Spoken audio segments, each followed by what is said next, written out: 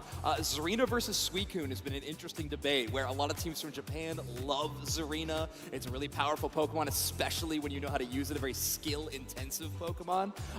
And then Suicune has just been kind of unseen. However, in the West, it's everywhere. So I think those two Pokemon will be really interesting to watch. And I don't think you guys got Zarina or Suicune going around in your metagame. So how about not right now?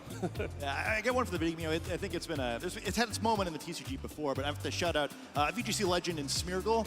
It's no longer doing the Darkrai cosplay thing. Now a little bit more of an interior designer with that Decorate and the Spore. So I guess mimicking a different sleep-inducing Pokemon. But we've seen it a lot more as a support Pokemon. It's pretty neat where Decorate does some fun things where powers up your partner. So we get to see some Pokemon that normally maybe aren't such devastating attackers suddenly become really scary.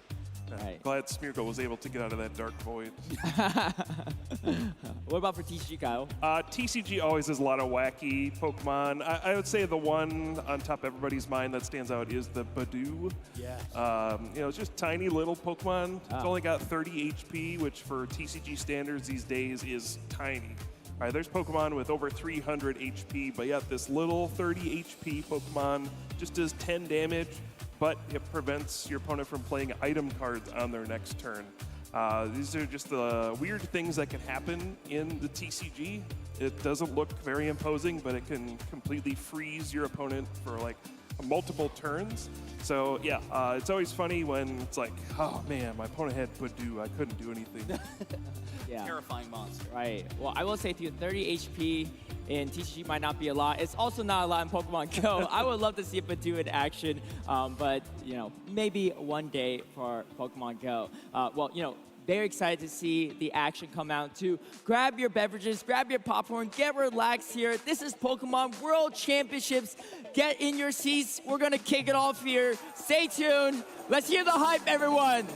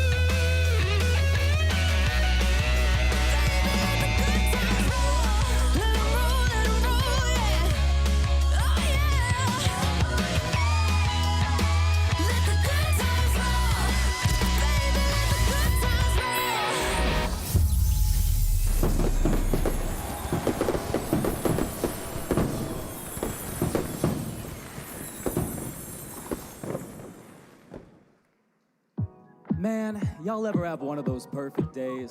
The sun is shining, the tailwind is pushing you, and things are going your way. You're finding shinies, you don't hit yourself in confusion, you land all your focus blasts. Yeah, I got a good feeling about today. Wake up in the morning, grab a Pokeball. Got a feeling that today I'ma catch a ball. Throw my cat to the back and a strap on my pack. Every challenge that I face is looking laughable. First things first, hit the mark, first supplies. $Poké high because I'm winning every time. Know that on the roof, 4 trainers giving eye till they see me with my team and then they spin into the side. Hit that road and we don't run slow. Red fires in the tall grass when I roam. Pressure's high and the cash rate slow, but I get on first strike every time that I throw. Hit the gym, gotta flash the credentials. These leaders sleep on my potential, so I send my ace. I got a badge to claim. I got a feeling that it's gonna be a good game. Nothing's gonna stop me today. No way. I've got a feeling it's gonna be a good game. Good game. Nothing's gonna stand in my way. I've got a feeling it's gonna be a good game. Gym to gym, and you know we flexy. Add another digit to the Pokédexy. Hatches some legs where I'm getting my steps in. I'm holding the chest, though. If you see me resting, I'm taking this league, man. It's your domination. And we can run doubles. I've got combination. My PC is built up, my strategies thrive. Where I'm one shot and close, I don't need no revive. Hey! Worked hard to prove this. Hall of Fame's on my to-do list. Tall grass stains on the brand new kicks, and I hold down beat to the championships. Hey! Drop my foes and say, along we fold, but a team goes ways, and the road back home's gonna feel so great. Got a feeling that it's gonna be a Good game. good game. Nothing's gonna stop me today. No. I've got a feeling it's gonna be a good game. Good game. Nothing's gonna stand in my way. That's right. I've got a feeling it's gonna be a good game.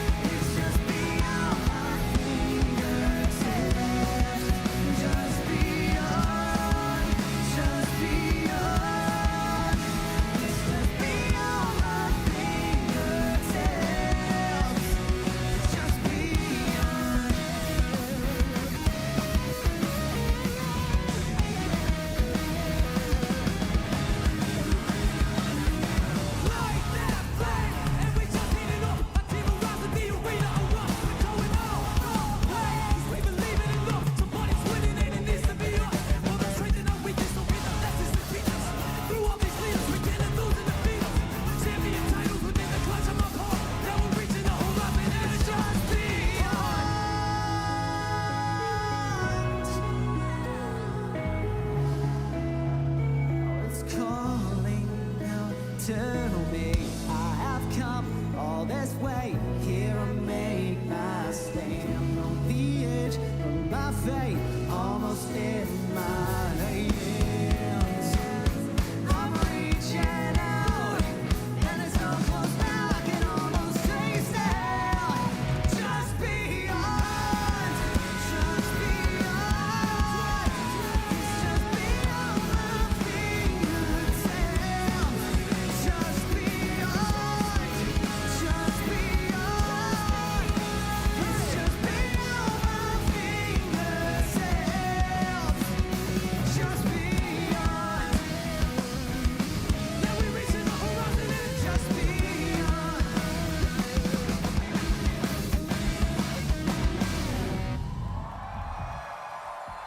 Welcome to the 2025 Pokémon World Championships!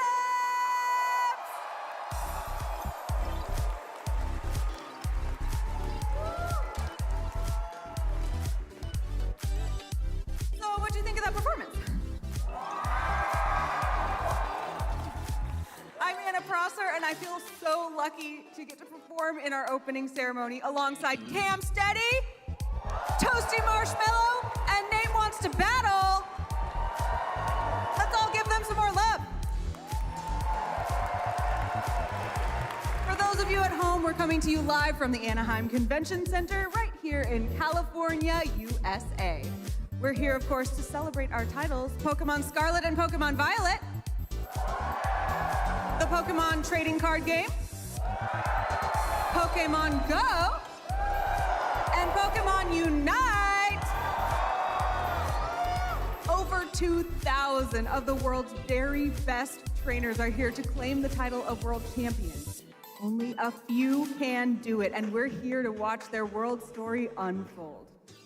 Now, you all know who we're going to see next, so please let's welcome to the stage the president and CEO of the Pokémon Company, Mr. Tsunekazu Ishihara.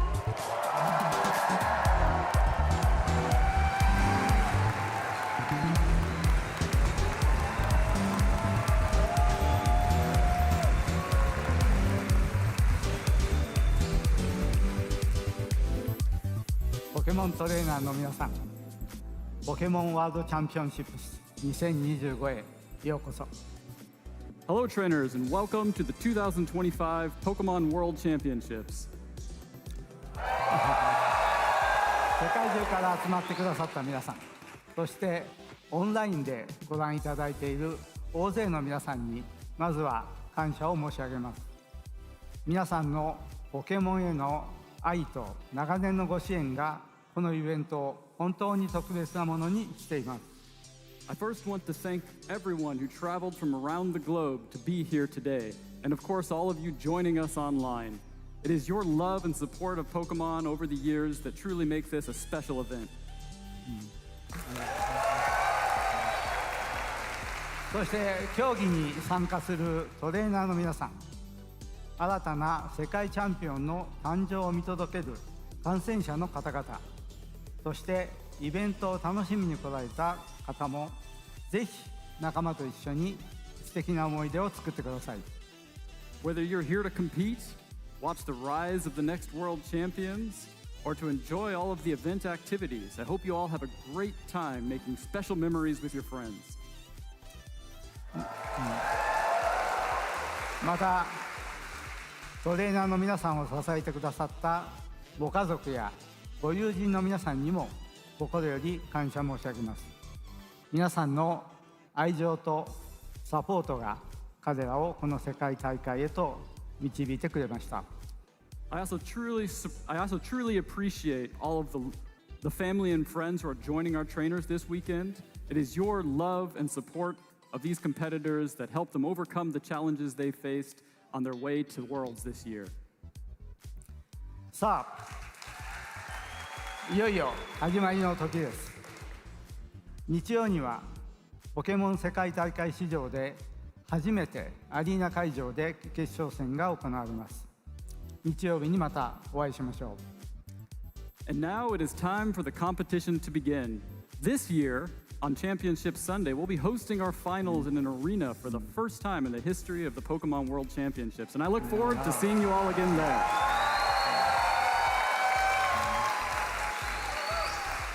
それでは皆さん大いに楽しんでください。そしてご健闘を心よりお祈りしています。ありがとうございます。 Now, please enjoy the show and competition, and I wish the best of luck to all of our competitors this weekend. Thank you.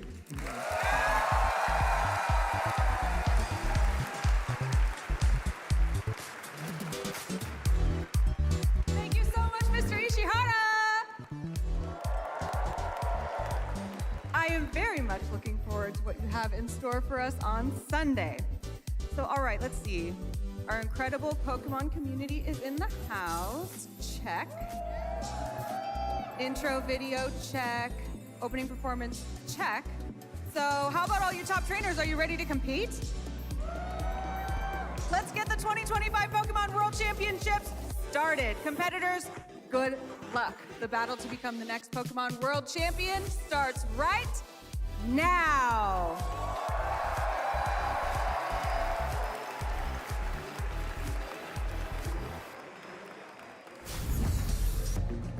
What an incredible way to kick off the 2025 Pokémon World Championships here in Anaheim, California. My name is Rosemary Kelly, and I'm so honored to be next to Aaron Zhang to bring you this incredible World Championships for the video game series. I'm so pumped! I always go! get chills watching the opening ceremonies from Worlds. Like, this is probably what, the 14, 15 Worlds I've been at, and like since 2008, it's always like, I don't know, watching that intro video and just seeing all of the great magic that happens, it really gets you pumped, whether you're a competitor, whether you're a spectator, whether you are a commentator. It is just such an honor to be a part of, and this is Worlds, baby! It's the biggest event. It is the most important event of the year, and one person, of course, will walk away as the video game world champion. Well, one for all the divisions across all the different games, so more than one. But, you know, point is, it is going to be such an exhilarating weekend. It really is, and this is a more exclusive Worlds than we have had in quite some time. We have 371 Masters Division trainers that are out on the floor right now, ready to battle it out and see if they can take home the title of Pokemon World Champion. Last couple of years, we've had a championship point bar. You earned championship points by competing at regional and local level events and internationals, and based on your performance at those events, you were awarded a certain number of championship points. But this year, we have had just a top X number of players from each region that were able to qualify to compete here this weekend. Yeah, and to give you all some comparisons, last year's World Championships had over 600 players in the Masters Division, and so this Worlds is notably smaller, but still quite large overall. If you look back to VGC, back when we had this kind of system with invitations, way back in the day in 2013, it was 12 invitations from North America. In 2015, it was 40 invitations, and so this year it's 75 in the Masters Division. The game, of course, has grown so much throughout the years, but it was a ruthless year to try to qualify for Worlds. You either had to, win a regional championship, get top 4 at internationals, or, of course, just get enough points to qualify, but it was a race down to the wire, but the best players in the world have made it here. And we are so excited to be able to kick things off very shortly. Let's go ahead and check out our format for this weekend to see what you have in store. Let's dive into the format for the Pokemon video game at the 2025 Pokemon World Championships. Trainers have traveled far and wide to compete for their share of over $2 million in prizes and the ultimate title of Pokemon VG World Champion. The competition takes place over 3 days, battling head-to-head in a best-of-3 Swiss round format with open team sheets. An open team sheet means critical details about each trainer's Pokemon are available to the opponent. Trainers advance to Swiss Phase 2 if they gain more match points than their division threshold. When Swiss completes, the top 8 trainers and up to 24 trainers tied in 8th place advance into an asymmetrical single elimination bracket until only 2 finalists remain. These final 2 trainers will compete in the Anaheim Arena on Championship Sunday.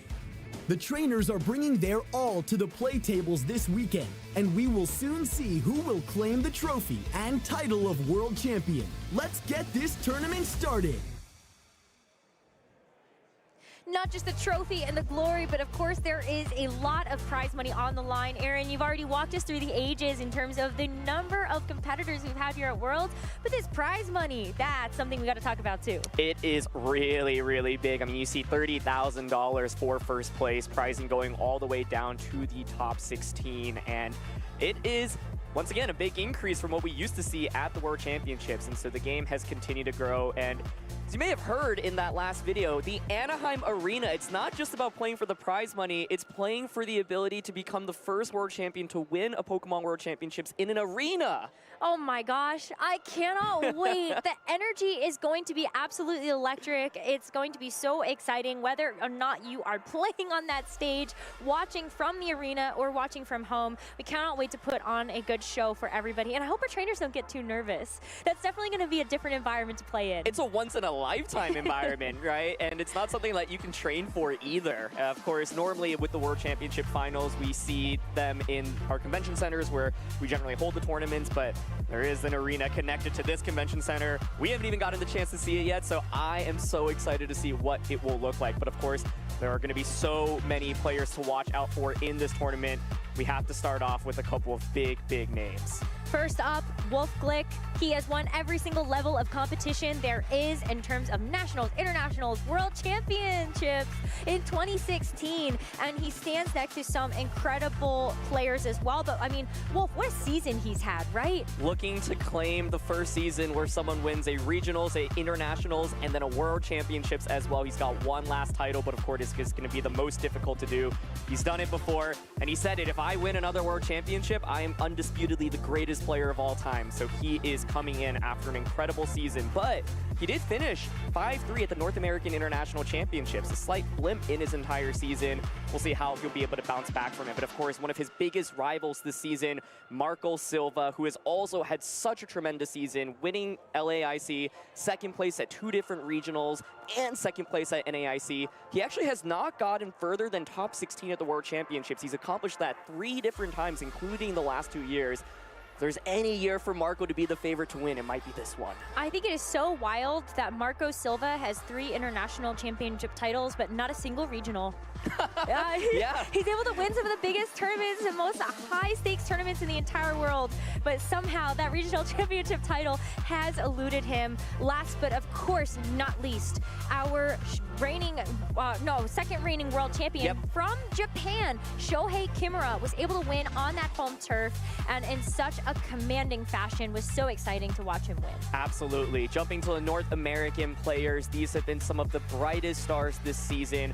Carson Confer, actually also an ex-world champion, 2016 Senior Division world champion, winning alongside Wolf Glick way back in the day, comes as one of the hottest players from North America this season. He has been on a tremendous tear, so many incredible performances. Joseph Ugarte, a player that if you followed VGC in North America and at the World Championship level for the last couple of years, you'll definitely recognize. He's top cut worlds multiple times as well. And I heard that he might be running some extra spicy Pokemon for this event as well. Justin Tang, one of the quickest rising stars in VGC, only joining the circuit in this generation, quickly winning multiple regional championships. Worlds is the tournament where he actually has not been able to perform super well despite his rise, and so he's really looking to cement himself as, hey, I can win at the regional level, I can win at the international level, and I can win at the Worlds level. The fact that Justin Tang, he went to his first ever regional championship and won it, and then 2 regionals later, he won again. Yep. That's why he is definitely looked at as one of those rising stars. And I think as you take a look at some of the other players from around the world, we'll see a very similar story there. Next up, we are going to take a quick trip over to EU. Our first page, it's just Italy. Aaron, we've got to talk about the Italian domination at the North America International Championships. Marco Silva was one of those players. Federico Camporese is another. Federico, actually, I think might be coming into this tournament as the absolute favorite. We had Wolf and Marco on that first slide, but I think Federico has been also on a tear. He is also looking to be the first player to win a regionals, internationals, and world championships in the same season. He's won regionals this year. He won NAIC, and he has gotten as far as top 4 of the world championships in 2023. Federico, I feel like when Scarlet and Violet first came out, I was like, oh my god, he's really good. And he's been playing VGC for longer, but aged up to the Masters division and immediately just started having performance after performance. And so if there's any player I have my eye out on in this event, it's him. And he, of course, won NAIC with this trusty Miraidon Lunala combination. He's been running that team for the last couple months, and I'm curious if he's brought it to this one as well. We are definitely looking at mastery. That's going to be the key to success here for this double restricted format. But how about somebody that pioneered it? Our very first restricted champion in the Scarlet and Violet era, Luca Cheribelli. He won the championships in Honolulu just last year with Miraidon and is been sticking to that particular Pokemon as a part of those double restricteds. I feel like Luca, alongside this list of Italian players, especially is somebody else to look out for too. He's been absolutely one of the most consistent players I've seen in VGC across the last couple of seasons. It feels like he never gets below top 16 or top 32 in any of the majors that he plays in. And I think a lot of people coming into Worlds last year was like, okay, he is really, really good. And he came and really proved himself using what was considered to be one of the best teams going into Worlds and piloting it better than anyone else in the world. But he's still hungry. I saw him tweet earlier today. I played my first, I believe, Senior Division World Championships in this exact venue 8 years ago. And here I am now as a reigning world champion looking to defend my title. He has been also incredible piloting the same Miraidon Lunala team that Federico has, had a lot of success with. And so I'm also curious if both of these players decide, you know what, I'm just going to run it back. Like you mentioned, Luca was able to bring Miraidon to the very top last season, and I think Miraidon continues to be one of the absolute best Pokemon. But the third name we have here is a star that's looking to claim his first championship. Francesco Piopero, also from Italy. This has been truly an amazing, remarkable season by him, getting so many top cuts. He's made the finals of regionals. He's gotten top 8 at internationals as well. He's still looking to actually claim that championship, but if you're looking at the most consistent players from this season, he is absolutely on top of the list. I wanted to spell it out for people because you said multiple great performances at ICs, top 16 at LAIC, top 16 at EUIC, top 8 at NAIC. Yeah. It really doesn't get much better than that outside of winning. Totally, and I think he might be the only player in the world who, in the Masters division, to have top cut all the internationals in one season alone. I mean, that's tremendous in itself, right? And I think one of the coolest things about how he did it at NAIC was he brought this really unique Terrapagos team. Terrapagos is seen as a restricted that is a little bit harder to execute. Normally people use leftovers and fake out, for example. Francesco brought an Electric Sea Terrapagos that was like super, super defensive. He had an Iron Valiant on the team, a Sinistra, an Iron Tread. None of these are Pokemon that are very common. And so I am really excited to see what team he's brought to this event because I feel like in addition to his play, his team building prowess and the players that he works with, they really cook up some spice.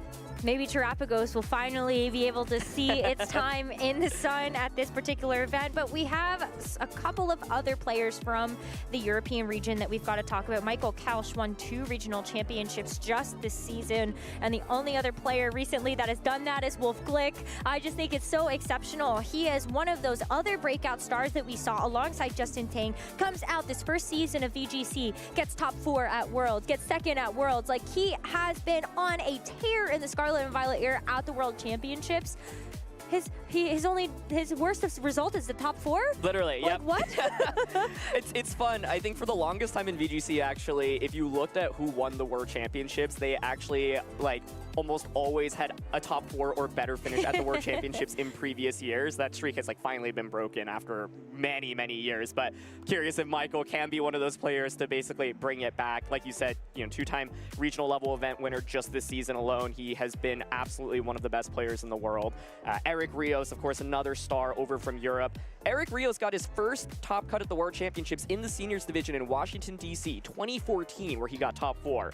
Then in 2019, top 8 finish at the World Championships as well. He's looking to finally claim a first place finish, of course, international champion, regional champion as well. And Victor Medina, also truly one of the most consistent European players, getting second at LAIC. So many top finishes across the board. I know, he's just missing that big win though. Yep. And maybe this will finally be that time. Of course, this is a global competition and we will have more players to be able to highlight for you as we get further into the day, but we are just about ready to get into our first match. But before we do that, make sure you're staying tuned all weekend long because we do have some distributions for you as a surprise, I guess, to Luca Cheribelli and hopefully a gift to the rest of the world. You can use World Armor Tail as your code to get Luca Cheribelli's Farigiraf that he used to win the World Championships last year. If you are tired of fake out, I know just the Pokemon for you, and it is this Farigiraf. Of course, such a key member of Luca's team. Use that code World Armor Tail to redeem it right now within your game. game. This was such an instrumental Pokemon to Luca's run, and you know, we are going back to a non-restricted format after this World Championship, and so, hey, Furgraph, not a bad Pokemon to have potentially in that format. I already hear the infomercial. You started it. I was know, like, yeah. Do you also have the problem where you've terrored your ghost type and you get faked out? Look no further than Luca Furgraph. Charabelli's Furgraph. Call Armortail, use that code right down there in the description below. Well, make sure you do get your hands on the Furgraph, and of course, stay tuned to the rest of our games. And for the first time ever, our alternative lobby stream. Thank you so much to our friends at Victory Road for providing an additional stream for all of you to watch at home. You can go to all of our channels to make sure that you are staying up to date on where you can find the most action from the Pokemon World Championships. But it's so cool, Aaron. I know people have been asking for this for a long time, but we finally get a chance to have more games to show people on stream. Yeah, I wish we could showcase every game at Worlds, right? Oh my god, it would be amazing. Yeah, and I certainly miss the days where you could actually like record, you had the VS recorder in the game and you could literally save a battle from your games. And so if anyone out there is listening, please bring that back. Champions, maybe. Please, please, please, please, please. please. But to your point, Rose, yes, it's incredible to see. I mean, how many World Championships have we had, right? And it just feels like it keeps getting bigger and bigger. And I mean, this Worlds in particular feels incredible, where it's not only just about the competition anymore. There's a whole section dedicated just for fans to check out. There was a museum showcasing previous Worlds relics and, you know, competitor bags and walking you through the history of Worlds, and even had like the top 4 trading card game decks. And so I don't know, I just got so nostalgic walking through it. And as more and more people come into this amazing celebration of Pokemon, I'm just so happy that we can showcase more, especially through this side stream. So you'll definitely want to check that out because it's going to have so many incredible games. You know, all the games that we would love to feature on the mainstream, we'll hopefully be able to showcase a little bit of it on that stream. We're also going to have featured matches as you are walking around the convention hall here in Anaheim. And that's going to be another way that people can watch those side TVs. Maybe you can also be a part of the history and you can record those games for us. And then we'll find them on YouTube. That would be amazing. No, but truly, it's been such an amazing experience. I hope we get a chance to show you what else is out there on the floor. There's pin trading. Yep. You can make your own Evolution Ear headband. There's like other arts and crafts that you can participate in. There's creator meet and greets. There's artist signings. There's so much to do here now. I know people also are trying out ZA. There's a Legends ZA demo here in Anaheim right now. Right now. Right now. You could do it right now. And then tell us your thoughts using the hashtag #PlayPokemon, of course. But I think it's time, Aaron. What do you say? I was going to say, you know what else is happening right now? Right now? Round 1 of the Pokemon Video Game World Championships, Rose. Right now? Right now. Let's get right into it, as we are going to be featuring Paul Ruiz from Ecuador versus Eric Rios from Spain. This is going to be such a fun matchup because, first of all, 2 of the most legendary players in VGC history. Paul Ruiz, of course, getting top 4 at the World Championships and then winning the World Championships in back-to-back years. Considered to be such a phenomenal player representing Latin America. He has so much pride for his home region, and it's amazing to see him back here on the world stage. And what I think is really cool is he is using a restricted duel that is not exactly the most common. It's going to be the Miraidon and the Calyrex Shadow Rider, of course, both very powerful, fast special attackers. And I think something that's really going to help amplify that, we talked about this a little bit backstage, not only do you have the Friend Guard from the Clefairy that's going to help make sure that both of these Pokemon are taking a little bit less damage, but you also have Helping Hand from the Clefairy to help boost up that damage, as well as Fake Tears on the Whimsicott. So you're dropping the special defense of an opposing Pokemon that really makes sure that that damage goes through from that Calyrex or Miraidon. Absolutely. I think coming into Worlds, a lot of people had Clefairy plus Calyrex Shadow Rider pinned as you really have to respect this combination. But what I like about Paul's team is normally with these Clefairy Calyrex teams, it takes a little bit of time to get set up. You do have the Incineroar to help support that with Fake Out as well. But like you said, Rose, there's Fake Tears on Whimsicott, and this actually solves for a lot of problems because it means you can just lead Whimsicott Miraidon, Whimsicott Calyrex Shadow Rider, just go for Fake Tears and immediately thread in a one-hit knockout. This is Choice Scarf Miraidon, so it does not hit as hard as those Choice Specs Miraidons, but once you throw Fake Tears on top, it's like, hey, I outspeed you and I'm gonna KO you. How great is that? It doesn't get much better, but for Eric, it's going to be something he really has to play around. As you talk about this Miraidon and Shadow Rider Calyrex combination for Paul, something else that's a little bit uncommon for us to see is going to be the Calyrex Ice Rider next to the Koraidon. Talk a little bit about anti-synergy with these 2 Pokemon. An Ice type in the sun? You're really gonna boost up those Fire type moves for this thing? Well, the way to get around that is certainly that that Water Terra, as you see. This is also an uncommon restricted duo, so I think it's really cool to see at the World Championships, are players going to rely on what's been successful throughout the season? Are they going to try something new? Koraidon plus Ice Rider was this newer duo that popped up because 2015 World Champion Shoma Honami actually brought it to a big tournament over in Japan where he finished in 2nd place. This team has a lot of unique elements of it as well, whether it be the Imprison on Calyrex instead of Trick Room. You've got Taunt, Normal Terra, Fluttermane. I think this is going to be a key player in this matchup because you're going up against Calyrex Shadow Rider. And of course, you have the Fluttermane Koraidon combination. That's actually the first thing I want to point to here. How does Paul actually respond to this? Because you've got Focus Sash and Normal Terra on Fluttermane, and you've got the Fire Terra Clear Amulet on Koraidon. So these two next to each other, won the European International Championships on Wolf Glick's team. It's an incredible duo. And I think for Eric, it's a really good starting point for him to consider. I would have said maybe you bring the Rapid Strike Urshifu if you're Paul. You've got the close combat if there's some way that you can bait out the Terra. But then at the same time, why are you bringing the Rapid Strike if you're going to just have wet noodle surging strikes in the sun? I definitely think like it is going to be a tougher call.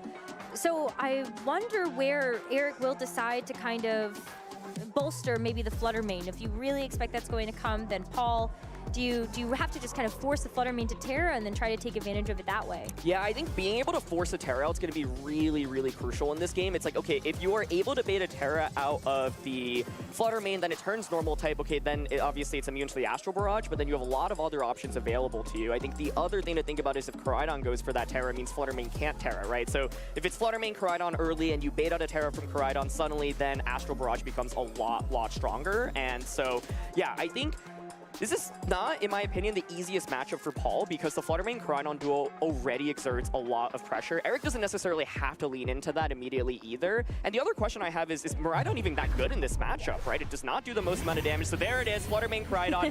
Eric saying, Paul, you need to prove to me that you can actually beat this combination. Yeah, this is going to be a tough one. You're going to see that Koraidon set the Sun not only to be able to give it a boost to its own damage output, but also to set the Protosynthesis for this Fluttermane. And we are going to see that it's going to get a speed boost. So this Fluttermane is going to be ultra fast, already going to be able to threaten a Shadow Ball into this Shadow Rider Calyrex. You might feel forced to have to go for a Terra now. Exactly, yeah. I think this is really interesting. Incineroar always has the free fake out into Koraidon, right? And as you see, Calyrex is bulky here, and it's able to go for a Terra to get around that Shadow Ball that you called out. So one of the key things I am curious about here is with Koraidon, do you protect? If you protect, you are vulnerable to Incineroar, switching out into Whimsicott, pressuring with Encore immediately, and oh, look what Paul just locked in. So turn one is already spicy, right? Because if you're Eric, you don't have to protect your Koraidon. You can just go for something like an Icy Wind, Fire Terra, Flare Blitz into Calyrex, and so this game could go crazy so quickly on this turn one. Paul going for this gamble, saying, I think you're going to protect Koraidon. Does Koraidon protect right now? Incineroar is going to switch out, and we will see this Whimsicott take its place, but is this a play that's going to get punished? As we see the Terra go, what happens after this? Eric is going to be the first to respond with the speed of this Fluttermane. This is going to be exhilarating. It's like if Eric decides not to protect Koraidon, just attacks, it could be absolutely huge. And if he protects, it is the protect. So Paul manages to he baits out the protect, and now you've got Encore Whimsicott on the field. And you also didn't actually terrestrialize this Fluttermane. So this Calyrex, while it is going to be taking a Moonblast, it does get that special defense drop, which is a small % chance of happening. You're going to be taking an Astral Barrage, bringing this Fluttermane down to its Focus Sash. It's going to be so easy now to clean it up later. I think this is what makes the matchup so tricky for Paul, because even though he got turn one right, it still looks kind of scary. That special defense drop, by the way, a big deal, because now Calyrex is vulnerable to fainting. Fluttermane is faster. So if you are the Whimsicott right now, you can go for Tailwind or you can go for Encore, but you can't go for both, right? So Eric knows that, okay, my Koraidon is threatened by Encore. He might switch it out. If he does, then of course, Paul can capitalize by setting up Tailwind, giving Calyrex the speed that it needs to outspeed Fluttermane. Eric might decide to just actually stay in with both Pokemon here as well. And so, yeah, Paul, as you see here, is going to lock the Encore, make sure that Koraidon can attack, but Fluttermane actually pivots out, does not even bother attacking.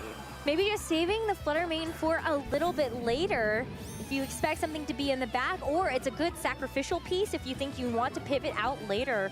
It's the Incineroar now getting revealed as Eric's third Pokemon in this first game, as Paul is also going to follow that up with a switch of his own as Incineroar comes back in. This Clear Amulet from this Koraidon has already put in double duty here. Absolutely.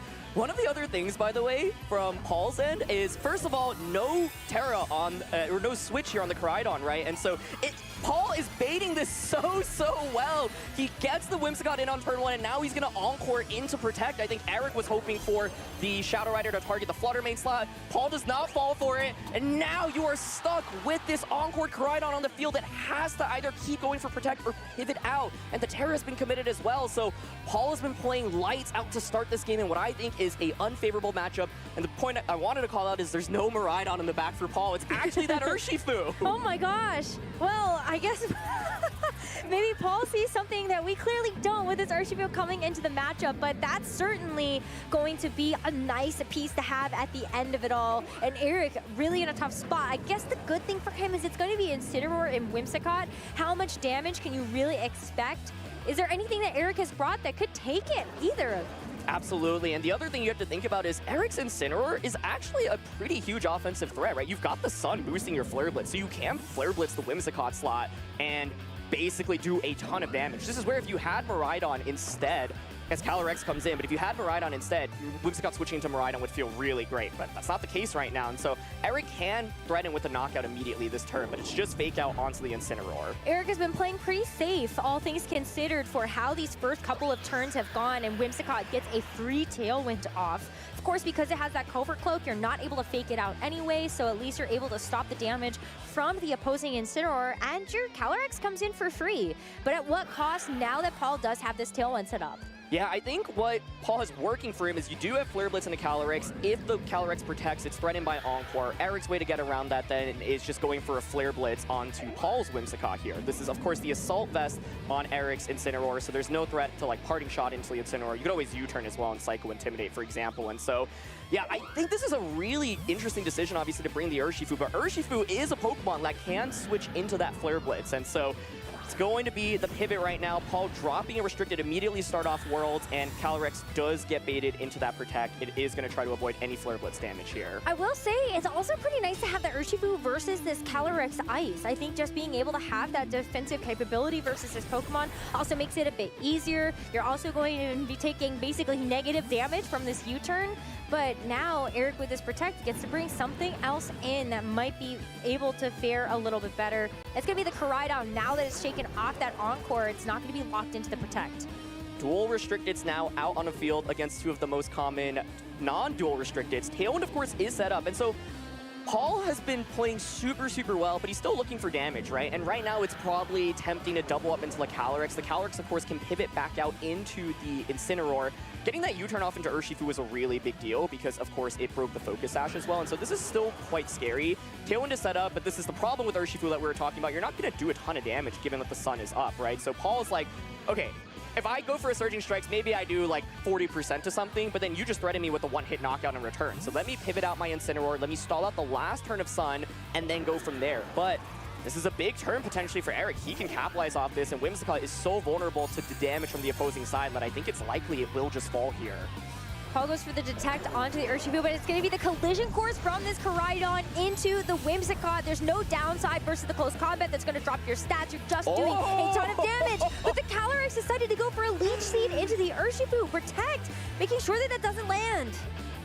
This has been really impressive by Paul, honestly. Like, I think this matchup is so unfavorable, and I feel like he's gotten so many turns right, and so he has positioned this so well. Okay, and now you get the Intimidate off against the opposing Calyrex, and you do pressure with that Surging Strikes. There's no more Sun, and you baited the Terra out of Koraidon. There's nothing that can take the Surging Strikes now, right? So Paul had to play in such a particular way to get to this position, and Whimsicott didn't even feint. So Koraidon's like, okay, I know, you got me. I got to reset the Suns. He's going to pivot out.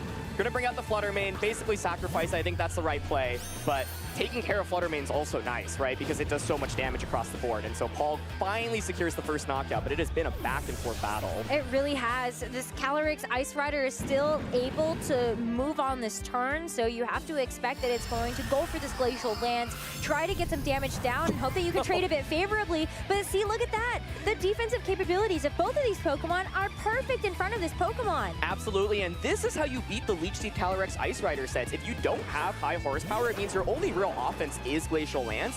Every single Intimidate adds up so much, and Leech Seed is nice, but doesn't do that much damage, obviously, over the course of time, right? And so now Paul's gotten the Incineroar out on the field. You have the Fake Out available to you if you want to, right? And the Calyrex isn't doing much. You can just double up on the Koraidon, go for a Fake Out and an attack with the Urshifu.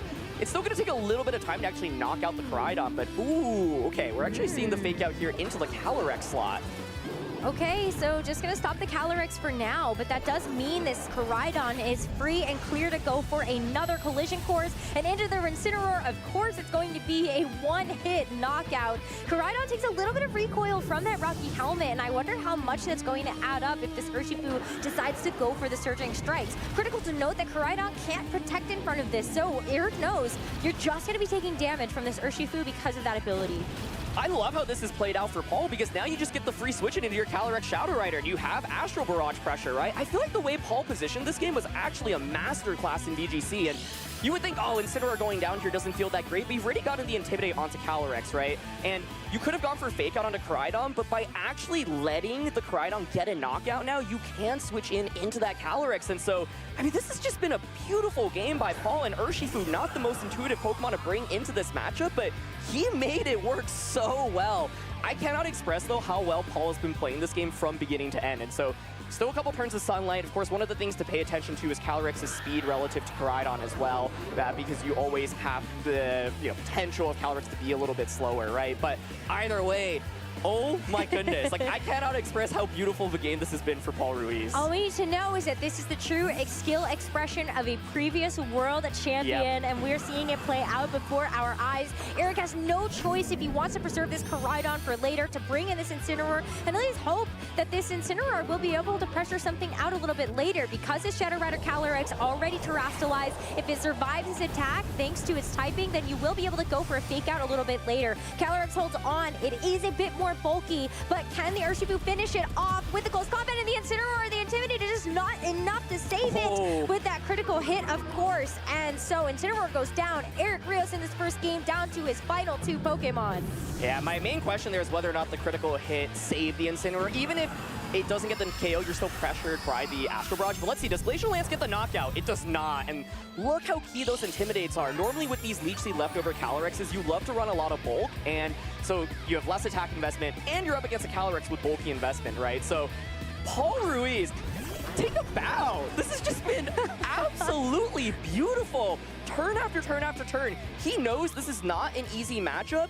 And this is what I love about the World Championships. The players have spent so much time thinking about their game plans. I am sure Paul has gone up against Koraidon plus Fluttermane before, and he came up with a masterful plan. First of all, dropping the Restricted, going for that hard switch into Whimsicott turn 1, getting the Encore off into the Koraidon as well, and positioning Calyrex Shadow Rider perfectly. I mean, this is a beautiful game. It's just beautiful. It has been so good from Paul, but let's keep in mind this is going to be a best of 3. So while Paul has had a dominant first game and will win it off of a double KO, the work's not done yet. We still need Paul to win one more game in order to take this first round of Swiss, and Eric has that comeback mechanism. Absolutely. You win these next 2 games, you're the winner.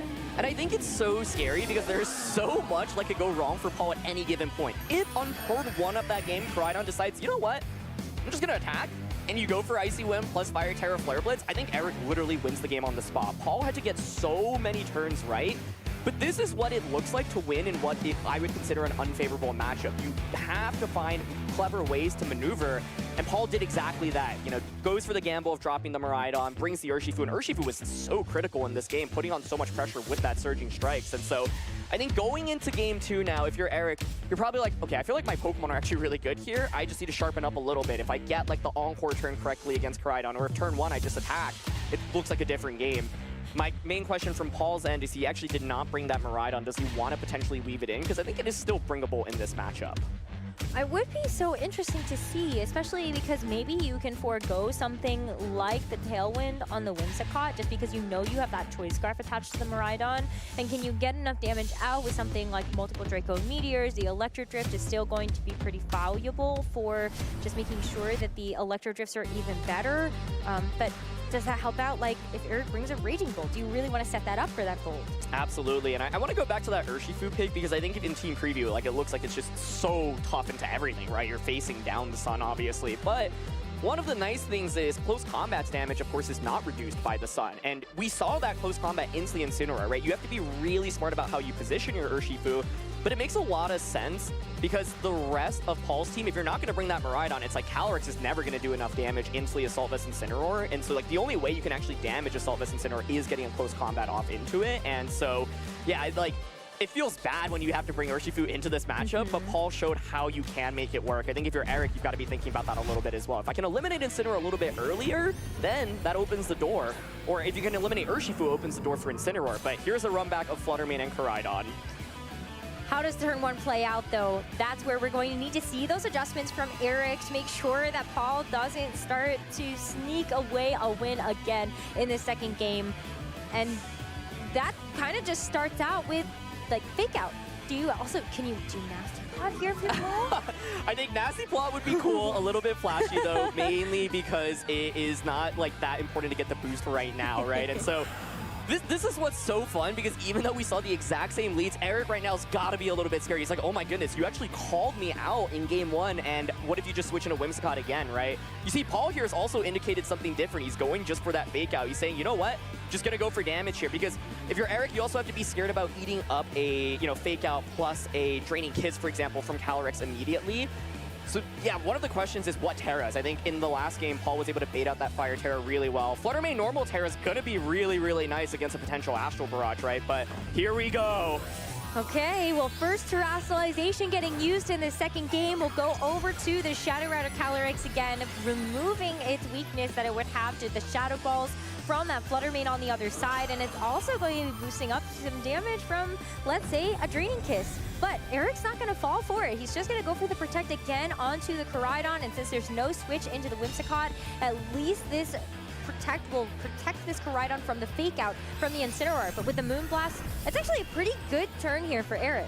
Yeah, I think if you're Paul, the best case here is Koraidon not protecting, you just get a ton of damage immediately. This is still not a bad position where you bring the Fluttermane down quite low, but it feels like Calyrex is still such a crucial Pokemon for Paul, and you've obviously taken a lot of damage. And now this next turn, you're threatened by Icy Wind plus Collision Course or Icy Wind plus Flare Blitz.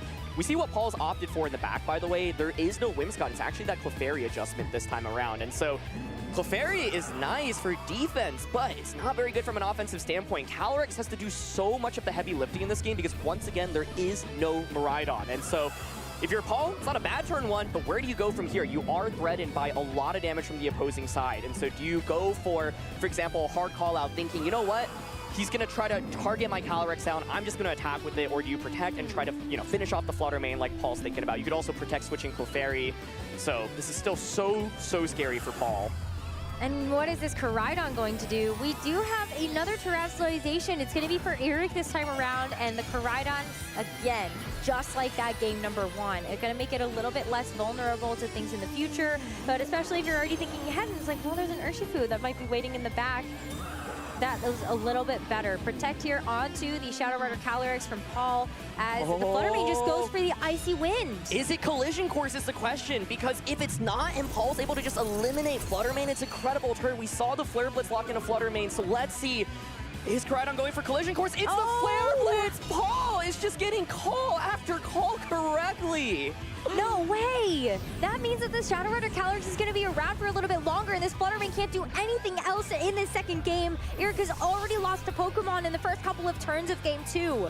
Oh my goodness. I mean, to have an Incineroar out in the field against a Collision Course Koraidon, right? To have the guts to go for that. No way. Yeah, I think in that position, it makes sense for Eric. He recognizes, okay, if you get greedy and I just knock out your Shadow Rider, I'll probably just win the game on the spot, right? And so once again, Paul still has his work cut out for him. He's gotten a lot of turns right, but once again, the damage lies so heavily on Calyrex Shadow Rider. And so now you've got the Incineroar in from Eric's end. You can obviously fake out into the Shadow Rider slot. Koraidon has a very free Collision Course that it can take on Incineroar, so this turn, I think Eric should be able to respond with some offense.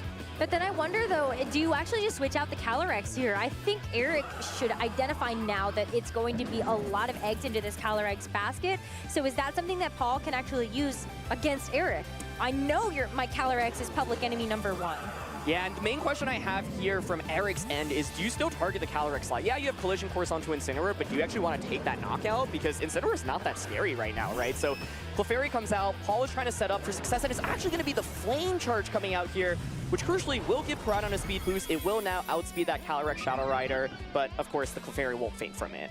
Yeah, it's actually taking a lot of damage though. I mean, that's about 50% as soon as it switches in, thanks to the double up of that Flame Charge as well as the U-turn. And it's also going to give Eric a positional advantage. You're gonna have to reveal that fourth and final Pokemon of the game, but the Raging Bolt adjustment, what a good call. Are we even playing Regulation I? It's one restricted from both sides. Koraidon on one, Shadow Rider on the other. And, you know, I can't help but think, wow, okay, if there was actually Miraidon now, it would be really good because you don't have to deal with the Ice Rider. But obviously, Paul didn't bring it here. And so if we go to a Game 3, I think that's something that he might be thinking about as an adjustment. But right now, got Clefairy out on the field. This is still so scary because Paul's damage only really comes from either the Calyrex or that Urshifu if you're able to position it in. He is not able to do much damage this turn. You've gotten rid of the Clear Amulet on the Koraidon, right? So now you could go for something like a Follow Me into a parting shot. Question is, does Koraidon go for the Flare Blitz into Clefairy? Because then you could protect Clefairy and then just parting shot instead. So let's see. Oh, Clefairy goes for the protect, so what does Eric do? It would be smart to be able to target down this Incineroar, and that's exactly what he does. The Collision Course goes right that Incineroar's way. Another one-hit knockout here for this Koraidon, and that's the power that it brings to this regulation. Incineroar is such a high-usage Pokemon. No wonder why this Koraidon is so excited. The Thunderbolt now from this Raging Bolt, of course, is going to go into the Protect. But if you're Paul, you've got to be nervous. That Urshifu in the back, it could just get Thunderclapped. Absolutely. I really like this Raging Bolt adjustment because Calyrex Ice Rider did very little in that last game, right? It wasn't able to do much damage with Glacial Lands, and the Raging Bolt is kind of like a sleeper pick here because you have the Sun up for it, right? And there's actually no electric terrain for it, but even just with the Photosynthesis, it still does a lot of damage. And it's very bulky is the key thing. You cannot knock it out very quickly.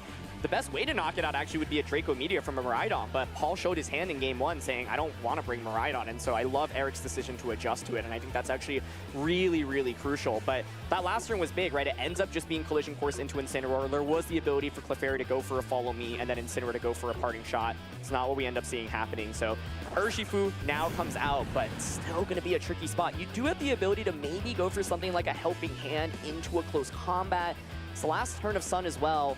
So you could, of course, try to go for another Protect, but that feels really scary. Urshifu might want to Protect, but then Clefairy just gets picked off, and then the Shadow Rider is just outsped, right? And so this is still really scary for Paul, in my opinion, because at any given point in the battle, he only has one thing threatening with offense. It feels like such a volatile turn as well, because what if you go for Follow Me, expecting something like the Thunderclap? That means the Thunderclap and the Raging Bolt would fail, and then Urshifu is a bit more free and clear, but still having to deal with the Sun.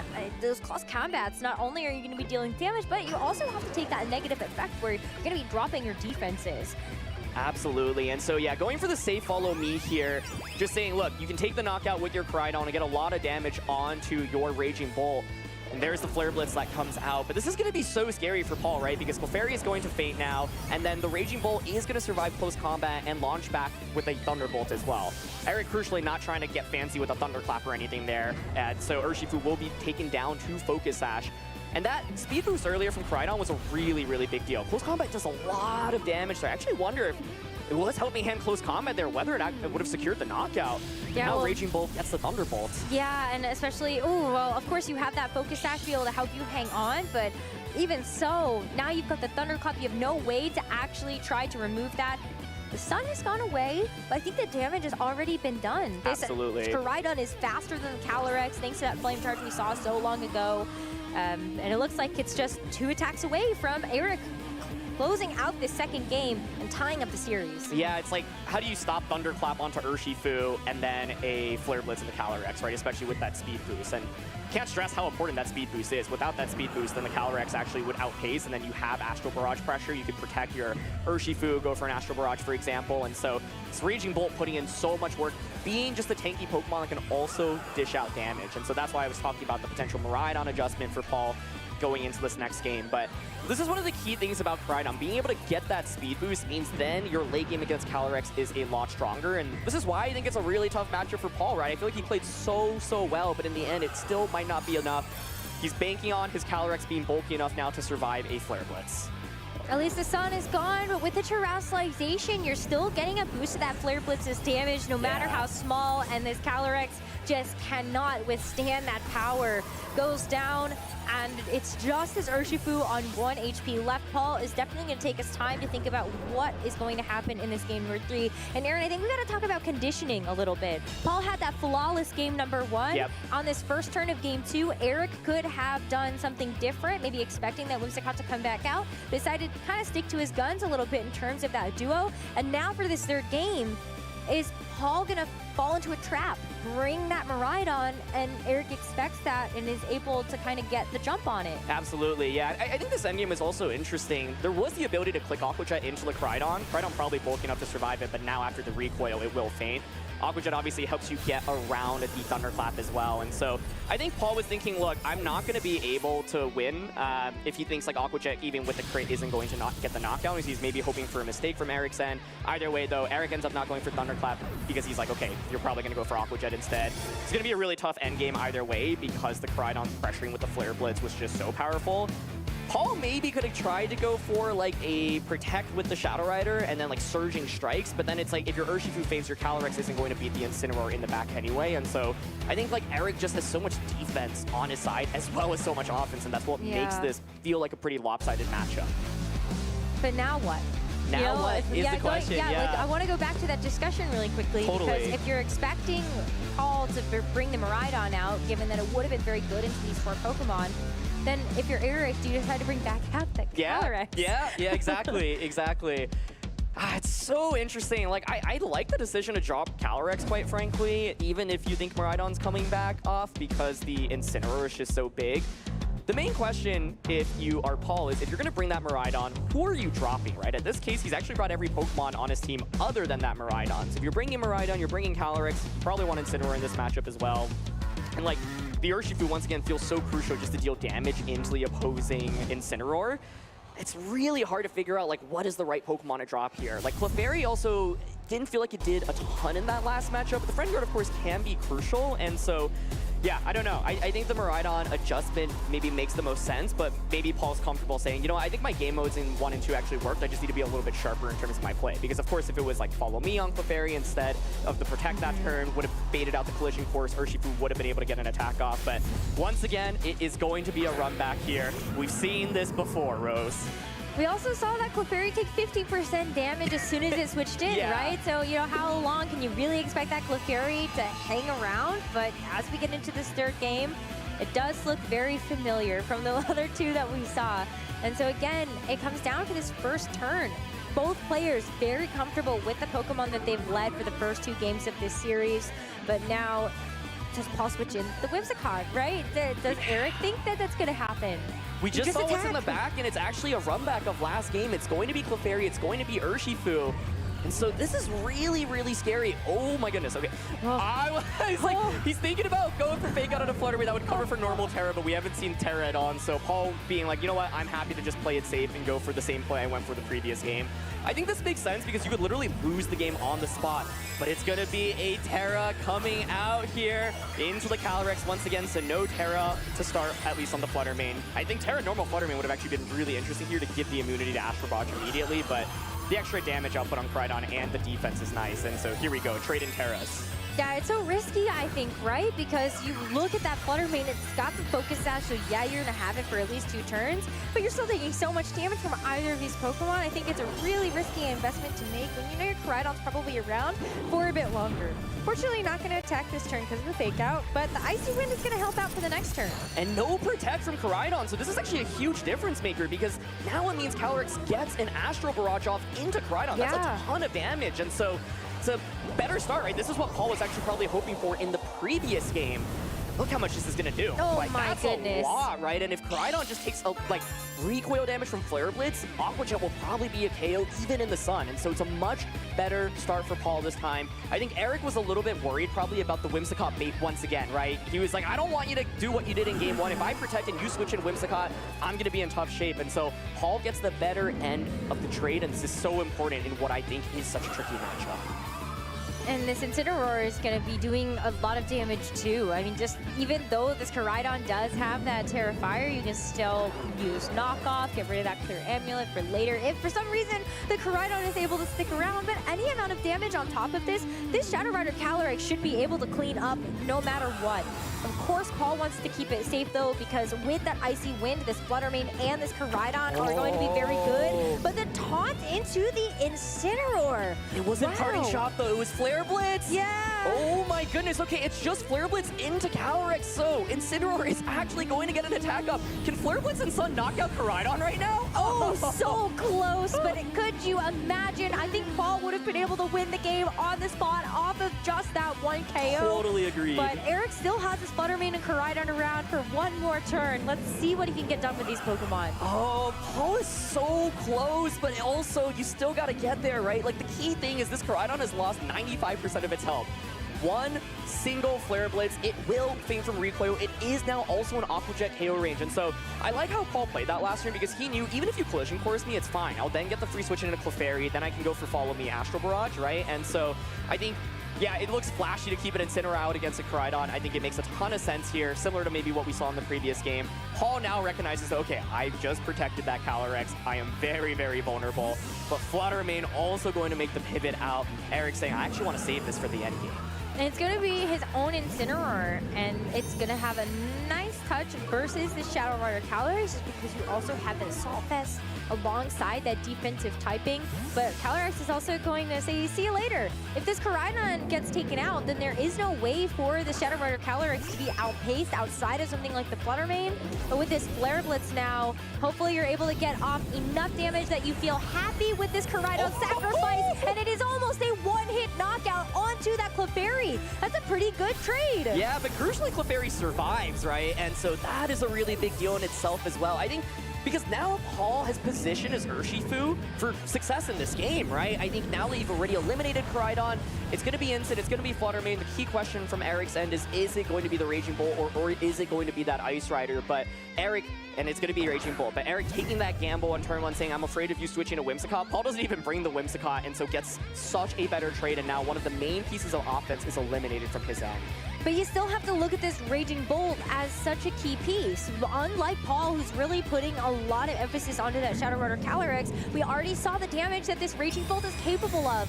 Paul knows the Clefairy is under threat, decides to protect it, but that leaves this Incineroar, unfortunately, on the receiving end of this fake out. And can this Raging Bolt follow up with some damage? It does. The Thunderbolt into the Incineroar is going to do a nice amount of chip there while you've already bought yourself that turn with the fake out. Oh my goodness, this feels so tense right now. I think like feels close. Paul definitely is like, okay, this has gone definitely, I think, as well as can be. So can I now secure the win, right? Because I'm ahead, but this is a tough matchup.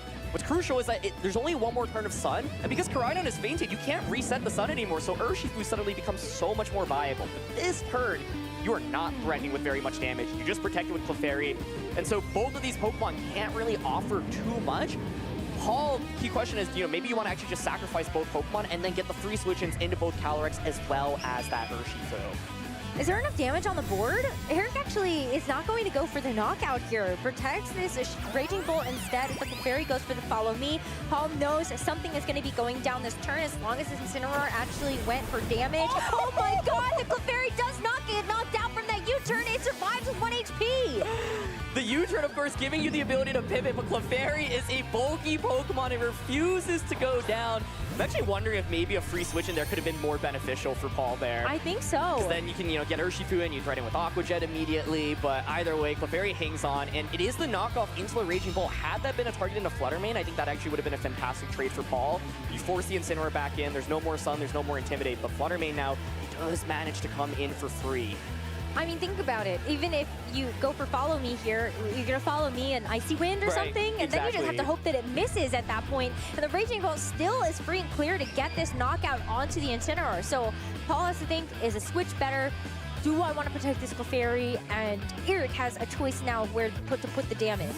Oh, I like this play a lot. So I think what Paul was hoping for is, hey, I don't mind if you knock out Incineroar because then I have Clefairy, Calyrex, Shadow Rider. I can just help me hand Astral Barrage everything.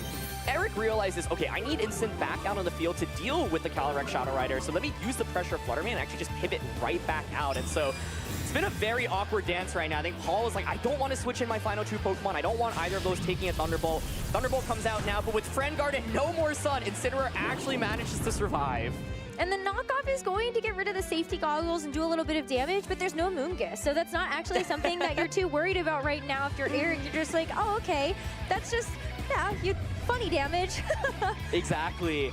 Oh, this is so close. Like, I feel like Paul has the pieces, goodness. but he has to get it together right now and figure out how to weave it all into one place, right? Because once again, it's so scary if you end up switching into your Urshifu or your Calyrex. And so Paul's saying, you know what?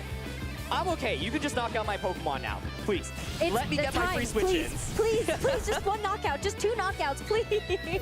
The Thunderbolt finally finishes off this Clefairy, something that Paul has been hunting for a couple of turns now. And with the U-turn, that's another knockout.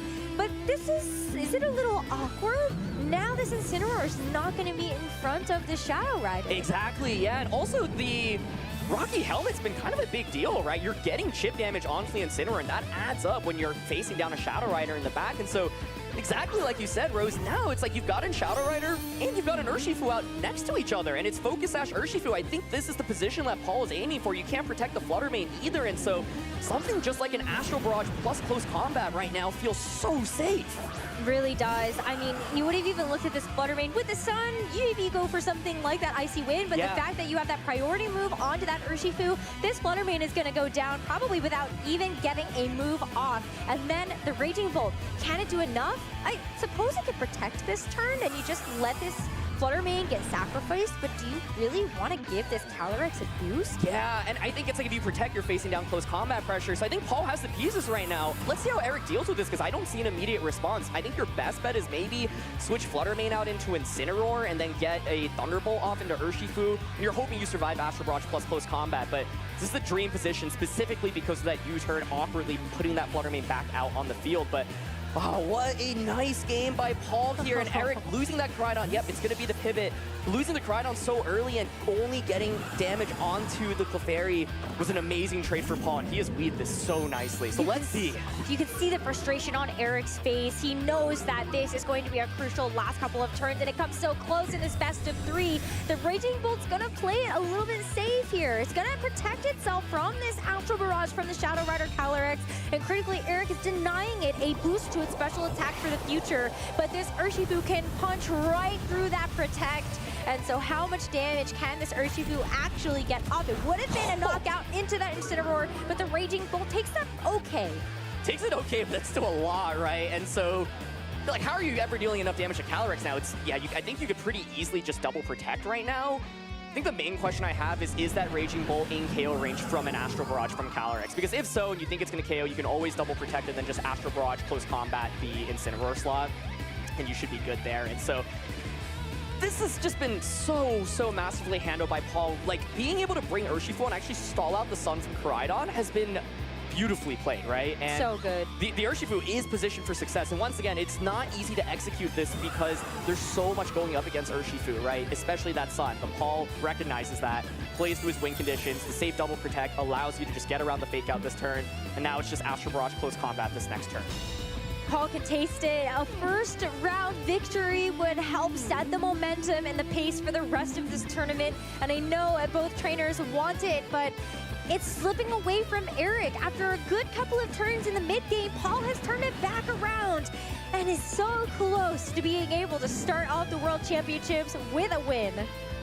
And what Eric was going for is like, okay, maybe Paul makes a mistake and just like attacks with Urshifu. If so, fake out Thunderclap can actually work, and so that's what he was hoping for. But at this point, I think Paul should have the game secured. And once again, it was just getting the offense out perfectly. It's actually Thunderclap hoping for a crit, but even with the crit, you can see it's not going to be enough damage. It's so bulky, but Paul shrugs it off like it's nothing. The Astral Barrage gets the KO into the Raging Bolt, and the Incineroar is not going to be around much longer either. This Urshifu has set its sights on that final enemy there with the close combat. You get this Flutter Mane back in, but that's an Aqua Jet away from bringing Paul the victory. I think if you wanted to point to a match in VGC and you're like, oh, like, you know, matchups are such a big part of VGC. How can I ever win in a tough matchup? Show them this set. Because I mean, this is first of all Eric Rios, right? This is an international champion, one of the greatest players of all time. Paul figured out a way to win here. I think if you look at these teams on paper, it looks so difficult. But this is what makes World so exciting. Paul knows, you know what, Miraidon is not in this matchup. I'm going to drop it. Brings the Urshifu all 3 games against this Miraidon Sunbase team and secures a round 1 victory here. What a way to kick off the World Championships in Anaheim for 2025. Paul Ruiz, the 2018 World Champion, comes in with a pretty okay season. I think for Paul Ruiz's standards, maybe not something that of a player of his caliber, I think he's been particularly happy with. Top 128 at NAIC, top 32 at LAIC. Of course, still a very impressive accomplishment to get a top 32 at NAIC. But this is Paul Ruiz that we're talking about here. That's why he's a world champion, folks. Like that's what the set. That's what it takes to be truly the best in the world. And I just love it. It was so beautiful. And like you were talking about this, Rose, with conditioning, right? And that's exactly what happened. I think like turn 1, game 1, Paul's like, I know exactly what I'm going to do here. You are going to protect. I'm going to punish you from it. And then it just got into Eric's head, right? And so game 2, he does go for the safe protect. Game 3, I think Eric's like, well, I beat you in the last game. Surely you're not just going to go for the same thing again, right? But Paul just does it. And it works out brilliantly. And like, the Koraidon literally just gets one big attack off, and it's on that Clefairy specifically in this game. Koraidon is such a big piece of offense in this matchup, and yeah, I just think like Paul found this way to maneuver and have Urshifu and Calyrex perfectly out next to each other, conserving the focus sash this time. I think that's what Paul probably was thinking. Okay, last game, I made the mistake of just switching in my Urshifu, letting its focus sash get broken, so let me like try to wait even longer to get out on the field, and it works out perfectly. Oh my goodness. And even just a masterclass. Paul, you see Paul's face? He's like, okay. Yeah. Well, I guess that's one way to end the game. Yeah. But wow, what an incredible display of skill, though, and this makes me so excited for the rest of the day. I can't believe it. We've got 8 rounds of Swiss. It's going to be just absolute bangers all day long in terms of these matches. I wonder how that side stream went, too. Yeah. Yeah, like, oh, so much Pokemon action here. Yeah, that was just such an exhilarating set. Like, I keep thinking about if there was like an opportunity for Paul to win in like game 2 because it ended up, there was like the Thunderclap Aqua Jet like war, and then it ended up being the targeted of Shadow Rider. I don't think it would have ended up mattering since there just wasn't enough offense for like the inside or in the end game. But yeah, Paul decides I'm just going to run it back with the exact same Pokemon. I'm going to make the same turn 1 play as well. And this time I think a single Astral Barrage, I mean, this is why Calyrex is such a crazy Pokemon, right? Like one Astral Barrage can literally be the difference between losing and winning a game. And that amount of damage that you got onto the Koraidon to start off the game was absolutely huge. But that was just peak Pokemon, and it was just beautiful to watch. It felt like, you know, Eric's matchup is probably a little bit more favorable, and so Paul recognized, okay, this is not the easiest. Let me figure out a way to maneuver it. And yeah, once again, just dropping your restricted in all 3 games. Eric dropping his Rice Rider in 2 games as well. Like, this is what Worlds is about. It's definitely not an easy decision to make. The reason why we have these restricted Pokemon on each team is because they're considered to be incredibly powerful. We don't want everybody to run a team of Miraidon, Koraidon, Shadow Rider, Calyrex, Kyogre, or whatever you want. So we limit it to 2 in some of our formats. And so the fact that you've got access to these super powerful Pokemon and you say, I'm gonna leave 1 at home. I don't need it. Yeah. I got a Raging Bull. I got Urshifu. They're kind of just as powerful, but it's so cool to see that. And it reminds me that Pokemon is just such a skill-expressive game. I want to talk about Urshifu once again, because I think coming into this match, you know, Rose, I was like, I don't think Urshifu comes out in this matchup, right? And it makes sense, right? It's so hard to bring, but the sun, like the typing. Exactly, but Paul recognizes, even if this is not what feels like the best Pokemon, I kind of have to bring it, because otherwise, how in the world do I deal with the Sylveus Incineroar on the opposing end? Like, that alone can soak up so much damage while also disrupting with Knockoff and Flare Blitz in the sun. So Paul is like, okay, this probably doesn't feel great. I gotta bring the Urshifu. And Urshifu, in some ways, actually kind of felt like the MVP in so many of those games. It was able to just keep getting damage off of close combat, right? And so that's what makes these like dual restricted formats so interesting to watch and follow, because you have probably come up with such concrete game plans that it might play out very differently than if you were just like approaching this matchup for the first time. And this is the World Championships. These players have prepped so hard and they know their lines generally against the top teams, right? And so, yeah, I think it was just so cool to see from Paul's end. And I mean, that game one in particular, it was just a masterclass. And can we talk a little bit about how Paul has actually navigated this double restricted format? Just to give people some context before we speak to him, at Santiago, he used Calyrex Shadow Rider and Koraidon with Chestnut, which is such a cool out of left field Pokemon. And then he takes that core and adds Pachirisu to it for NAIC to get top 128. And now he's landed on something that is a bit more standard, but still has some really cool pieces to it.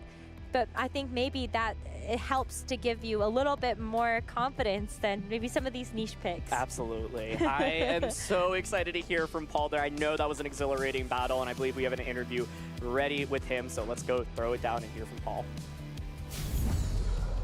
Thank you so much, Aaron and Rose. And honestly, thank you for the perfect setup. I'm here with former world champion Paul Ruiz, who had a top 128 finish at NAIC with Chestnut and Pachirisu. Feels like you're playing a little bit more seriously this time around. Well, yeah, I mean, I was playing seriously also at NAIC. I mean, probably you think, most people would think like, oh, you're bringing Pachirisu 10 or 11 years after, like you are probably a little bit washed, but no, I mean in a format where Miata is everywhere and having that follow me with immunities is actually really, really useful. And unfortunately for the little baby Pachirisu, NAIC didn't go as well as I wanted. I did make day 2 and I was like probably 1 win away from maybe trying to get the top cut. Some things didn't go my way, but I remember one of the rounds in day 1 Swiss, my opponent had a Samacenta Miraidon team, and he didn't bring the Miraidon at all 3 games, because he saw the Pachirisu, so it was doing his job. But yeah, I'm taking this tournament obviously seriously because of the World Championships, and yeah, I'm so happy that I managed to win on stream against Eric Rios, which is an amazing and super strong player that everyone knows about. Yeah, I don't want to give away all your secrets, but how have you been able to adjust to using so many different restricted Pokemon throughout this format? Yeah, I mean, I was always in the Calyrex Shadow Rider train. I'm a Shadow Rider believer. I think is the best restricted. And I used Koraidon at NAIC. I had been using Koraidon for the entire, probably Reg I, right? And I feel like Koraidon is still really strong, but this time I wanted to change a little bit. I went with Miraidon. Miraidon didn't come to the set. We were playing basically Regulation G here, but I feel like it's also really strong, and I feel like playing with double restricted is a little bit difficult because, you know, sometimes you kind of have like that mindset that, hey, you have to bring both your restricteds every single time because it's a double restricted format. Otherwise, you're not, let's say, playing optimally or something like that. But I think one of the hardest things for everyone that is like trying to play this format seriously is understanding when you don't have to bring your other restricted and how you can actually play to the same level without it. That was the hardest part. And I think, when you have Pokemon like Fluttermane, Urshifu, Chi-Yu, Chien-Pao, Raging Bolt, sometimes you can make exceptions and just bring the others because they are sometimes even stronger for the matchup than the restricteds. Yeah, but looking back at that game 1, I mean, it felt like you were really trying to clear the field for that Urshifu to take the win. It felt like towards the end of the game, you were just stalling out the weather, trying to align those surging strikes. Was that always the plan from turn 1? Yeah, so it's a really difficult matchup because, that team has a lot of different directions you can go for. Like, something that surprised me that I actually didn't read at the first time was that the Calyrex didn't have Trick Room. So in my mind, I was like, oh, this is those teams that have Trick Room Calyrex and like a fast mode. And then I was like, maybe it was like turn 2 or 3 when I was like, okay, what's the Calyrex moveset? Oh, it doesn't have Trick Room. So that changes a little bit. But I was initially preparing for like the standard Koraidon Calyrex with the Trick Room option, even though it was not the case this time. But the team is really hard to play consistently all the time because it has a lot of different directions. I said Fluttermane Koraidon I used Fluttermane Koraidon a lot before NAIC, and I understand how aggressive it can be. So my game plan was like putting pressure in the early game and then knowing that like Urshifu, which could feel like a weird pick to bring against a team that has Sun, because of Aqua Jet, like Fluttermanes really need the Sash to be able to disrupt my team. But if you put it in 1 HP, then Aqua Jet is gonna always pressure it. And Urshifu is also focus out, so I know I can at least get an attack off, and there's an Incineroar. If I can stall the Sun, I can Surgeon Strikes. And if I cannot stall the Sun, well, I still have Close Combat, which is going to do a lot of damage to everything that is not Fluttermane, right? And for Fluttermane, I have Aqua Jet if I manage to put at 1 HP. So it was kind of like the strategy. I know that Eric's team it was really tough, but I also knew that if I can stall Sun, like I'm going to make his team really, let's say, less oppressive against me. And when I saw the Calyrex being the last one, I thought he was going to over Trick Room, and then I realized that it doesn't have Trick Room, so it kind of changed my plan in the late game. Yeah, well, it was a really incredible set, and I do want to make sure you have time to get to your next match. Do you have any shout-outs you want to give to anybody at home who might be watching? Yeah, of course. Shout out to my family, to my beautiful wife, to my little daughter, and all the Ecuadorian friends that have been, like, you know, helping me in the last month preparing for this tournament. And yeah, I'm really thankful for, you know, for being part of this small country with such a big heart and representing my region. I don't know how today's tournament is going to be. I'm going to try my best, but you know, I'm grateful that we had a really strong show here with Eric. I think it was a really good match. And yeah, shout out to everyone in the LATAM community also rooting for me. Yeah, the glory to Jesus. Thank you so much, Paul, and best of luck in the rest of the tournament. And to all y'all watching at home, we'll be back after a short break, so please stay tuned.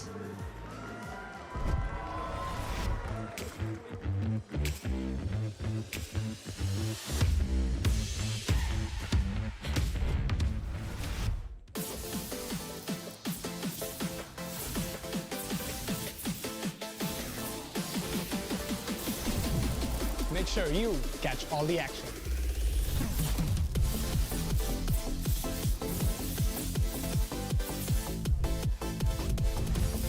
Capture all the battles.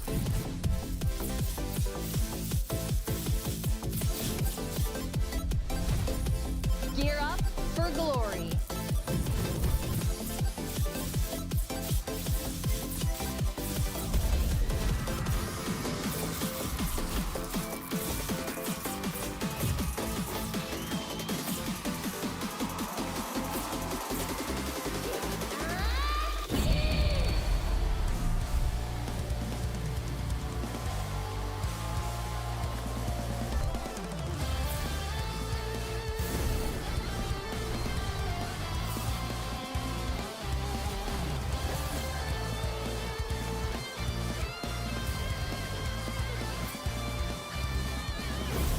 From LAIC to EUIC, NAIC to here, we've traveled the world together. Trainers, fans, and champions in the making. Now it all comes down to this. The stage is set, the battles will be fierce, and the excitement is just beginning.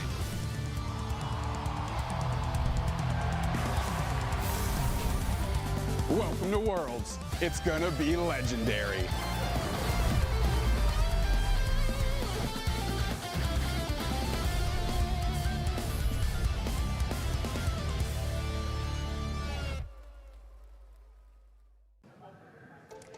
Hey there, Pokemon trainers. As we wrap up the 2025 season here at the World Championships, let's take a moment to look back at some highlights from earlier on in the season.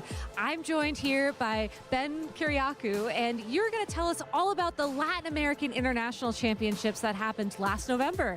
Yeah, I mean, so picture this, Gabby. You're sitting in the audience, Championship Sunday. We're waiting for the VG finals. Two trainers come on. You've got Marco Silva, Victor Medina. You've got Victor Medina, who has not yet won a major, still to this day has not yet won a major, but so many great accomplishments. Opposing him, Marco Silva.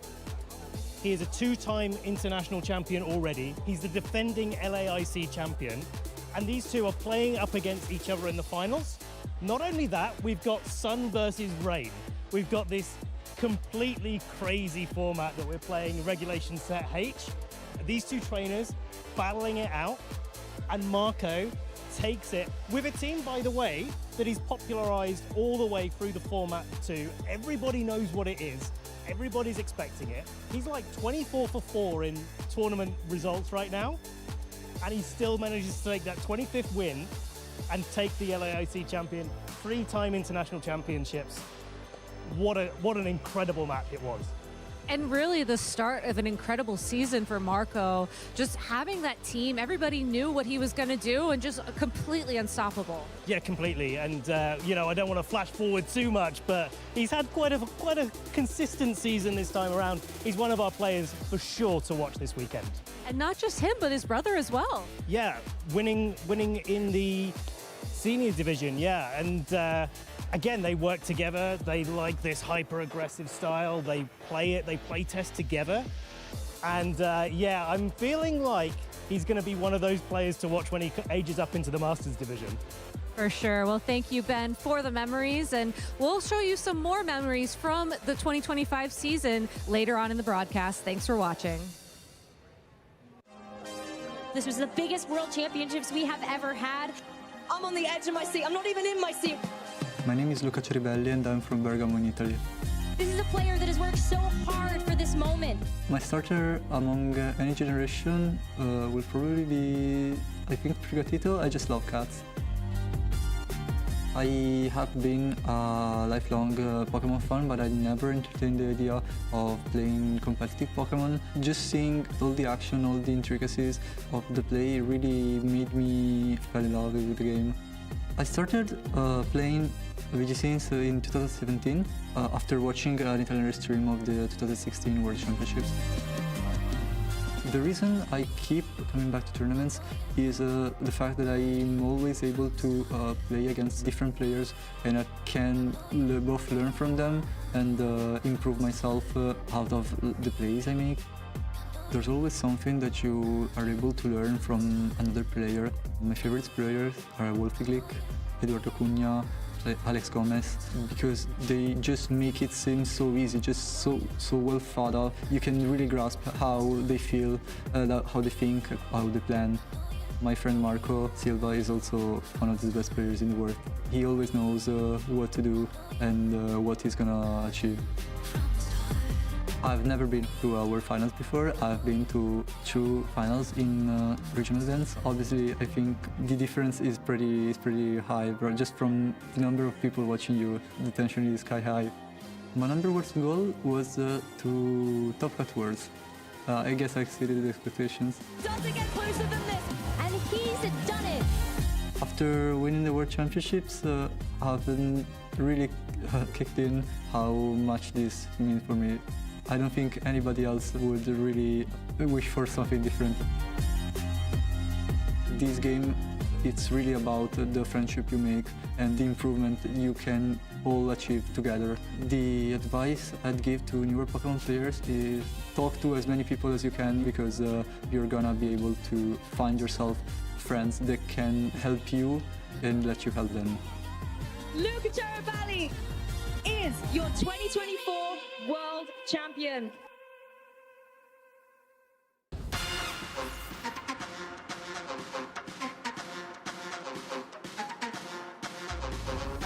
I would say a great trainer is someone who's like willing to work with other people and willing to like let other people help them be better. And also just someone who's nice to everyone, because I think it's really hard to be good at Pokemon if you're not willing to talk to other people and help them out. I would say being able to be humble in your defeats. You can't win them all, and how you handle your interactions with your opponent even during the match and after are very, very important. I think what makes a great trainer is someone who's passionate about it and motivated enough to learn. You gotta enjoy learning move sets, learning matchups, learning move counts and whatnot. And then the more you play and the more you do, the better you'll be. I think a good trainer is someone who is kind and open-minded and willing to share their experience with newer trainers so that the game can be more inclusive for others. I think what makes a great trainer is a combination of a lot of different qualities. I think it's about being honest with yourself when you maybe make mistakes, right? When you get unlucky, looking for parts of the game that are within your control. And also you just have to have this like certain eye for the game, right? Like you can look at a board state and you can kind of analyze a lot of possibilities. I think what really it takes is like kind of looking at a bunch of different successful approaches, finding what works for you, but synthesizing the things that are really good to carry over into your own prep and your own skill as a player.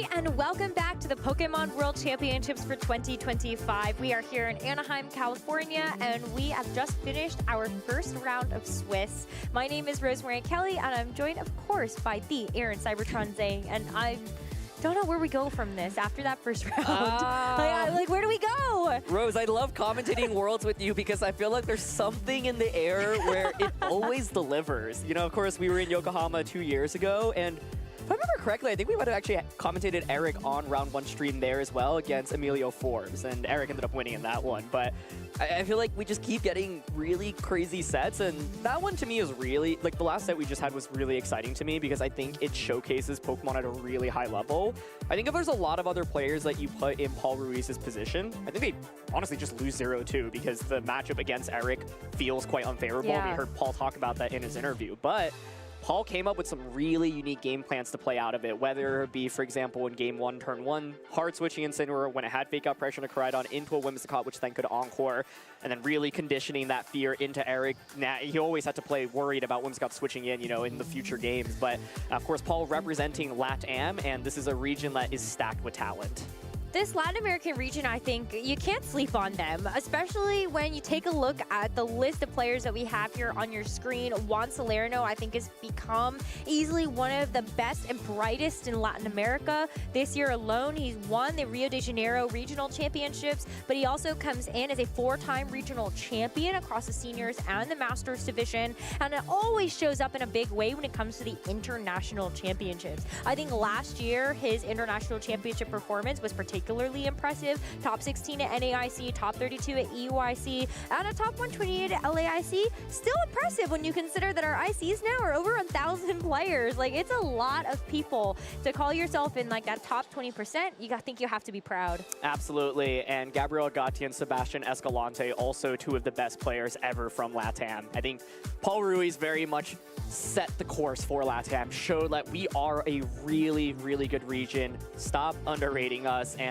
Agati and Sebastian are both players that have had tremendous performances on the international stage as well. Sebastian, in my opinion, was one of the most outstanding players back in, you know, the 2017-ish era. He took a long break from the game, but he's back now, and so I'm really excited to see that he's back at Worlds. And I think for Gabriel Agati, you look at the history that he's had as a player, I think some of his best formats have actually been double restricted years. Yeah. So I can't wait to see what he's able to do on this big international stage again. And he's come so close in a lot of these world championships, even just in one of those other double restricted formats 2019, top 16 at Worlds. You know, he has it in him. And so very excited to see how all of these players from Latin America do alongside Paul Ruiz. Of course, we're only featuring a couple, but now let's move over to Oceania because this is a region, they only had 3 regional championships this year, but they came out strong, and I hope they're able to put on a good performance for us as well at this World Championships. Yeah, 3 phenomenal players featured here, and all I feel like with very different play styles from each other. Joji Kaeda, of course, been lights out and one of the top players, both in in-person tournaments as well as online play. And Diego coming off a top cut finish at the World Championships last year. He had this really unique team that was like hard Trick Room, and he actually managed to defeat Wolfglick in the Swiss rounds last year. I think hard Trick Room, always difficult to pilot, but it felt like he was truly on top of the world with it in the previous year. Of course, Nicholas Kahn, a previous world champion. Both him and his brother have won world championships in Pokemon. Nicholas in the video game and his brother in the trading card game way back in 2011 in San Diego. He is now aged up to the Masters division, but he continues to be one of the best players from the region, I believe winning a regional championship this season as well. Yeah, I think it's going to be awesome to see how Oceania is able to represent. And they've always had really strong competitors at the top. I think, especially think of Meek and Rattle as one of those premier Oceania players that's able to, was able to grab multiple top cut finishes here at the World Championships. So we'll be able to watch how these players do over the course of this weekend as well. But we've got more players that we'd like to highlight for you here because we just have so many incredible players. It's hard to feature them all, but we've got to talk about Japan. Now, when it comes to Japan and the Asia Pacific regions, they do follow a different tournament format in terms of qualifying for the World Championships. And for Japan, we had the global challenges. If you were able to participate in our online competitions here for Scarlet and Violet, we had our grand challenges, which were just open to our Europe and America regions. And then you also had the global challenges, and that's really where the Japan players got to shine. Absolutely, yeah. Kazuki Kobayashi has had historic performances in VGC. I think it was like top 4 at the World Championships a couple years ago, and then top 4 at the North American International Championships as well. And Yuma Kinugawa, I think if you win the Japanese National Championships, you are always one of the favorites coming into the World Championships. Like, there was this long streak where it was like whoever won Japanese Nationals would not get worse than top 16 at the World Championships. And like you said, Rose, it's a completely different circuit there. I can't express how grueling of a circuit it is to play through, because you got to go through the tough, single best-of-1 play on the online circuit, and then you show up in person, and it's a closed team sheet, best-of-1 to begin with, and then it becomes open team sheet. Kinugawa, by the way, also went to NAIC and got top 8 there, and then followed it up with a Japanese National Championship victory. This feels like it's his season. And of course, Kiyomu Endo is one of his close friends. The two of them, plus Shoma Honami, they're like kind of a dynamic trio, super well-known in Japan. Shoma, of course, the 2015 world champion. Trio to not be reckoned with. And Yuma Kinugawa in particular, you've got to pay attention to him. I think there's so much pressure as the Japanese national champion representing your region at the World Championships, but they always show up. Absolutely. Oh my gosh. I mean, especially when we look back at the 2023 World Championships in Japan, it was a Japan sweep. They won the juniors, the seniors, and the masters division. I feel like it comes in threes. Now that we're a couple years later, maybe we'll see Japan win at the World Championship stage as well. And all of these players just have significant accomplishments here on the world stage. Let's see if they can add that World Championship title. And of course, we have our players from the Asia Pacific region. This is going to include Korea, as well as the rest of our Master Ball League competitions that we had there for our individual Asia Pacific regions. And so we've got to talk about them. I mean, first up, Taesok Ro. This is a household name that you would have seen from Korea before. Also, there's so many accomplishments He for won the Taesok. national championships this year, I believe. And I think, Korea Nationals, you might know this name, Sejong Park. Hey, that is a pretty big name in VGC. And of course, Sejong was like multi-time Korean VGC national champion from the era of 2011 to 2014. Of course, then won with Pachirisu, and he really put Korea on the map as one of the top regions in VGC. But I think APAC, just a region that we don't get to see as much representation in VGC, and so I always love it because the World Championships is your chance to shine, right? And I think when Sejong came to play in the World Championships, there were very few Korean players, but he was able to win it all and say, look, we are a region that you need to pay attention to. And so Taesok Ro, definitely one of the players that I want to draw your attention to. Yeah, and I think you also, I want to give a second to also talk about the other players that are on that list, right? Because I see Siwoo Kwok is also another one of those players that you look at coming in as the winner of the Hong Kong Master Ball League, as well as winning the Premier Ball League leading up to the Master Ball. So already coming off of 2 big accomplishments, but has also had a shorter history with VGC. So I think you come in as like this big heavy favorite from the Asia Pacific region. It's just very exciting. Absolutely. I believe we're still getting ready to set up for our next round. It is definitely going to be a banger, but Gabby is out on the floor, so let's hear from her and an interview. Thank you so much, Aaron. I'm here with Cam Steady, who is the incredible rapper behind Good Game Just Beyond Our Time. And you also wrote Let the Good Times Roll. So thank you for giving us so much cool music. Oh, thank you. It's been an honor. I mean, you were part of the electrifying opening performance this morning. So what did that feel like to be able to perform in front of all these incredible fans? You know, Pokemon is one of my favorite just franchises in the entire world. Anybody who's seen my work can very clearly see that. And performing music is just what I was born to do. And so to get the opportunity to do this in an official capacity is so incredible. It really is a dream come true.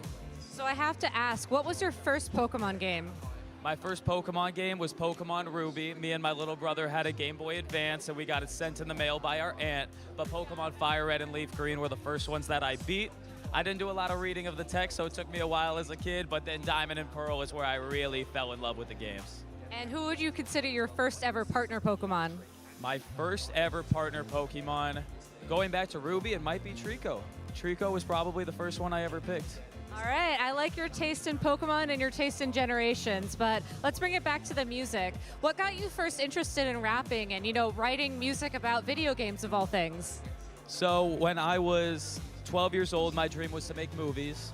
and I was a big fan of YouTube, and I wanted to make my own content, and I was a big fan of video games, and so I would take these rap battles between characters, and so I took Mario and Ash Ketchum and had them rap battle each other as a 13-year-old, and it did surprisingly very well back in like 2011, and so I fell in love with music to make videos, but then all of a sudden I started falling in love with the music process. So then to take what was probably my first real song involved Pokemon, to get the opportunity to now do this full-time, this be my full-time job, and work with Pokemon directly, it's such a full circle moment, and it's so beautiful. It's incredible.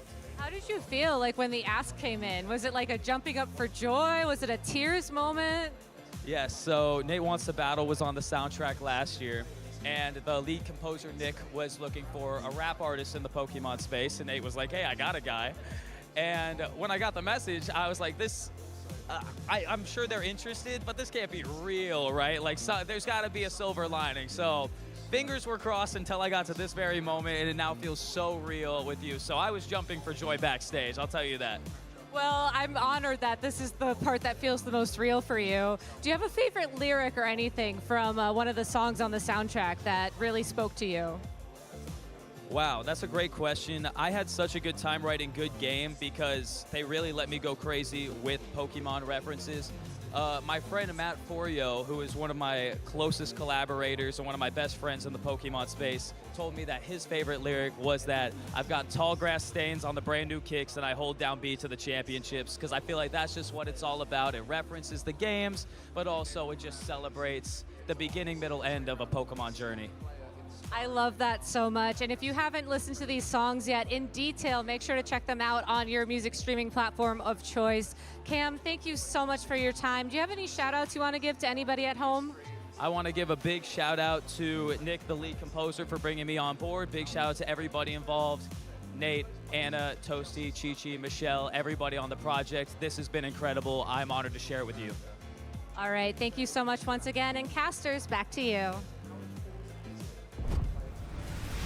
Thank you so much, Gabby, for that incredible interview. I love being able to hear from our artists because did you listen to the World's album? If you didn't, go to Spotify right now. Listen to all of the tracks. Drop everything else you're doing. Yeah, stop watching our broadcast. Wait, now. don't do that, actually.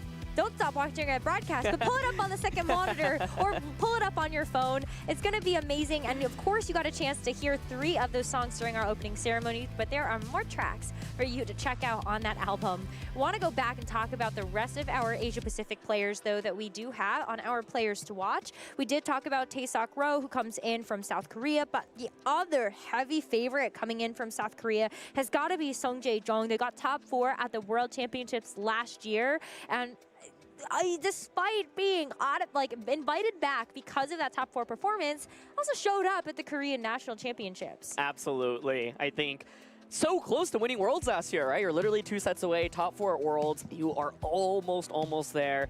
And there haven't been that many World Championship trophies. You know, you get one if you are in the top 4 that have been gotten by Korean players, right? And so to represent Korea with the phenomenal performance last year, looking to back that up and once again try to get that far. But APAC is a region that I think I love watching on the world stage because we don't get as much coverage of them like we do in like North America, for example. And so I'm hoping that we get to feature some of these players on stream sooner than later.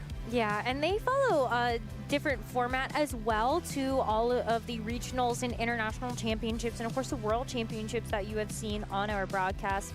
A little bit more similar to the regional championships once you get to that Master Ball League level, but it's a couple of Swiss rounds, and then of course we do follow it up with that single elimination top cut bracket. We do have like a double elimination component there for at least like the top 16, because only the top 12 of each of those Asia Pacific regions outside of Korea did make it to the World Championships. Absolutely. There are so many players at the World Championships to follow, though. It's hard to just select a couple from each region. And I mean, we just saw Paul Ruiz, right? He was not one of the LATAM players on that slide, but he looked so good. Like, if you missed round 1, you got to go back and rewatch it, because I thought it was like truly a masterclass in VGC. And, you know, it's amazing to watch champions demonstrate why they are so good at this game. And Yeah, we're just getting started. This is only round 1. There's 8 rounds of Swiss today, and then another 2 rounds of Swiss tomorrow. You have to go 8-2 or better to secure a spot in that top cut bracket. Worlds is such a grueling tournament, and you got to just take each round as its own. Yeah, and especially for our competitors, when you think about it, 50% have to win, 50% are unfortunately taking that round 1 loss. You got to find that way to be able to bounce back, and it's tough. I think especially with this format, Aaron, it's so volatile. We even were able to see multiple examples of that in our first round. Yeah. But getting all those turns right, even when your back is against a wall. Think about the number of turns that we saw that kind of we call coin flips, right? There's only a certain number of combinations of things that can happen. Totally. And if you choose the wrong thing, that could be a big step backwards. Absolutely, and in a format like this that's this explosive, when you have 2 restricted Pokemon that can just do so much damage, it was funny because round 1 was actually like 1 restricted against 1 restricted, but even in that case, it was like Calyrex Shadow Rider, the difference between protecting in front of it versus attacking in front of it in turn 1, and Astral Barrage does a kabillion damage, right? And so I think these dual restricted formats always feel like there's a certain bit of volatility to it. That being said, you look at the players that have won the World Championships in dual restricted formats, and they are truly some of the best players to play the game, right? And so it is really scary. I think Worlds this year and last year in particular have felt a little bit more, I'd say, matchup oriented. Can you come up with a team that has at least neutral matchups across the board? And if not, can you come up with game plans that allow you to get out of what might be slightly negative matchups? And Paul Ruiz demonstrated that in the last round. And so I think both of our trainers in the last round, by the way, using more unique restricted duos, I've been taking a look at what the players are bringing into this tournament.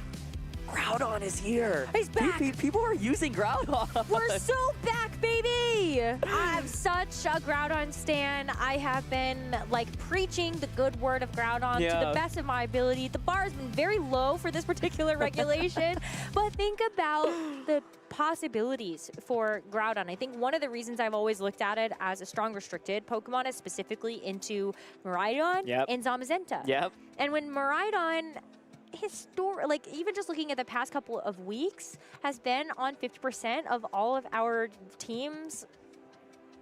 Why not? That's pretty good, right? Yeah, why not? Yeah, I'm sure I'd be shocked if we didn't get one of the top players using Groudon featured on the stream today, but to me, it's probably one of the most interesting metagame developments. Joseph Ugarte, of course, a big player to point towards who kind of brought that team composition into everyone's mind right before the World Championships, winning this big online grassroots tournament with it. But I think Groudon's just a really interesting Pokemon, right? Going into Worlds, actually, in the last dual restricted format, I mean, in 2022, Groudon was everywhere. But it was interesting because it was actually the top dog back then. You know, Groudon with that Zacian, with that Charizard, Gigantamax was just so scary to deal with. And it actually felt kind of neutralized that Worlds where people were able to find ways to beat it. But it is funny. I mean, back on that team, Assault Vest Groudon was quite common. And here in this format, you can use items like Assault Vest or Clear Amulet, for example. But yeah, I would expect to see Groudon throughout this event. And it has gone from this is like a not hyper niche, but niche enough that you don't see it within like the top 7, 8 restricted. So that this might be a threat. Like there are enough good players bringing it that I think this is going to be a big Pokemon to pay attention to. I was looking at China as one of also the pioneer regions for putting Groudon together in the last couple of months. And so seeing it perform even at some of the regional championships that we had, yeah, you pair it with a chlorophyll user. Yeah. Then you've got the sun, you got Jump photosynthesis. Fluff, you know. Ooh, we're cooking. Yeah, I think it's... If you have locked Groudon in for this World Championships, I give you a lot of kudos because it means you know you will be flipping coins with Precipice Blades. And like, let me tell you, anything under 90% accuracy already feels really scary, you know? And so, but Groudon is one of those Pokemon where like, you know, I know I'm going to miss Precipice Blades, but I'm also bulky enough. Like, it's often paired with Assault Vest or Grimmsnarl with dual screens, and so you can survive for a long period of time. But yeah, I think it's going to be one of the most interesting Pokemon to pay attention to, as we've seen so many players, like you called out, use Miraidon. Great into Miraidon specifically. But I think the other thing that I'm a little bit curious about is Calyrex Zamazenta. Shadow Rider Zama, since day one of the format, people are like, this is going to be a broken duo. It's going to be so good. Despite that, it's not like it's just been dominating every tournament, right? And it's like the classic, like, oh, it's so overrated, it's so underrated, it's so overrated. But coming into the World Championships, I mean, we did see Shadow Rider Zamazenta get second at the North American International Championships, piloted by none other than Marco Silva. And I think it's just still such an oppressive duo because you have so much offense and so much defense with Zamazenta protecting the Shadow Rider. Absolutely. And so what better way to actually revisit that than none other than a Shadow Rider Calyrex and Zamazenta mirror. As we take a look at our next matchup, of course, we are going to be featuring Marco Silva, the second place finalist at the North America International Championships, the LAIC champion, versus Michael Kelsch, who comes in off the back of a second place at Worlds, a top 4 at Worlds, 2 regional championship wins this season alone. These are 2 of the best and brightest that Europe has to offer. It is going to be so amazing. This literally could have been the World Championship Finals. If you told me this is who we saw on Sunday, I would totally believe it. They come into this tournament as 2 of the absolute favorites, and what I love about this is Michael is actually using something completely different. He, this season, has been a big pioneer of Ice Rider. He has been a big Miraidon player as well, pairing those 2 with each other, really bringing that duo to the forefront. But Michael's going back to Zamazenta. Let's not forget, he was the Zamazenta player at the World Championships last year, getting a top 4 finish in a format where Zamazenta was not as popular. Michael always believed in it in the previous format. He has brought it back, and what I love about this team is a couple of big techs. You see the Assault Vest Chien-Pao, which was really picking up in usage the last couple of weeks with that Ghost Terra. That's going to be huge in a mirror match against Zamazenta. And Dragonite Chien-Pao, I mean, it's back. Like, here we are in this regulation. Are so back. Yeah, 2 restricteds, and you still got it. Wow. Yeah, Choice Band Dragonite, I think something we should call out is that low kick on the Dragonite as well as the Aqua Jet. I think these are 2 moves that we haven't normally seen on past Choice Band Dragonites in the past. You know, oftentimes you're seeing like, oh yeah, Terra Normal Exchange Speed, that's really where you're gonna get the gold with the Dragonite. But I think when you look at just the priority option there, in the secondary priority option, the Aqua Jet, the low kick, that's gonna be so nice for like opposing Zamazenta or anything else that's gonna be really big and heavy.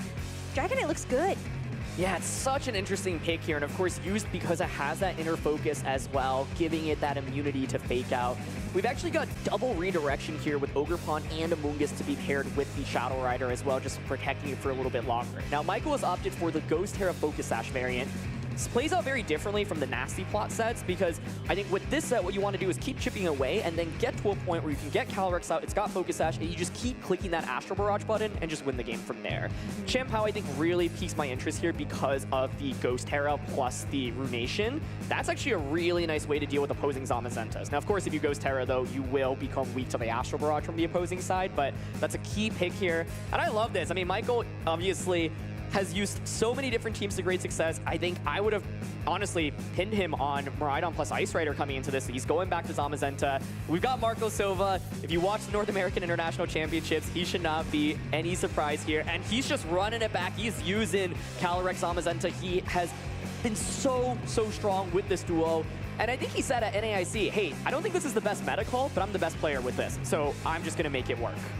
Absolutely. It is going to be the exact 6, right? And so maybe there are a couple of maybe move changes, or you've also done a little bit of training to make sure that you're really caught up to speed with the meta. But I think what really made this team so powerful for a lot of people is just the options that it has. You heard Paul Ruiz talk about the options that Eric had on his team when trying to think about the matchup. But when you look at Shadow Rider, Calyrex, and Zamazenta teams, oftentimes the core around them is also very flexible for the supporting factors. Absolutely, yeah, and this is a very different Shadow Rider Zama team, right? This is going to be the Life Orb Nasty Plot set, and so Marco exerts a lot more offense immediately from that Calyrex. One of the biggest trends, by the way, coming into the World Championships is with Life Orb Calyrex Shadow Rider. A lot of people have generally been using Tibet max speed. You want to give yourself a chance to win that speed tie against opposing Calyrexes. We actually saw a big shift to Modest, and the idea is with Modest, with the Nasty Plot boost, you could one-shot Zamazentas with Psychic, for example. Astral Barrage becomes even stronger. Michael, with that Focus Sash variant, generally should be max speed. I'd be absolutely shocked if we were. And so it's going to be interesting to see that dynamic. And then both players have to play around the wide guard like each others have. Oh, that is such a tough call, and like that's where the coin flips come back in. Are you going to expect the wide guard? But what if you're able to weave good spread damage past that, and you just call that your opponent isn't going to click that button? And so I think in this matchup, we should expect to see the Shadow Rider, Calyrex, and Zama on both sides. Yes. But then what? That's a great question. I think from like Michael's end, like the Chien-Pao can be really powerful because you thread in Sucker Punch immediately into Shadow Rider. It is interesting as well because this Chien-Pao is not running Crunch, right? This Assault Vest that actually has double priority with Ice Shard and Sucker Punch. And so like, Chien-Pao should be good into Shadow Rider, but Shadow Rider could theoretically just say, you know what, I'm going to Dark Terra, I'm going to Nasty Plot, have fun Sucker Punching me. You don't have Crunch, you don't actually have that much that scares me, but if you Terra Dark the Shadow Rider, it becomes weak to the body press from Michael Zamazenta, right? And so, Chien-Pao, I think, really interesting Pokemon. Amoonguss is always annoying to deal with. However, this Amoonguss obviously is staring down a Rillaboom from the opposing side. Potentially, it is staring down Ogerpon, which of course can go for Follow Me as well. Crucially, it is Fire Terra Amoonguss. A lot of people like Water Terra Amoonguss, which would be weaker in this matchup. With Fire Terra, like, if you think Marco is actually going to drop the Ogerpon, suddenly it actually becomes a really viable pick where you just Terra once, get a Spore off, and play the game from there. I want to see Dragonite here because it is double, Intimidate or double Fake Out from the opposing side. And so Dragonite can do a lot. The main scary thing here is it's like it can't actually damage the Shadow Rider that much unless you click Outrage and Outrage lands into Shadow Rider. But if you click out, like Outrage is one of those moves you want to click in the end game, right? It doesn't feel that great in the early game. Normal Terra Extreme Speed, that feels awful into Shadow Rider and Zamazenta, right? It's not good into that duo. And so, yeah, I'm curious if Dragonite comes out here, it actually doesn't feel the greatest to bring. I like the Cornerstone Ogerpon. I think looking at that, it just has great type matchups into everything else that Marco has. You're going to be getting big Ivy Cudgels off into the Incineroar, as well as even the opposing Ogerpon Heartflame if you see that. Totally. And it's going to be doing good damage into basically everything else that it's going to hit neutrally for. But I'm also looking at Follow Me. I think that can provide so much value, especially if you're trying to get some sort of setup or even just keep one of those restricted safe. I think being able to have that as just a powerful supportive option alongside, of course, like Rage Powder from the Amoonguss. Well, Follow Me doesn't have to deal with those grass types. You'll always be able to redirect something away. Absolutely, yeah. And I think if we now turn to Marco's side, it's interesting because like Rillaboom doesn't really feel that great in this matchup. That's going to be one of your Spore immunities, but like it doesn't do that much damage obviously to Zamazenta, Chien-Pao, Rock. It can like at least hold itself up against Rock Ogerpon, but like it doesn't feel the best, right? Fire Ogerpon is really interesting because it does threaten Zamazenta, it does threaten Chien-Pao, and it gives you the Amoonguss answer as well, right? So it feels like intuitively not a bad pick. Even just like, it could be even a Terra candidate, for example. I think from Marco's end, most of the time you might want to consider Dark Terroring or Shadow Rider because otherwise you literally just fall to an Astral Barrage from the opposing end, but both players' Zamazentas are going to be such a big deal in this matchup where like both of you are threatening with Wide Guard, and honestly one of the things to pay attention to is whose Zamazenta is faster. If you have the faster Zamazenta, that can go a long way in damaging the opposing Zama and maybe comboing it and getting a knockout before they even get the chance to move. Yeah, oh boy. And in terms of speed control, there actually isn't a whole lot on either side. So there's not really a way to flip the script. Yeah, so both of these teams relying on more fundamentals, being like, I don't really need a Tailwind, Trick Room, or Icy Wind because it's like my Calyrex is so fast anyway, and I have the proper defense, right? Redirection is so common, and you see both players having redirection to support their Calyrexes, and so I think what will be interesting is for Michael, you try to exert pressure early on with your Calyrex, try to force out a Terra. Calyrex Zamazenta as a duo is a very viable lead combination to begin with as well, right? And Zamazenta, when it hits the field, one of the questions I have is, do you have any ways to punish it, right? I think like Amoonguss actually is probably one of the best things to deal with opposing Zamazentas because you just don't do that much damage with your attacks, and neither of these Zamazentas are actually going to be Grass Terra either, so you are more vulnerable to getting hit by Spores. And so that's one potential like Pokemon that Michael can leverage, for example, in the early game. I kind of like the Raging Bolt though. I mean, for Marco, like outside of having to deal with, let's say, an Outrage, I like the typing that it has, maybe even being able to force, or let's say you take advantage of a Dragon Terra from Michael's Zamazenta. I don't know. Yeah. But maybe I'm just like a Raging Bolt stan. I'd like to see it in any matchup. Totally, yeah. I think it's an interesting one where it doesn't feel like the most intuitive, but like this is Worlds, right? Sometimes it's not about what feels like the most intuitive. It's about what you have practice in and what your lines are, right? And we saw that on round 1 of stream where Paul Ruiz was bringing an Urshifu into a Sun matchup against Raging Bolt and Koraidon and Fluttermane, right? But yeah, I think Raging Bolt's an interesting one here because it feels probably often pressure to go for Terra if you're up against like Chien-Pao, for example. That being said, this Chien-Pao is probably going to be less offensive, and so I would actually expect Raging Bolt on Marco's end to definitely survive an Ice Spinner from Michael's end. The Raging Bolt, I think, can be really great if you force a Terra out of Zamazenta, because then you suddenly have that Dragon Pulse, of course, as well. But I think it's a little bit spooky because Raging Bolt in a Zamazenta always feels like this awkward dance where like Body Press just does so much damage. And from Michael's end, like Chien-Pao Zamazenta is one of the big duos to watch out for. He led this duo to a top 4 finish at the World Championships last year. And this is a new way to play Chien-Pao Zamazenta. Assault Vest plus Runation, right? If you bring something down to 50%, there are so few Pokemon that can take a Body Press in Sword of Rune. And so this duo often can just like snipe something off and finish them off immediately. Oh my goodness. Yeah, I was really tunneling in on the Sword of Ruin next to the Dragonite because that's been such a classic combo that I completely missed the fact that you've got Sword of Ruin next to a Zamazenta of all things, and just being able to get that defense boost right away as the Zamazenta hits the field, you're already amplifying the body presses even more. So it's definitely a scary prospect. But as Michael can take advantage of the Sword of Ruin, so can Marco. Yep, exactly. That's a really, really good point. And so you have to be careful, right? I think part of a big thing I want to pay attention to in this game is who do you Terra, because there aren't that many like quote-unquote safe Terras, right? If Marco Dark Terras at Calyrex, well now you open up new weaknesses, especially to body press on the opposing end. If you're Michael, for example, and you end up bringing that Dragonite, well normal Terra is great against the Calyrex, but it's awful until the opposing Zamazentas as well. And I think what I'm excited to see in particular is I would imagine Michael has run this practice match a lot, right? Marco's using the exact same team that he brought to the North American Internationals, but Michael's team is a little bit newer here, right? It's got Dragonite, which is not a common pick in this metagame, and it's also got the Assault Vest Champao. That's been picking up in usage, but it's like the combo of these 6 actually are not very common. And so I imagine Michael probably has a more concrete game plan coming into this matchup. Although he said himself on social media that he wasn't feeling particularly confident. Never believe it. He says that before every tournament. I'm like, I won't fall for your tricks, man. I've heard this one too many times. Once. Yeah. But yeah, third time, joke's on me for believing you. Exactly. We'll see how it goes though. Of course, at the World Championships, anything can happen. And we are going to be seeing some great players go home early on in the day. But we've got 2 players right now sitting at 1-0 records, 2 of the best in Europe about to take the stage against each other. So let's get into Swiss round number 2 here at the Pokémon World Championships for 2025 between Michael Kelsch and Marco Silva. 2 of the favorites to win this tournament, and it is going to be the Rillaboom making an appearance here, immediately pressuring Fake Out. Feels really awkward into Zamazenta, of course, right? But it is going to be a solid Pokemon to put on pressure. Obviously, can Grassy Glide to break the Calyrex's Focus Sash as well. And so here we go. First defense boost comes out from Michael's end.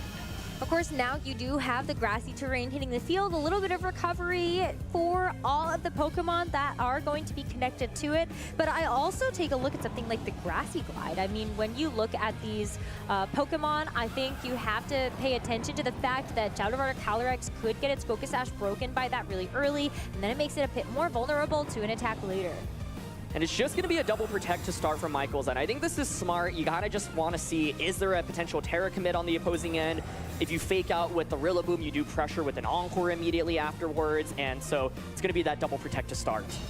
Yeah, and likely a Fake Out that went into that Zamazenta as well. So it's just a safe turn here. I think Michael doesn't want to get too risky with anything, especially because of how many ways that turn could have potentially gone wrong. And you've got Zamazenta and Shadow Rider Calyrex, I think, in a pretty good position versus what Marco has. Yeah, I think the main scary thing is this next turn, you are threatened by a Grassy Glide, which of course would go before that Encore, as well as a target, the Heavy Slam onto the Shadow Rider as well. And so, okay! Oh boy! There is like a threat of Wide Guard from this opposing Zamazenta, and so is that something that Marco decides to go for, or is Michael gonna run away with this second turn of the game? You've got this Terra Rascalization on top of the Astral Barrage as well, so this Calyrex is looking mighty scary. And the idea is just to increase Astral Barrage damage. No Wide Guard comes out, but it makes sense because you're trying to go for probably a double up onto the Shadow Rider, so Astral there does decent damage. We saw Zamazenta get the defense boost first. Body Press comes out, and it doesn't get the knockout! This hang on from the opposing Zamazenta is critical. You're dealing over 50% damage to the Zamazenta on Michael's side, and you break the Focus Sash with the U-turn on this Rillaboom. What a turn! Such a big survival, especially because it wasn't the Wood Hammer on the Shadow Rider, it wasn't Grassy Glide and the Heavy Slam. It actually ends up being U-turn. So I think Marco there was kind of saying, look, if you stay in with Shadow Rider, I will break your Sash. If not, you might switch out the Shadow Rider because you think it's going to be Grassy Glide plus a double up, right? And so I think Michael, if he got in that knockout, he would have been in such good shape. Now Shadow Rider from Marco's end ends up coming out. There's Wide Guard support from both ends, but this is one of the things. If you are going to be slower than my Zamazenta, it means you're probably a little bit bulkier, and that little bit of extra bulk is what Marco needs to survive there. That probably was a damage roll that turn. But now we have to pay attention to the speeds of these Shadow Rider Calyrexes. I think that's another thing, especially when you're looking at these big, powerful, restricted Pokemon and the mirror. Can Michael move first? Maybe does Marco not Wide Guard? Yeah, the wide guard war is so interesting here. You can see Maiko going for wide guard plus Psychic. I think generally a pretty safe play here. And so this means no Astral Barrage, but it means Marco has the opportunity to go for something like a Psychic or a Nasty Plot. Both players going for wide guard, but let's see, did either of them actually lock that Astral Barrage? So risky to click right now. It's going to be Michael's Calyrex moving first, which is to be expected here. I think the main question is, would Marco actually run max speed on his Shadow Rider? But it's going to be the first knockout going Michael's way. Definitely a knockout you would have liked to get, but now it's going to be the Shadow Rider Calyrex cleaning up that Zamazenta, gives it that boost, and the Shadow Rider Calyrex on Michael's side does survive that Psychic. And so this is the logic behind bringing Rillaboom, right? Like, it's not great into Zamazenta, but you can use it to just slowly force your way into the Shadow Rider. Actually ends up being the Ogerpon here, but crucially, this Ogerpon does have Grassy Glide as well. So Marco now in this position where you do just thread in with Grassy Glide onto the Shadow Rider and then a Psychic into the Zamazenta slot. Then the question I have is Zamazenta bulky enough to take a Psychic? It's not boosted, but of course it is Life Orb on the opposing end. But it's been a back and forth in terms of trades here. We see the final two Pokemon in the back. It is going to be the Dragonite and the Chien-Pao, which I think is really cool. It does give you that extra priority option so that you can move before those Grassy Glides as long as that grassy terrain is active. But you're going to protect this Calyrex first, hoping to bait out something like that Grassy Glide. And that's exactly what happens there from Marco, as it unfortunately goes right into that protected Calyrex. But this gives valuable time here for the Zamazenta to potentially make another move. It's going to have to take this Astral Barrage first. So if it can hang on through this, then it's able to get an attack on, and it does survive! No way! Oh my goodness, that's huge. You get a gigantic body press off into the Ogerpon now. I mean, hey, Dragonite does have extreme speed in the back. It can just keep extreme speeding into the Ogerpon. Rillaboom can't fake it out either.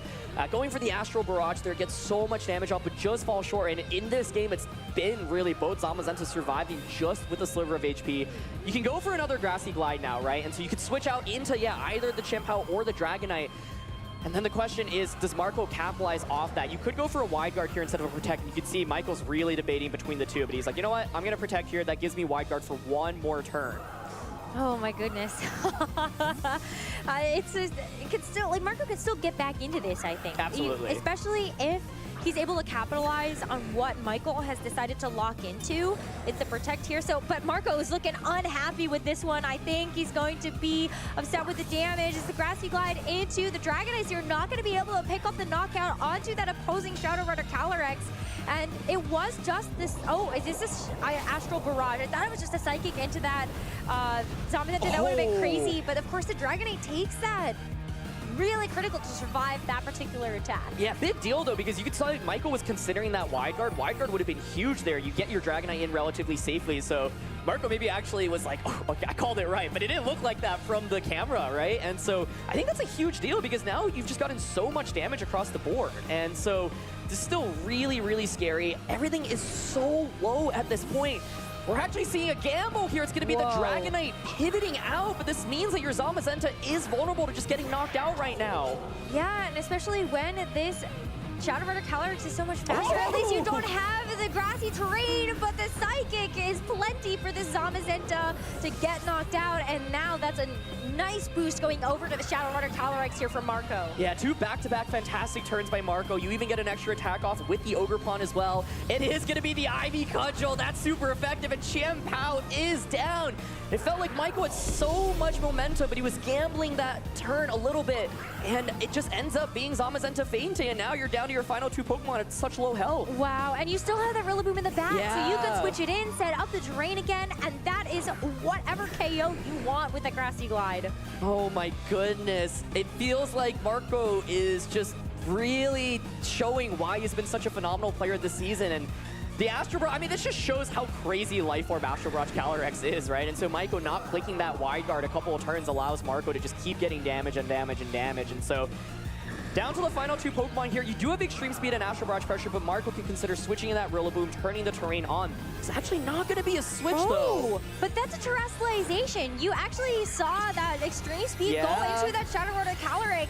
It would have otherwise been immune, but now that Marco has decided to terrestrialize into that Dark type, you are definitely going to have to take that. But it's at least you do have to follow me, so there is still a safe play that Marco could play around. But could you imagine if that didn't happen and Ogerpon still gets gets knocked out. Yeah, I completely agree. I think it's like, if it's not a follow me, then you do get the extreme speed off into it, right?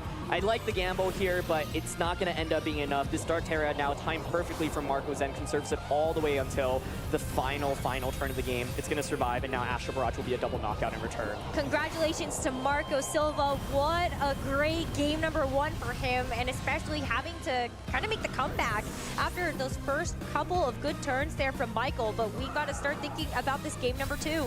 I really think, yeah, Rillaboom and then the double Grassy Glide pressure makes this a lot harder for Michael Shadow Rider. And I was actually kind of surprised to see Shadow Rider being led on Michael's end, because I think it's often like the Pokemon that you want to close out the game with.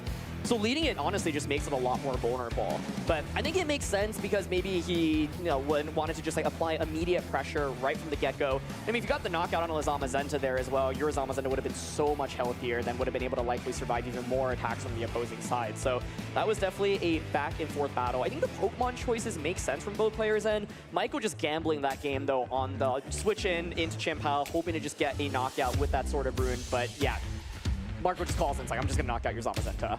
It's a tough decision to have to make. Okay, maybe it was a sigh of relief that I saw. It's really hard to tell sometimes because of the intensity of the moment, but it is really, really hard in this particular format. And I don't think we can stress enough how challenging it is. Sometimes you do have to make these very risky calls, because if you get it right, you win. That's what it's going to take. Exactly, and I think this game would actually look completely different. The one turn I really want to point to is just when it was Ivy Cudgel plus the Psychic and just a double up there. I think Michael was maybe hoping, well, I have wide guard pressure. Are you really going to click Astral Barrage again? You also could switch into Rillaboom, and so he was thinking, well, if I switch into Chien-Pao, it ends up being Psychic into the Chien-Pao slot, and I get the Heavy Slam in Sword of Rune. That might be enough to just win the game, because if you eliminate the Shadow Rider from that point, Dragonite absolutely cleans up. And so Michael basically was like, I'm going to go all in on this turn, but Marco says, I'm not going to give you that opportunity, and ends up responding. And I mean, to get a double knockout like that, Chien-Pao didn't do anything, right? And I thought it could actually be a possible Terra candidate coming into this matchup. That's something that Michael can adjust to in this game number 2, but I think Marco has so much critical information from that game 1. Michael's Zamazenta and Shadow Rider Calyrex are faster. So how do you now take that and turn that into an asset for your game number 2? Absolutely, and I think Rillaboom and Ogerpon made a lot of sense, right? It's like, okay, I don't care if you're faster if I have Fake Out pressure and I have Grassy Glide pressure. And so I really love how Marco ended up using both of those in that matchup. I think it makes sense to drop Incineroar and Raging Bull here, right? Incineroar is not going to be incredible into the Dragonite. The Chien-Pao actually doesn't really care about attack drops because it is this Ruination set. You do have Ghost Hair on Incin here, but it isn't a Will-O-Wisp set on the Incineroar, so it's not as good into, say, dealing with Zamazenta. I could see both players honestly running it back. I think for Michael, a lead change maybe makes some sense, but let's see. Well, for this game number 2, it is going to be that Zamazenta and Rillaboom again here for Marco, and Michael's content. Just going to run back the Shadow Rider Calyrex and Zama. Yeah, I mean, Michael might be saying, look, I had actually a pretty good advantage in that last game, and things just all completely collapsed on that one crucial turn when you Psychic my Zamazenta. So, and it was also like the Zamazenta on Marco's end barely hung on in that last game. It'd be a different game if you get the knockout. So, question here is, do you kind of just go for the safe, double protect once again? Another risky turn. It paid off last time though, so if Marco decides to not click wide guard again, then that is still so much damage landing onto both targets, and that's the name of the game of the Shadow Rider Calyrex, is you want to have good damage trades. Let's see this Terastallization. Yeah, so like I said, coming into this, normally with these Shadow Riders, you kind of save it until the end game. But now Michael's like, you know what? I'm just going to go all in on offense early, get some Astral Barrages across the board. And so for Marco's end, it's going to be the Grassy Glide, and so Shadow Rider will likely faint this turn if it is going to be the Heavy Slam. No Fake Out coming out. And if Marco knocks out Shadow Rider this early on, it's an amazing start for him, in my opinion. Yeah, well, this Astral Barrage still is able to do quite a bit. So now, can the Body Press actually goes into the Rillaboom? So a knockout here for Michael, but can Marco deliver the same intensity for this first turn? Big damage trades here, and the Heavy Slam knocks it out. One Pokemon down a piece, and Marco is so happy with this turn. Yeah, I mean, you got the Terror out, right? Like, Shadow Rider got a little bit of extra damage off, and that damage actually may be important to, one, knock out the Rillaboom with that Body Press. And we actually see an adjustment here with the Ogerpon instead, but I think it's a really, really strong start for Marco here. Rillaboom is not actually that big in this matchup other than to enable either Grassy Glide or run in with Fake Out and get terrain up.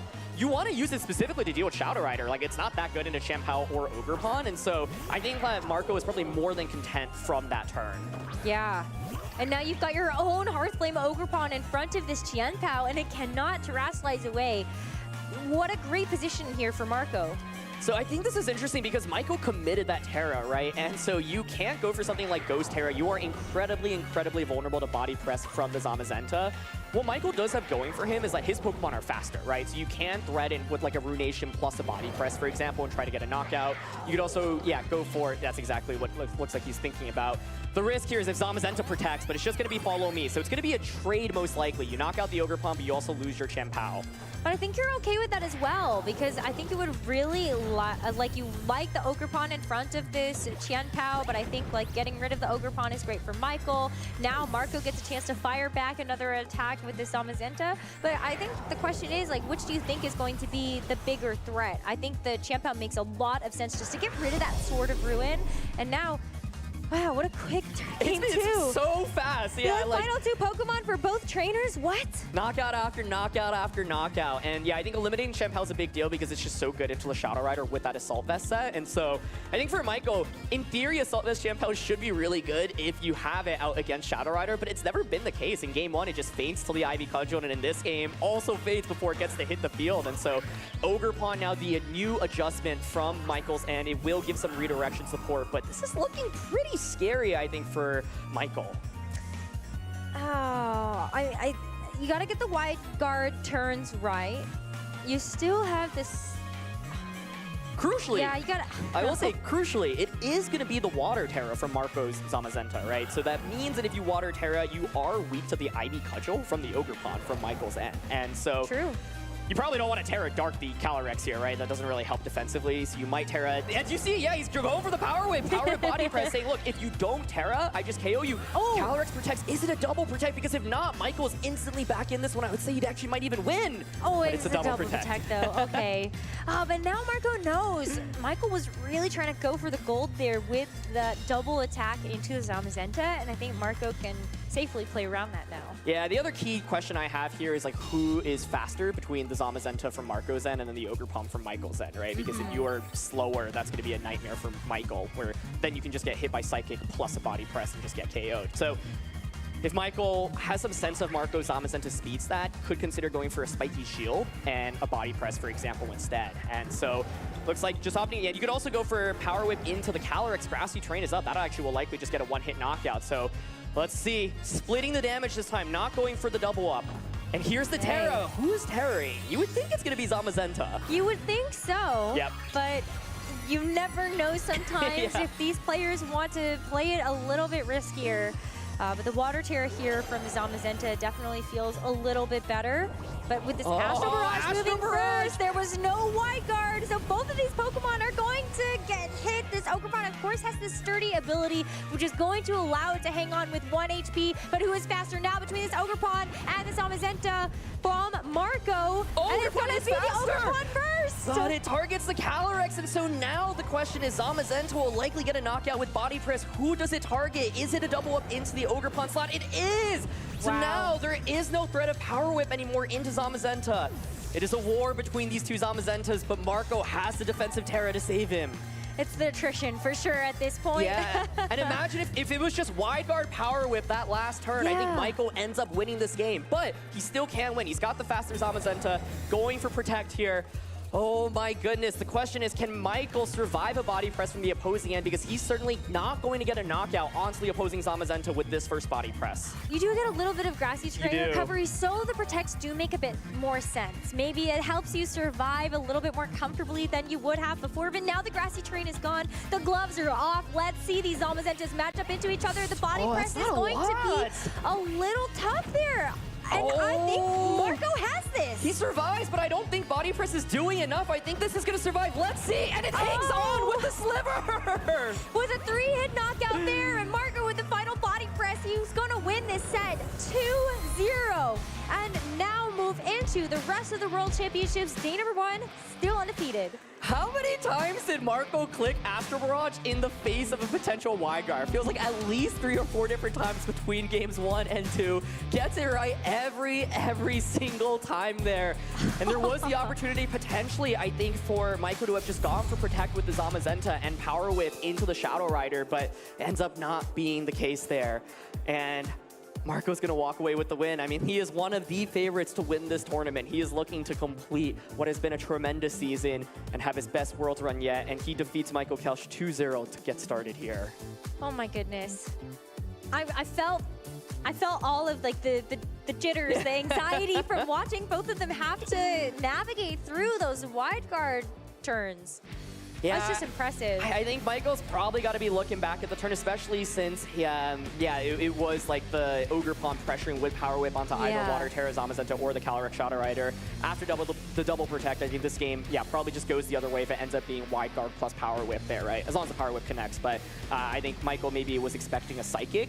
And so imagine if it is Psychic there instead of Astro Barrage. If you don't go for Astro Barrage there, your Zamazenta does not take nearly as much damage. You kind of have to knock out the Ogre Pawn. Then Zamazenta has the extra bit of HP that it needs to win this game. But Marco's Zamazenta, I don't know how he's trained it, but it has been so clutch in the set, hanging out with less than 10 HP both in game 1 and game 2. Okay, that reaction was very easy to understand. That was the reaction of happiness and success. And we're wishing, of course, Marco and Michael both the best of luck as they continue through day 1 of our competition. One of them is going to be like, I don't know, I could really see either of them winning Worlds.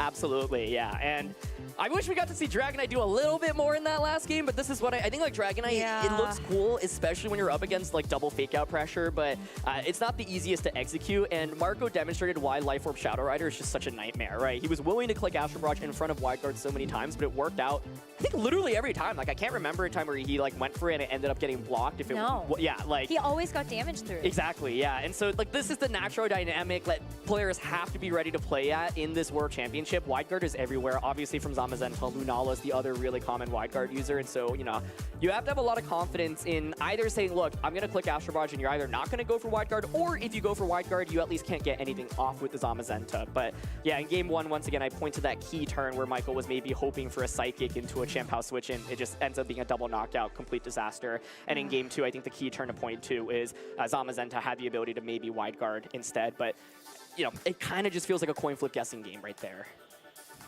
That is the regulation right now. And I think we're, like, to be, like, jokes aside, we are going to see this a lot from the rest of the tournament. Yeah. And I think that's something that, of course, all of our players are anticipating.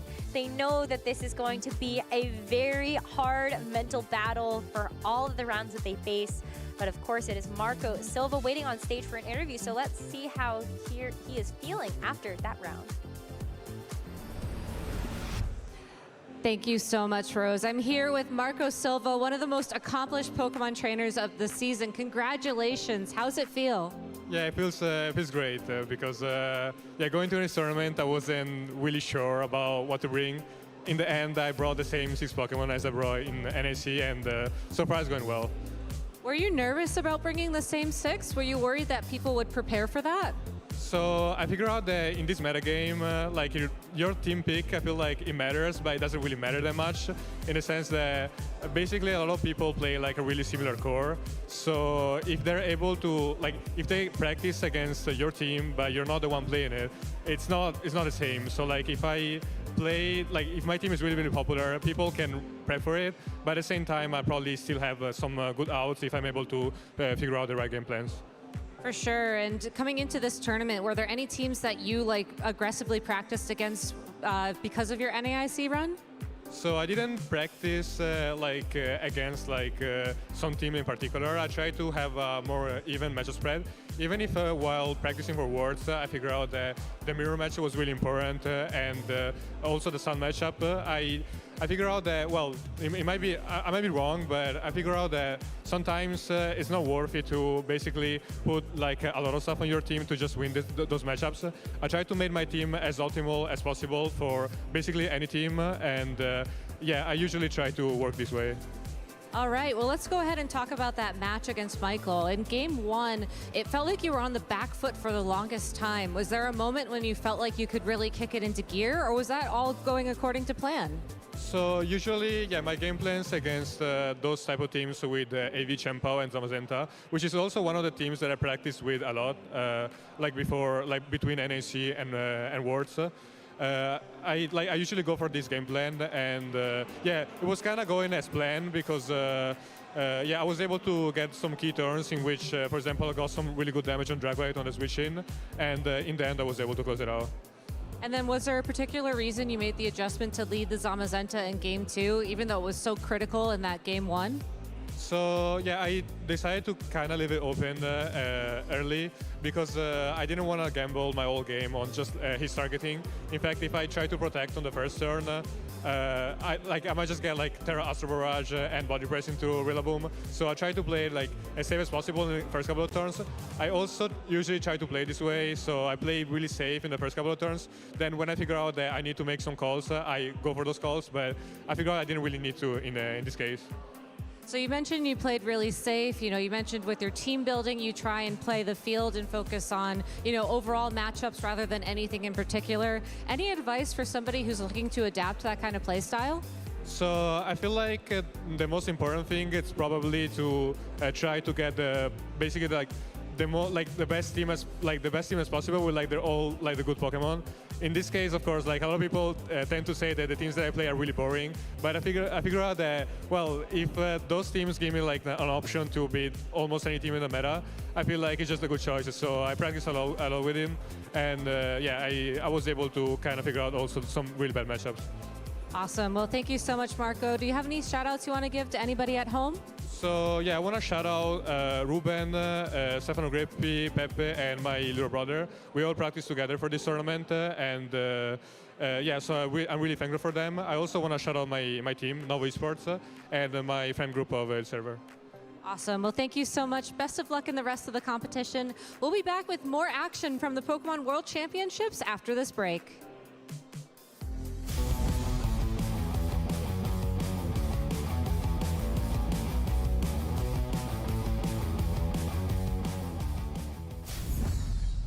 The 2025 European International Championships was the largest VG event to date. Let's take a look back at what went down during this historic event. It was a champion showdown to start off the day in the juniors division, with previous LAIC champions Fabian Musicant and Ismail Ogi taking the stage. This was the 8th time these two have faced off at a major event, and everything was on the line. Calyrex Shadow Rider for Fabian was a strong pick across divisions, and it would prove to reign supreme once again as it took down Ismail's Calyrex Ice Rider in 2-0 fashion, earning Fabian his second international title. In the seniors division, Louis Fonvier was on a tear, winning 3 regionals back-to-back and looking to earn another title. On the opposing end was Ian Larson, who had beaten Louis in Swiss and was looking to defeat him once again. Miraidon for Ian, Calyrex Ice Rider for Louis, and an exciting 3-match series ahead. Draco Meteor from Ian was key, taking massive KOs in games 1 and 3 and brought Ian to victory.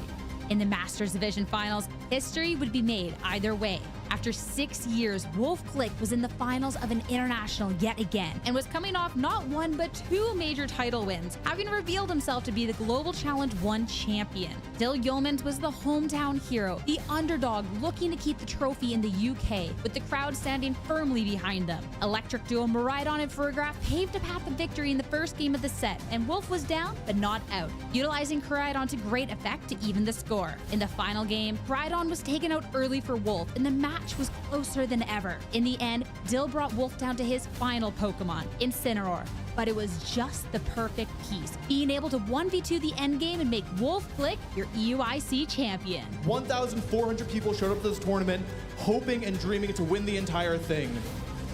But it wasn't enough! With history made and new stories always emerging, you could be next. Check out Pokemon.com/compete for more information and see if it could be you as our next Pokemon champion. This is history. That is a 10th regional win. That is inconceivable.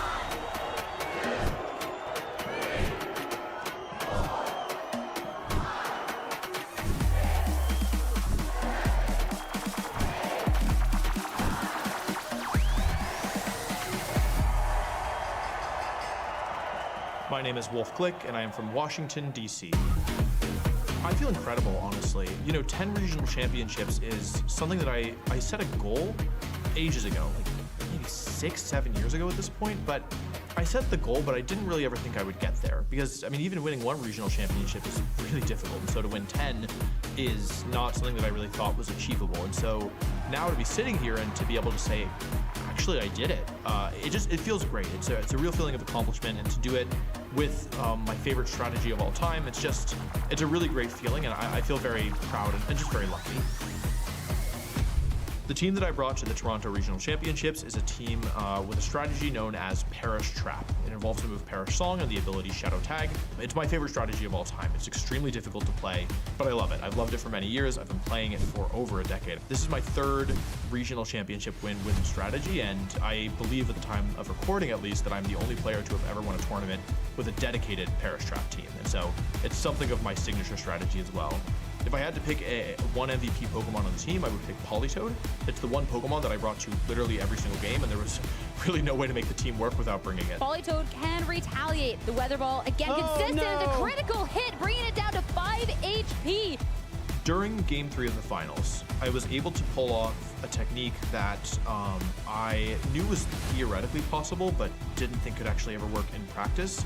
And in Game 3 of the finals, there was a moment where I was able to pressure my opponent to not switch out his most important Pokemon without actually technically trapping it on the field. It was something that was really memorable that I didn't think that I'd ever actually pull it off in a tournament, let alone in Game 3 of the finals. And so it felt like a moment where I surpassed my own limits and where I kind of improved in real time over the course of a match. And yeah, it was just like a really exciting and memorable moment for me.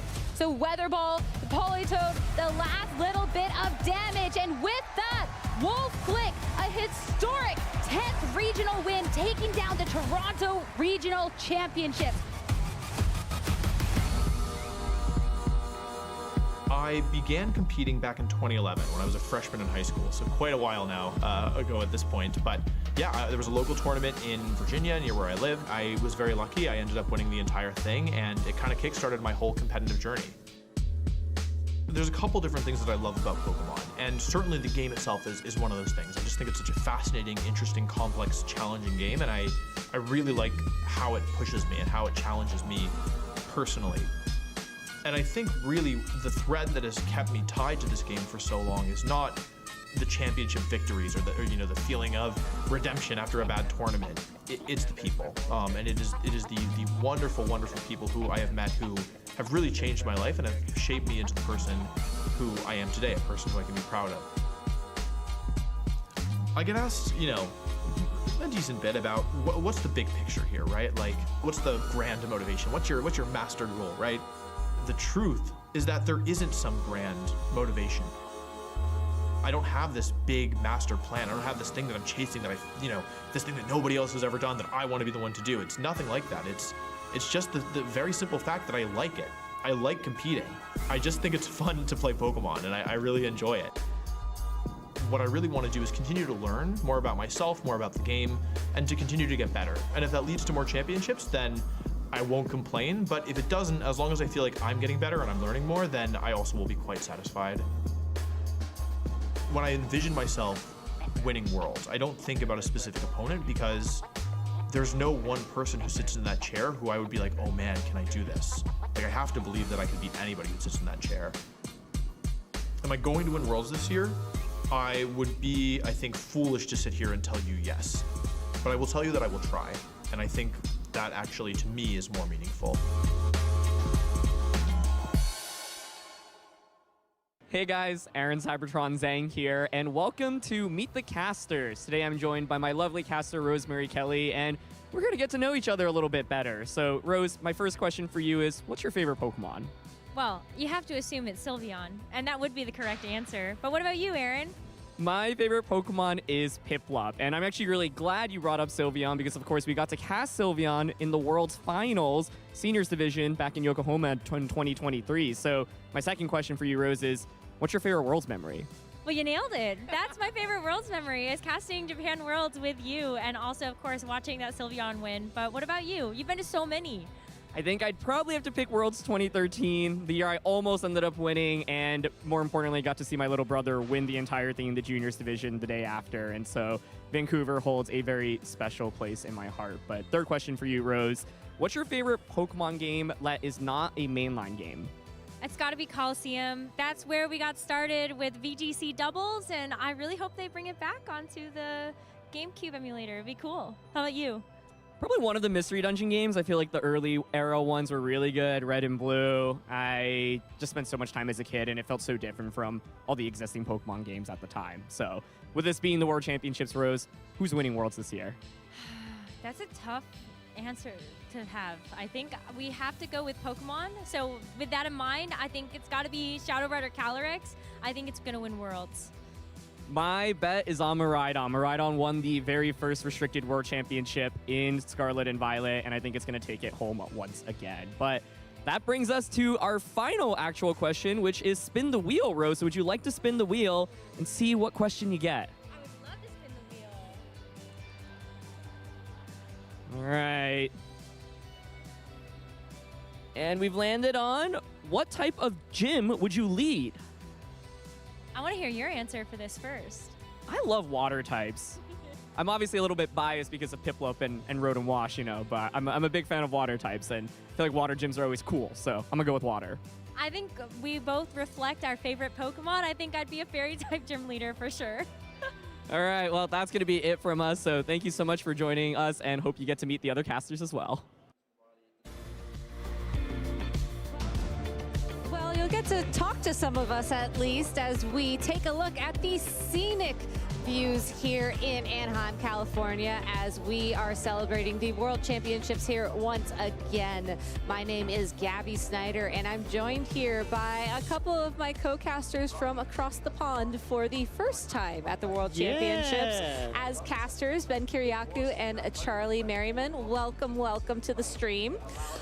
We have a feature match that we can talk about. So for those of y'all who have never been to the World Championships, we have what is so lovingly known as the side TVs, which are literally TVs on the side where you can watch matches. And we have... wait, that's what they are. You didn't know? I didn't know what that was. You've been on side TVs, Ben Kiriakou. I've watched you on side TVs. Charlie, I'm sorry, I don't think I've watched you on side TVs yet, but we can make that happen. Okay, I'll have my people call your people. Yeah, fantastic. Okay, sounds good. But anyways, we are capturing footage from one of those side TVs. You'll be able to catch all that footage archived online at a later date. But for now, we're going to go ahead and roll back a match from this round 2 of the competition. This is going to be Nick Navarre versus Shoma Honami. Oh, yeah. Nick Navarre is our 2-time regional champion from the North America region. Shoma from Japan, our 2015 Boston World Champion. And real quick, a rundown of these teams. Nick is running Kyogre, Rillaboom, Urshifu, Rapid Strike, Fluttermane, Amoonguss, and Calyrex Ice Rider. Shoma has Calyrex Ice Rider, Chi-Yu, Koraidon, Fluttermane, Raging Bull, and Incineroar. Very nice. We're going to just sort of talk about this match. I know y'all are going to do some actual casting later, so let's keep it chill, let's keep it light, and let's, you know, talk about these teams, as I didn't expect personally to see Kyogre Ice Rider really make an appearance here at Worlds. So Kyogre is my restricted Pokemon to watch this weekend. Oh, I think we've got a lot of potential there. I know that Ben's rocking Groudon, but unfortunately he's wrong. So I think with Kyogre and Calyrex Ice Rider, I just love how it removes that Ice type weakness to an extent. I'm glad to see it in the back here for Nick. I wonder when it's going to be joining the field. Being stared down by Raging Bolt, yeah. Yeah, it's nice because the Ice Rider looks like it's putting on a lot of pressure to Raging Bolt, but the Incineroar's stopping the Ice Rider in its tracks. So, like, yeah, seeing it come out there doesn't really cause any surprise there. But I love this move here coming out from Nick. It's like, well, game 1, let's go hard on the read. Terra Ghost, let's go for it. Let's try to get some damage on the board, remove the Incineroar, then Cali Ice Kyogre looks like it's in a good spot. I think it's really interesting that Shoma's brought the Incineroar, because that is a big reason for running Kyogre in the first place, right? Disincentivizing it. But it's there. Good on you, Shoma. Hang on. It looks like it's going to hang on. I was going to say, that looks like a survival, And there's no rocky helmet either. But there was no fake out there, I don't think, coming out from Shoma. So is this a knockoff into the Terra Ghost Urshifu? That's what I want to know. Thunderbolt. I mean, if it doubles any damage at this point, should be enough to pick up the KO. So U-turn. Oh, yeah. Oh, 9 HP. Yeah. I was about to say, it's like one of those rare times where U-turn actually gets a KO, and it's like, well, you want the momentum, but sorry, the other player actually gets it in this spot. But you're saving your Incineroar and that Intimidate for later, which is really important. So. Yeah, except we know it's the Kyogre in the back, so the Intimidate isn't going to be going that far. But it depends what that fourth Pokemon is, though. I can't recall right now. There's Calyrex. Yeah, it's like Calyrex is in a good spot at the moment. Do we know if Fluttermane has Sash? We do not. Okay, well, it'll be a surprise for all of us. Yeah. I'm going to say probably. There's no Protect, so I would assume. Yeah. Yeah, probably. So the cool thing about the side TVs is that it's literally just what you see is what you get. So this is like old school casting before we got team sheets. So good times, good memories. But now, like, Nick's got to worry about the Urshifu, right? He's got like a Thunderclap's definitely knocking it out from 9 HP, and you have to Thunderclap that, don't you? Well, you have to respect it. So at locals, yeah, regionals probably, internationals maybe, at the World Championships, not so much. Like, all bets are off. Yeah. It's definitely there you go. Like break the focus sash on the Fluttermane. This is the opportunity for Nick to actually like play aggressive here and try to get some extra damage off, because why would you Thunderclap that slot if it's just going to switch out? But I love how you say play aggressive when we see the Urshifu do like 2 HP each time. That's right. But he's going for it, Every bit of chip damage counts. Okay, Okay, the Shadow Ball. here we go. Yeah. That's more than chip. Yeah, more than chip. It's not a knockout though. Not a knockout. I mean, there's like 3 chips. Like we're on our way to a meal. Ben, here. stop thinking about chips. We're in America. It's fries. Oh, for look, goodness sake. double KO. Okay, here we go. This is nice. The I was steamroller's gonna going. say, I feel like this is what Shoma was aiming for, but then at the same time, it's like, at the same time though, how much health does that Calyrex have left after that Shadow Ball, and are you going to be able to use those 2 attack boosts at this point? Yeah. You really were hoping that the Fluttermane was targeting down the Raging Bolt instead that turn. Yeah. You also, obviously, again, Koga's about to come in, and it looks up into the sky and sees a big electric-type Pokemon and thinks, oh dear. But it's going to be Nick's Calyrex Shadow, Ice Rider in the back as well. Yeah. And then that Kyogre now on the field too. I mean, if that's a Grass Terrestrialization, we'll be able to take some good attacks from that Raging Bolt, but now we'll take a ton of damage from the Ice Rider. But that's, like, I'm glad you brought that up, Gabby, because that's kind of the point of doing all of that damage in the first place to the Ice Rider, because like a stray water type attack is going to knock it out at this point. And it means you don't have to guess anymore whether you really need to go for the Terra Grass or not. But Nick's already committed the Terra Ghost onto the Urshifu, so like there is no Terror available to Thunderclap's going to do a lot, but it's not going to.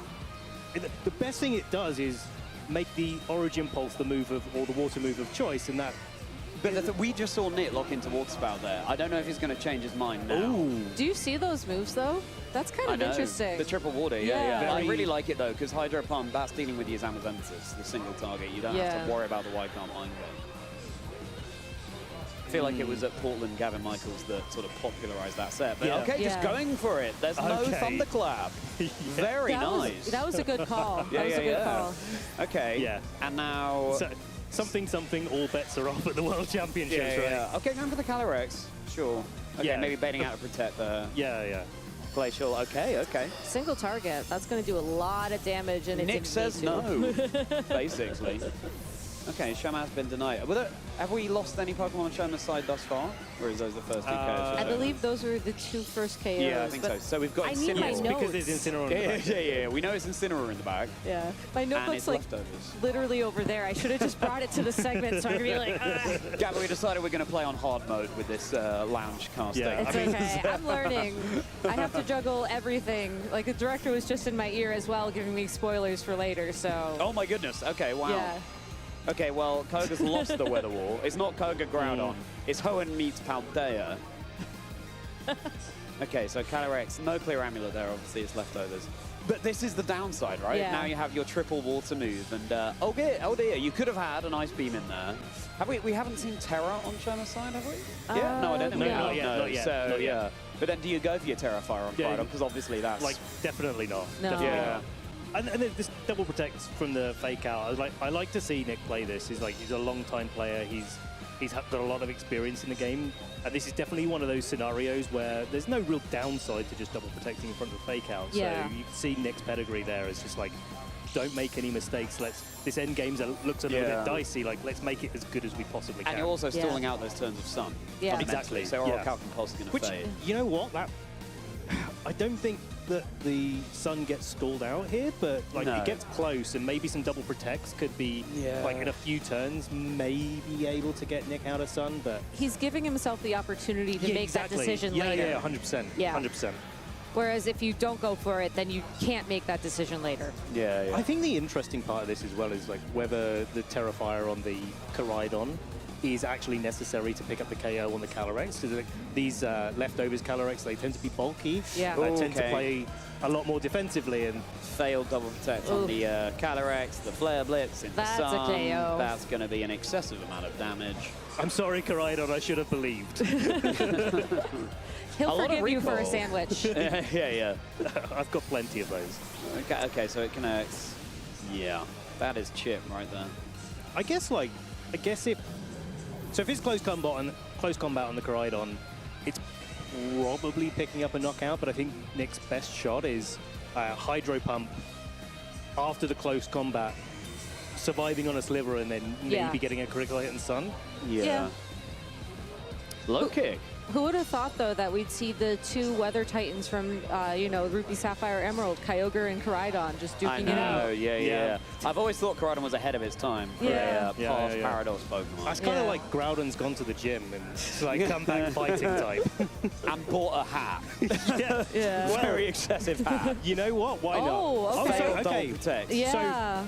So low kick and close combat the same amount of power there. So we know that the Kyogre would have survived the close combat. Otherwise, the low kick's a really nice adaptation to the format. Everything's in restricted formats, like so heavy that it does maximum damage, which is the same as a close combat. So really like to see that coming into Worlds. No downside to using low kick almost. We're getting straight into game 2 here. My goodness me. Isn't that awesome? The power of editing. Yeah. I don't know. I thought that was just a really quick team preview. No. We got to give players their allotted, 60 seconds? Yeah. It doesn't feel like 60 seconds, but... Yeah, that's true. It's like, I didn't know the speed boost on the Switch 2 was this good. I mean, it's doing well, but... Okay, so Koga's in the lead this time. I like the Flutter Mane adjustment from Nick. That's really interesting.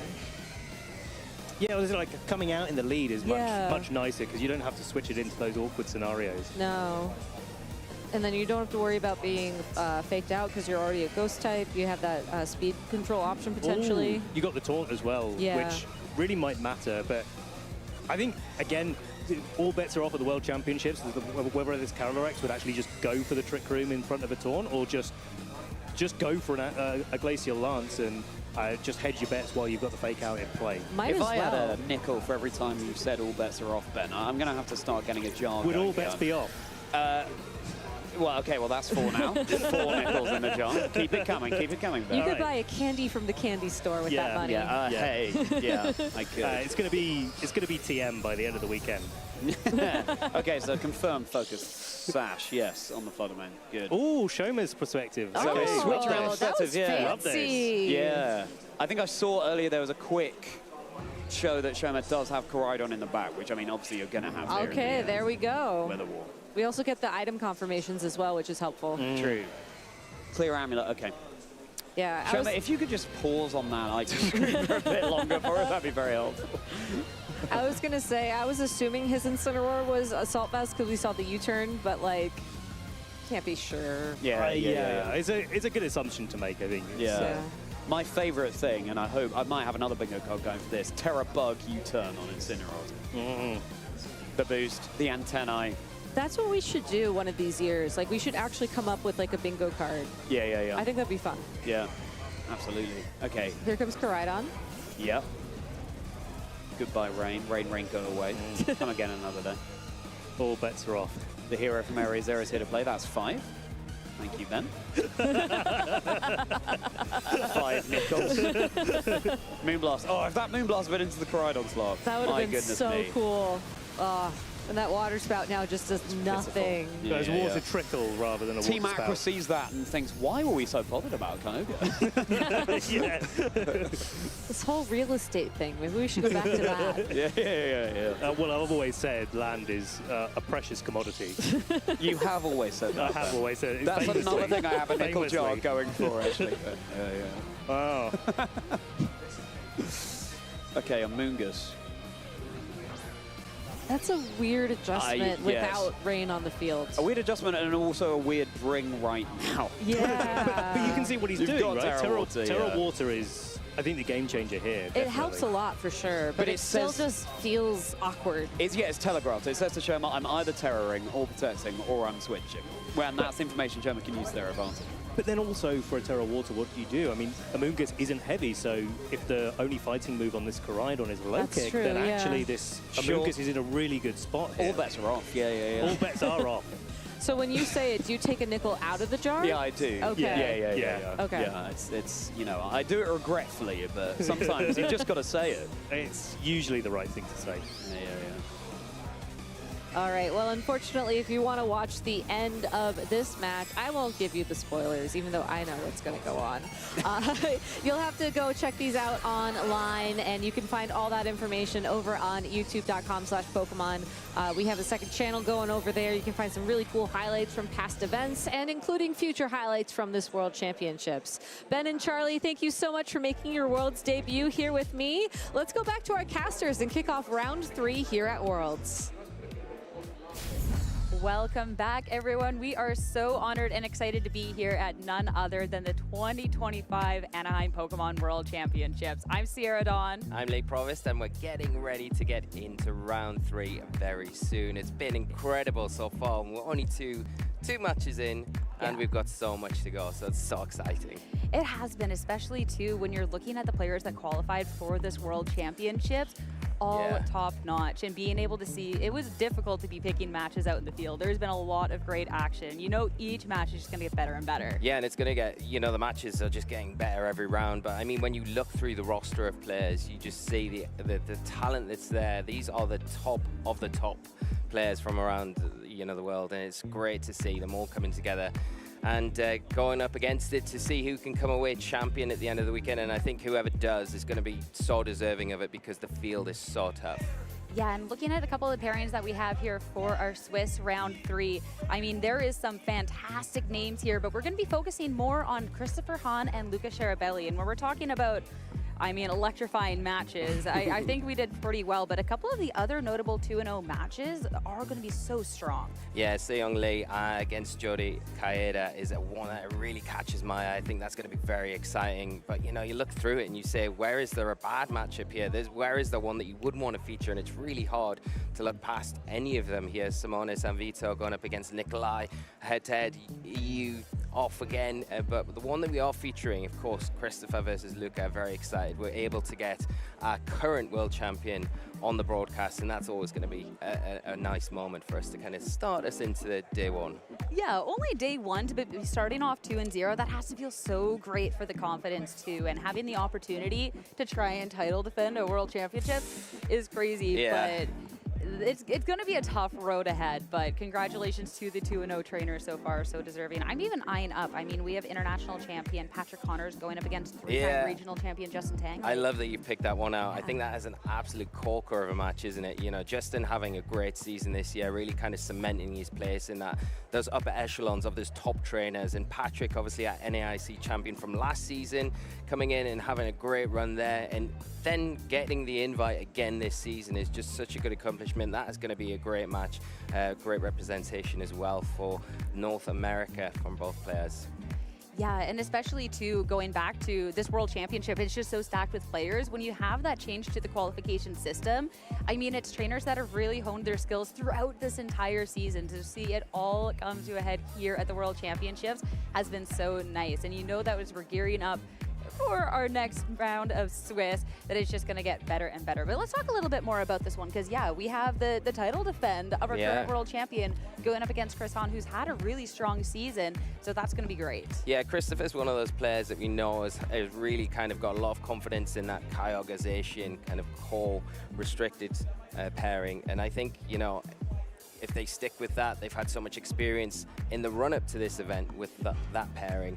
It's only going to be a valuable asset to go into the rest of the tournament and have that experience, have that comfortability with the team to potentially give a lot of their opponents a really hard time. But then you look at Luca as well on the other side of the field in that prestigious club now of trainers that have the chance, like you said, to retain the World Championships. Not many players have that opportunity, and you've got to really grasp it when the opportunity's presented itself. And I think, you were mentioning about Luca coming back 8 years later from his first World Championships in Anaheim in 2017, which is just, it's almost kind of written already to do well, right? Yeah, when Luca's first World Championships was Anaheim and now back to be able to defend that title, those are just the types of stories that are just amazing to follow, and to be able to see that journey competing so long, be able to accomplish that, I just absolutely love that. So that has to be a really special moment for him. So yeah. I mean, I'm rooting for both the players, but I'm a sucker for the good story. So good. Yeah, of course. And I think Luca as well, he's had,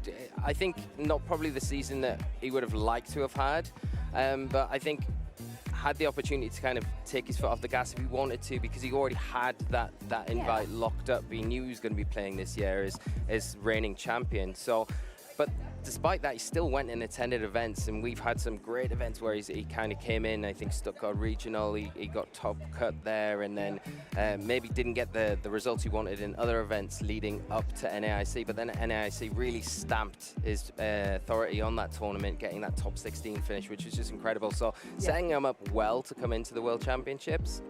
Yeah, and that's where I'm going to be curious when we're looking at the players that did do well at NAIC, with where exactly they're going to be landing on a team, right? Because there is that opportunity to be running with a team that you're comfortable with, you've gotten accomplishments with, or do you want to make that call for Worlds? And having our players on the stage, getting a look at the teams, you can see two very different approaches. You were talking about this Kyogre and the Zacian that Chris has been using in the double restricted, but a big switch up now leading into the World Championships. Yeah, really leaning into something completely different here with that Calyrex, Shadow Rider, and the Zamazenta, and we know how good that restricted pairing is. It's probably the one that everyone's talking about coming into this event, really, so it's interesting that throughout the season, when double restrictors have been available, Christopher has lent into that Zacian and the Kyogre, but deciding for the big tournament, the big one of the year, that no, I'm going to switch it up and maybe go a little bit of a different direction, which I actually really love, and I think is quite a brave decision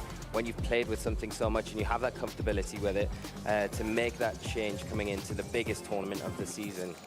Especially, too, when you're looking at that tournament run, something like that Zacian Kyogre feels a little bit volatile, whereas the Zamazenta and the Calyrex Shadow Rider, it has been a staple of this regulation for a reason. One of these strongest restricted pairings that we have. But then, too, that's going to be something that Luca has a little bit more practice against, because it is such an anticipated team going into this event. So that's going to be something as well. And for Luca, kind of sticking to something that is a little bit more known. So this is going to be the switch up from Chris and the comfortability level from Luca.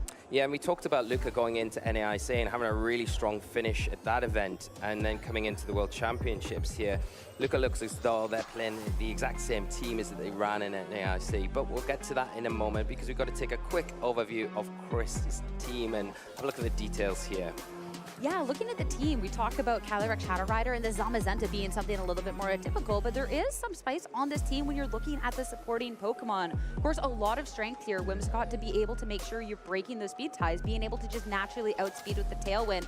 But I love the synergy with things like the Fake Tears to make sure that you're doing the most damage with the Calyrex and helping Fan from this Ogerpon to not only support, but to really enable these big bad restricteds. Yeah, exactly that. And you look at the Fake Tears as one of those enabling options on that Whimsicott to really unleash the power of the Calyrex. Shadow Rider, the Raging Bolt, those two special attackers are really going to appreciate anytime that Fake Tears can be used in combination with the Astro Barrage, the Psychic, and the Pollen Puff, an interesting option there, which can be used to maybe prolong the longevity of things on your team if you're in a pinch, or just be used for super effective damage into maybe some of those more awkward terrestrializations that we might see throughout the tournament.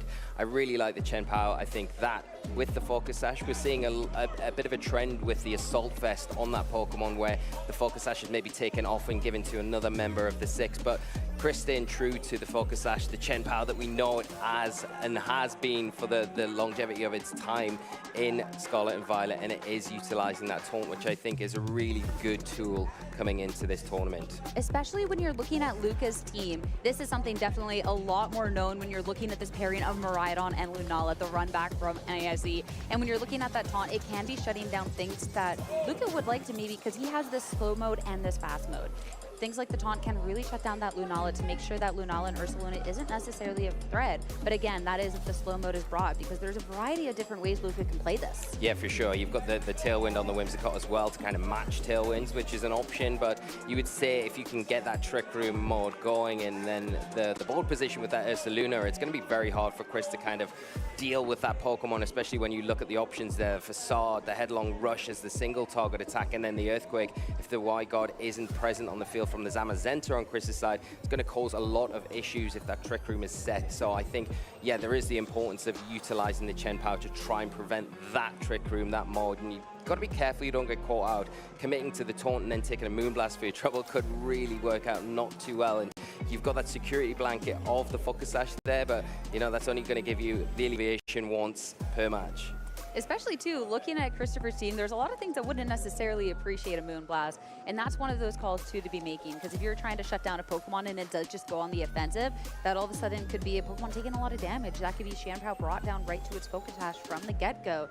So I'm curious to how that's going to be playing out. And there is just this possibility that Luca does go for something a little speedier and looks at this Whimsicott. When you're looking at, I mean, the special attacking Pokemon from Christopher, he does, Luca has this light screen on his Whimsicott to be able to just kind of mitigate that damage, try and pay back. So there is the possibility that we do get to see that Whimsicott refit versus Whimsicott. Yeah, and one thing you would say about Luca as well, if you even look at though he's using a different team maybe to earlier in the season, it's the same team as NAIC. One of the things that Luca's really comfortable with is in particular the Miraidon, the Whimsicott, and the Urshifu, that core there, because he's used them in the World Championships last year to actually win as part of that winning team. So very, very comfortable with these Pokemon in particular, and it's going to make it difficult for Christopher with how well versed Luca is with those Pokemon and knowing how their ability to support the rest of the team can be.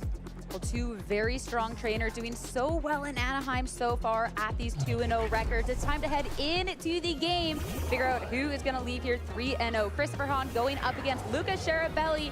Right away, it's going to be a restricted v restricted, and a Shanpao next to the Zamazenta for Chris, and all of a sudden this Whimsicott next to the Miraidon for Luca. Yeah, you've got that access to the light screen. Not going to be useful against these physical attackers on Chris's side of the field, but the Chen Pao really nicely positioned here, especially if it can outspeed the Miraidon. You would expect it to be max speed, and the Miraidon may not be on Luca's side, so going to be able to get that the Icicle move off onto that to remove the terrain, get rid of that electric terrain, which gives a little bit more support to Zamazenta if that's not there, so the power increase isn't there with the Hadron Engine. But the Whimsicott in a nice position as well to just get a Moonblast, potentially get that Chen Pao onto its Sash, utilize the Miraidon potentially to get a Volt Switch into that slot, but you've got to be careful because you don't want to lose Miraidon too early in this game. I think it's a really important piece of the puzzle for Luca. Well, Terrestrialization is going to be a part of this puzzle on this very first turn as none other than the Zamazenta. Make sure you go into this Dragon type to take as little damage as possible, at least from something like an Volt Switch or an Electro Drift from Luca. Tailwind, though, if you're worried about the speed ties, this is a great way to be able to break that, making sure your Pokemon are going to be the speediest. Volt Switch into the Zamazenta, still a decent amount of damage thanks to electric terrain, but now Luca does get this swap. Pokemon could be taking Mirage hits when it comes in, so I'm curious what's picked. The Lunala. So this is going to be something that could withstand those hits a little bit better, especially with that Electric Seed. You do get this defensive boost. Now to see where Christopher has targeted on this turn. Ice Spinner getting rid of this terrain, but so little damage into this Lunala. Now that electricity is gone, only Zamazenta left. Whimsicott gone from the field. Tailwind and out of here. Yeah, it's a nice play there from Christopher, kind of not over overextending into that Miraidon slot, potentially knowing that the Miraidon might get the Tailwind boost, get off the field very quickly, and going after the Whimsicott, the one supporting option that Luca really leans into a lot, and that is now removed. So the Encore isn't an issue going forward. You don't need to worry about getting locked into anything you don't want to. And now the Miraidon for Luca, nice to get that Volt Switch off. You've got the Tailwind set up, so you're in a really good position to threaten that Zamazenta that's now that Dragon Terror. So the Draco Meteor into that slot is really threatening a knockout. And does Christopher have something in the back that he can maybe switch in to soak up the damage there? Yeah, that Tailwind and just being able to pivot out that Miraidon, you now have this electric terrain back. So Ice Spinner kind of just really negated on that first turn. And you've got the Dazzling Gleam as well from the Miraidon here. I mean, there is the Wide Guard, so you've got to be careful about clicking into that, because if Wide Guard comes out, it kind of gives the Chen Pao a little bit of a freedom to go for whatever it wants, but that is a risk as well. Yeah, so that's where you can make the call, because if you're calling for the Dazzling Gleam and just Wide Guard, I mean, Draco Meteor, even Electro Drift into Qian Pao, there is so much offense there, but it's time for Luca to also click that Terrestrialization button through Lunala into this Fairy type. And when we're looking and eyeing up something like this Moonblast, this is only going to amplify the damage on this turn. Qian Pao wants absolutely none of this, though, protecting at least for this turn, so going to be safe from all damage. And the Zamazenta as well, so great opportunity for Chris to wait out one of these turns of Tailwind and get the information on what Luca was wanting to do and see where the lock-in is well for the Miraidon. Now you have that information. Choice Specs, Draco Meteor, and Moonblast as well. Yeah, and this is a really difficult position for Christopher, because you've got the Terrestrialization on the Lunala. It is going to be subjected to super effective damage from the Zamazenta. Its Shadow Shield broke as well. So there is a potential of some big damage into there, especially even with the double up from the Chen Pao going for a Sucker Punch, expecting that Moonblast. So you've got to be careful in that spot. But the Miraidon now in the Tailwind is protecting that Lunala so well from any threat of those Steel-type attacks from the Zamazenta, being able to go for these Draco Meteors first. It is going to be a Draco Meteor miss. You get the opportunity with the Miraidon, but a critical miss there. And the Ice Spinner into it is more than enough to get this one-hit KO. How devastating for this Miraidon. That is definitely a great opportunity for a Grizz and a great shift of the battle. Body press into the Lunala is not going to be too much damage, but Trick Room now anticipating that once this Tailwind starts to peter out, that Luke can be having this Dimensions of choice. And I think, too, maybe a little indication of that last Pokemon, none other than this Ursaluna. Yeah, it's a great time with the Trick Rooms, especially when the Ursaluna is about to come onto the field. You've got to take a turn to maybe protect here, to get that Flame Orb activated, to maximize the damage. You've got the time to do that as well. Lunala, really unfortunate there that Luca missed that Draco Meteor, because the Zamazenta is no doubt off the field if that happens. And you can maybe see what the body press was doubling into that Miraidon, just in case there was a switch there, or maybe you missed the knockout with the Ice Spinner. But knowing that it's taken down, the Miraidon now off the field, but still Luca in a pretty commanding position, especially with this Ursaluna now intact, and you've got the Terrestrialization on the Lunala that is threatening super effective damage onto both of these targets. I'm looking over at Luca's face. Looks like a little bit of stress, at least at this turn, but playing this one out, it is going to be the protects from Christopher. And eyeing up Luca's side, when we do see that Ursaluna, this one is just going to go all out on the offense, not waiting for the Guts activation and the headlong rush. But again, Christopher safe past this turn, and to figure out where you could go next turn going forward. Yeah, you're going for the double up into the Zamazenta there. Really not maybe that concerned about the Chen Pao. I think you still need to be. Now you've got that Flame Orb activated, so Facade going to be active to do more damage, especially into the Zamazenta now. If you don't want to go for that headlong rush and take those defense drops, but you can't ignore the Chen Pao here. It is going to hit for good damage into that Ursaluna. It is going to be subjected to those ice-type attacks. But at the moment, Luca kind of in that position where you can go for either target. Gonna go for the target with a focus that. So Qian Pao not gonna be dropped quite yet, holding on with 1 HP after the attack. Moonblast from Lunala, though, can take care of this Pokemon, but instead targeted Zamazenta. It will take care of that one instead. Zamazenta goes down, and this will finally be the opportunity to get a glimpse of what 2 Pokemon Christopher has in the back to bring into this match. Yeah, you've got to say now that Ice Spinner probably going to do enough damage. Is it going to be close enough to pick up the knockout? It's not. So the Ursaluna are going to be able to stick around for at least one more turn, and that's not what you want to be seeing if you are Christopher. They do have access to Sucker Punch, which is a great opportunity to just kind of remove that threat, even in the Trick Room environment. Last Pokemon here is Raging Bolt. Terrestrialization's being eaten up, and it all comes down to which Pokemon is going to outspeed which in the Trick Room. Is it going to be the Lunala? Is it going to be able to get that Moonblast off into the Raging Bolt before the Raging Bolt can attack into it, and still you've got to say, is the Raging Bolt going to have enough in the tank to be able to remove that Lunala, even if it gets through this turn? That's going to be the big question, and one that we might have to wait for an answer for, as Christopher has been playing a very passive game so far, has been really making sure that every second turn is protected when you are eyeing up stuff like the Trick Room on the opposing end to wait it out. So double protect, and again, just getting a little bit more information with where Luca thinks these threats are. Splitting up the attacks. Now, we're getting closer to the end of this Trick Room, but Ursaluna also getting to the end of its own timer because that burn damage is starting to stack up. Yeah, and that's the thing. You've got to really make the most of these next couple of turns while the Trick Room's still in effect, because once that's gone, the Chien-Pao then has a little bit more of an advantage to get attacks up before both of these, and that's when things can get a little bit dangerous. We're seeing a Protect here from Saluna, maybe expecting a Sucker Punch into that slot. Yeah, when you're looking at the Ursaluna that needs the damage, I mean, a Protect makes sense, so the Lunala can maybe get rid of it. So Sucker Punch, nothing, and Thunderclap a decent amount into that bat on the opposing end. Moonblast now from the Lunala, targeting instead into this Raging Bolt, but look at that damage coming on out with the help of that Terastallization. One hit KO, and all of a sudden, Christopher is down to final 2 Pokemon as well. Yeah, that's a huge knockout there. You think, okay, can the Raging Bolt maybe hang on? It's going to be very close, but of course, Christopher still has one restricted in the back, and it all comes down to this. Doing very well in between turns to get those Protects off, because it's all about stalling out these Trick Room turns to allow this Calyrex to come onto the field, to be in a position to close things out. And as you've already mentioned, the Ursaluna on that timer, really because of the burn tick, 2 turns is going to go down to that if it's not taken down before then with an attack.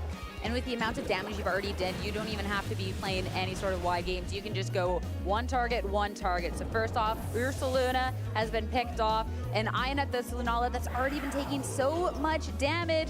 This Calyrex Shadow Rider, you know it's in a prime spot. Lunala is down, and it's going to be Christopher Hahn to take the first game of this set. Yeah, extremely well played there from Christopher.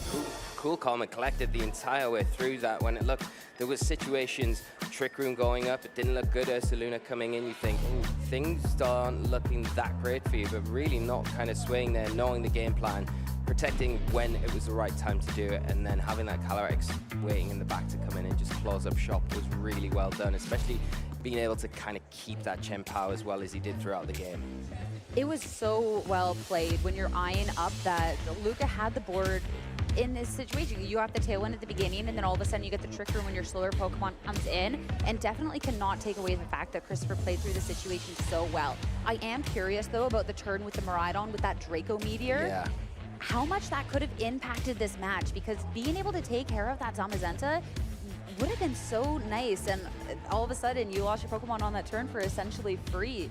I think that was definitely a pivotal moment and really unfortunate for Luca. I mean, you're using a move that has a little bit less accuracy, and that can happen, but I think the knock-on effect that it had, it would have forced the Raging Bolt to come out into the field. We saw that it went down to a Moonblast, so the Lunala would have been able to kind of pick that up quite quickly, and then it forces that Calyrex out in the Trick Room environment where it's not in that favorable position. Unfortunately, because of the miss, it meant Miraidon didn't really get much value out of any at that game entirely. Came onto the field, it threatened, it pressured with that Draco Meteor, missed, and then got knocked out by the Ice Spinner, which was a little bit unfortunate. I think if we look at Luca going into game 2, if you can do a similar thing but get a bit more value out of the Miraidon this time, I think it might be a different story, but you can't underestimate how well Chris is playing this first game.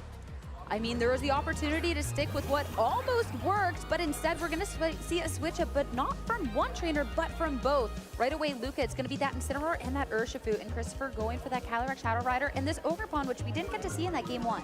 Yeah, it's a nice lead here. Adjustment from Luca with the Urshifu here, maybe keeping the restrictors in the back for a later point, and maybe expecting that Chien-Pao saying, okay, I'm going to bring a couple of Pokemon here that can deal with that, and Christopher adjusting so well here. Now the Calyrex in a great position to put good damage onto the field, has to be a little bit careful about the Incineroar, but perfectly paired up with that Ogerpon that offers that follow me support this time around. Yeah, and no worries about the Urshifu because it is out of here, and Ursaluna instead follow me. So when you're calling out that impact Incineroar can have, of course, it's not going to be into the Calyrex Shadow Rider. Psychic single target into that Ursaluna. That is a lot of damage already to be starting out this match. Knockoff now into this Ogerpon. Not nearly the damage that Luca wanted in return. And now there's going to be that burn. But when the Ursaluna's already taken so much damage and it is just naturally outsped in this board position, this looks really, really strong for Chris. Yeah, really strong. And what options do you have for Luca to switch that Pokemon out? Do you just sack it and allow something? You've only brought one restricted to this game. Is it going to be the Miraidon? You could say probably not. More likely be that Lunala, knowing that you've got the Ursaluna. So what do you do in this situation here? But we are just seeing a protect from the Calyrex. It's going to be a double protect yet again from Chris. At this point, it feels like the staple within this Swiss set at least, but not going to be the only one. Luca as well, the protect onto the Ursaluna. Now the Incineroar, when we're looking at the opportunity for Luca to try and pivot out, with Christopher going for that double protect, that U-turn from the Incineroar means nothing. It's stuck on the field. Luca didn't get to bring a Pokemon in, and again, Ursaluna's days are just numbered. Yeah, they are. It feels very difficult from this spot, and Christopher's capitalizing and putting that pressure on.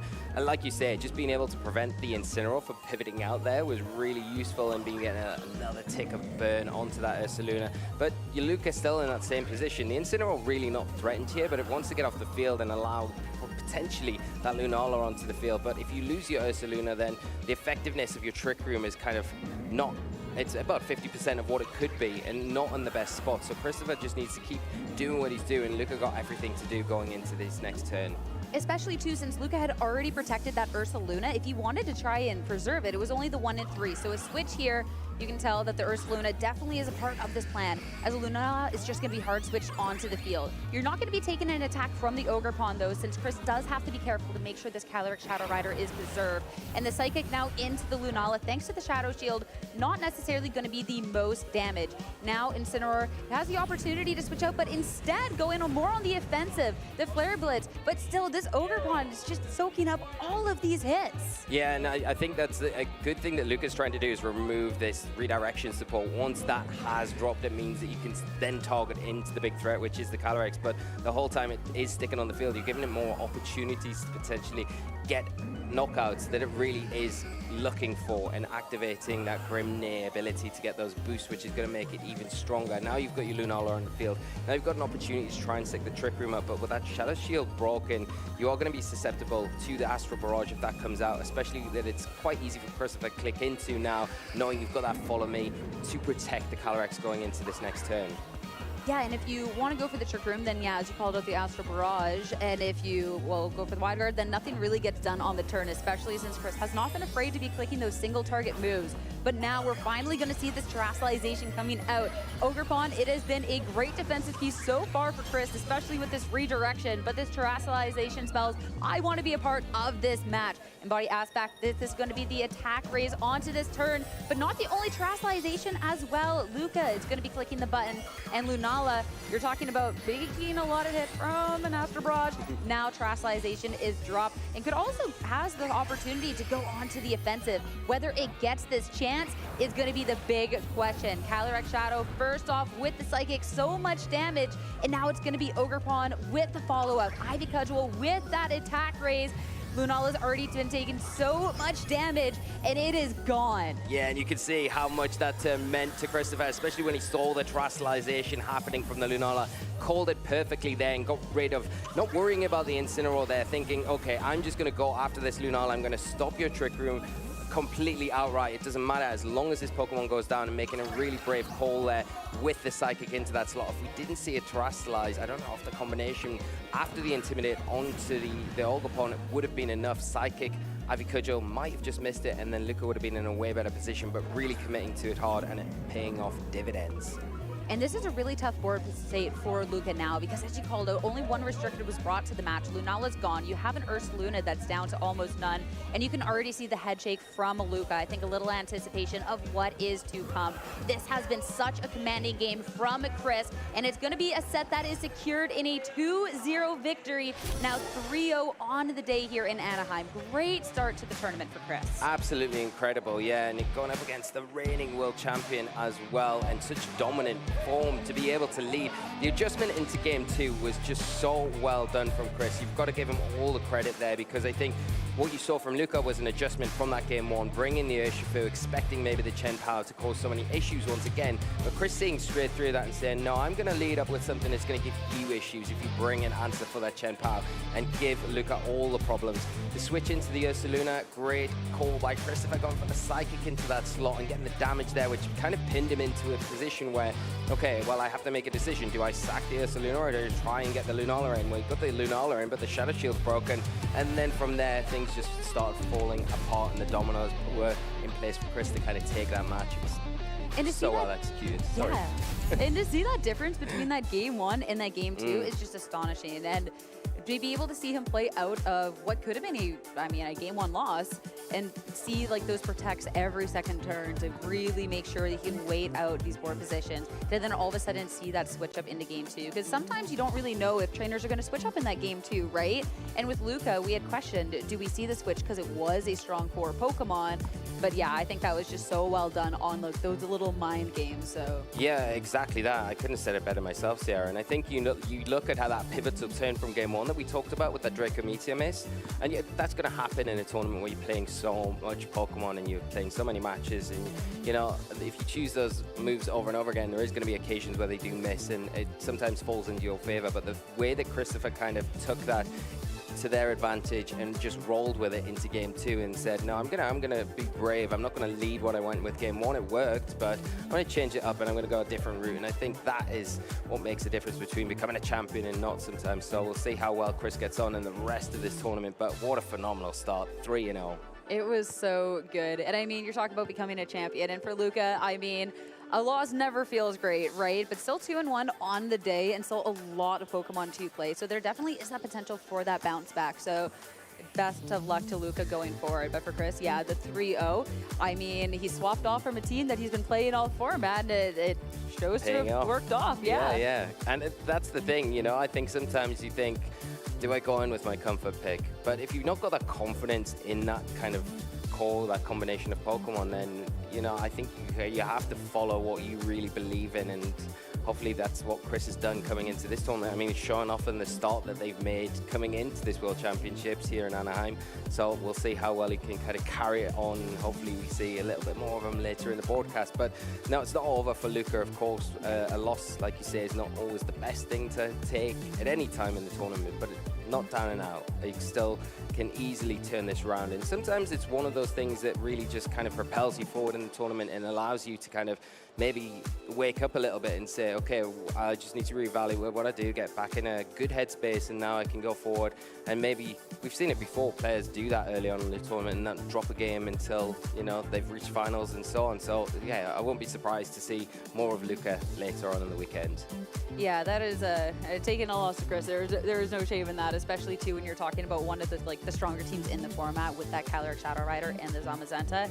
And I'm just laughing at the irony of Christopher switching to a team that wasn't as volatile with missing moves to then all of a sudden seeing the Draco Meteor from the Miraidon. Yeah. But I mean, the Miraidon, it has its drawbacks. When you're talking about so much power on a Pokemon, there has to be a drawback somewhere, and it's unfortunate to see here, but it's 90%. So the next one, one you'll hit. They're normally the worst. That category, I feel, is it's like the play rough category, isn't it? I feel like they miss more than the 80% category, but I don't know. We'll have to really get into the math on that one day. We'll really have to, but yeah, I'm curious to see how the run is going to continue on for these trainers, and especially too, I mean, Luca definitely has that bounce back potential here, but the competition's just going to get more difficult throughout the day because there is no free rounds, but 3-0, Christopher's looking strong, and I'm intrigued to hear from him. He is standing by on the stage now for a post-match interview. Thank you so much, Sierra. I'm here with Christopher Hahn, and what has been an incredible season for your first year in the Masters division. Congratulations. Thank you so much. Honestly, I didn't really expect to be here on stage, especially at the World Championship. So to be on stage and then also to be in the winner's interview is so surreal to me, you know? Well, I mean, you had an incredible opponent in Luca Cherubelli, our champion from last year. Were you intimidated going up against him? Yeah, when I saw that I pulled Luca, I was so nervous. I was like, oh, my world's run ends here. But yeah, I mean, Luca, as a world champion, he played the entire set like very well, very consistent plays. I think the matchup was about 50-50. And of course, the game one, you know, I dodged that huge Draco Meteor, and that kind of, you know, got the ball rolling for me. But yeah, I mean, it's just, I don't know, it's kind of crazy that I'm here and, you know, everything's happening, but I'm just so excited. I mean, you're no stranger to the limelight, though. You won NAIC back in 2022 in the seniors division, so you have a lot to prove for sure, but you're at a great start. Tell me about the team. Does it feel comfortable? Yeah, I mean, I've been running this team, I'd say like a month and a half, so I knew all the lines, like especially Cherry's team, you know, the team that just won NAIC, I had a lot of good reps into that, so I kind of knew game one, you know, Pao Zama is a pretty good safe lead. And then game two, I figured he would adjust to like Whimsicott Urshifu, Instant Urshifu. Calyrex Ogerpon is pretty good into like both of those leads, so that was kind of my idea going into that one. Was there anything that caught you off guard or anything that, you know, made it a little bit tougher to get those 2 wins? I'm gonna be completely honest, I was not expecting Mirai Whimsicott game one. That honestly, like that's a lead that none of my practice opponents have tried, and I thought game one Luca might go for like a cheeky Electro Drift on turn one, so I did Terra a little preemptively, but yeah, I would say most of the set was pretty much like the turns went about as I expected, which kind of helped me, you know, seal the game in the end and stuff. Cool. Well, Christopher, thank you so much for joining me up here. Do you have any shout outs you want to give to anybody at home? For sure. I mean, I definitely want to shout out, obviously, my parents for bringing me here. Also, my brother Kevin, who's competing in the senior division. I got to shout out all my wonderful friends back home. You know, Team Z specifically, like Carlos, Apron, Luca. It's just Gio also.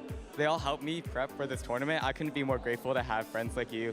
Also, shout outs to my friends in Momo Nation. They've been kind of one of my longest standing, I feel like, friendships within the VGC community. I'm also Church of Tusk. Awesome. Well, it really does take a lot of friends to stand here up on this stage. So congratulations once again, Christopher. We'll be back with more Pokemon action from the World Championships after this break.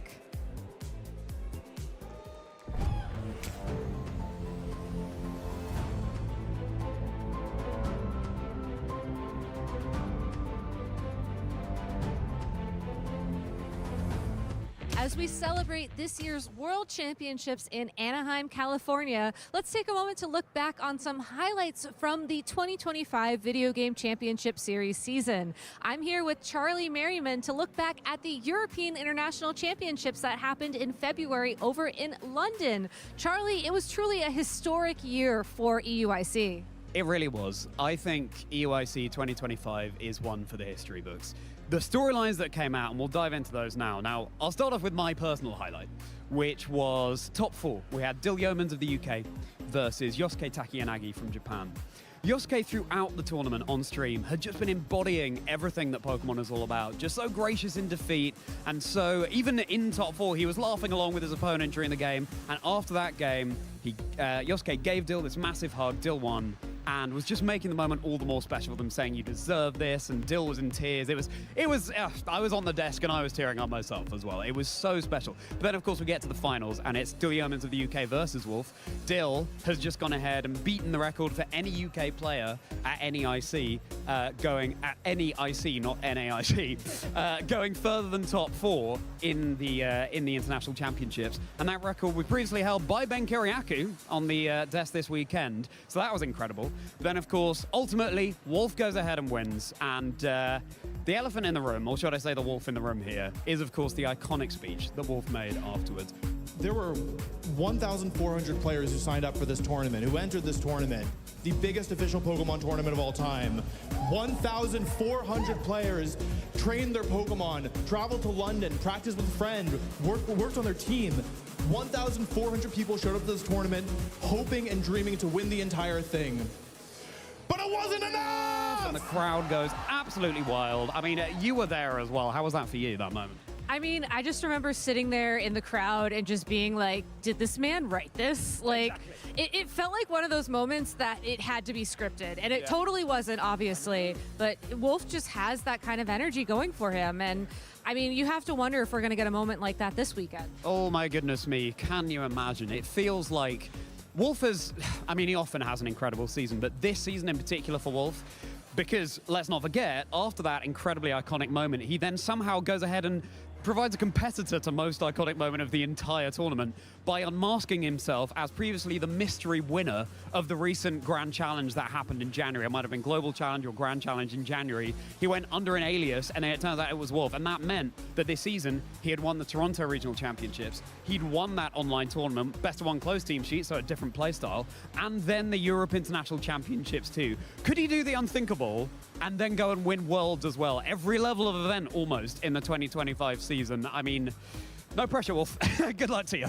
Good luck to you indeed. And we'll be back with some more historic moments from the 2025 Pokemon season later on in the broadcast. So please stay tuned, everybody. For the first stop of the 2025 ICs, we went to Sao Paulo, Brazil for the Latin America International Championships. Over 550 trainers competed in the video game across the juniors, seniors, and masters division. This was the big international showcase for the Regulation H rule set. No Paradox Pokemon, no Legendaries, no Restricteds. Just back to the basics of the Scarlet and Violet Pokédexes. With so many possibilities, trainers needed to be prepared for all sorts of team archetypes and unique Pokemon choices, and it was going to be the most experienced trainers finding the wins. The Masters Division Top Cut was one of the most stacked fields we've ever seen. 5 international champions, 2 of which were the only 2 players to ever have 2 IC wins, 1 Players' Cup champion, and a ton of regional champions. It was almost fate for the 2 double IC champs to face each other in the finals, or for LAIC to finally be won by a Latin American player. But in the end, it was Marco Hamanta Caladura Silva versus Victor Medina in the grand finals. A classic sun versus rain, with either Marco making history as the first 3 times IC champ in Masters, or Victor finally getting a win after coming so close so many times before. Championship Sunday was Marco's day. In a decisive 2-0, Marco Silva made history as not just the first 3 times IC champ, but becoming the first to defend an IC title. Heavy is the crown as Marco Silva makes history as the first 3-time international champion in the Masters Division. In the Seniors Division, Marco's little brother Pietro Silva also won LAIC, adding another IC champion trophy to his cabinet. Pietro Nihal Caladura Silva will be your international champion. In the Juniors Division, Ismail Hogi finally won his first IC. We've got Ursaluna in the trick room, fully ready to pick up the KO, and we have it, Ismail Hogi! Now we look forward to the Europe International Championships in February, so make sure to follow along and catch all the action at Pokemon.com/broadcasts.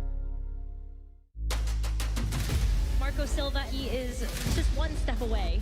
So it would be so amazing to see Marco be able to get the first 3-time international championship glory. I got into competitive play in 2016. I just stumbled upon a YouTube video. From there, I saw that there was tournaments near my area. I did really well, and the organizers actually told me, yeah, you could probably play a major events and you would probably do well, and that's what I did. My earliest memory from this game is definitely building my first team, trying out new stats, and learning new things about the game. It was really, really good. One moment in my career in which I wanted to quit was after the 2018 World Championship.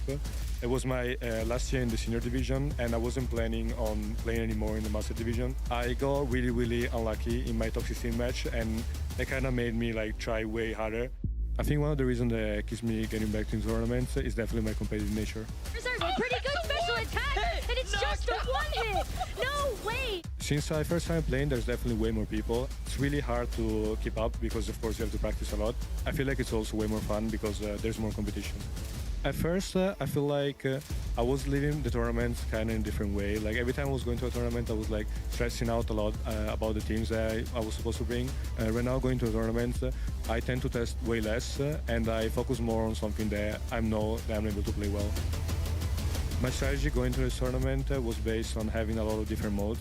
I had the Sun mode with Charizard, the Torkoal, and Jumpluff. I also had a really slow core with Incineroar, Porygon 2, and Ursaluna, and Torkoal as well. So I think the flexibility of my team was probably the strongest point of it. Heavy is the crown as Marco Silva makes history as the first three-time international champion in the Masters division. This was a dream of mine that I tried to accomplish for a lot of years, and I'm really grateful that it finally happened. Once I will stop playing competitive Pokémon, I'll definitely remember the time in which I was able to defend my title. In the senior division, my brother was also able to win it all, so I'm extremely proud of him. My overall goal is to improve as much as I can, and of course, being able to win the World Championship one day. Hopefully, this will be the year. I feel like at this point, probably my results speak for themselves, so yeah. My greatest memory from the World Championship was definitely when my really close friend, Luca was able to win it all.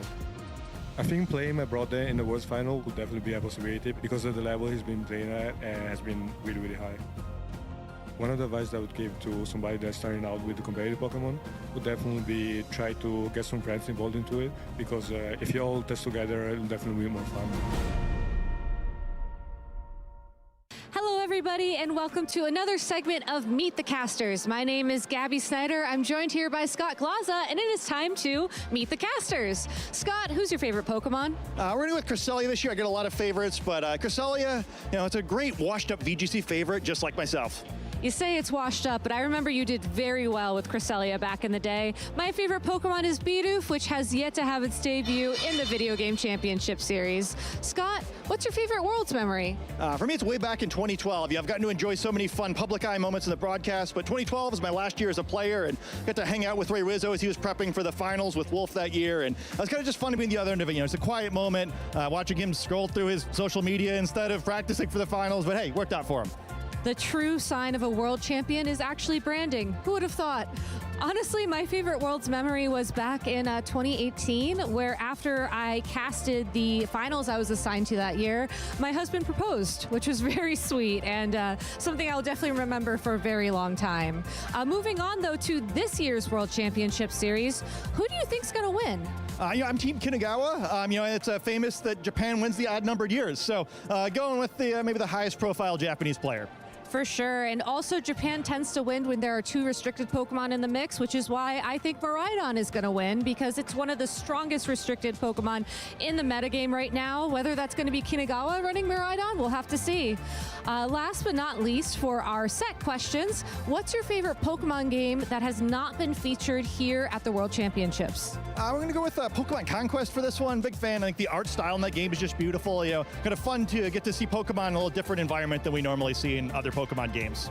In honor of some puzzle solving I've done recently, I'm going to say Pokemon Troze, which allowed you to line up Pokemon in 4 in a row and then they disappear. It's kind of like you get into this flow state and it's beautiful. So make sure to check that out if you haven't. So now that we've answered all of our questions, it's time to spin the wheel to wrap up this segment. So let's see what our final question's going to be.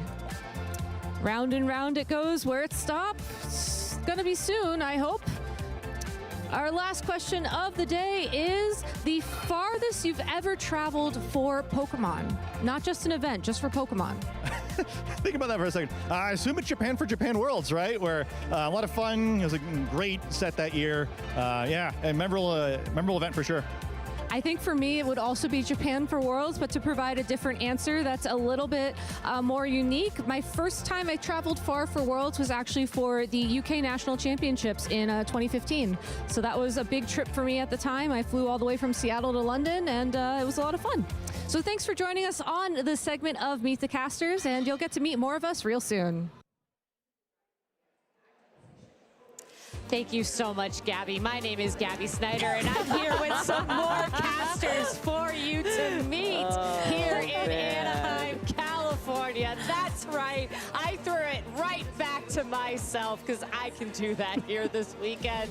I am joined by Scott Glaza, Rosemary Kelly, and Aaron, the Cybertron Zing himself, to walk you through yet another one of our feature matches here at the World Championships. So I know Rosemary and Aaron, you guys just got off the mic a little bit ago. How's it feel to be casting here this weekend?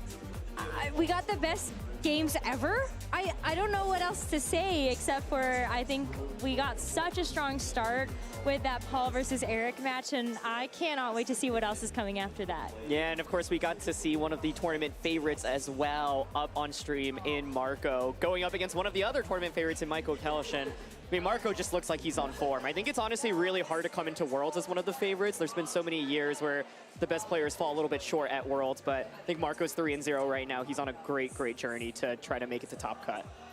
All right, well, let's go ahead and cue our feature match and get that rolling, as I hear it's a bit of a long one. So we'll be featuring a match between Simone Sanvito and Nikolaj Nielsen. It looks like Simone was our EUIC champion back in 2018. Also got top 4 in one of the global challenges this year, which is quite the accomplishment.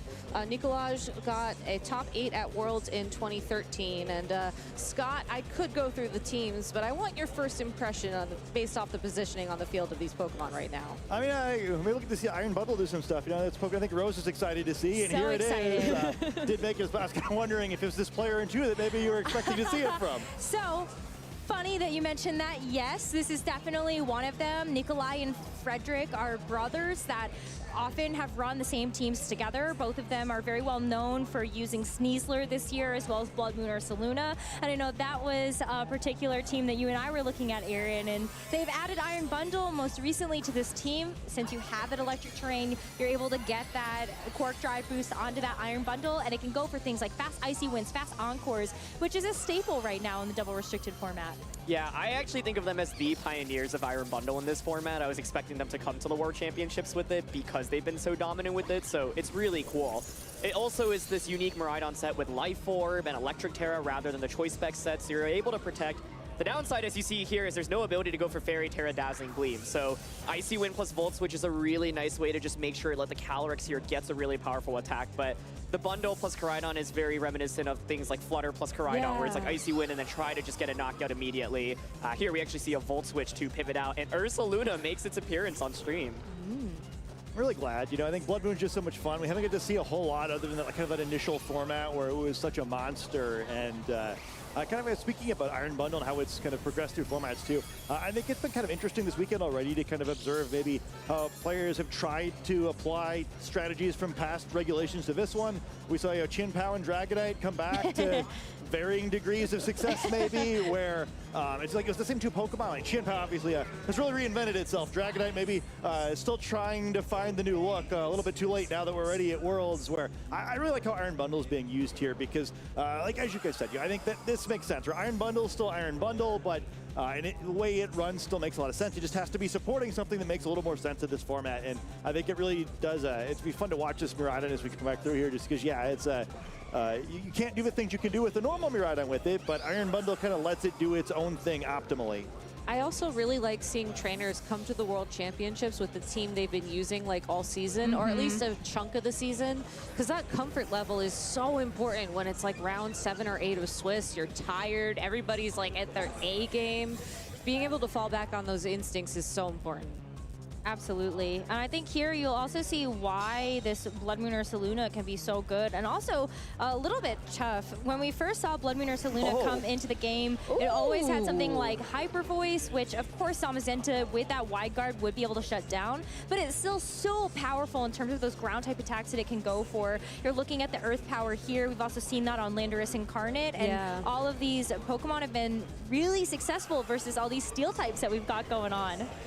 Yeah, I think unrestricted Pokemon that can dish out tons of damage. I think it's also there's just like not enough of them. So I think exploring the ones that are available is really important. Where kind of these Pokemon, they're kind of like in one of 3 groups here. I feel like, right? You get the restricted Pokemon who are all some of them have supportive elements, but they can really dish out the damage for the most part. You have kind of like the Clefairies and the Amoonguss at the other side of the spectrum, where like they're really just there to do support.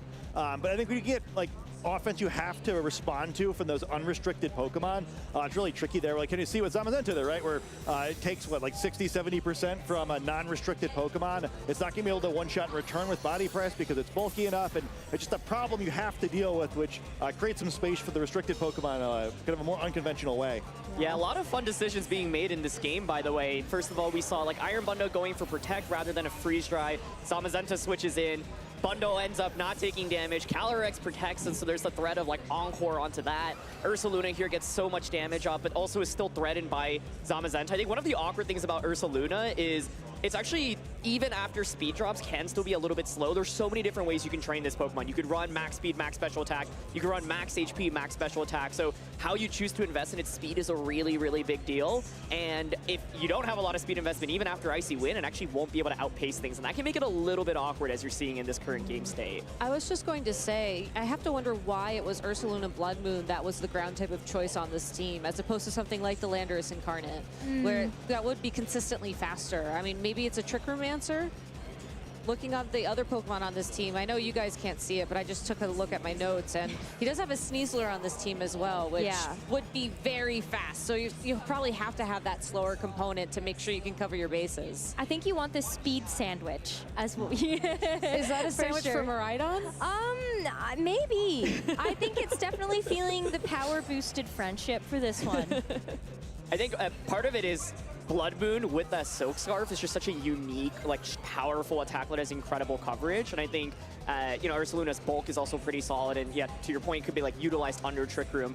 It means it's not the easiest to pilot per se, but if you are able to get even one really powerful Blood Moon off, it often can just get that one-hit knockout you're looking for. I think I kind of like the ambiguity too. Where like I kind of agree with where you guys are going. I'd assume this is a slower Ursaluna on this team, but you don't know for sure, right? And I think like a kind of having some question how your Pokemon are trained is like the last frontier of information you have to gain during battles, where you know, you don't get to see the stats of Pokemon on the open team sheet, and you're having to figure it out. Even if you're still pretty sure, you got to play a little bit more conservatively. So I think Pokemon that can reasonably be trained different ways always get a little bit extra value. And to your point, Gabby, when you bring up the Sneasler that's on this team, I think the reason why we do see something like that Landorus Incarnate is because you can go Terra Poison, you have the Life Orb for those really powerful Sludge Bombs, but if you have the Sneasler on the team, you've already filled out that niche of having that Poison type damage that would otherwise be quite good in the format. And so then it leaves you open to be able to use this Blood Moon. That Mind's Eye ability is so good to be able to deal with those opposing Calyrex Shadow Riders. And you don't have that same threat of the Wide Guard either with something like the Earthquake for the normal Ursaluna.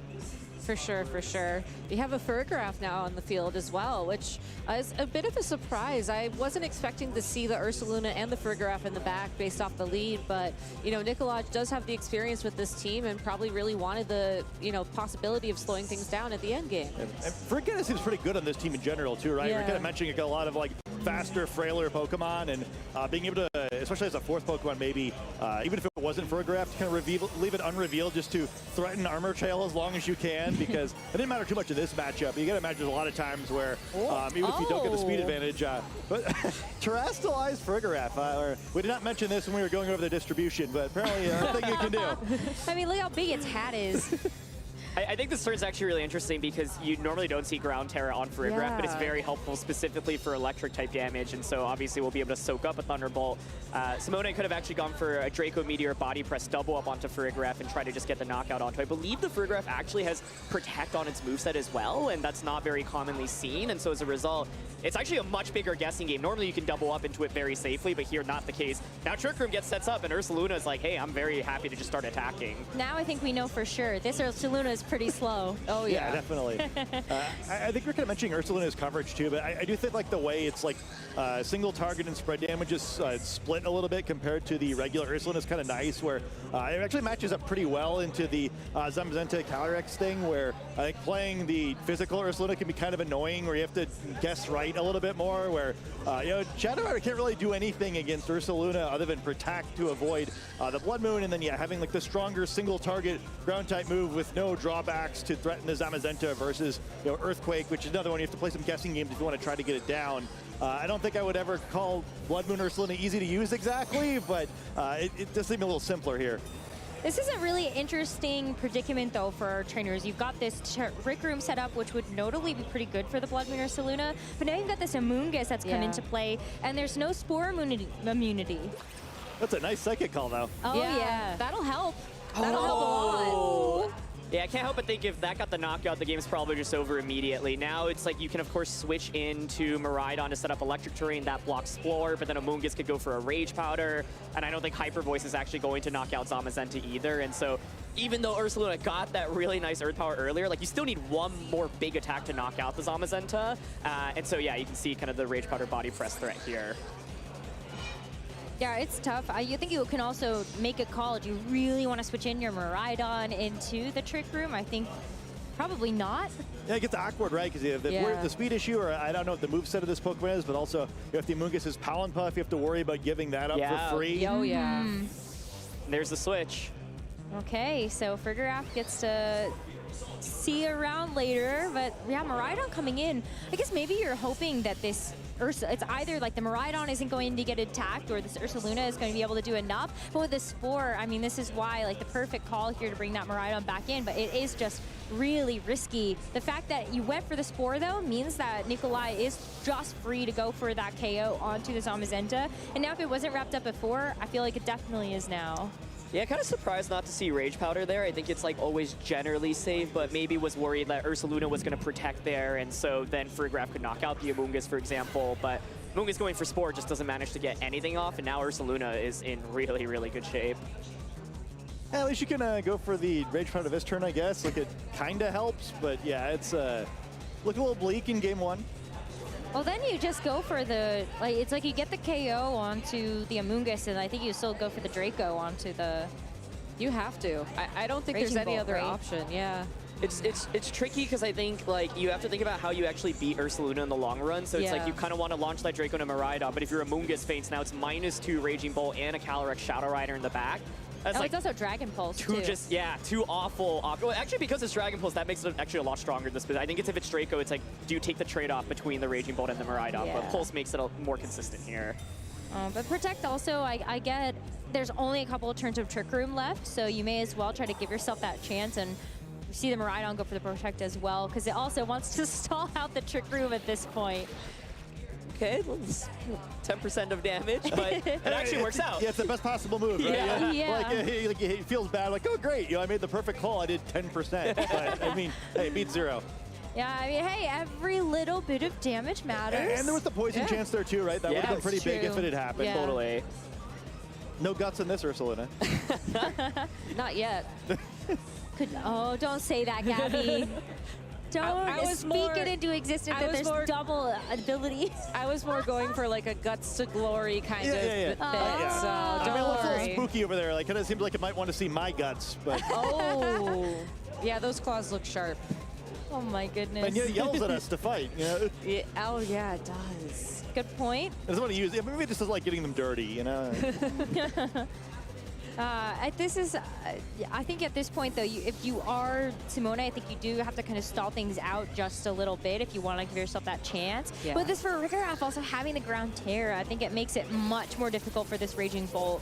You can't use any of your electric type attacks at this point into either of these Pokemon. And this Hyper Voice, I mean, geez, that Raging Bolt gets like annihilated. Yeah, and it's tough because you're like, oh, if I don't Dragon Pulse this slow and Miraidon just attacks, well, I might just lose both Pokemon, and suddenly things are just like immediately over. And so, I mean, Calyrex is out, but you can see the value of this Ursaluna. And I mean, Ursaluna, Frigoraph, both normal types. Like, against a Ghost Terra Calyrex, like that's the dream. And Calyrex Terra'd on turn 1, but it mainly was hoping to see Miraidon stay on the field and maybe knock out Miraidon. The Volt Switch was so smart just to get Ursaluna out. And so Calyrex basically hasn't gotten any value out of its Terra in this game. No, and now when you think about the game number 2, like, do you still feel confident bringing the Shadow Rider Calyrex? I think that you actually have to think about that a little bit. We already saw in that first match of the day that both of our trainers, Eric Rios and Paul Ruiz, actually left a restricted at home in those games, and that is something that I know, Gabby, you had actually talked to Paul Ruiz about. You have to remember and identify those moments where maybe my restricted is actually a hindrance to winning. It's a tough call to make, too, because I agree with what Paul said. You know, it's very tempting to bring the Pokemon with the high base stat totals. They're very powerful. But at the same time, if you have the Ursaluna, maybe you don't need it.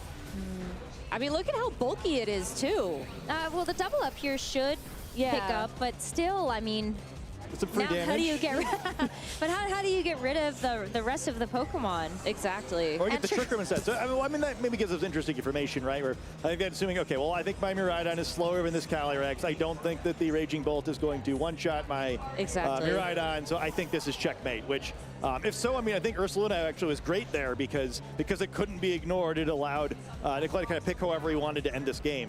Yep. I'm a little scared right now for Nikolai. I'm not gonna lie. Like, does Farigiraf? Well, because it's like if I am too. Yeah, like I'm not like Farigiraf normally has foul play. I don't remember if we saw whether or not it has foul play here. If you have foul play, you could just foul play. Obviously, Miraidon protects trying to bait Dragon Pulse, but like if you don't get the knockout onto the Farigiraf, then suddenly Shadow Rider KOs you in return. So this is the key turn. And it doesn't get the KO, that's what I'm saying. So now you set up Trick Room, but you have Iron Bundle and Miraidon under Trick Room, right? The Farigiraf is just going to faint here. And so I think that Trick Room actually was a little bit costly. I think the Iron Bundle is also KO'd. That's right, yeah. So, yeah, I mean, I wonder, I mean, like, yeah, if the assumption is not that your Miraidon is slower than the Calyrex, I don't understand why you don't just foul play a turn before, right? Correct. I don't see how that's ever better than Trick Room. Yeah, or like, do you protect the Blood Moon or Saluna? Protect would have won him the game there for sure. Yeah. I think it's like this gamble where it's like you're worried about then the Farigiraf getting doubled into, but yeah, like Trick Room doesn't feel great here with Raging Bolt being faster. And no. Yeah, and there's that speed sandwich. Yep. Unfortunately for Miraidon, though, it was in the speed sandwich and not eating the speed sandwich. It was eaten by the speed sandwich. That is a horrible parallel universe, I think, for that Miraidon. So we saw Simone take game one. We do have the remainder of that set to watch. They're just getting that prepped. But, you know, Rosemary and Aaron and Scott, if y'all were in those trainers' shoes, you can pick whose shoes you want to be in. What would be the adjustments you're thinking about going into game number two?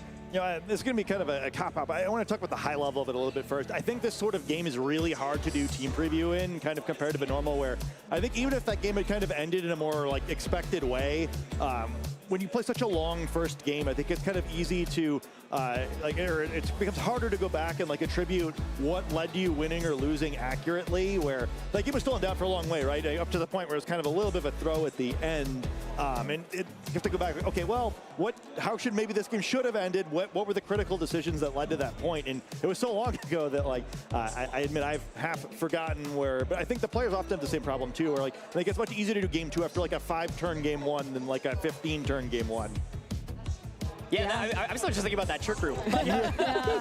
Hopefully he wasn't too. Yeah, and, it does show the value of that Ghost Terror as well, right? Yeah. And so, yeah, I like was not expecting the Calyrex Shadow Rider to pull off a comeback in that end game, but it actually manages to, and just surviving with the sliver of HP. I mean, it's tricky because even if you knock out the Calyrex, it's like, how do you actually do enough damage to the Raging Bolt once the Trick Room is set up? Raging Bolt can just keep launching Dragon Pulse into Miraidon, so part of what makes some of these like fast and slow teams really hard to play is you need to know when to lean into the fast mode and when to lean into the slow mode, and that Trick Room in the end actually was, not beneficial, but... We've seen this a couple of times, though. I don't think that this match is the only example throughout the season where we've actually seen setting up Trick Room backfire, and a lot of that came down to Ice Rider Calyrex. Setting up the Trick Room sometimes meant that you actually put yourself in a pretty big disadvantage because you just weren't able to get enough damage down before the Ice Rider Calyrex also got knocked out. And that just feels bad every time. I know, poor Calyrex. Yeah, I think it's doubly bad for Calyrex too. I mean, here, it directly leads to a loss, so it's, I guess it's as bad as it gets. But I think with Calyrex, like earlier in the game, it's a little scarier because you're committing a turn to use Trick Room on such an important Pokemon, and you trade a bunch of damage for that. Not only do you have the problem like, oh, I've messed up the speed control, but also, oh, I've taken a free turn on such a critical Pokemon where I've probably given up even more resources in exchange.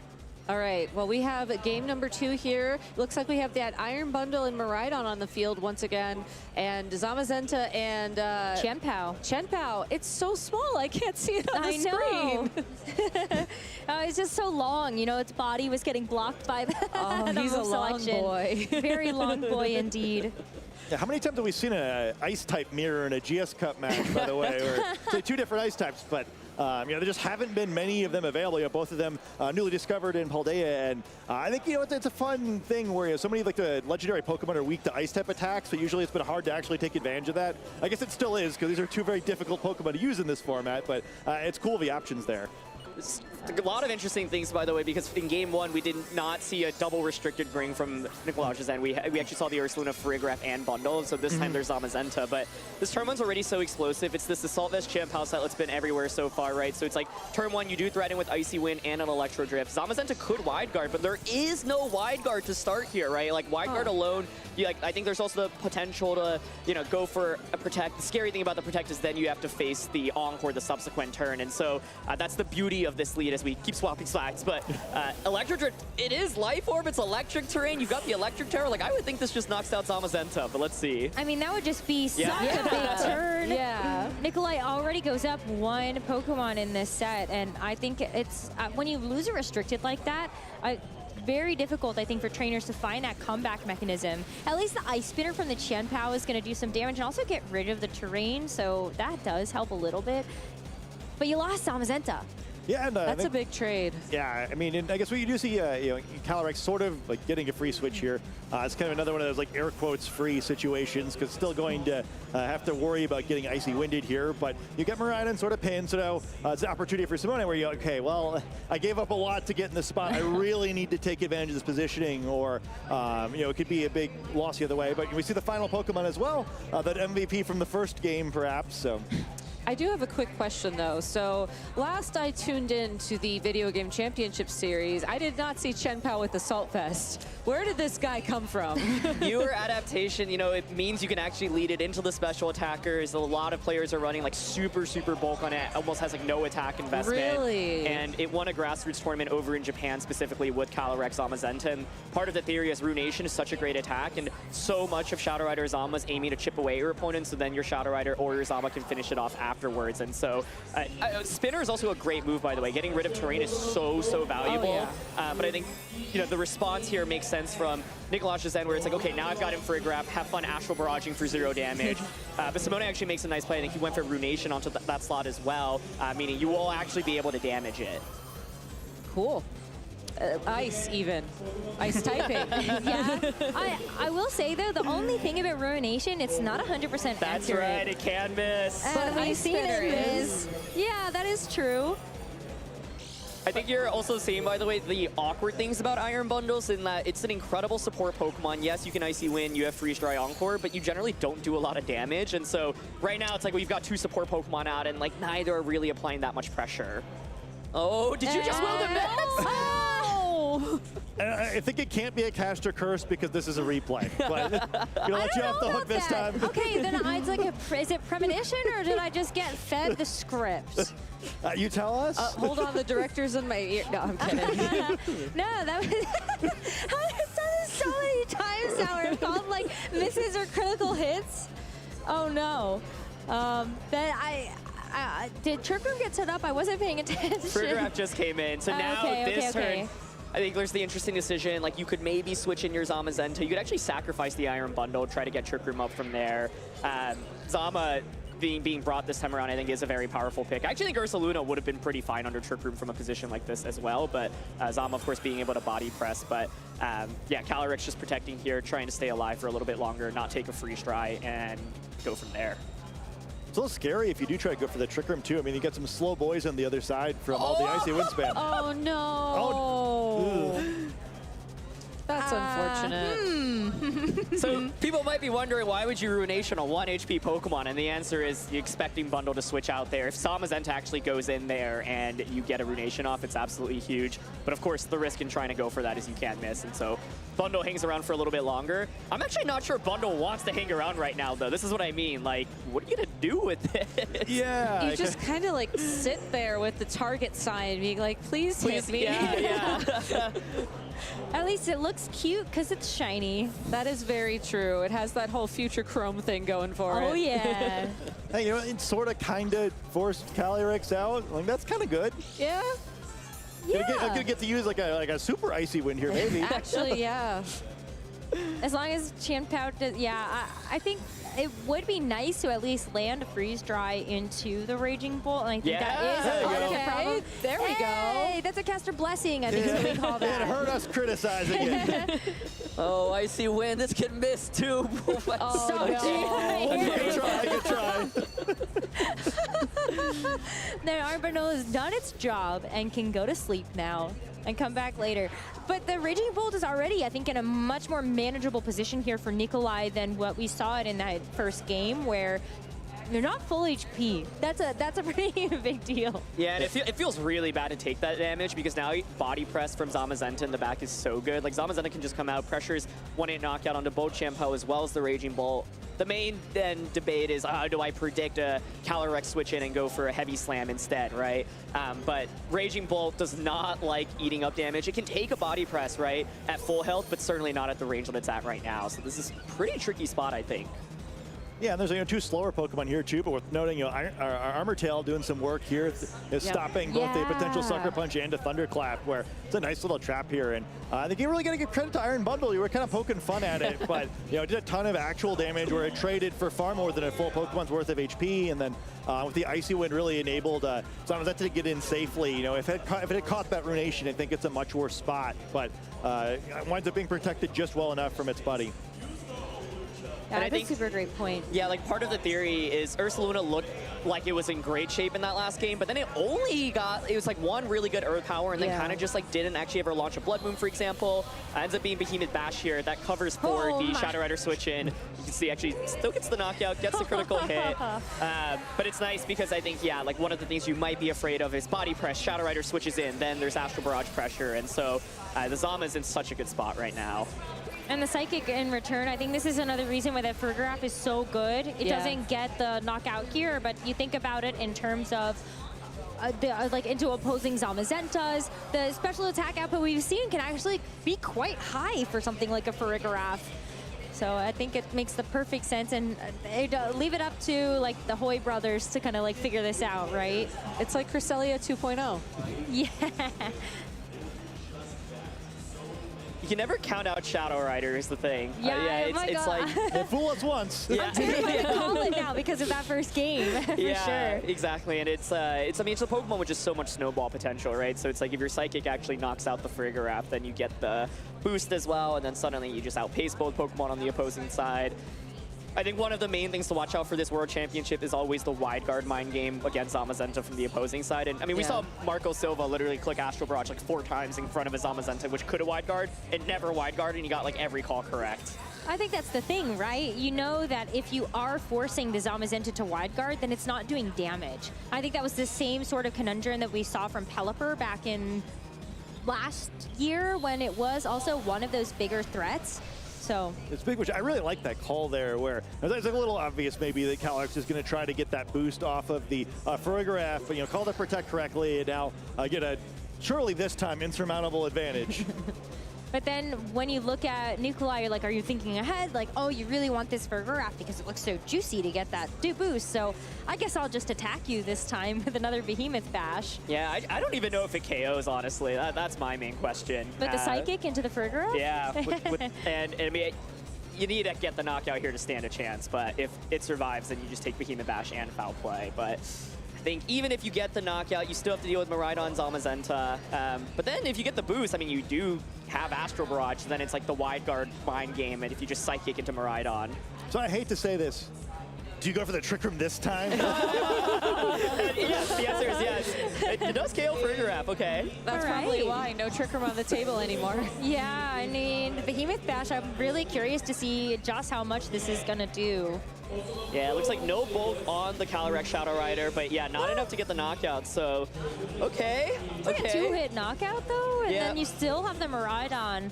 Now at least the spread damage, it's like it's not gonna be single target damage because you have 2 Pokemon on the field, but do you wide guard? Yeah, would you wide guard? I would. Yeah. Okay. I would. We got 1 yes, 2 yes. He blocked Astro. Oh, no, I just click attacks. Okay, There's no wide guard. Well, if Zamazenta survives this, then I think it's always fine to just attack. I was just going to click attacks for that reason. I assume you lose to a crit. Okay, yeah. And this is like the difference between a Life Orb Zamazenta or Shadow Rider or Spell Tag variant versus one that's not, right? So because you survive there, even with that special attack boost, it's not enough. But Behemoth Bash just does have to KO Correct. here. Yeah. But yeah, I mean, I think we're safe, right? Yeah. But yeah, I think, because I love how that endgame was set up, though, right? Because, yeah, I mean, we're all making our decision whether we thought we should need to or not. The reason why I wouldn't have wide guard is just you got in the situation where you didn't need to, right? Yep. I mean, getting crit and losing this, that would have really sucked. But like, I think it's just so important against that comp to not have to come down to that sort of read, because especially at this level, everyone's played so many reps of their teams. They're going to be pretty clever. You don't want to have to try to outsmart people too many times. Yeah, and it shows the difference. Like, you saw that was a +1 Ghost Terra Astral Barrage, and it still didn't knock out Zamazenta. And like, the two main ways people are running Shadow Rider in the tournament, you're using the Focus Sash Ghost Terra variant. It's really fast. Yeah, obviously can survive an attack, but its damage output is way weaker than, say, either a Life Orb Calyrex, and some of these Calyrexes are even modest, right? And so that's all the difference. But hey, here we go, we got a game 3. I was just gonna ask if we were getting game 3, but surprise, we got game 3. We love game 3s. We love game 3s. But interestingly enough, same leads? Yeah, same leads. Now, obviously, you have to worry about the Icy Wind plus the Electric Terra, combo once again here. And so, do you just let your Zamazenta fall once again? I don't know if we know the Terra on it, but if it has a good Terra defensively, it could work. It's just the Icy Wind, okay. I think he might have wide guarded if that was the first move. Because he locked that in very quickly. Yeah, for me, I just I never go for the same move twice. I know it's probably a little too predictable, or like maybe I try to blow up the Chin power. 90% of the time, you don't go for the same move. In case you're playing Scott in the future. I got you, man. I got you. Appreciate it, Or maybe I always go for the same move. Yeah, every time. These mind games are making my head hurt. This is what's fun about Bundle, though, because I think normally you're like, oh, I can just protect and see what you do. Do you commit to Laterra? But if you protect, then you just get encored, right? And so Bundle plays in such a unique way where it's not doing much damage. Here's one thing you can do as well. You can double protect and just scout out for what the opposing side wants to do. True. Ooh. Yeah, watching Murata and Protect feels so weird. Yeah. What? Where's your specs? Where's your choice scarf? Yeah, or like Assault Vest, I guess. The 3 most common items we would think on this Miraidon, so. All right. Oh, body press. All right. All right. So interesting though, the option would have been there just to pick up the Zamazenta again. Yeah, exactly, yeah. Like the counterplay, you could either have, Protect switch into a Moongus is actually an option, because then you do get rid of like the Encore pressure, but then it's like you Rage Powder, you're probably losing your Moongus, and that doesn't feel really great. But I think this set is highlighting the strength of the Bundle Miraidon combo. Being able to just Icy Wind and blow something up with Electro Drift is so powerful. I have to ask though, like if this isn't the situation you want to use Amoongus in though, when would you be saving Amoongus for? Like when Miraidon's gone completely? I mean, it's one of those where it's like you want it out in the field to get a Rage Powder to protect what's next to it, right? So Shadow Rider's a good example where like there isn't a Fairy Terra Dazzling Gleam here. It's going to be the Electric Terra variant. Also, the Freeze Strike from Bundle does so much damage into Amoongus. Like that is actually one of the only ways Bundle can deal damage in this matchup. Fair enough. The Raging Bolt as well, not faring too well the other side of any of those freeze dries, but it's gonna be, I think, another time where bye-bye, Zama. Oh, is that going to Chen Pao, right? Yeah. It is. Yeah. Bye-bye, Chen Pao. That's an interesting adjustment. Yeah, it's one of those where it's guaranteed. The Chen Pao is Assault Vested, so you'll get a knockout onto that, or you'll do a ton of damage into something that switches in, but it does now mean a body press. That being said, I don't think this should KO Miraidon. Yeah. No, I kind of like this switch up too. Anymore, right? Yeah, exactly. Yeah, that's a big, and yeah, I think it's sort of there's a bunch of interesting things here where I think losing the terrain last time was really bad. Like at Forest, the Miraidon switch, it made Iron Bundle less effective, although it still did like quite a bit of work in game 2. At least now you're still threatening your whole combo, right? With the threat of Wide Guard there, this is one of those turns that you just hate playing in a game 3 where both players really have to make a difficult decision here, but there's still like the full hand of cards on the other side of the field this time. Yeah, the Wide Guard is such good support because it means, like, what is Bundle going to do? If you click Icy Wind, it gets blocked. You don't care about Protect. The best it can do is freeze dry something right now, right? And so I was wondering if there could potentially be a switch in into one of the normal types here, but it's not going to be. And so part of Simone's strategy now is I'm going to just position Shadow Rider and get it out in a really good spot. Wide Guard comes out, no Protects, no switches, and so that means Calyrex here should be able to do a ton. Now there's still that Focus Sash onto the bundle, but the Wide Guard's gonna block that Icy Wind, and that's such a big deal because I think also kind of predictable. Nikolai does not have the faster Pokemon on the field. If you get that Icy Wind, I think this Miraidon is in a much better position. And so this is just gonna be a KO onto the Miraidon, a nice boost here for the Calyrex, and this poor Iron Bundle down to its Focus Sash. And this is when the snowball starts, right? You get one boost, then you get 2 boosts. And then a all red of a sudden boost you and a blue boost. Oh yeah.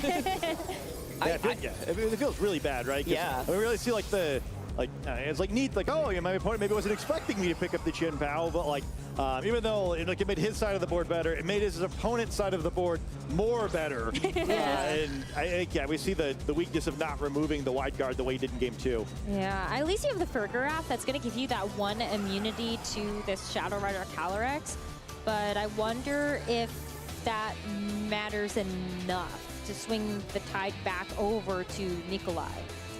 I mean, we've seen how much foul play does already, so... Yeah, but then that means it's not going to be a knockout. That's the, right? Yeah. That's the thing. Yeah. Yeah, I think you're thinking Trick Room here, right? But we've already talked about Amoonguss, but maybe that's a good answer to the question of when you want to bring it out. Yeah, it's not going to be now, but you do lock the Zamazenta into Encore, and I think that's actually really good use of this Iron Bundle. Wait, the Shadow Rider protected, right? And Trick Room isn't going up, so now you've actually made both slots useless. Oh.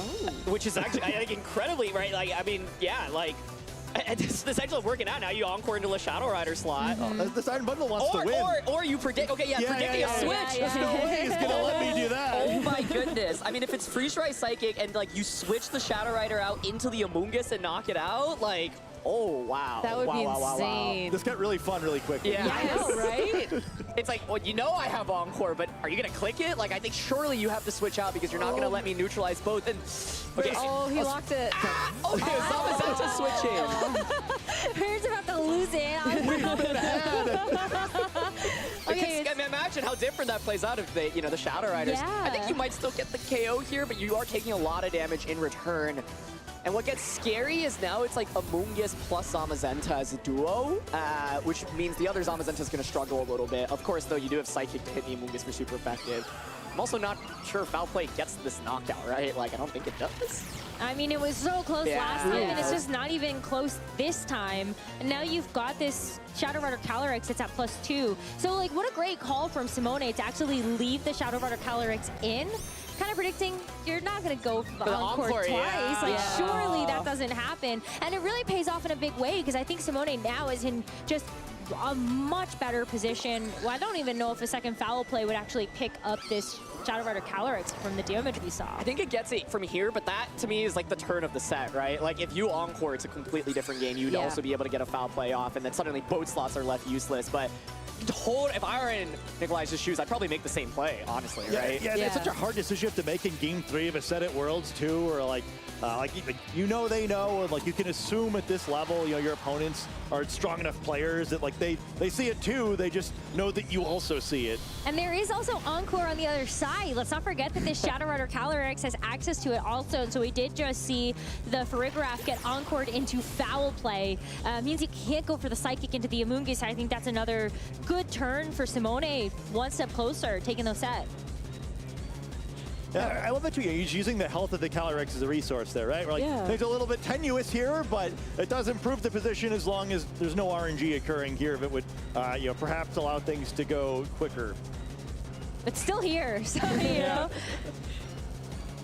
Yeah, both trainers, I think, doing a great job of recognizing when their opponents are leaving them openings and using the opportunity to set up for future turns rather than just going straight for damage.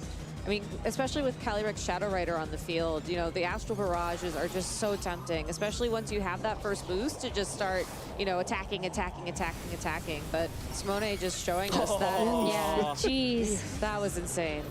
You just wait for the right opportunity and then Zamazenta goes down. I mean, we saw that, right? In that last game, +1 Astral wasn't enough, but the +2, for sure. And the fact that this Farigiraf is still locked into Foul Play, it's going to be taking recoil. It looks like it's going to be another 4 hits before this Amoonguss gets knocked out. And so Nikolai throws in the towel. Congratulations to Simone. What a good set. That was a lot of fun. That was a lot of fun. So fun. And isn't it awesome that we can feature these matches here? Love it. Side TVs? Absolutely. I'm so happy that we were able to share that with you. You'll be able to see all of our feature matches that we are recording over on YouTube, so make sure to go check that out. I gotta ask you all before we head off to somewhere, what do you think you're gonna see? What are you looking forward to most? We're going into round 4. We've sort of seen a little bit of the competition so far. Is there anything you haven't seen that you really want to see? Groudon. That was my answer. Yeah, I was thinking the same thing. Maybe as a give another answer. We want Groudon. Yeah, I think just like maybe some small, like players we were less excited or expecting to see deep in the tournament in general, right? We've had a lot of like, really awesome big name players so far. There's always at World some names like, oh, I would never have expected that player to go 9-2 or whatever, and I just love those stories. But it is the World Championships. I mean, every single player here is such high caliber, so well versed in terms of the competition. And so I love that I think we have quite high likelihood of seeing something like that happen. So I'm with you. All right, well, I will do my best to put the good energy in the air and get that all lined up for you. We want Groudon, we want Groudon. I'll have my people call his people. Excellent. For now, though, we have another round of VGC action lined up for you with our casters, so please take it away. Thank you so much, you four. And I know you want Groudon, but unfortunately, you're not going to get Groudon, at least not yet. But we can promise you some top-tier Pokemon action with some other restricteds, maybe later. But yeah, you'll be fine. With the selection that we've got coming up next, you'll be fine. Just to wait for Groudon that little bit longer, and I'm sure it's going to be worth the wait when it eventually comes onto broadcast as well. So. Yeah, and we won't make you wait for it either. I know you're disappointed right now with no Groudon, but looking at the pairings that we have for our next round of Swiss, you can easily start looking at, a couple of these really, really top trainers and start kind of imagining with where this can go. Trainers 3-0 on the day. I mean, this is a stacked competition. We've been saying that all day long, and this is really just the proof in the pudding. Yeah, you want to, it's a dream start for these trainers coming in and undefeated at this stage of the tournament, and with how tough the field's been and is and going forward. So a great play so far, but still quite a lot to do to be able to firstly secure that day 2 place, and that's what a lot of these players are on the right track to be doing, but not locked up quite yet. Of course, some really noticeable names there. Justin Tang still on that 3-0 train, which is great. Got him up against a really tough match, this next one. Victor Medina as well, I want to just shout out. He's been consistent throughout the season, just being very good. Obviously having that final appearance in LAIC, just not quite getting over the line, and maybe this is the event where that can kind of happen. And Lars Markel as well, another European player as well, who's been very good this season. There's some really great representation from all over right here, which I absolutely love. But let's start talking about the pairings and how these trainers are matching up, because yeah, we talked about stacked competition, and I feel like our next broadcasted match between Maddie Morgan and Yuma Kinugawa definitely showcases that in every sense of the world. So if you're disappointed for Groudon, I know you're excited now to see what's next. Yeah, we get to feature Kinugawa, the reigning Japan national champion, and I think the hot favorite coming in to win this event this year. It's going to be very hard to take them down, coming off the back of that win in Japan.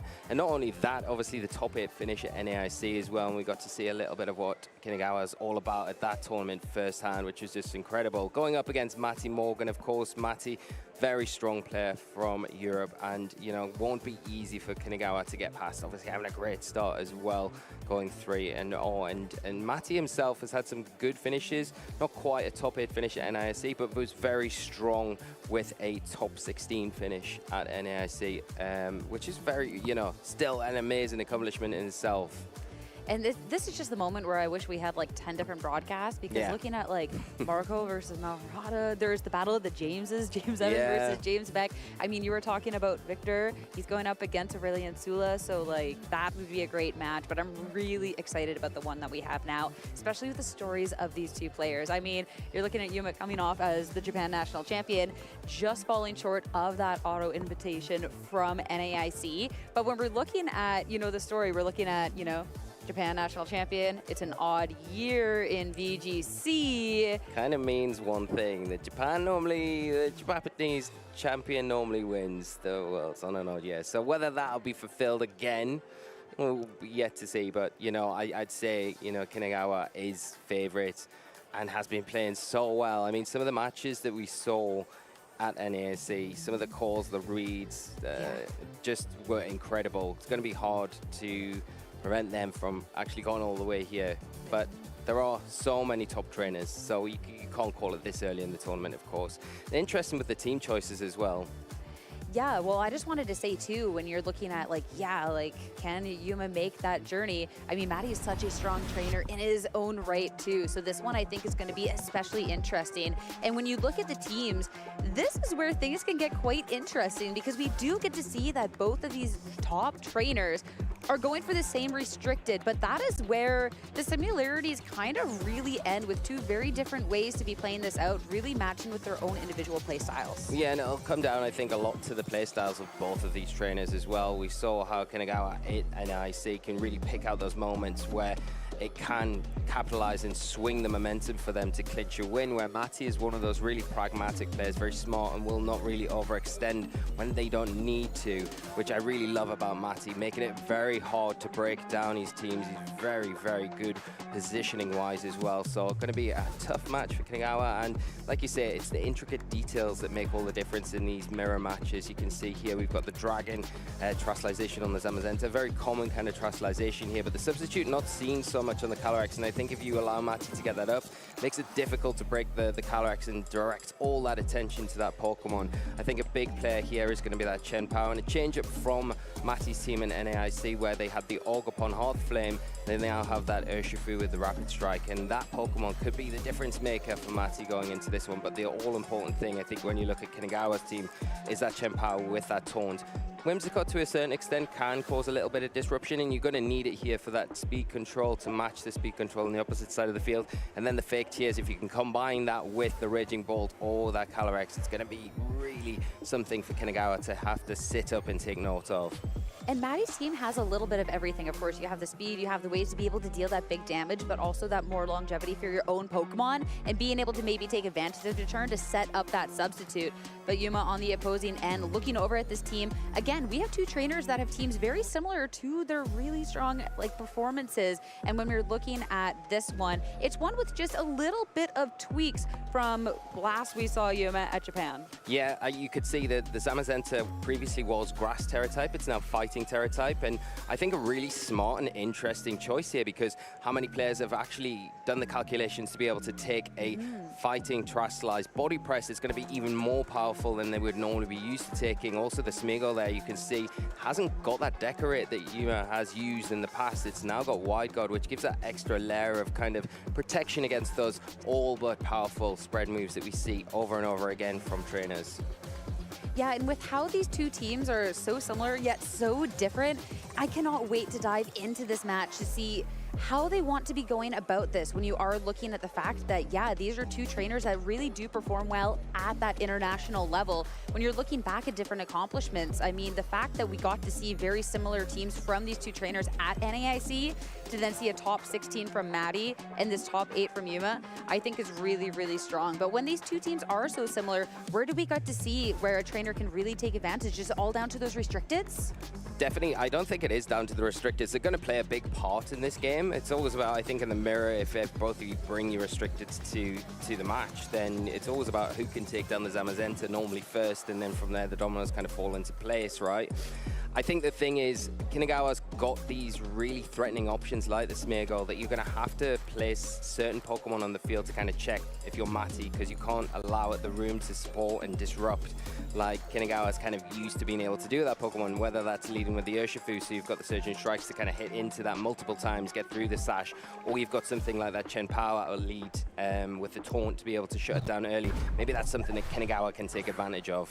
We'll have to see if that's game plan they'd be going for, as it's starting to get into the first game here, Swiss round 4 between Yuma and Matty. Right away, Yuma, that's going to be both restricteds on the field, that Zamazenta and that Calyrex Shadow Rider. Whimsicott and Chen Pao instead for Morgan. Yeah, it's a really offensive lead here from Kanagawa, coming out with both restricteds here and in a nice position, going to have the be a little bit threatened from the Chen Pao into the Calyrex. Of course, with that sash there, do have a bit of a protection, but the Zamazenta putting a lot of pressure onto that Chen Pao, and you're not really offering up the offensive nature that you would really want in this situation. Yes, you can maybe call a Trustalization on the Calyrex, go for a Moonblast there if you expect the Dark type, but I don't know, we're going to see the Protect come out from the Chen Pao to start us off.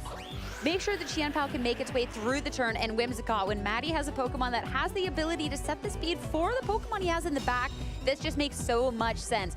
Astral Barrage from the Calyrex Shadow Rider. Of course, Chen Pao won't take any damage. The Whimsicott, not so much. Brought down just to 19 HP. Zamazenta, is this going to be the double up? No, instead into the Chen Pao. So Whimsicott can stick around.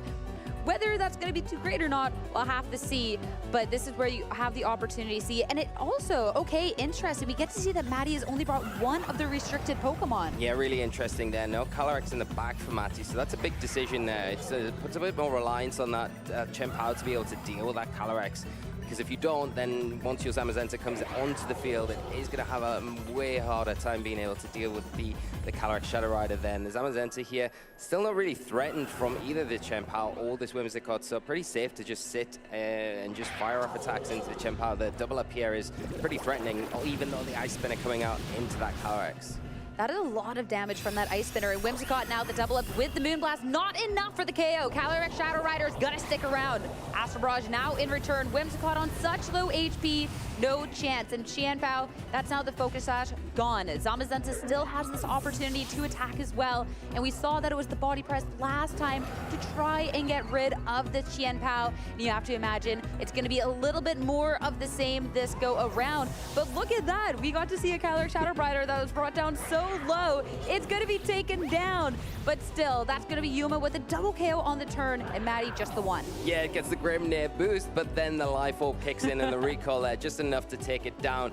The fact that it was able to survive the double up, the Ice Spinner and the Moonblast was impressive to start with. To be able to get that Astral Barrage off and then clear the field on Matty's side, the Zamazenta sitting in a very strong position and no Terastallization is being committed yet. That might have been able to bring in their own Zamazenta and the Raging Bolt, but you've got to remember that the Tailwind's still active on Matty's side. It's not present on Kinigawa's.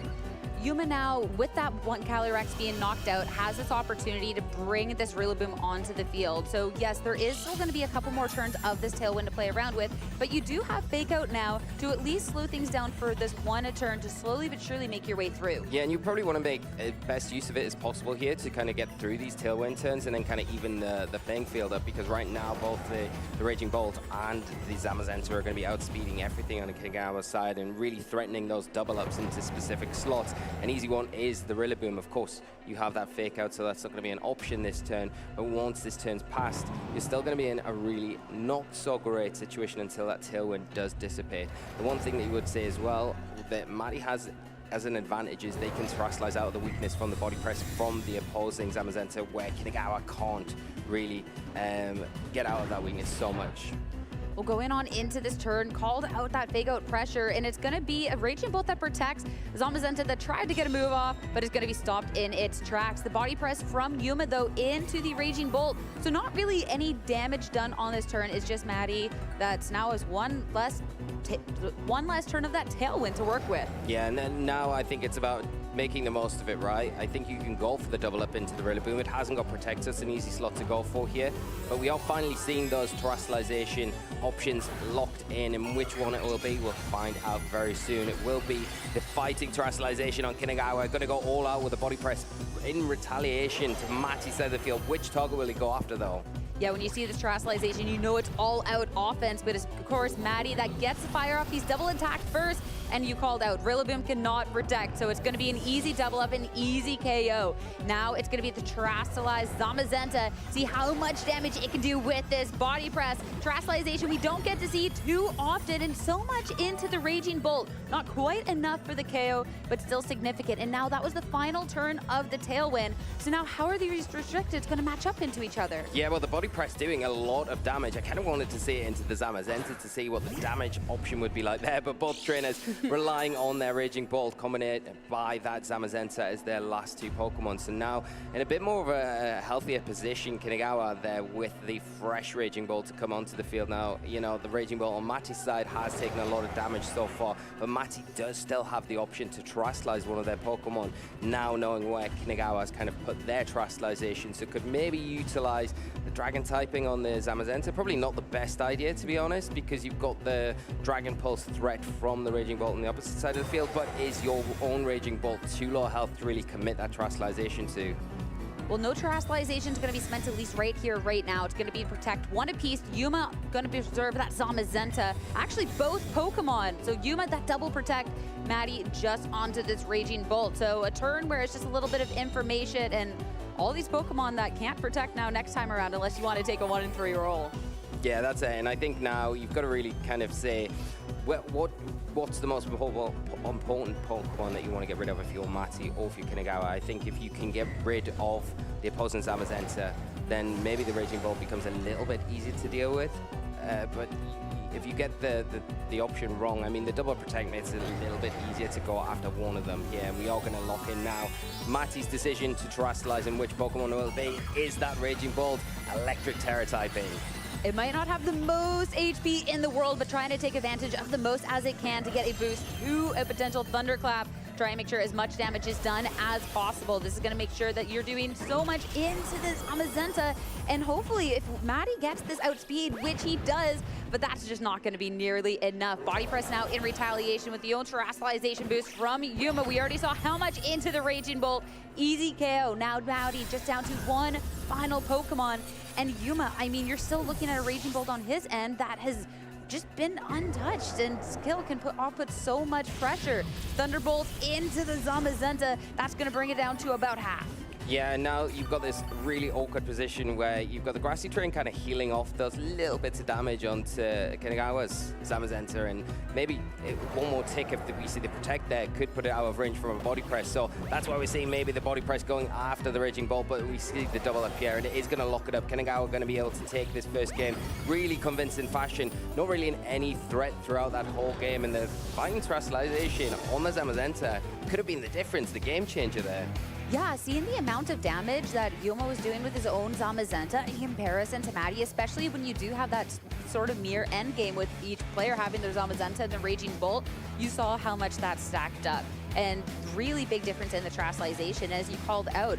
Wasn't really a safe position for Maddie to go for terrestrialization on that Zamazenta, because, I mean, there's a Raging Bolt that could just click Dragon Pulse and you're not living in a great world. So I'm really intrigued with how this next game can go, especially too, again, we saw that battle of the Zamazentas, but it was a Calyrex Shadow Rider from Yuma that actually made a lot of impact early game, and Maddie that opted to only bring one restricted. Yeah, and I think that it was a really smart lead from Kanagawa where they led so effectively there, where Mati maybe led with two Pokemon that really didn't have the offensive prowess to be able to deal with the Zamazenta effectively, and you could see they're losing the Chen Pao so easily, and the Whimsicott, yes, you got the Tailwind up, but you didn't really get much in return, because you may have got rid of the Calyrex, but probably the most important thing to get rid of in that situation would have been the Zamazenta, and you saw the damage that Kanagawa was able to do with the body press onto the Raging Bolt after terrestrializing, whereas we had that similar trade-off where Mati went for the body press into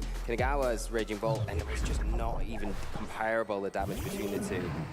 I mean, I was going to say there's the opportunity to switch things up for Maddie, especially if you didn't think the Smeargle was going to make an appearance, but it's Maddie that's going to keep with the same lead, but a drastic change from Yuma into this next game. Yeah, really drastic lead, yeah, because you're going with matching the Tailwind almost, and not with that restricted pair. The Smeargle coming out obviously has to be a little bit wary of that taunt, but the one thing that you're going to have to say is, does the Whimsicott then match the Tailwind? You're going to see a Protect from the Chen Pao, though. Doesn't want to get spoiled this turn if Tailwind comes out. Yep, just make sure that you are safe as well. Make sure that you're not going to be taking damage from a fake out to remove your focus sash. Tailwind from the Whimsicott, and eyeing up the Tornadus on the opposing end of the field. This can either be a match or an opportunity to do some damage. Bleak Wind Storm, of course, nothing into this Chen Pao.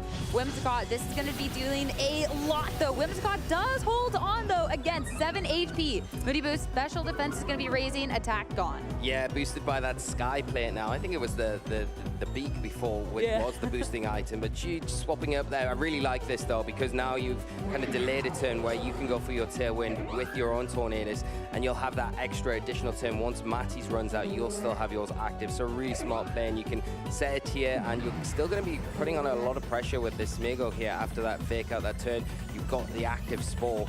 Are you going to be in a position where you can maybe utilize that pressure and maybe switch something and expecting a taunt from the Chen Pao? It almost feels like it's forced to go for that this next turn. Yeah, when you're looking at these two Pokemon that Yuma have, and especially the Smeargle, that's a Pokemon you can't really let get out of control. Whimsicott, since it survived, you do have to hard swap into a different Pokemon to try to take advantage of the situation, and it's going to be Raging Bolt. Also notably, Maddie leaving Zamazenta at home, having the Calyrex Shadow Rider instead. But for right here, right now, the Raging Bolt is something that can be impacting this damage. Now, Smeargle, follow me. Make sure that the Tornadus is going to stay safe on this turn, but it's going to be the last time it gets to use its status move, Taunt, to completely shut it down. Again, Tornadus is not active, so you know it's another attack. Bleak Windstorm, so much damage into that Qianpao. Yeah, you can see the power that's got with the boost from the Sky Plate, doing huge damage to the Qianpao and respectable damage to that Raging Bolt as well. The Smeargle now going to be locked out of doing anything because of that taunt, so he's going to be forced to switch out, you know, just a bit of a free slot here. So Matty has got that to take advantage of now with the Ice and the Electric that are going to threaten that Tornadus. But for being so threatened, it's kind of sitting on the field now where you could go for the Tailwind, expecting maybe a Thunderclap to come out, and then, yeah, I'll just take the Ice Spinner that comes out from the Qianpao because that'd be fine. I've got my Tailwind set. Yours is going to end the turn following this one. So I'll be in a really good spot even if I lose the Tornadus this time around. So of course, Smeargle, you call it, can't really do anything, having been taunted. So Yuma forced to be switching this Pokemon out, and now it's going to be none other than the Zamazenta to hit the field. Dauntless Shield, of course, get a little bit of a defense boost. Now, Protect just from this Tornadus, really not wanting to go for this Tailwind quite yet, and of course not wanting to take any sort of damage on the turn. Qianpao targeting into that slot, gonna be null and void, and for the Raging Bolt as well, that one will be into the Zamazenta, so not a free switch, but a considerable amount of damage. Yeah, and you know, I love this, where you're just not giving up the Tornadus for free here. You don't want to. You want to reposition, you want to get things in place before you really let this Pokemon have to go down if you need to. But the switch into the Zamazenta here is great because you're starting to put a lot of pressure. And that Raging Bolt going to be very close to being knocked out from the damage that we saw the Terrestrialized Body Press do in the game one. So that Raging Bolt can't just rely on the fact that it's got a lot of health and it's remaining. It has to be very careful going into this next turn, because if a Tailwind comes out from the Tornadus, Body Press follow up into that slot, you could be left in a really awkward position where one of the more powerful Pokemon that you're going to lean into to swing this match for you could be lost quite quickly. Another point for how this Zamazenta and this Terrestrialization type is just so impactful in this match. So we're going to see it clicked right here, right now, into the Fighting type. The damage that we saw in game number one from this Terrestrialization was big, and this Raging Bolt on the other end cannot feel quite safe. This is finally the opportunity speed on Yuma's side. Tailwind has been clicked. Now Body Press from the Zamazenta with that Terrestrialization boost into the Raging Bolt. Oh, not enough quite so for the close. KO. Hold on barely. Thunderbolt in retaliation though, but without the Terrestrialization being clicked, Maddie, that is not enough for the KO there. Yeah, and the switch into the Whimsicott is a really nice one because now you've got the option to potentially go for the Encore into the Tornadus to lock it into that Tailwind. So really well timed there from Matty to potentially shut that threat down, which would be nice. The Raging Bolt are in such an awkward position. It can go for a Thunderclap into the Zamazenta, but is it going to be enough? Probably not from the damage that we've seen from that Thunderbolt. So Zamazenta still in that nice position, and now with that Tailwind active, really going to be starting to put on the pressure, especially after that Terrestrialization into the Fighting type. And with how offensive this Tornadus has been as well, the last thing you want to do is put all the eggs in the basket of the Thunderclap. It's Zamazenta, and all of a sudden it's not ready in an attack, and you just get KO'd by a Bleak Wind. But now Whimsicott, since it has been out back on the field, Body Press, that's the Tailwind, Body Press, but of course Raging Bolt protects. Now going to be a Bleak Windstorm, no connection onto the Raging Bolt. Will it connect into the Whimsicott though? It will, and Whimsicott already on his sliver.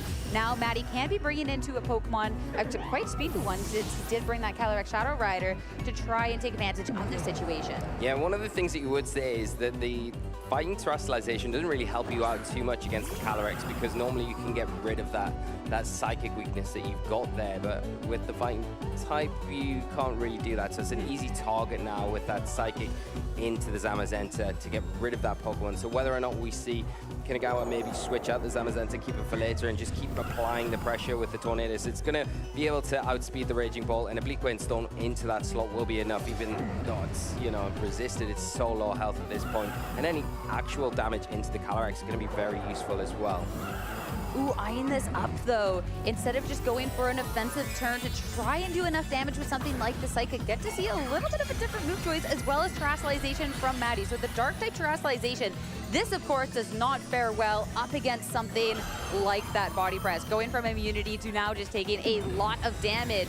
But when you're eyeing up, I mean, just any sort of shutdown could be big. But of course, when you're talking about shutdowns, Thunderclap, nothing into the Tornadus. Substitute from Calyrex is going to be the answer into making sure you're not taking a bunch of damage from the body press, and probably going to be relatively free on this turn. But no, Heavy Slam instead into the Calyrex. Substitute taking the damage, and it will be enough to break it. Yeah, you were kind of saying, is there going to be a body press into that slot? But Matty kind of protecting bases there with that substitute, which is really nice there. Putting himself into that position again where he can threaten that Zamazenta this next turn, and the Tornadus has burned that protect here, so it is going to have to do something, either switch to get around the Thunderclap threat or just go for that Bleak Wind that we were talking about before to get that nice damage onto Raging Bolt, pick up the knockout, and now the Calyrex, which is already taking a little bit of chip, getting that substitute up and getting around that turn where they've taken the Heavy Slam rather than the body press. But the body press now an easy option for the Zamazenta to go after that Calyrex. If it can land into that slot, then it's going to be able to pick up a knockout, super effective damage into that once Ghost type. Yeah, having the Dark Terrestrialization so you can't get taunted is so nice, but the fact that you've opened yourself up to the body press damage is not, and taunt instead into the Raging Bolt. So now Protect's no longer on the table, and it also means, again, an attack wasn't ready, so Thunderclap doesn't do anything. Astral Barrage, though, with the absence of Wide Guard on the opposing end, that will be enough for the Zamazenta and a lot of damage onto that Tornadus. Yeah, that's a really nice play here, and with that Life Ball boost as well, you get some really good damage onto the Tornadus. You're going to activate the Grimnir, and you're still in a pretty healthy position, just taking a little bit of recoil-free trouble there, and you've still got the Raging Ball hanging on by a thread on your side of the field. I've got that active Thunderclap. It's kind of checking the Tornadus, so if the Tornadus decides to go for a Bleak Wind, then you've got it kind of checked there. But one Pokemon that can come and start disrupting, kind of supporting the Tornadus here, is that Smeargle. Got the Fake Out now, can go for it into either target it wants to prevent an attack coming out, and then the Tornadus can apply a little bit more pressure with a Bleak Wind or a Tailwind if it's on to kind of match what's on Matty's side. And it's nice, at least for the Calyrex, since you can just protect past that, since, of course, there's immunity, but no attempt at a protect. Instead is just going to be taking that Fake Out. Nothing into the Raging Bolt, though, so Raging Bolt will be able to go for an attack. That's going to be the Tornadus to make sure that the speed is going to be matched on this turn, but Thunderbolt into this Smeargle is going to bring it all the way down into the Focus Sash. Yeah, now the question is, what does Matty go for, right? The Tailwind's set up now, so the stage is set for Kanagawa for the next few turns. The Smeargle only gets that special attack Moody Boost, special defense drop, that's fine. Not really going to affect the outcome here. But now you've got Wide Guard on the Smeargle. Do you lock in with an Astral Barrage? It's not going to be super effective into the Smeargle, but if you kind of lock into the Psychic and go after the Tornadus here, then you kind of open yourself up to being subjected to a Spore potentially from the Smeargle, and that's the worrying part about it. You want to try and get rid of the Smeargle before it can get that Spore off and start disrupting your side of the field. Kanagawa playing this absolutely so well to make it so difficult for Matty to get that momentum swing that he's trying so desperately to kind of get here. And the fact that the Tornadus was able to just reset that speed is huge, but Thunderclap is finally going to find its mark as Tornadus goes down. It already made so much impact, though, but on this turn, it will be that Spore. Since Yuma has the speed, might as well take advantage of it, and Calyrex Shadow Rider is going to be forced to sleep onto this turn. Yeah, and it all comes down to the last Pokemon in the back for Kanagawa. What have they got? But that Spore is also crucial. Taunt wearing off for the Raging Bolt, so worth noting there, and a defense Moody Boost and a speed drop for the Smeargle. So that might be quite influential going into this next turn. Even though the Tailwind's set up, will that affect the interactions with maybe the Raging Bolt this next turn? We'll have to see if this one comes to fruition, but hitting the field is a very speedy Pokemon. 2 more turns of the Tailwind as well. Calyrex for Matty, of course, has taken that one mandatory turn of sleep on that previous turn, but whether it wakes up, that's going to be a different story. Yeah, and you kind of need to wake up as soon as possible. The Terrestrialization is going to be spent on Kanagawa's side, I believe, but the Astral Barrage is going to be super effective if it does land into that opposing Calyrex, and more than enough to be able to take it down. And just to kind of try and get through, allow your Calyrex to wake up, we are seeing that protect. yeah, his nasty block on the opposing end. You're trying to take advantage of the situation. Now there's the special attack boost for Yuma. We're talking about the difference in playstyles. Yuma talked about making Navy a big play into this, and that could be the damage difference maker going on forward. Spore into the protect from the Raging Bolt.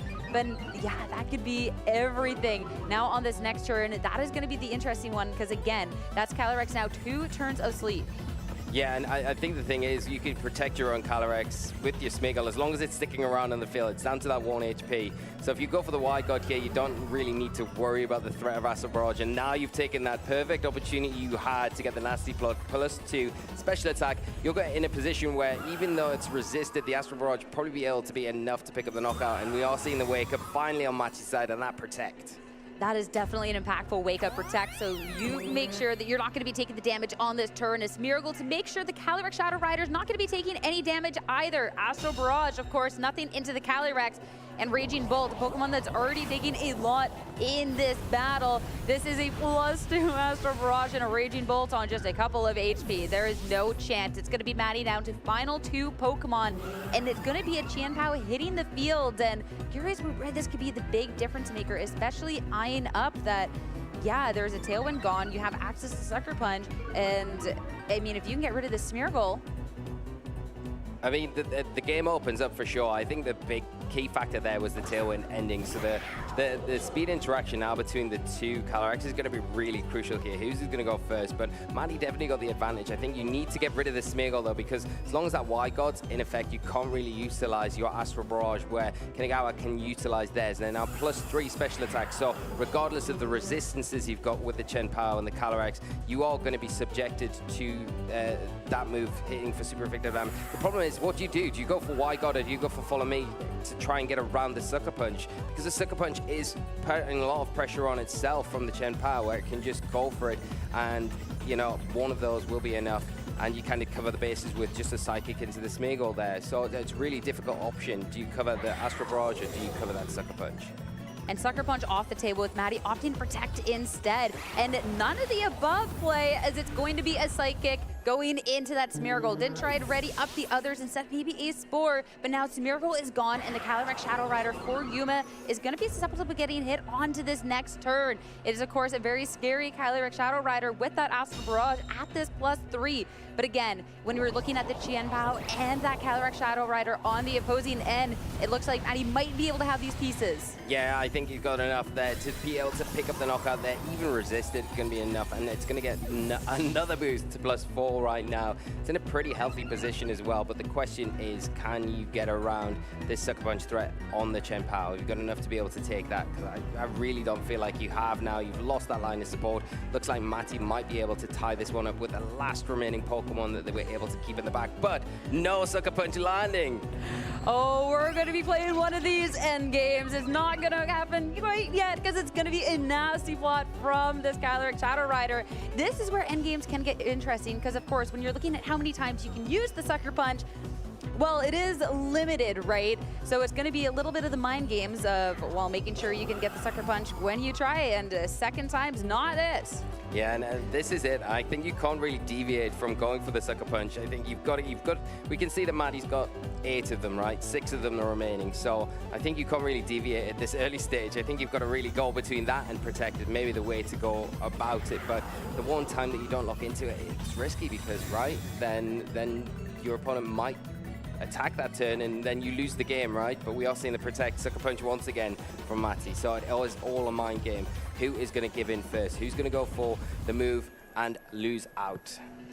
It's going to be the attempt at the Protect, so if it was an Ice Spinner, it could have been some damage. And of course, Matty can always go for the Ice Spinner or go for the Taunt. But again, as you called it, if you all of a sudden go for anything other than this Sucker Punch, and it's anything, well, it's a scary situation. So Matty, this is going to be the deviation now. Protect. Yuma, was this going to be the turn to ready the attack? This is always going to be so intense, but no. Protect yet again. So is Yuma always just going to protect? So can Maddie take advantage of this? Yeah, I mean, maybe, right? You can go for the ice spinner, but are you getting lured into like a false sense of security where you're like, okay, he keeps going for the protect, he keeps going for the nasty plot. Am I going to take this opportunity to go for the ice spinner? But there's always that little doubt in the back of your mind that says, maybe this is the turn that they click the Astral Barrage button, and now they're +6. They're like, we haven't got that much health on our Chen Pao, so it feels like anything is going to be able to take us down. It's a real hard situation here to do, and I think Kinigawa obviously keeping count of the sucker punches that have been utilized, and there's only a matter of time before we run out of those,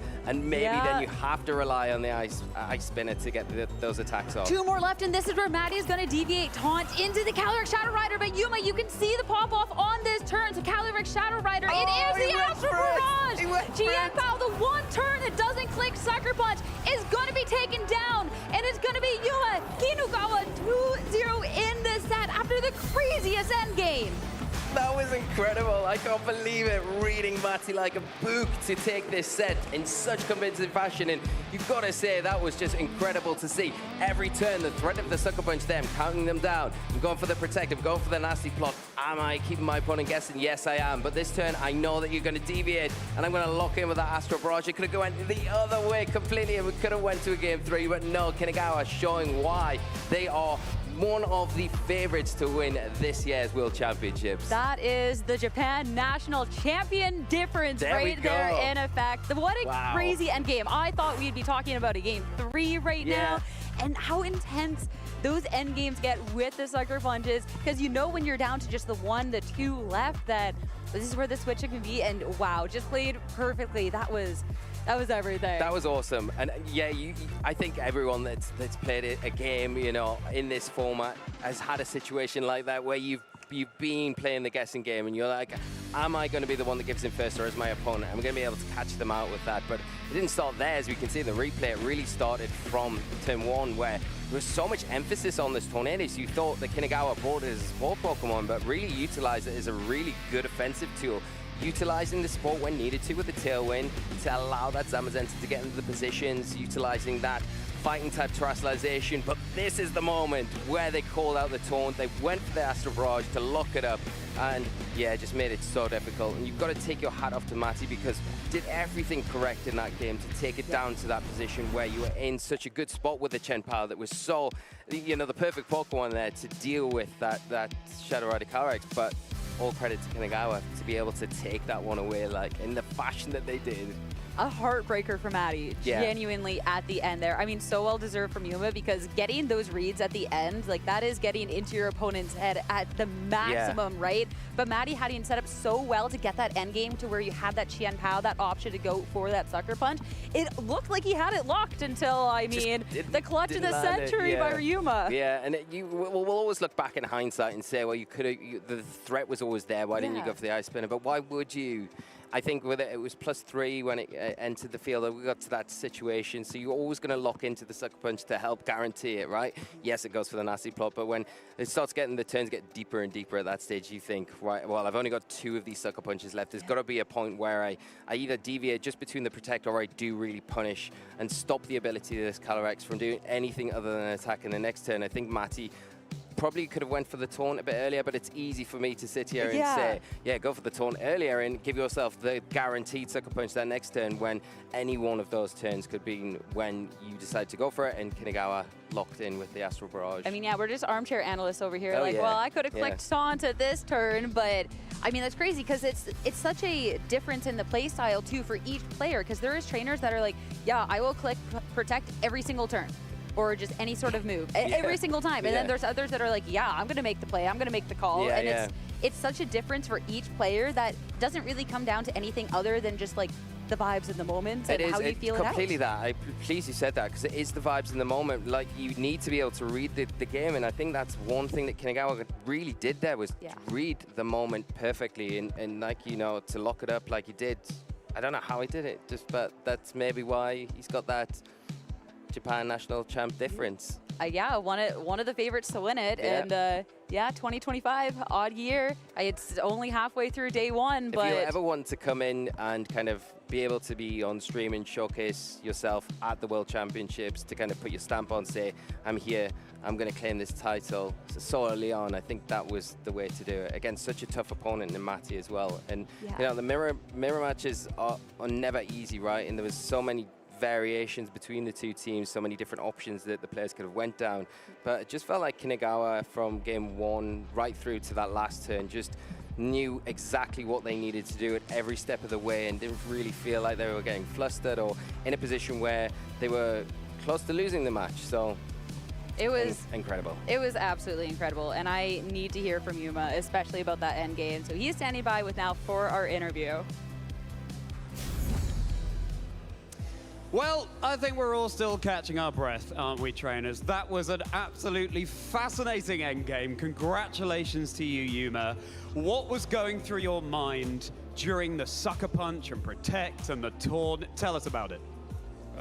最後の最後の守るとか挑発の接戦の時、もう頭の中どういう感じでしたか？まずサッカーパンチの PP を数えながら相手の気持ちを考えて、まあここら辺でなんかそろそろサッカーパンチ打ちたくないやろなっていうタイミングでアストラルバゲージぶっかましてました。So he was counting the PP and he was thinking about what the opponent was thinking, and then when he found a moment where he thought they wouldn't want to use the taunt right here, then he hit him with the astral burst. And you got the call right. You were just inside your opponent's head. It was amazing. Now, also, this is an adaptation from your Japan Championships team. For example, with Terra Fighting on Zamazenta. Can you tell us more about the changes you've made for the team for Worlds? これ日本で使ったチームとほぼ一緒、似てる感じですけど、この世界大会に向けて加えた変更とかについて教えてもらえますか？前はドーブルをデコレーションで使っていたんですけど、デコレーションをワイドガードにしてちょっとドーブルの型を変えてみました。So before for Smeagol was used to use decorate, but this time he swapped that out for wide guard, just to add some variation. Incredible. Well, let's hope that it sees you through. And Yuma, I have to bring this up. It's an odd year. Japan, we have seen often win the World Championships in an odd-numbered year, and not only that, but the Japan champion from the nationals often goes on to win. Do you think you can win Worlds?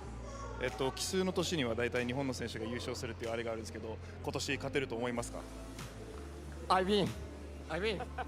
He's winning. He's winning. You heard it here first, trainers. Incredible. Yuma, we'll let you get prepared for the next round. Congratulations again. Thank you to you both. Well, trainers, after that end game, you feeling alive? Well, keep it Pokemon, because it's time for Swiss Round 5.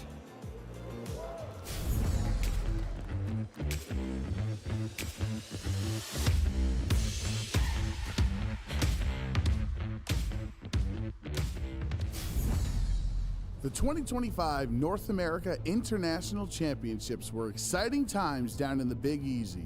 However, the event would be anything but easy for the trainers trying to qualify for the World Championships in Anaheim.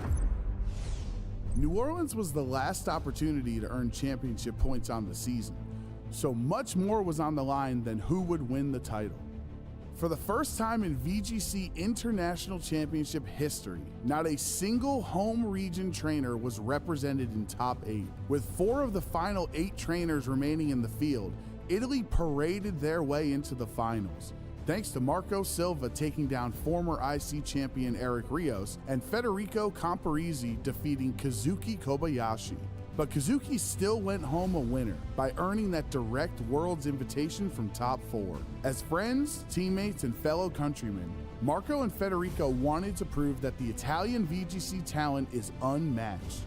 And with a 4th IC win, Marco could make his claim not just as the best player in New Orleans, but the best player in the world.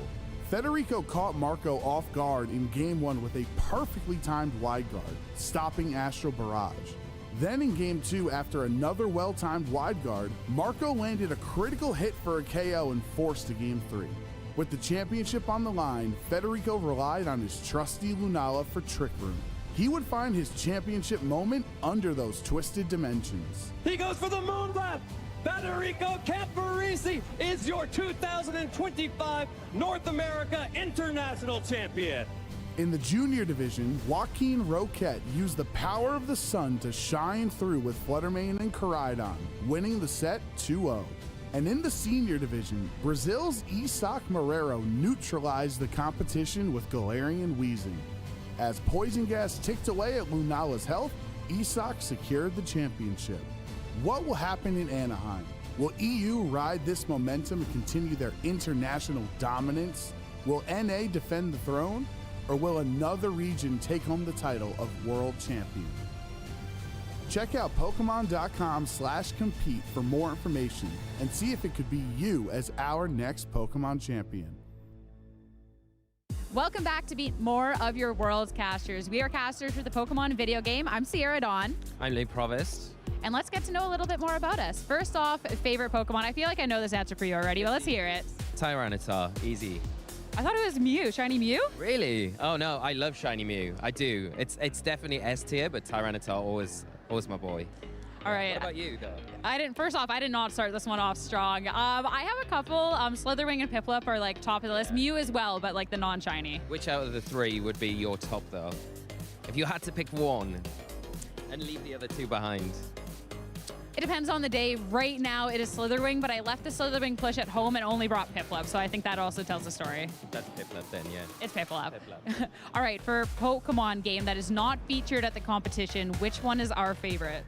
This is an easy one for me. It has to be Legends Arceus all day. It's like one of my all-time favorite Pokemon games, so definitely Legends Arceus. And would you say the same, or would you be a little bit different? Not the same for me, so we are not great on this caster synergy to start off. For myself, I didn't play VGC for this era, but Omega Ruby Alpha Sapphire is one of my all-time favorites. I love the Hoenn region, back with Ruby Sapphire, the original, so the remix is just so good, it's so dear. Yeah, it's definitely a solid pick. I would definitely say one of my all-time favorite main series titles as well. And just being able to go back to Hoenn is just, yeah, it's a good pick. So that, yeah, it's good. We've got the synergy down, it's good. And Pokemon Snap? Yes, love Pokemon Snap. Perfect. I have to admit, though, I've never played the new one. You're missing out. You need that's what's next after Worlds. And speaking of Worlds, have to talk back to favorite Worlds memory of all time. Do you want to start with this one? Yeah, I'll start with this one. Yeah. There is, first off, too many to name, but I have to say one of my favorites was watching the closing ceremonies at Honolulu with my girls. So we had Rose, Lou, and Gabby all on the stage, and we all watched the closing ceremonies together. It was just a really precious moment. That's really dear. That's really nice. So for me, I think I've got two. One as a player. I think personally in 2014 when I got top 8, I think that will always be a huge achievement for myself, and just I don't think, it's just amazing. And that year as well, we also had Sejun winning, which was just, I think, a turning point for VG in general. And then caster moment was probably 2022 in London, Masters final with Lou. I think that was just such a peak moment. So yeah, they're probably two of my favorite memories. Yeah. It's so good with you and Lou in Masters finals. Yeah, it was just absolutely amazing. So that was, two big moments, or three. But there's so many to name, so I can't name them all. I know, I really had to think about this one beforehand. And I mean, we're talking about World Finals. Who do we think is going to win this Worlds? Oh, me first. You first. Okay, I'm going to say, because I just think it would be so epic to happen if Wolf won this year. And I feel like he's coming in good form. Didn't have the best result in NAIC, but I don't think that matters. I think that might be to his advantage. So to win a regional, an IC, and Worlds in the same year, I hope he does it. So yeah, I'm going to say Wolf Click. And the Global Challenge too. Oh yeah, of course, yeah. Global Challenge, anonymously, yes. Yeah. That would be incredibly amazing. So I was already going to go into my answer and be no, I was going to say, well, I need to pick an NA player then, because I thought you were going to pick someone from EU. But also, I'll still pick an NA player. I'm going to say number 1 NA, Joseph Agarte, championship points. We've been how many years that he's been top of the leaderboard? So I think do a win.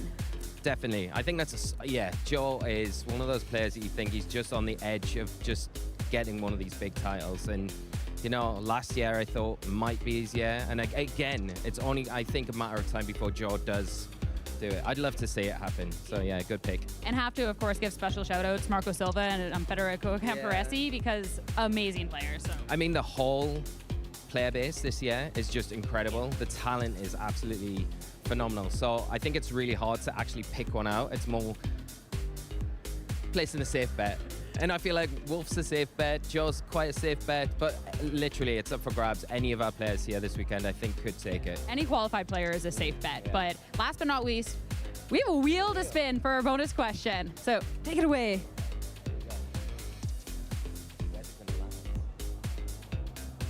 I know there's one that you really want. So. I knew it. Or a Noctowl. So are you an early Pidgey or a Noctowl? A Noctowl, if I can get my words out. What's the in between? Like the neither. Like the I don't yeah, like that I don't wake up early, but I'm also not a Noctowl. Like a Caterpie? I'm going to the birds. Starly, I don't know. Out of the two, I'd have to say an early Pidgey, but that's, again, ask me on the day. I'm definitely an early Pidgey. Early Pidgey, yes. All right, sorry, Noctowl, no love here, but yeah, thanks for getting to know us. A lot more casters to get to meet, so catch that. Are you guys ready for the Pokémon Center? Yeah, so excited! What are you gonna get at the Pokémon Center? I'm gonna get the Jigglypuff. What are you gonna get? I'm gonna get the Pikachu. Oh, I'm so excited! Okay, let's go, let's go, let's go!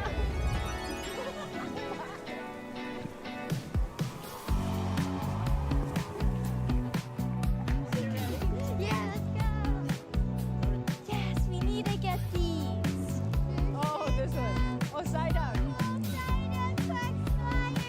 Tatsugiri! Oh!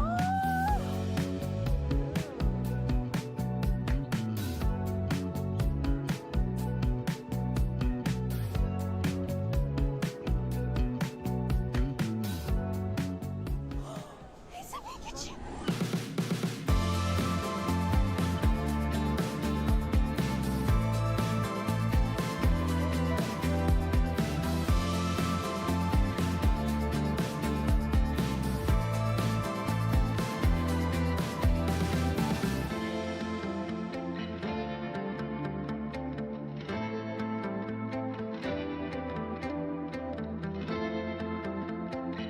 Tough choice.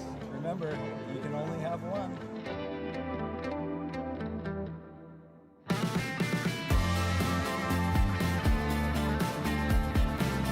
What did you get from the Pokémon Center? I actually got something for you.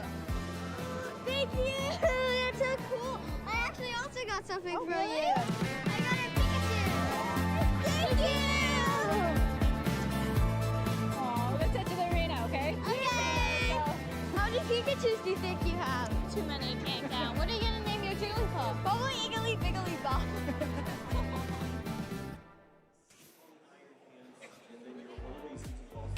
Hello, everybody, and welcome back to The Couch, featuring Aaron Cybertron Zhang and none other than Scott Glaza. 3 years after London, Scott, we're back. Yeah, I mean, we're not in the closet this time. Things have really improved, right? We got They let beautiful us stage free. here. Thank you. We're out in the open. We got like plants and stuff. We've made it to the big time.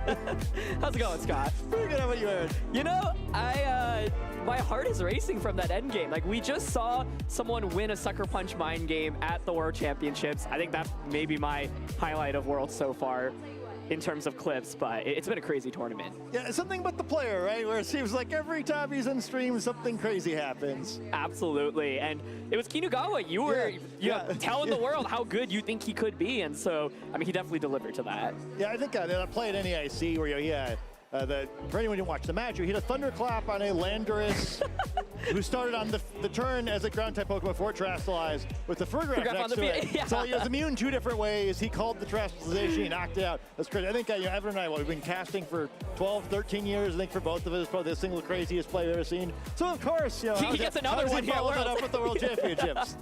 Well, the answer is winning Sucker Punch mind games, but let's take a quick look at the usage stats at this tournament. We've actually seen a lot of different restricted pairings already, but Scott, I gotta say, none of this is super surprising.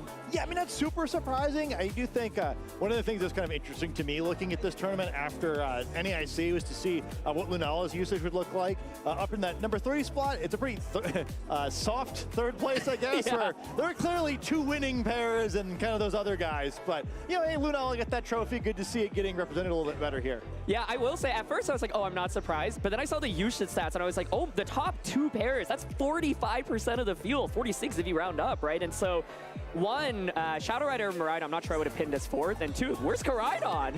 Yeah, I mean, I was kind of curious about 2, where it really started to get a lot of momentum coming into this tournament, in part because of the Zamazenta matchup so good. Looks like a pretty appealing Pokemon to beat as part of that most used pairing, but not seeing it so much on the usage chart here.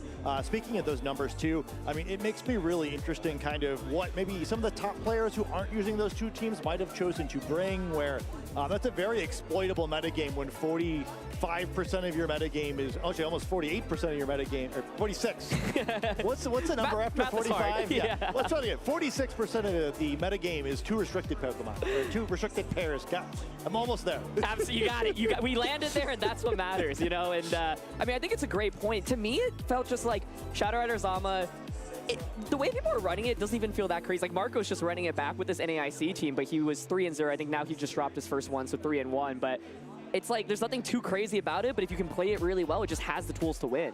Yeah, I think it's fun to watch both him and Kinugawa play, just because they're so good at it, and I think it's such a difficult mirror to play. You know, one of our friends, Aaron Trailer, had been trusting the team for a while, and I think it was really interesting when he mentioned, like, yo, I just don't want to be playing this mirror all weekend. I think it's really difficult to play, in part because he was the best Big Six player back in 2016, where I think he got to be top 8 of the World Championships as the final Big Six team remaining, and that, you know, he's kind of like played this game already. He's like, you know what, this isn't for me. I think it really speaks to how much stress is on these players trying to go through these games where there's so many mind games. It's so difficult to get an advantage of that mirror matchup. And when 25% of the field is going to be playing the same team as you, you're going to assume during Swish you're playing 3-4 of those.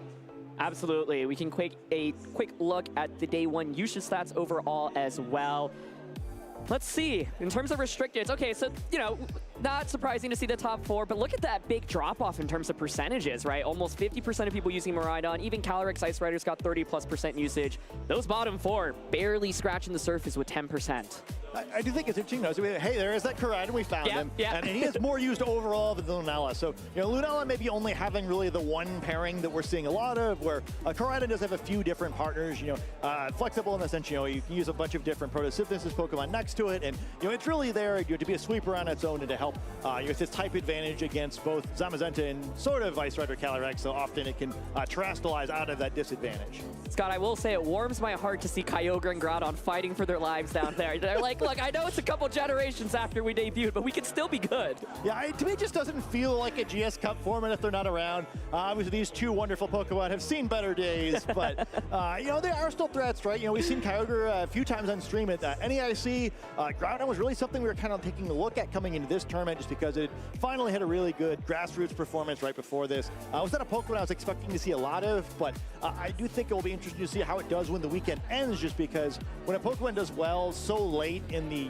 preparation period between the final major in North America International Championships and Worlds, people probably aren't going to want to change their teams too much. So you're just like, oh man, Groudon is better than I thought it was. Like, are you really going to change your team? Are you going to try to pick it up that late? But maybe some of the players who are already working on Groudon will find like, oh, you know, I was a little ahead of the metagame after all. Absolutely, yeah. And even though it's only 7% usage rate, I did believe I saw a couple players at 4-0 with it. So to your point, Scott, it's one of those where usage rate might be low, but I would expect that it might actually have a really good, like, average finish relative to the field based on the fact that not that many people are using it. Yeah.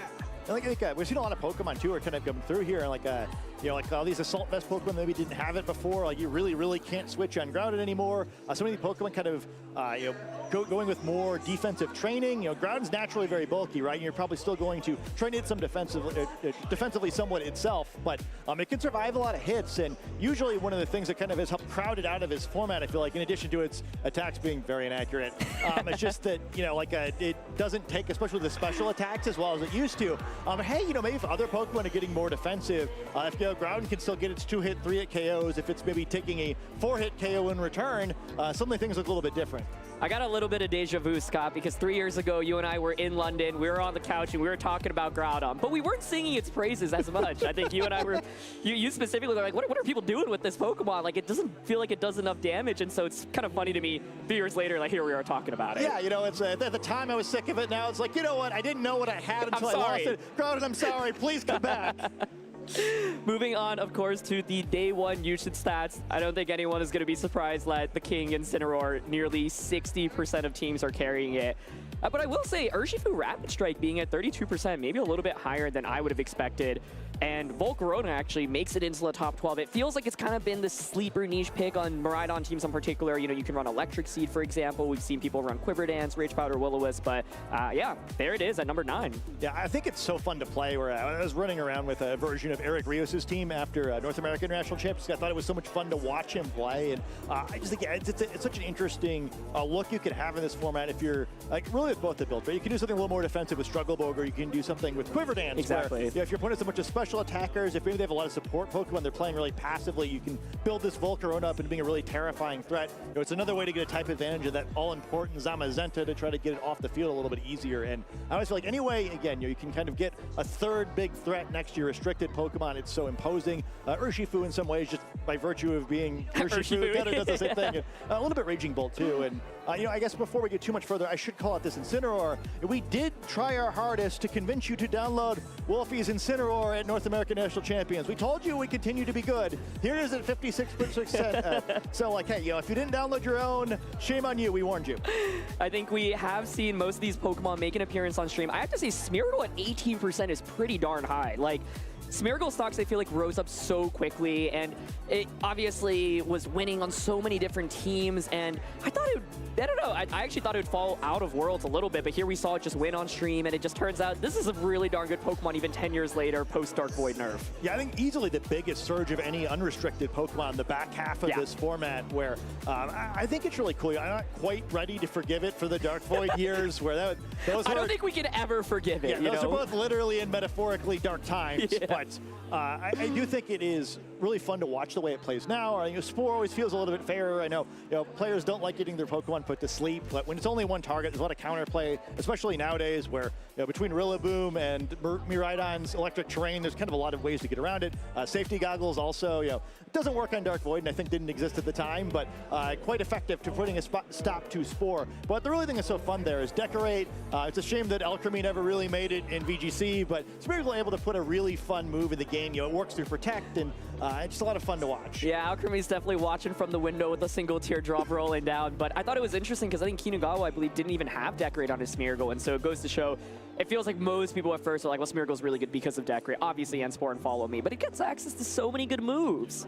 Yeah, I think it's great too because it's so flexible, right? You know, I feel like, oh man, I really wish a Pokemon had this move, and this move. Smeargle is always one of the answers, right? May not be the best answer, but if it's the only answer, I think it's a Pokemon that should be looked at. And, you know, it's one of those Pokemon that maybe isn't so good in a format where you're expecting all 6 of your Pokemon to contribute offensively a little bit more. But, you know, in a format like this one, where if you're not a restricted Pokemon or, you know, one of those goofballs like Urshifu or Raging Bolt, you're probably not contributing a lot offensively anyway. Smeargle's utility is literally unmatched with every move in the game available to it. Yeah, and I think you made a good point where it was like, well, Miraidon's usage is still so high, but you can still make it work, and that's what actually made me shocked to see Urshifu that high up. I was like, well, Miraidon's on like so many teams, but here Urshifu is still being able to pack a punch, and I think we've seen so many shifts from like Choice Scarf Urshifu, Choice Band Urshifu's obviously been really common on the Lunala Miraidon teams, but, you know, classic Focus Sash Urshifu. We saw Paul Ruiz bringing it into a Sun team with Cridon, Raging Bolt, and winning with it, so it's pretty darn good. Yeah, I feel like that's like the worst possible situation. I was kind of watching like, dude, why did you even bring this Pokemon?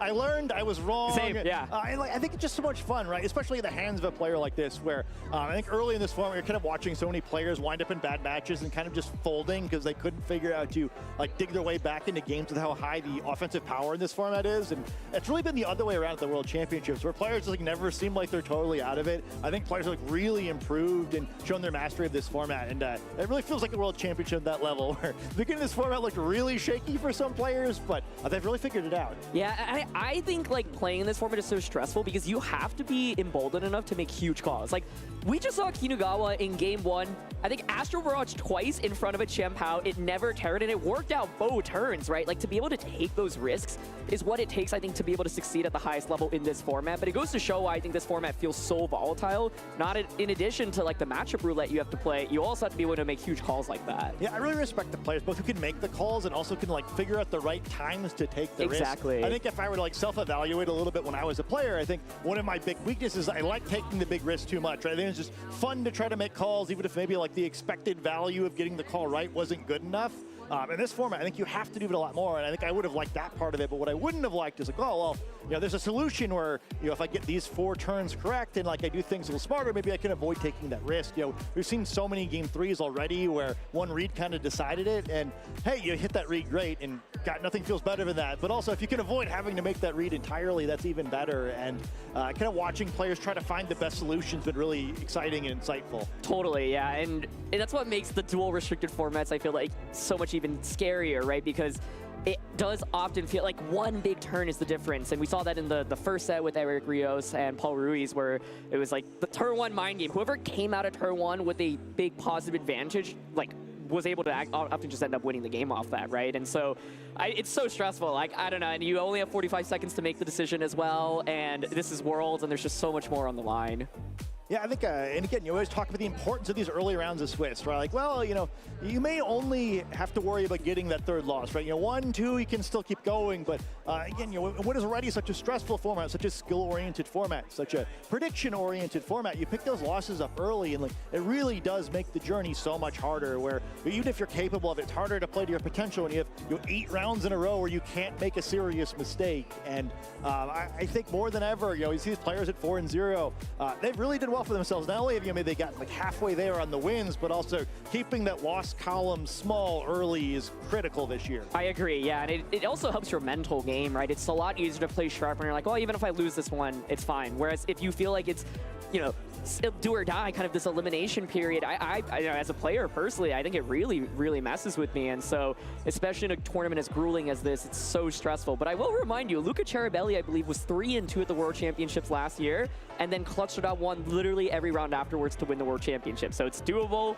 but it is not easy. Hey, you just be the very best, right? Yeah, but, but yeah, I mean, I think it's just if only it was that easy, right? Yeah. And you know, I guess props to him, and I think that'll be one thing that's really fun is we do get the point where more of like kind of like the super elite scary players start picking up those second losses. Like, oh man, you know, like, if you're the opponent, like, I know they can do it, but also I could be the one to stop them. And I think, you know, not every player gets to win the World Championships, but I think everyone's trying to get at least get momentum from this tournament to go into the next season. Hey, you know, you eliminate a really great player. I mean, that's something like, all right, you know, like, I know, like, I did some things wrong, but I did some things really right too, and I can carry you forward to the next year a little bit. Yeah, absolutely. And to me, every new Worlds does feel like the most difficult Worlds ever. I think this one in particular, with the dual restricted format, it just feels that much harder because not only are you playing so many incredible players, but there's obviously a lot of variance in terms of what restricted pairings you go up against. And last season kind of felt like that with even just 1 single restricted. Now you've got 2 on the table. Yeah, and I think it's tricky too, because yeah, it's tough where you can't just put whatever pairing of restricted Pokemon you want together, right? A lot of things you really have to be able to check, and that kind of limits your options a little bit. And then, you know, as we saw on the usage chart, right? You know, there's maybe 4 options that are much stronger, at least maybe easier to build around, but better explored than the others. If you're picking up, you know, Shadow Rider, Calyrex, and Zamazenta a month ago, you definitely have some problems where, like, oh, you got to really work up the experience curve to catch up to the other players playing the same archetype. But the advantage of that is, like, okay, well, you know, the community has tried 1,000 different versions of this team, and through the practice of that and kind of the tournament results, they have a pretty good idea of what the optimal versions of the current team course look like. If you're really trying to break the game, you don't have that same level of research, right? You know, I think, like, the players trying to make, like, Koraidon and Groudon work in particular, like, I do think there's a good chance there is, you know, that pot of gold at the end of the rainbow there for them to try to get to, but the path is really unclear, where trying to solve the way to do that, especially at a limited time, while everyone else is continuing to innovate the more proven teams, is really challenging. I think that's a great point, and I feel like it also also speaks to how Worlds has maybe shifted throughout the years, because I feel like back in the day when Worlds was so much smaller, you could make that meta-breaking team because the pool of teams that you'd be playing against were a little bit smaller. You know, I think people often point to Ray Rizzo's 2011 team, Sage and Park with Pachirisu in 2014, Wolf Glick obviously with his team in 2016. Those Worlds were generally smaller attendance, and it was like a smaller pool of actual teams you could go up against. But right now, even though those two restricted pairings that we saw earlier make up 50% of the field, how you even operate with them is very different from what we saw back in the day. Yeah, I think especially the expertise of a lot of the players, not only kind of the players that, I mean, especially we struck a little bit, but I mean, they changed the qualification system this year, right? With only the top players in championship points and the regional champions and top 4 international championship competitors making it to this point. First of all, you're not getting any remotely easy rounds, but I think everybody has mastered their archetype, right? So you're not going to get a ton of mistakes. And then at the top level, you know, maybe before you throw away some of the matchups a little bit, or you can find a really good player using either an archetype that you're not used to, or maybe a player that like, oh, you know, like I think I'm better than them, but it's a tough matchup where the gap just isn't big enough to try to play around that too much, right? I think, you know, team selection is so important, and then also just keeping your focus the whole day, where everyone's going to make a few turns a little bit wrong, maybe, maybe make some reads that don't pay off, but I think minimizing that just so important because the margins are smaller every year. Totally, yeah, and to your point with the qualification system, I mean, if you are in this tournament, you have likely top cut a tournament, you've likely maybe won a regionals, top 4 to internationals, gotten very far, right? Like every single player here has worked so hard to get here, and that's always been the case for Worlds, but especially when it's like a little bit smaller, to your point, limits the field. And so for every player that goes 3-0, 2-1, there's another one on the opposite side of the field that's 0-3 and 1-2, right? And like there's so many players that are so good now, and so for every single one that is high up at the tables, you have another that just didn't have their day and are potentially eliminated already. And that's what makes Worlds, I mean, so fun to watch as a spectator, but I think so grueling as a competitor. Yeah, and we've both done the wrong side of it too, right? And that's just going to happen sometimes, where even if you are good enough, I think we could run this tournament every year with the same players, and we see very different results every year, right? Maybe if we did the same format, right? Or sometimes you just don't get the matchup. Sometimes the luck doesn't go your way. But I think anybody who qualified this year should be like, why not me, right? I think I am good enough, and I think everyone really is. And yeah, I think it just adds some attention to the whole thing, where it's what kind of the beauty of competition, right? It's both the joy of victory and also the sadness of defeat a little bit. And I think kind of the experience of that makes it all worth it. Absolutely, yeah. And part of what I was thinking is these tournaments, they just feel like it's like larger scale now. Like playing on stream on stage now might feel more intimidating than it was 5 years ago. There's more eyeballs on you as well. And for most of us still, people are generally not playing VGC like full time, and so I think like mentally adjusting to that can be really tough, right? Like I played on stream before, I'm like, oh my goodness, like I'm not prepared for this, and suddenly it's really, really scary. And I think the mental game that you need to have in order to be on the top just continues to rise. Yeah, I mean, I can barely even imagine. I played on stream once, and it was the Nico stream at 2012 Worlds, and like I don't know how many viewers they had. Certainly none of the people watching it ever heard of my opponent or I. We're just sitting there doing our best with our boring mirror match in round 1 of Worlds, and even that I was like, oh man, it's a little extra pressure, right? Like, it sure would be embarrassing if I made some errors here. Versus now, you got a big stadium watching you. You got jerks like us up here telling you about the mistakes you made and what you should have done instead. And it's a lot of pressure. And yeah, I think the quality of play we've seen on stream so far has been so good despite all those pressures. And I really do admire the players because it's not easy, right? And we always we try our best to make it sound like it is, right? But we know how tough it is out there. Yeah, and it's like, I think Worlds in particular, you pour your heart and soul into. You work so hard to qualify, and then you spend months preparing, and it's like, as someone who went through the process last year, I think it can be really heartbreaking to invest so much time, but that is the beauty, like you said, of competition. But we are just about ready to get to round 5, so thank you for joining Scott and I here at the couch. And we're going to throw it down to the casters. Ben! Chaz! We're here! Yeah! For the World Championships. But did you hear about the Slowpoke that only knew 25 letters of the alphabet? I didn't. He didn't know why. Welcome back, traders, to the World Championships. Don't you worry, that's not the last of those jokes you're going to hear this weekend. We've only travelled halfway around the world. Yeah. And this is where we're starting out here, Charlie. A 10-hour flight of non-stop gags. 8 out of 10, though. Love that. 8 out of 10? Yeah. Okay, very nice. Well, that's what you'd rank that joke, but what about the rankings of the players out there in the venue? Let's take a look how they're doing. Justin Tang, of course, someone who broke out onto the scene in 2023, up there at 4-0 so far. And a little bit of a sneaky peek. my caster prediction, Groudon, is something that Justin locked in. So I'm feeling quite vindicated right now. Fair enough, fair enough, apart from the fact that Koga will win. Yuma Kinagawa in 4th place there, of course, 4-0, who I had the pleasure of speaking to just there. Fascinating. James Crazy Beck, 4-0. My goodness, Victor Medina, 4-0 here as well. Mao Harada. All of these names, I mean, it doesn't get better than this, does it? This is the creme de la creme. Yeah, it's like seeing all of these players going through a field like this and still making it out on top, where, I mean, Scott and Aaron were just talking about how difficult this World Championships is, where you've got so many players, you've got the cream of the crop from the season. Not only did you have to either go really deep in a tournament, but if not, you had to be really consistent over a season to be in those top rankings. And then getting here, taking maybe a swing of the metagame, playing those tried and tested teams all the way through, well, either way, you've still got to do that against the very best, and seeing these trainers come out on top, you couldn't ask for more. And let's see which these trainers will be pairing up with in this next round in their bid to be the very best. Shoma, Unami, and Yoshitaka Izawa is what we will be featuring for you, but before we tell you more about that, let's just take a look at some of these other names here. Giovanni Siske, of course, someone who has had incredible grassroots results throughout Regulation Set I. Fantastic to see them at 4-0. Yeah, especially like playing the same team throughout and getting comfortable at the top level with exactly what you bring. I think that's really important as a way to approach these kind of tournaments. Looking further down the list, Ko Sukade, another player that does that, and Ko versus Yuma is a game that I would absolutely love to be able to see. Absolutely. Of course, we just saw Yuma on stream then, but Ko versus Yuma, just keep your eyes out for how that match is going to be going. And Alex Underhill, of course, a regional champion from the previous season, I believe, here as well. Joji Kaida, someone who's really made a name for themselves in the online tournaments as well as in the in-person best-of-3 open. There's like 3 grand challenges. Yeah, it's unbelievable, isn't it? Just if you want any luck, go to Joji. Yeah, well, exactly. I mean, choose your lottery ticket. Best of 1 closed team sheets as well, to be able to operate clearly in both open team sheets and closed team sheets. They take a really different mindset, so really love to see that. And against Sebastian as well, who's had a fantastic season this year and really come out of the Latin America region to a really great effect, and seeing him carry on doing well is really nice to see. Wonderful. But of course, yes, Shoma Hunami versus Yoshitaka Izawa. Now, these two trainers are from Japan. Shoma Hunami, 2015 world champion. Now, Yoshitaka Izawa reached the top 32 at the Japan Championships this year, but Ben, a little bit of a spicy restricted Pokemon on here, don't we? It's flaming hot, you could say. I mean, we had a little look at those usage charts just a moment ago. If you didn't see them, well, there's one of those restricted on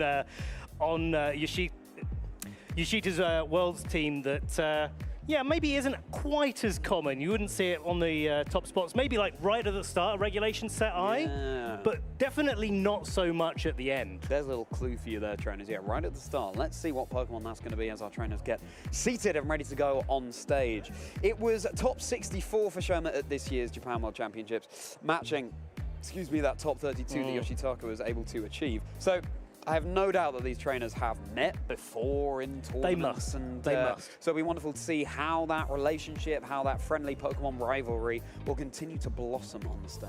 Just like, I love that about the World Championships. It's not just about playing everyone else from across the globe in these sort of events. Sometimes you run into the people that you've either worked with or played in your local region before coming to the World Championships as part of your qualification. And yeah, it's one of those chances. If they have played, depending on which way it goes, it's a chance for the other to settle the score on the world stage here. And what better way to do it if you come on stream as well at the same time?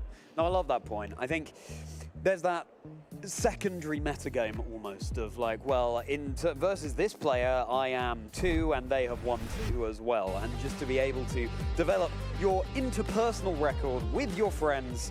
And here they are on stage, Shoma Hunami and Yoshitaka Izawa. And there it is, that's the Ho-Oh at the top. If you guessed that's what we were talking about, trainers, you get no points, but I mean, you get our respect, so congratulations. Yeah, Ho-Oh and the Koraidon synergizing so nicely, setting up the sun. And in fact, a Koraidon mirror here with the Calyrex Ice Rider, but the little item choices make all the difference. We've got a clear amulet on one, but not on the other.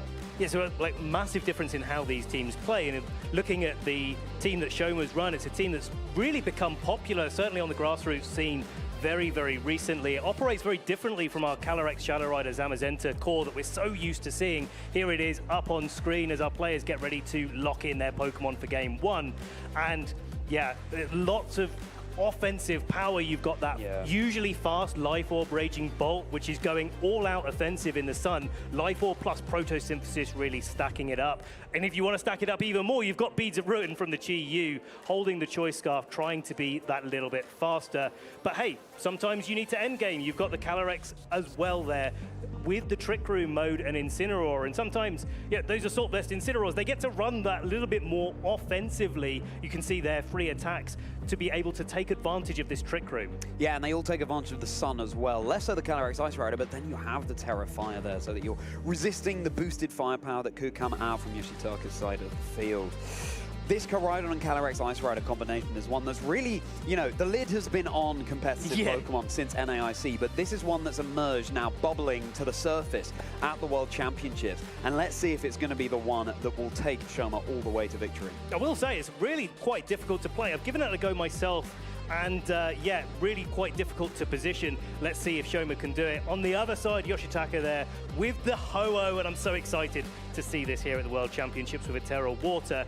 But I love this adaptation of Koraidon. A lot of them running the Flame Charge to try and get the speed boost. But Yoshitaka taking a different approach to get that speed boost with the Scale Shot and the loaded dice. And that's a really important for the Miraidon matchup, which is great for the Ho-Oh. It kind of gives the Ho-Oh a lot more room to breathe in this kind of composition.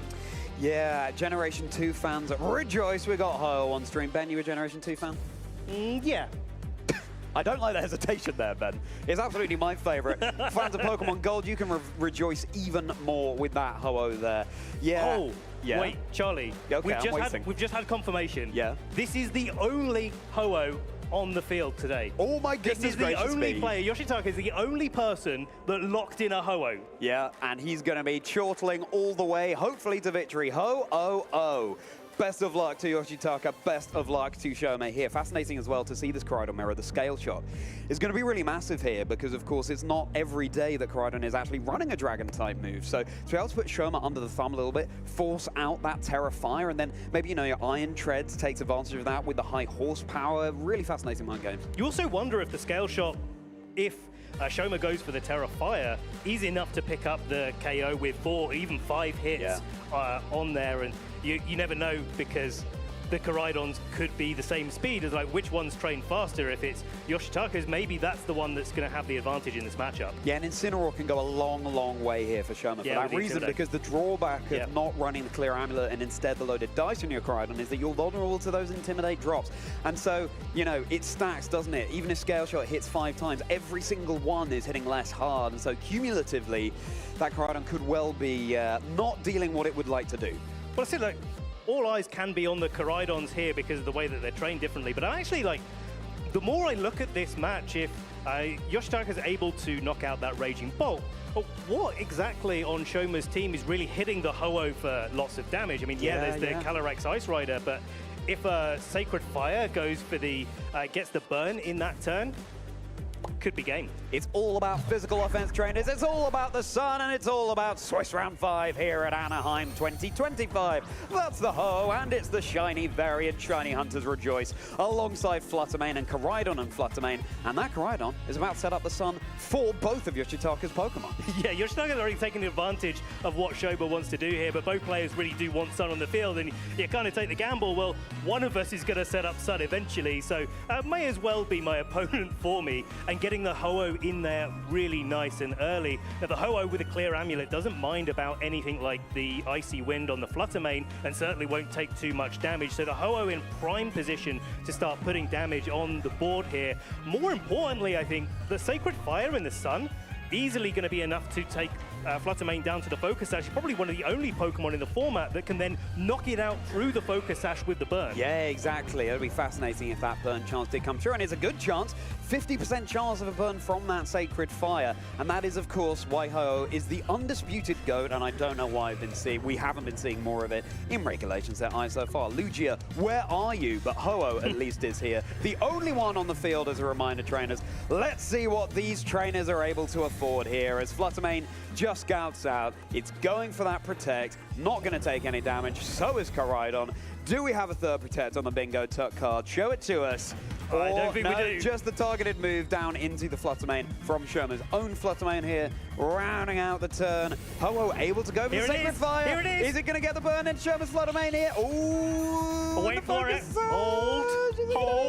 Yes! There's the burn. So Flutter Mane is going to go down at the end of this turn. Yoshitaka takes an early advantage. You got two options there with the Ho-Oh as well. You can go for the Tailwind and try not to play those speed games, or you know that the Ho-Oh is pretty safe, so why not lock in an attack, especially when the Flutter Mane on Shoma's side doesn't actually carry Protect? Like, why would you not just try to remove it from play? Then you've got your own Flutter Mane with the Protosynthesis boost. That's going to be the fastest Pokemon out there, and it's putting so much pressure on.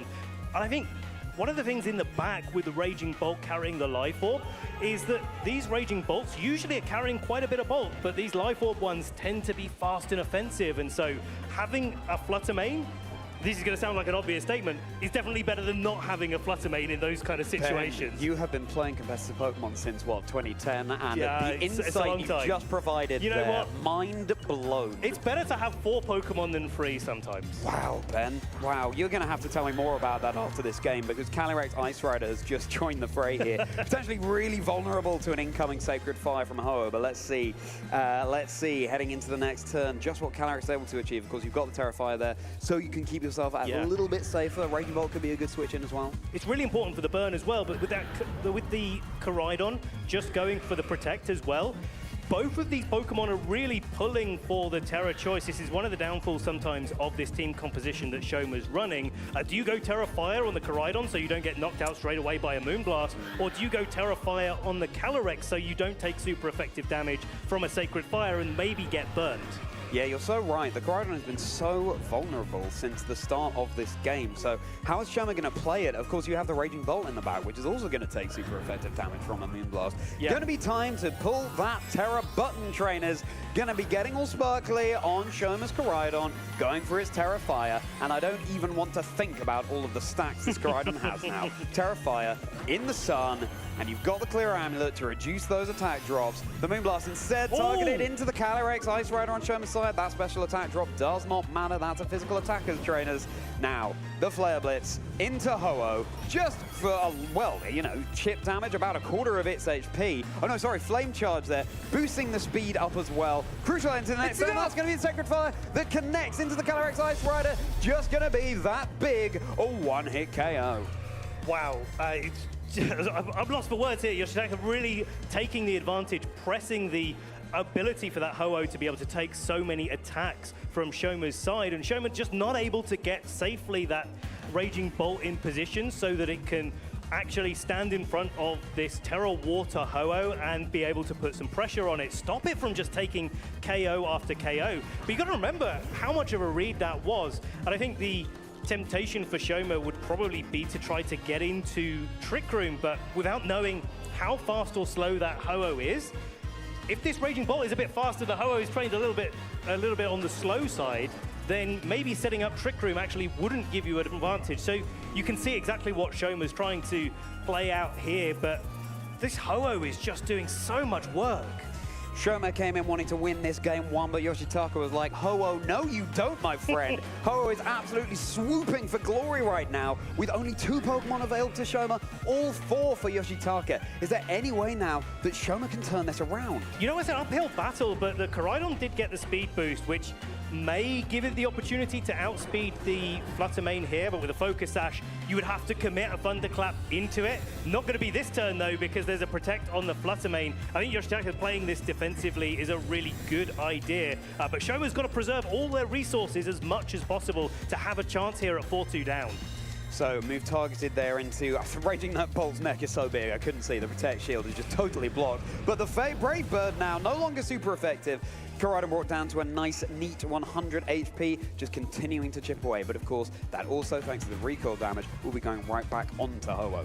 This is like the difficult thing now, because the Koraidon, if you're Shoma, is starting to get into maybe range of a Shadow Ball. A lot of these Focus Sash Flutter Manes don't need to invest in their defensive capabilities. They just go fast and offensive, so they can really take advantage of that. And if that wasn't enough and the Thunderclap isn't enough to take the KO onto Ho-Oh, you've got another potentially Brave Bird coming out there. You got to be thinking at this stage as well what Yoshitaka has had in the back. Maybe that's the consolation prize here for Shoma. Yeah. Try to take one knockout here and see what Yoshitaka was actually running so they can adjust that little bit better for game 2. So potentially a failed Thunderclap there, not activating because of lack of damage with the Flutter Mane going for the taunt. Koraidon can no longer protect, but it's just attacking this turn anyway. Yeah. Now with another Flame Charge onto Flutter Mane, brought down to its Focus Sash. So, you know, if there is a Pokemon that might be able to turn around for Shoma, it's going to be this speedy Koraidon. It's filled up with gas, but it's now going to have to take another Brave Bird, hanging on with just 4 HP now. Yoshitaka whittling away, Ho-Oh rising from the ashes. You've got to think there's probably something with a little bit of priority in the back as well, whether it's the Incineroar with a Fake Out. You've got the opportunity for Raging Bolt to come out with a Thunderclap as well. So lots of options here still for Yoshitaka. I really like this from Yoshitaka, though, just not revealing those 2 Pokemon in the back, because it means heading into the next game, you have so many more options in Shoma's team. You do not want to give an inch where they could take a mile. Don't want to give anything away. Reveal that game plan. It means that Shoma will be even more on the back foot heading into the next game. And there it is, Ho-Oh switching all the nicer thanks to its Regenerator ability. So it will have recovered some HP back in its Pokeball. Now Incineroar has joined the fray instead. Clear Amulet on the Koraidon, so the Intimidate not going to do anything there. Raging Bolt doesn't mind an Intimidate drop. But of course, the Incineroar coming in has got the Rocky Helmet as well, so that's one way that this 4 HP Koraidon could get knocked out this turn. Yeah, so tempting to go for that fighting time move into the Incineroar here, but yeah, going to be the low kick, which is an adaptation we've seen heading into the World Championships as well. Still massive damage, and as you love to say, Ben, of course, this is a format with lots of heavy Pokemon. As regulators say, oh, we've got 2 restricted. Incineroar not the heaviest, but still big damage boosted by the Oracle Pulse. Yeah, definitely enough to put some pressure on the Incineroar still, but yeah, revealing Incineroar not necessarily much of a surprise in these sort of matchups. Certainly when you've got a Koraidon, you want that fake out pressure. So I think this is a great way for Yoshitaka to try to close up this game safely without actually revealing too much information, too much of their thought process. Is like, hey, there's the support Pokemon in the back. Like, did you expect that to come? Yeah, exactly. Probably. Yeah. Oh my goodness, you had Incineroar. We haven't seen that in competitive Pokemon since about 10 Pokemon? minutes ago. Incineroar? I think it's called Incineroar. I know we say it so rarely, but I don't know. Well, we could just call it Firecat for now. But Shoma just taking that time to decide, heading into game 2, what the game plan is going to be. It looks like their back's against the wall. We saw them hover over the forfeit button there, but deciding, well, no, I can just use this time to study up and decide how I'm going to flip things around to make sure that Yoshitaka doesn't get such a decisive advantage heading into the next game. I feel like we have these sort of situations pretty much every single time, and when you're on the world stage, there is no better time to just take a little bit of extra time to think and process exactly what you're going to be playing for the next match. But I think that's the forfeit locked in there, and it is Yoshitaka taking game 1 here, going ever closer to getting to day 2 here at the World Championships. Oh, yeah, he did. Incredible to see. We didn't even see Yoshitaka's Koraidon. Now, we don't know if that was the 4th and final Pokemon in the back. The temptation is to assume that because it's double restricted format. You want to bring both of your very powerful legendaries, but maybe trying to catch Shoma off guard there. I think the Scale Shot is actually a really good example of why you want to take Koraidon into this matchup. Yeah, and maybe if the Raging Bolt was there that little bit earlier, we could have seen an appearance. We don't know. Of course, it was never revealed what Yoshitaka's 4th Pokemon was. Would have been great information for Shoma, but no such luck. As we see a little bit of a replay, if you're just joining us on the stream here, Swiss Round 5 at the World Championships, and seeing how Ho-Oh, the only one in the field, is on an absolute tear this round. Oh yeah, the only Ho-Oh in the entire tournament, but showing that maybe some trainers should have considered it more seriously. But Ben, listen, buddy, listen, my friend. I'm here. Yeah, you know what I'm going to ask you, don't you, Jimmy Bendrix? And that question is, how is Shoma going to be adapting heading into the next game? Yeah, so I think arguably you've got to find a better way to target in the early game. You've got to put pressure onto that Ho-Oh, and I think what Shoma did well was to try to play around what was going on, but he didn't quite get the calls right in the moment. And I think if you're going to be playing up against a Pokemon that you're really going to struggle to do any damage to, you've got to sit there and think really hard as like, how am I actually going to get the KOs there? I wouldn't have minded to see the Terra Fire onto the Calyrex instead, knowing that Koraidon actually wasn't doing enough to the the Ho-Oh overall. You see the Flutter Mane there, it's really good to get the speed boost going with a flame charge and try to knock that out, but then the speed boosts kind of don't really do anything after that point, so you're not really making as much progress as you want to. So I think a little bit more prioritization on the Calyrex Ice Rider would be really nice from Shoma going into game 2. What do you think about a Trick Room switch up? Yeah, I love it. Yeah, I mean, we don't know what the training is between the Raging Bolt and the Ho-Oh, but I think we may be about to find out. Okay then, well, it's time for our second game in this Japan battle on the stage. Which of them is going to be emerging on top? We have 2015 World Champion Shoma Onami going up against the only Ho-Oh bringer out there at the World Championships, Yoshitaka Izawa. Going to be Calyrex Ice Rider in the lead this time around, so we could be seeing a Trick Room strategy online. And with a Terra Fire, I'm not sure there's much Yoshitaka can do to deny that. Yeah, it's a perfect switch up here from Shoma. Not going to take the early damage quite so readily in this position. And although the Flutter Mane can go for a taunt and shut down a Trick Room, we've seen time after time in this format where Calyrex just wants to go on the offensive straight away with a Glacial Lance. Now, that could be an opportunity for Shoma to just go straight for the Trick Room, but it could also just be an opportunity to get some damage on the Flutter Mane, take it down to its Focus Sash, put some damage onto the Ho-Oh, make sure that that's not so difficult to be able to knock out.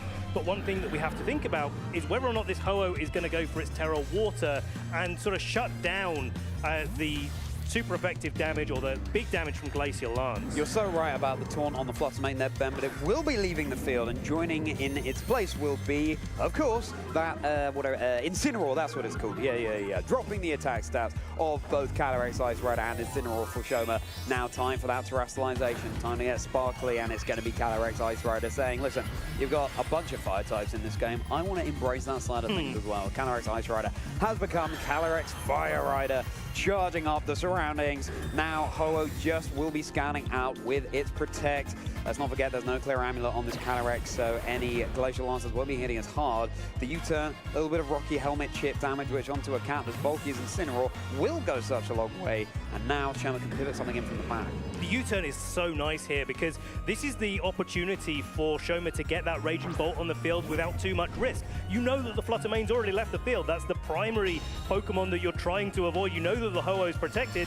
Here comes the Raging Bolt to put some pressure on. Glacial Lance coming out, not risking any form of taunt shenanigans, but now there's no taunt on the field, but there is a fake out.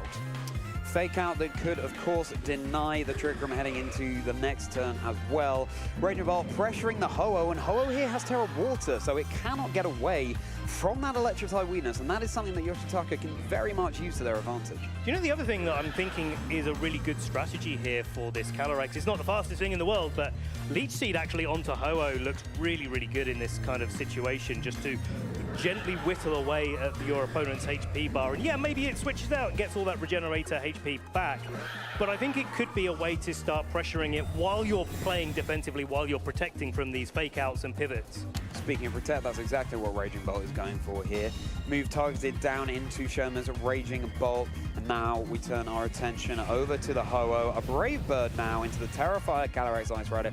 Takes that handily, and it's going to be the Calyrex responding with a Glacial Lance here. Again, just good for some chip. Of course, neutral onto the Ho-Oh there.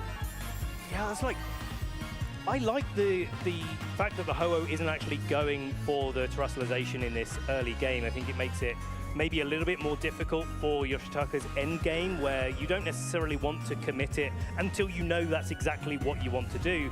Whereas Shoma's committed it quite early, and if Yoshitaka takes advantage of that, then maybe there's a really nice route to an end game there. I'm just kind of wondering what Yoshitaka's plan is for this Raging Bolt now, because there's some calls to make in this turn. If the Ho-Oh plays on the defensive, you can just take advantage of it by going for a Thunderbolt and another Glacial Lance into the Incineroar slot.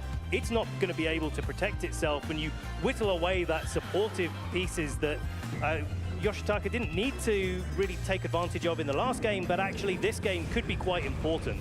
Yes, another Brave Bird, and that Leech Seed is looking like an even more attractive proposition now, especially with the lack of high horsepower. Finally, the Raging Bolt goes on the offensive, KOs this Ho-Oh. It's returning all the way back to Johto, and Yoshitaka's Pokemon that put in so much work in that previous game is now removed from contention. Parting shot means that Raging Bolt won't be hitting as hard. Now Yoshitaka can pivot something in from the back.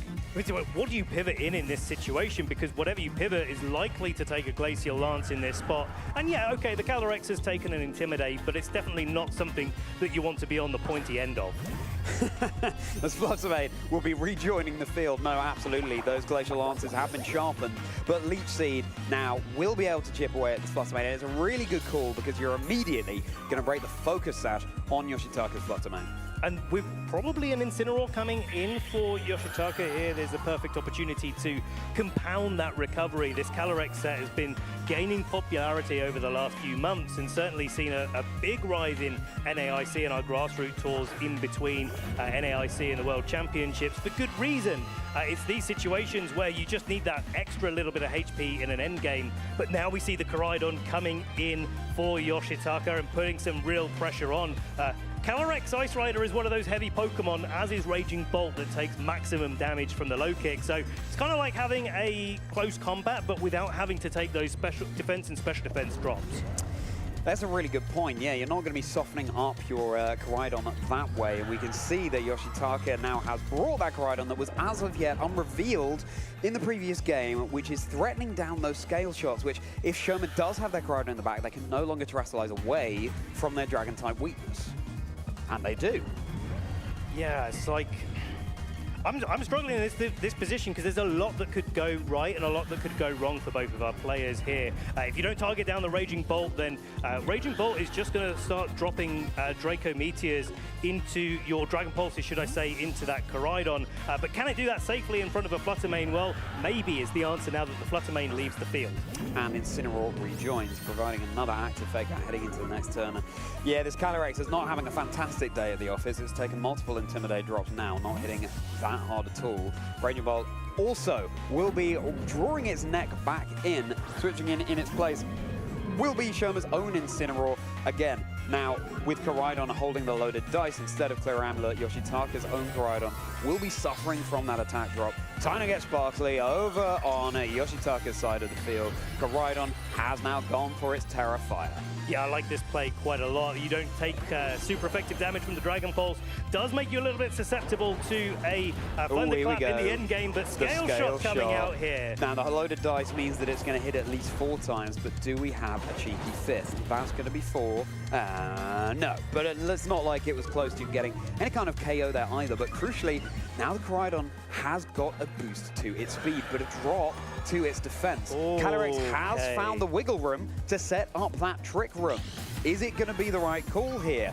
The Leech Seed is going such a long way. The leftovers are going such a long way. Maybe this horse has what it takes to weather the storm.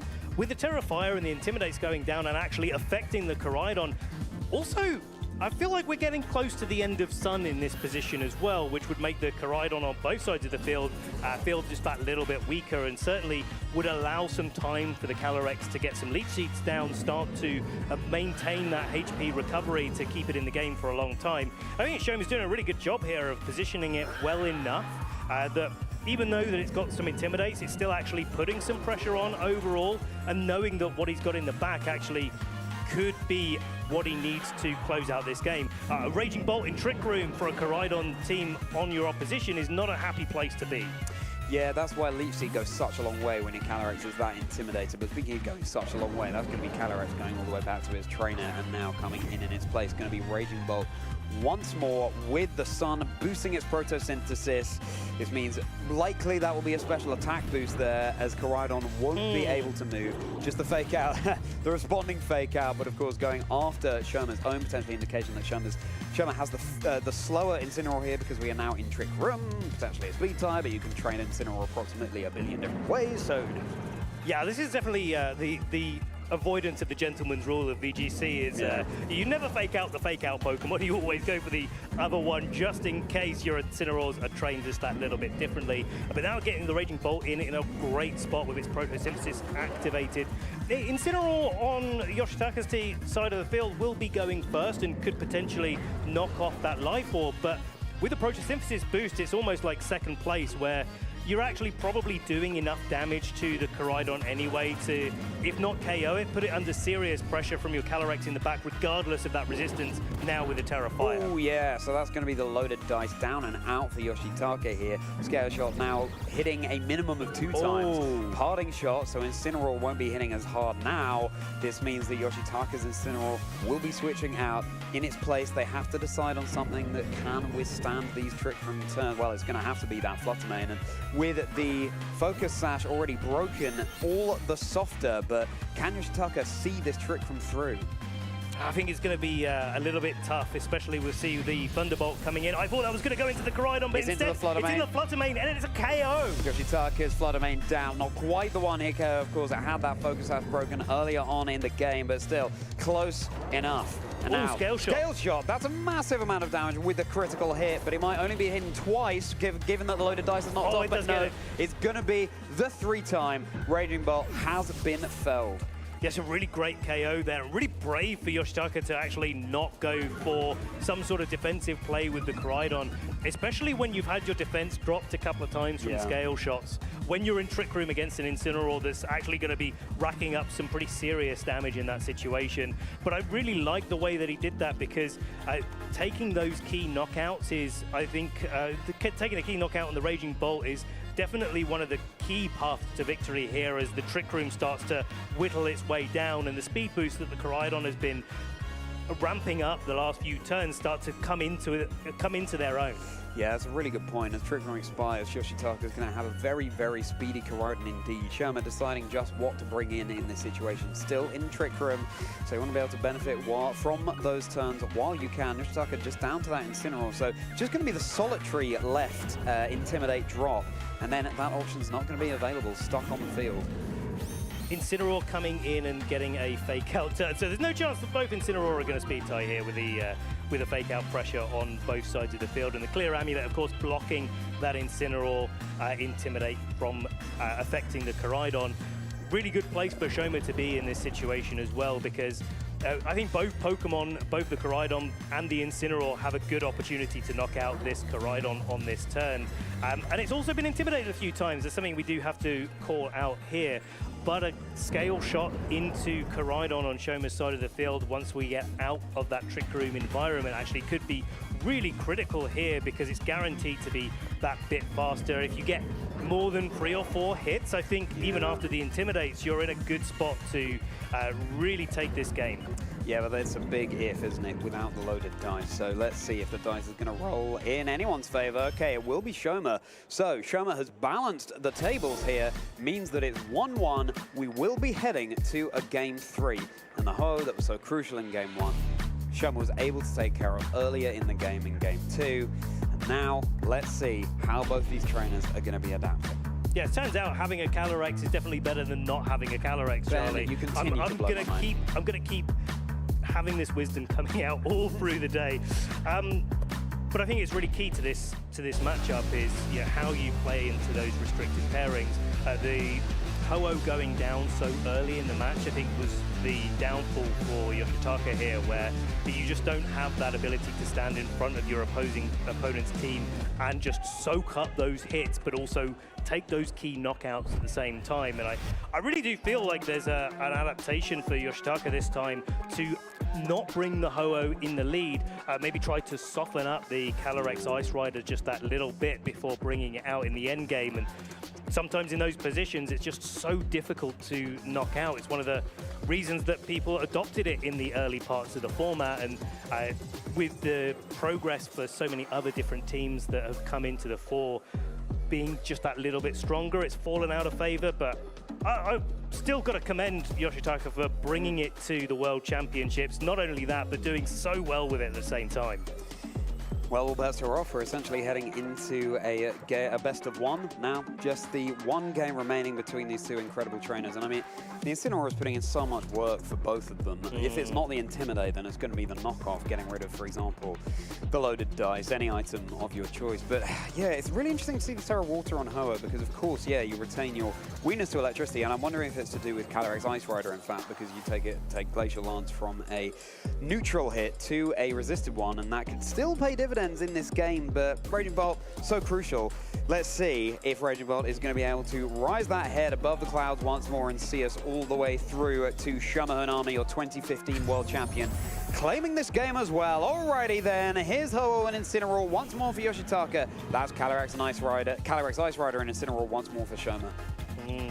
So I like this adaptation here from Yoshitaka, not leading the Flutter main here, thinking like, well, if the Calyrex comes out, I don't want to play those taunt versus attack shenanigans in this game. I much prefer to have what I now think is a faster fake out in the Incineroar to try and put some pressure on that way. The Clear Amulet doing a lot of work, of course, on the Ho-Oh, and making sure that it's not falling foul of those Intimidate drops.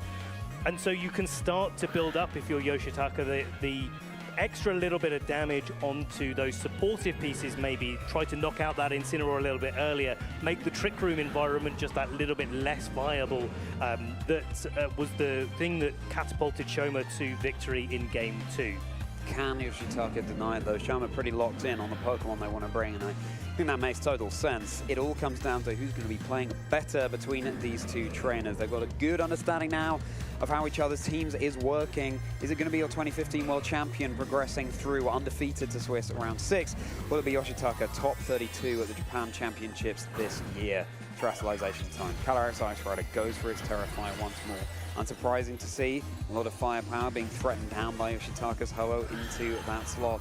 And with a Naya victory, let's see if it rings all the way through to a win here. Okay. Fake out, Shoma's Incineroar not moving. The Sacred Fire this time, so the wrong call from Yoshitaka, or a call that didn't quite work in their favor, because it also means you cannot be burned because you are Terrifier. Calyrex is able to get those seeds sprouting up from the ground, and I think that's a really lovely position to be able to get it set up earlier than it was in the previous game. Yeah, because like, the Calyrex is now kind of safe to sit on the field a little bit. Pressuring the Glacial Lances after you put the Leech Seed down is great because the Ho-Oh is more incentivized to switch out from Yoshitaka, and when it switches out, if whatever comes in takes a Glacial Lance for the privilege, then you know it's putting yourself in a much better spot and taking the advantage of the board position that you're creating. I think the really nice thing for Yoshitaka is that the Incineroar was able to get an Intimidate off onto the Calyrex Ice Rider and start to stop that being such a big threat. And I'm wondering, actually, thinking about it now, whether the Calyrex actually switching out into one of the Pokemon in the back for Yoshitaka and taking that Leech Seed recovery could be a really nice scenario here where the Brave Birds are doing a good amount of damage, but they're not really threatening any KOs right off the bat. Knockoff, though, also not threatening the KO, but removing the leftovers is so massive.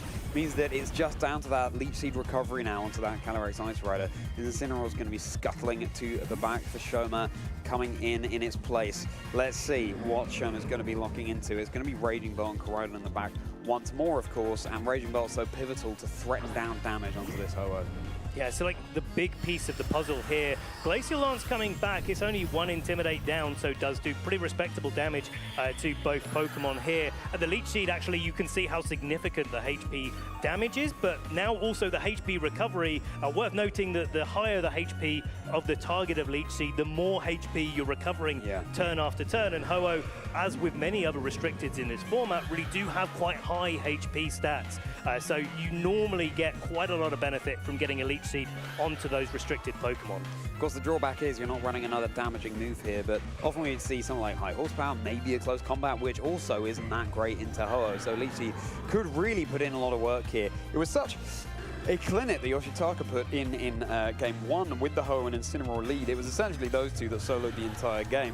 It's brilliant to be able to see Shoma find their footing and find their way to come back into this matchup. I think that's a really great call there, Charlie, because you know it's really difficult when you go up against a team that you don't recognize instantly. Maybe they do know of each other's teams, but when you're not quite sure what the matchup entails, you've got to find that game one where you can get a little bit of a handle on it. That's what Shoma's doing so well here with that Thunderbolt into the Incineroar. And calling the fact that Ho would switch, and it brings Incineroar down dangerously low, but now Calyrex is gonna be a little bit softened up with that Glacial Lance that you said it was sharpening, Ben, but I think it's feeling a little bit blunter now after that parting shot. And now Yoshitaka switches in from the back. Gonna be the Ho-Oh or the unrevealed Pokemon? Will just be the Ho-Oh. Yeah, it's looking more like a glacial pole there that could be coming out here rather than a Lance here. But Trick Room is the move of choice, so I really like this from Shoma, trying to predict that the Koraidon might come in for Yoshitaka and try to go for those sort of speedier plays and bring in the Raging Bolt and try to take advantage of the fact that the overall speed advantage will be on Shoma's side in this situation. Yeah, it's really fascinating, this matchup, because you don't want to set up the Trick Room too early. In both games, we haven't seen Shoma immediately go for the Trick Room option. That's partly due to the taunt in the second game, because, you know, there's still some speed tiers and interactions that you have to be very careful about, and let's see if the Trick Room's going to benefit them here. Of course, Ho-Oh isn't the fastest Pokemon, so it's definitely not just all over for Yoshitaka here, even though Trick Room is up. Worth noting that this is an Assault Vest on the Raging Bolt on Yoshitaka's side. So if anything's going to be taking both Glacial Lances at 2-, but also those big attacks from the Life Orb Raging Bolt on Shoma's side, it's going to be this Assault Vest Raging Bolt going for its Terra Fairy. Terra Fairy, so Dragon moves will be doing 0 damage into that slot. Ho-Oh just going to be scouting out for a turn with its Protect. Now, Ho-Oh not taking damage from the Glacial Lance, but certainly Yoshitaka's Raging Bolt will. Just go for a little bit of chip, of course. The Intimidate's going such a long way, but attempted a Thunderclap, it looked like, into the Ho-Oh there. Oh, well, Draco Meteor connecting into Shoma's Raging Bolt. Goodbye, yeah. That Raging Bolt is 100% down and out. This is the advantage Yoshitaka needed to take in this Game 3. I kind of think this Trick Room environment is actually starting to benefit Yoshitaka a little bit more than Shoma here, because with the Trick Room, the Raging Bolt, even if it's at 2-, a Draco Meteor would still probably be enough to knock out the Koraidon in this spot, which kind of forces Shoma to bring the Incineroar back in and start trying to play the slow game. But if you do that, then there's an Incineroar in the back for Yoshitaka that can switch in, maybe sacrifice itself to an attack, and then come back in with a Raging Bolt and start pressuring some big Thunderbolts coming down into Shoma's side. And Calyrex with 2- on its attack is not going to be able to knock this Raging Bolt out anytime soon. This clear amulet on Yoshitaka's Ho-Oh is putting in so much work thanks to the Intimidate drops from the Incineroar. And I love that Yoshitaka has recognized, okay, sure, my Koraidon is vulnerable given it is not holding the clear amulet, so maybe I'm going to index more on my Ho-Oh, but that is valuable information for Shoma to use too. But at the same time, Shoma's now lost their Raging Bolt, so the Ho-Oh is looking all the safer, and it could just be that Ho-Oh once more can channel all that Sacred Fire, the power it used to revive those legendary beasts in Generation 2, and maybe see Yoshitaka swooping all the way through to victory here. The time ticks down for Shoma. Really couldn't have been more down to the wire there. Ho-Oh will now get some lovely Regenerator recovery in the back. Yeah, then give the opportunity for Shoma to maybe attack down into it. I'd have thought the Raging Bolt would be switching out there into the Incineroar, but Yoshitaka definitely has other plans for this to be coming in, maybe thinking that it's not going to be knocked out on the switch-in. Just a knockoff, and that isn't enough to secure the KO onto Yoshitaka's Incineroar, but certainly will be removing the Rocky Helmet from contention. Now, the Draco Meteor is going to be connecting again in Shoma's Calyrex. Of course, it had its special attack harshly reduced after the first one. You can see just how well Calyrex took that as a result. Yeah, I really like this situation for Yoshitaka. Getting the Incineroar in without having to sacrifice it to an attack is a really, really big deal here. Getting the Fake Out on the board gives a lot of flexibility for the Raging Bolt to then switch out into the Ho-Oh while the Fake Out goes off. And I think if Yoshitaka lost the Incineroar and then could get the Raging Bolt straight back onto the field, they'd be pretty happy about that situation overall. But I think all eyes are on this Koraidon that we know is in the back for Shoma as to the Pokemon that really could turn this around and get Shoma the win that he's so desperate to be able to lock in round 5. course, if you do KO that Incineroar on such low HP, then you do get a chilling nade boost on your Calyrex Ice Rider, and the more you set up the Leech Seed, of course, now with the leftovers removed, the more of a threat that Calyrex becomes, the harder it is to get rid of, and the harder it's going to hit. Koraidon revealed for Yoshitaka now, finally. Fake out, so Calyrex won't be moving. Love that play, means that Koraidon can get in so much safer. U-turn, that now will be enough to secure the KO onto the Incineroar, and that is wonderful news for Shoma, because the Calyrex is oh so vulnerable to those attack drops. Yes, like the Incineroar coming out here is usually the positive momentum that you really want in that situation. I think that's still true with the Koraidon being able to come in here and to be able to be in the sun, as Yoshitaka's Koraidon just reset that up. But it does allow one Pokemon to come into the back and give Yoshitaka that little bit of positive momentum. And I don't think there's momentum as positive as bringing a Ho-Oh in at full HP. There certainly isn't. You do still, though, have access to Incineroar over on Shoma's side of the field, and that's going to be such a thorn in Yoshitaka's side, just wanting to remove that as quickly as possibly can. Now, this could be a turn where the scale shot on Yoshitaka's Koraidon comes into contention once more. Shoma has gone for the Terra Fire onto the Calyrex Ice Rider, and that means that their own Koraidon is so vulnerable to those Dragon-type moves. And let's not forget that this game has not had the loaded dice removed, so it will be hitting at least 4 times. One thing to note as well, and thank you for Shoma for showing us that, is that the Trick Room is on its last turn here. So the speed advantages are going to be changing in the next turn, and I really like the way that Shoma now is trying to position ready for that to happen, bring the Incineroar in, probably play a little bit defensively with the Calyrex and try to set up a second Trick Room. Seed now onto the Ho-Oh. Again, so lovely for Shoma to be able to make this Calyrex unremovable or near to there, as a Brave Bird now connects into Shoma's Incineroar. Swooping down from the skies, not enough for the KO, but how about this collision course, this signature move of Koraidon? Yeah, Shoma's Calyrex has fed on its last grass. That will be Calyrex Ice Rider returning to the stables, and now Shoma is just going to have the one Pokemon in the back, the Koraidon, and it could just be that this restricted duo that we, and I cannot emphasize this enough, never see, will be securing Swiss round 5 for Yoshitaka. Yes, I really like the way that Yoshitaka's playing this as well, is just hedging. Well, I'm either going to try to get a knockoff on or knockout on one Pokemon or the other, where the Terrassalization has been used for Shoma so early in the game.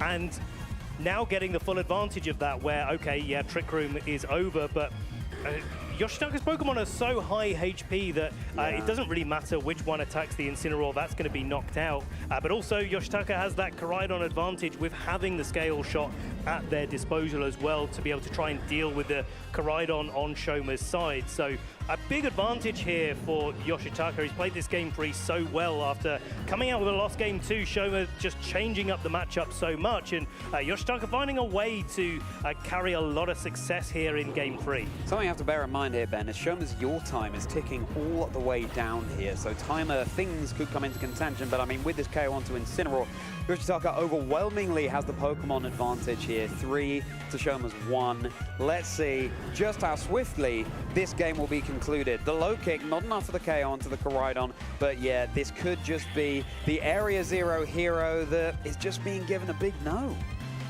Could well be. I mean, both Pokemon here do have the opportunity to knock out this Koraidon at the same time. Koraidon can only attack one Pokemon at once, and I think it's probably feeling quite sad about that particular scenario there. But yeah, well played to both of our players here as we get into the final turn. The Scale Shot here we go. Starting to land in. It's going to hit at least 4 times, but 4 might not be enough to pick up the KO here. Here's 4. It's super effective. The tech that we haven't seen on Koraidon for a very long time. It will be hanging on now. That's just going to be the 4 hits, but of course Ho-Oh is ready and raring to deliver the finishing blow as now Koraidon gets one more attack for glory off. Not going to be enough. And responding with the Tailwind, Yoshitaka just making sure there's no room for error. I love that as well, because, you know, it just extends that time that you're on the stage just that little bit along, a little bit further. You don't get many opportunities at the World Championships to go on stage. You gotta take what you can get here. Yeah, Yoshitaka used Follow Me, and it was super effective. But now this Koraidon, unfortunately, just seems not to have enough gas left in the tank.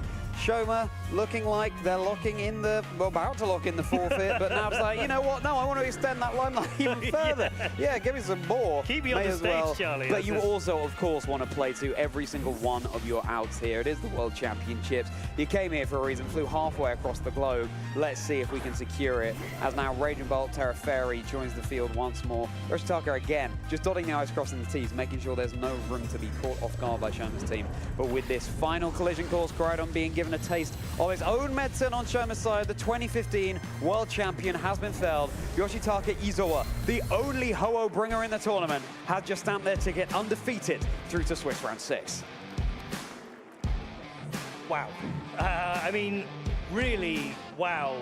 The ability to navigate what is actually overall quite a difficult matchup for you if you get out of position. We saw that so much in Game 2 where Shoma was able to take the advantage, and it felt really difficult for Yoshitaka to deal with that Terrifier Calyrex Ice Rider, but then to come back in Game 3 and to be able to actually take the win and do it so convincingly as well, making that adaptation to bringing Raging Bolt, I think is just a testament to how good of a player he is. And I'm really excited now to say that there's a good chance, it's not guaranteed, there's a good chance that Ho-Oh might be making day 2. Ooh, that would be amazing. Sorry if I've, stopped that in its tracks, but I think... Let's hope not, Ben. Let's hope not. Let's take a look at what went down in that game. The super effective Draco Meteor that was connecting down into Shoma's Raging Bolt. And that Raging Bolt, of course, was such a thorn into Yoshitaka's Ho-Oh there. The collision course follow up. Just, yeah, Yoshitaka able to pivot around so well and saying, you know what? Even if you do set up Trick Room, I know how I can battle against it. You know, Game 2, maybe it caught me off guard a little bit, but look at that. Shoma's resources were dwindled so early on. Yeah, it's like taking advantage as well of Shoma locking in the terrestrialization on the Calyrex Ice Rider, because you kind of have to in front of a Ho-Oh. And so if you're sitting in that position as Yoshitaka, you're thinking, well, yeah, okay, they're probably going to lock it in. We saw the turn 1, a Sacred Fire still went into that slot, sort of hedging your bets a little bit. But actually, it's a kind of safe assumption that the Calyrex would have to play on the defensive with its terrestrialization after it went so wrong for Shoma in Game 1, but then saving the terrestrialization of your own until you get that position with the Raging Bolt. And playing the Raging Bolt mirror is never a fun thing when you have to worry about Draco Meteors or Dragon Pulses crossing paths and seeing which one was going to go first. And the Terra Fairy on the Raging Bolt on Yoshitaka's side really did pay dividends for them. Yeah, absolutely. And the scale shot on Koraidon too, it's wonderful to see that making a reappearance. The issue is, of course, Incineroar is so prevalent, and yeah, you can run all sorts of different moves on Incineroar, but knockoff is 9 times out of 10 gonna be there. And once that loaded dice is removed, scale shot is just, there's so much variance that comes into play, but fascinating. And let's not forget, loaded dice is only an item we have access to as of Generation 9. Yeah. It's amazing. It's amazing that, you know, it's still just all of these little things that come into contention to, you know, vie for the title of the most valuable item, and just things that we get used to so quickly. It especially makes sense as well with the Koraidon and the Ho-Oh kind of fighting for the clear amulet, and a lot of players in those situations have opted for Life Orb on the Koraidon, but actually taking a little step back and thinking, what does my restricted duo actually need in this team? And I think for Ho-Oh, especially being Terra Water, really needs a way to target down Pokemon like Miraidon really effectively, but also to be able to take KOs on Pokemon with Focus Sash. Say a Chen Pao as well can cause some problems, I think, for that sort of team archetype sometimes. And I really like the adaptation there to hone in on what actually matters for your team, as opposed to playing the thing that in a vacuum seems like the most logical choice. Yeah, absolutely. It's wonderful to see a restricted Pokemon that we so rarely see. Just again, where's the Lugia? Show me a Lugia. Somebody.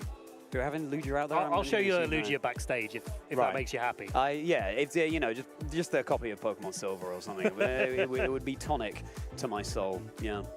Well, congratulations to Yoshitaka there. But Shoma, you know, okay, they've lost one game, but they still have the luxury of being able to lose at least one more before they're getting a little bit nervous about making day 2 here. So let's see. Let's keep our eyes on these trainers. It's no surprise to see Japan having such a strong showing so far on day 1 of the World Championships. But Ben, or Johto rising out of the ashes from what with Ho-Oh, sorry, rising. the flow. I think we're ready for our interview, so let's go. Hello, everybody, and welcome back. I am so excited to hear from the winner of that last match, Yoshitaka, who has brought Ho-Oh to the world stage. You are the only player to bring Ho-Oh to the World Championships. It's your first Worlds. How does it feel? 最初のワールズなんですけど、どういう気持ちですか？とても今、はい、ほっとしております。I feel really comfortable right now. Feel happy as stuff. You just defeated Shoma Honami, of course, the 2015 world champion, one of the most famous players in the history of Japan. What does it mean to be able to play him at the world stage and defeat him? 今の試合でショーマン選手倒したんですけど、この世界大会の舞台で戦えるということはどういう気持ちですか？やはり憧れのプレイヤーの一人でしたので、もうその憧れの方に勝てたというのはもう本当に嬉しいです。He's someone that I look up to, so being able to compete against him and beat him is an amazing feeling. I want to ask a little bit about Ho-Oh. Why did you pick that Pokemon for this tournament? なぜHo-Ohを選びましたか、この大会？今やっぱり流行りのクロバドザマゼンタにとても強く出れるのではないかと思い、それでHo-Ohは一番最初に選出しようというふうに思っておりました。He thought it would match up well against Calyrex and Zamazenta, so that's why he was definitely choosing Ho-Oh. I believe this is your first time at the World Championships. You're doing so well. Do you have any advice to give to players who might be just starting out? 最初の世界大会で本当に順調に滑り出してるんですけど、他に初めて来るプレイヤーに対してアドバイスとかありますか？やっぱり緊張はするんですけど、もう楽しんでやることが大事かなというふうに自分は思っております。You'll definitely get nervous, but I think the most important thing is just to have fun. Before we say goodbye, how are you feeling right now? You're one game away, of course, from making it to day 2. Are you nervous? Are you feeling good? Day 2に進出するまであと1戦なんですけど、今どういう気持ちですか？ここまで来たからには頑張りたいと思います。So I've made it this far, so I want to push through to the end. I love it. Well, I think you've gained a lot of brand new fans here, especially being the only Ho-Oh player in the tournament. So congratulations on your victory. We are all rooting for you, and we'll be throwing it to a short break, but don't go anywhere because round 6 will be starting soon.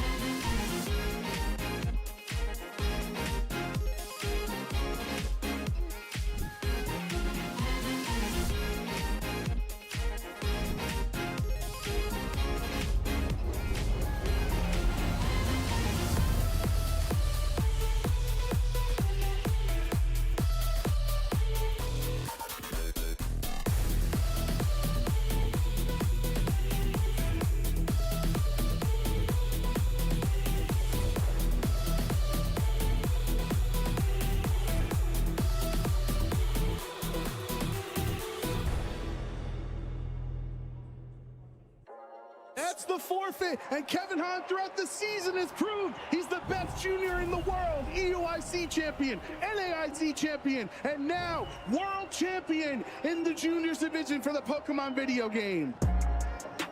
My name is Kevin Hahn, and I'm from Pennsylvania. I'd be a water type because it's very calm and relaxing, and I feel like that fits my personality pretty well. first got into competitive Pokemon when my brother won NAIC 2022. It was really cool, so I was like, I want to do that too. I just love competing on Pokemon, and I love how fun it is. I love how successful I am, and I love that it's a strategy game and you really have to think a lot or else you won't do well. Overall, Pokemon is just a really fun game. I learned how to fail and accept it gracefully. It was very tough for me in the start. I always wanted to just get first and nothing else. But now that I've competed a lot more and a lot more knowledgeable about failing, I'm completely fine if I get last. Even if I got last in this World Championships, I'd still be fine since I had a lot of fun. One of my favorite memories is when I won EUIC. It was my first major win. I've never won an international or World Championships before that. My #1 goal was to win an international. So to have won 2 internationals and a World Championship seems just completely crazy for me. It continues the avalanche of success for Kevin Hahn this season. Even if you're down a game and in a losing position in the World Championships, never give up, because you can always turn that around with some good plays.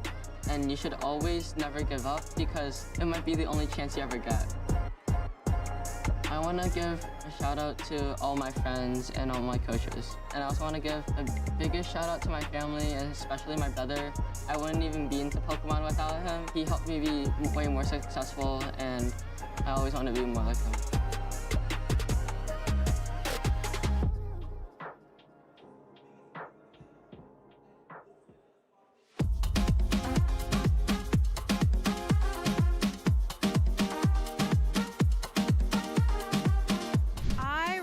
My gameplay and watch it afterwards to see what I'm doing in the game and become more aware. I don't really think about it in the moment, I just perform. So I record it and then watch it afterwards to actually, have the practice mindset, see where I can improve. Bom, eu amo muito Pokémon e uma das coisas que eu mais gosto de fazer é dar bastante carinho pra eles. Por incrível que pareça, dar carinho pra eles faz com que, às vezes, ele consiga dar uma evasiva. Apesar de não funcionar isso tanto no campeonato oficial do VGC, é muito legal ver ele saindo da Pokébola com aqueles coraçõezinhos, porque ele ama muita gente. Para melhorar, eu sempre tento observar o estado do jogo, do oponente, sempre tento pensar à frente o que ele vai fazer. Eu acho que um treinador, para melhorar, ele pode ver os resultados de outros campeonatos, né, e sempre tentar progredir. Eu gosto de rever os meus erros, ver onde eu poderia ter melhorado durante a partida e a partir disso ver o que eu poderia ter feito melhor naquele momento. Bueno, para poder jugar mejor Pokémon GO es importante salir siempre a capturar muchos Pokémon, aprovechar los eventos al máximo para sacar los Pokés con mejores IVs y siempre estar entrenando constantemente en las batallas del juego para poder seguir mejorando.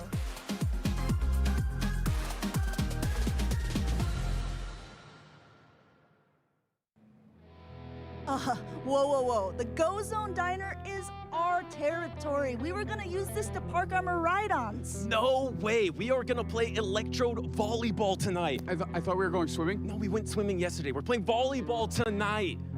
No, this is not big enough for the both of us, and there's only one way to settle this. PV plush. Oh, it's on. Okay, you ready for this? I'll show first as a sign of good faith. We got Victory Bell. Plush me, bro. Hey, that's our move. Boom, I got the Obama cell. I think I have the type advantage here. Ice in the grass. Yeah, but I mean, we got Acid and we got Sludge Bomb. We got some good attacks that we can hit back with. Is that a Shadow Victory Bell I'm looking at? Oh, it's always a Shadow Victory Bell. I think 2 Protect Shields remaining. I got the Powder Snow. I got the Icy Wind. I think the Jocks take this. I don't know, 2 shields on a Shadow Victory Bell? We all know how that goes. Okay, all right, you got me there. I have a crazy idea. What if we simultaneous KO? And what should we do next? Go swimming? Let's go swimming!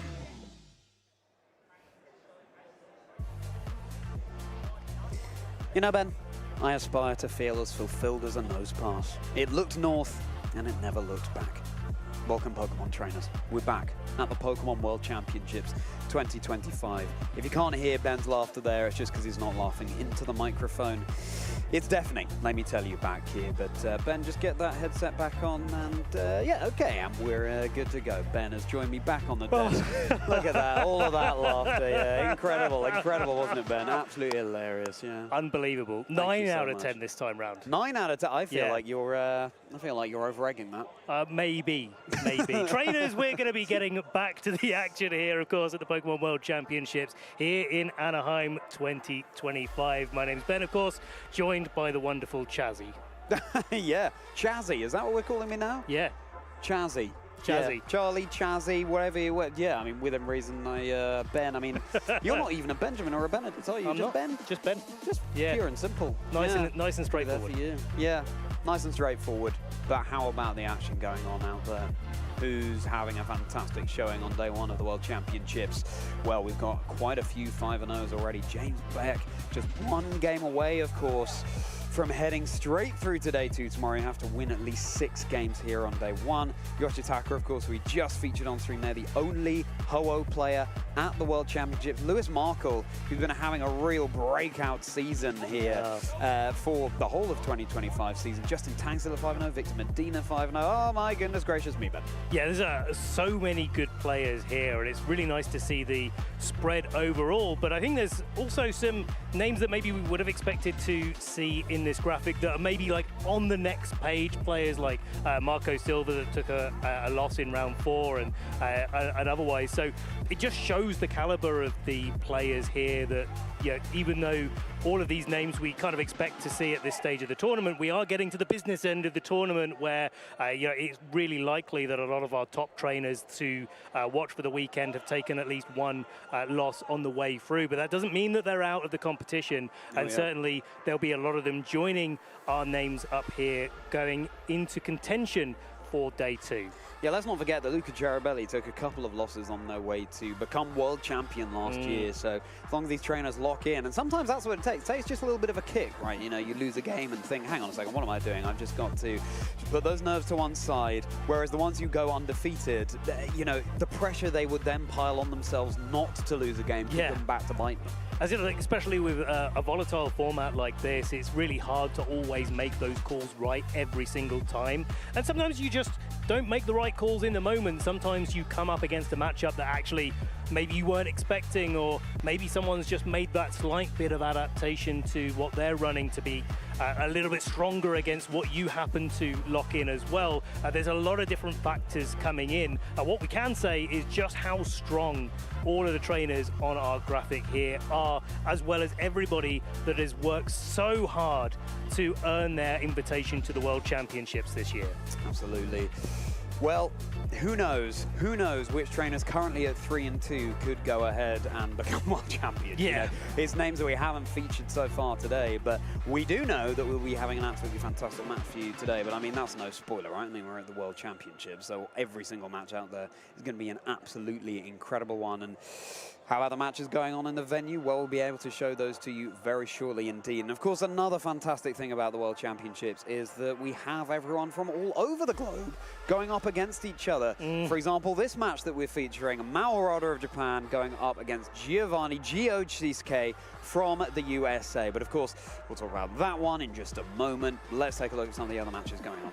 Yeah, the one that immediately sticks out to me is Ko Sukade versus Lewis Markle. And yeah, I really think that Lewis, you said he's got a breakout season. I think that nothing has been more true of Lewis, especially not just in our regional and international championships, but also on the grassroots side of things as well. Lewis has been a consistent name that's been doing well in those tournaments outside of the official scene. And I think that practice, the consistency of playing over and over again and really testing in a competitive environment, the teams that you're bringing, pays so many dividends in this sort of situation where it just pays off so much, just knowing your team a little bit better than your opponent knows them. You have those niche situations where you just know, I need to protect here, I need to switch here, I need to attack here, because my opponent's not going to do the thing that maybe is so obvious in this spot. You're so right. There's so much to be said for comfort in this competitive game. But I mean, you know, Yoshitaka running that Ho-Oh is now going up against Justin Tang, of course, a name that's been so prevalent, the winner of the San Antonio Regional Championships this year. That's Ho-Oh versus Groudon. Oh, okay, very nice. Yeah, Groudon, Justin back in the Groudon. So far, it's backing him as well at 5-0. And Joji Kaida, Michal Kelch, top 4 at the World Championships last year. The finalist at the World Championships in 2023. Still having a fantastic run out there. But James Beck going against Naoto Kishida there too. Well, wonderful. Now, Mao versus Gio. Neither of these trainers have that big win to their name just yet. Mao actually finished top 4 at the World Championships in 2023, so they're no stranger to going far in these World Championships. And as for Gio, as you were saying, just really breaking out this season with all of these grassroots results. And we actually have another Koraidon mirror. So far be it from just Caluret, Shadow Rider, and Zamazenta out there, trainers. And that reminds me, I really love what our winner of that previous game told us about how Ho-Oh is just so good in Zamazenta. And I think at the beginning of the format of Regulation Set I Milwaukee, we saw some Ho-Oh there. But now that Caluret, Shadow Rider, and Zamazenta have really established itself, Ho-Oh is really coming into its own more. But I mean, for now, these trainers are backing different restrictors. Yeah, it's like this is the way that you come into the World Championships. You either try to take a swing at the metagame, you try to see what's going to be the most on the field, and try to really play an advantage of that. I think this is nothing more true of our trainers on stage right now, Gio versus Mao here, and both of them trying to take their teams in a different direction. You can see Gio there just sort of looking around the venue, breathing it in. And I think that's so important. It's only the World Championships once a year, of course, but also just look at that beautiful set, the energy out there, the masses of people there to watch you. So I hope that Gio is just able to remain resolute and stay enjoying the moment. Now, Lunala, Koraidon, Chi-Yu, Fluttermane, Brute Bonnet, and Ursaluna. And I really want to call out the Meteor Beam of Lunala here with the Power Herb, because it's something that gets access to, but it's certainly a set that has been the rarer one in Regulation Set I. I think a lot of Lunala have steered away from it in a way that allows Incineroar to play into Lunala really effectively, but this one just says, no, actually. It takes advantage of the fact that Incineroar are typically Terra Bug, which is also weak to Meteor Beam, so you've almost got a guaranteed attack into that slot.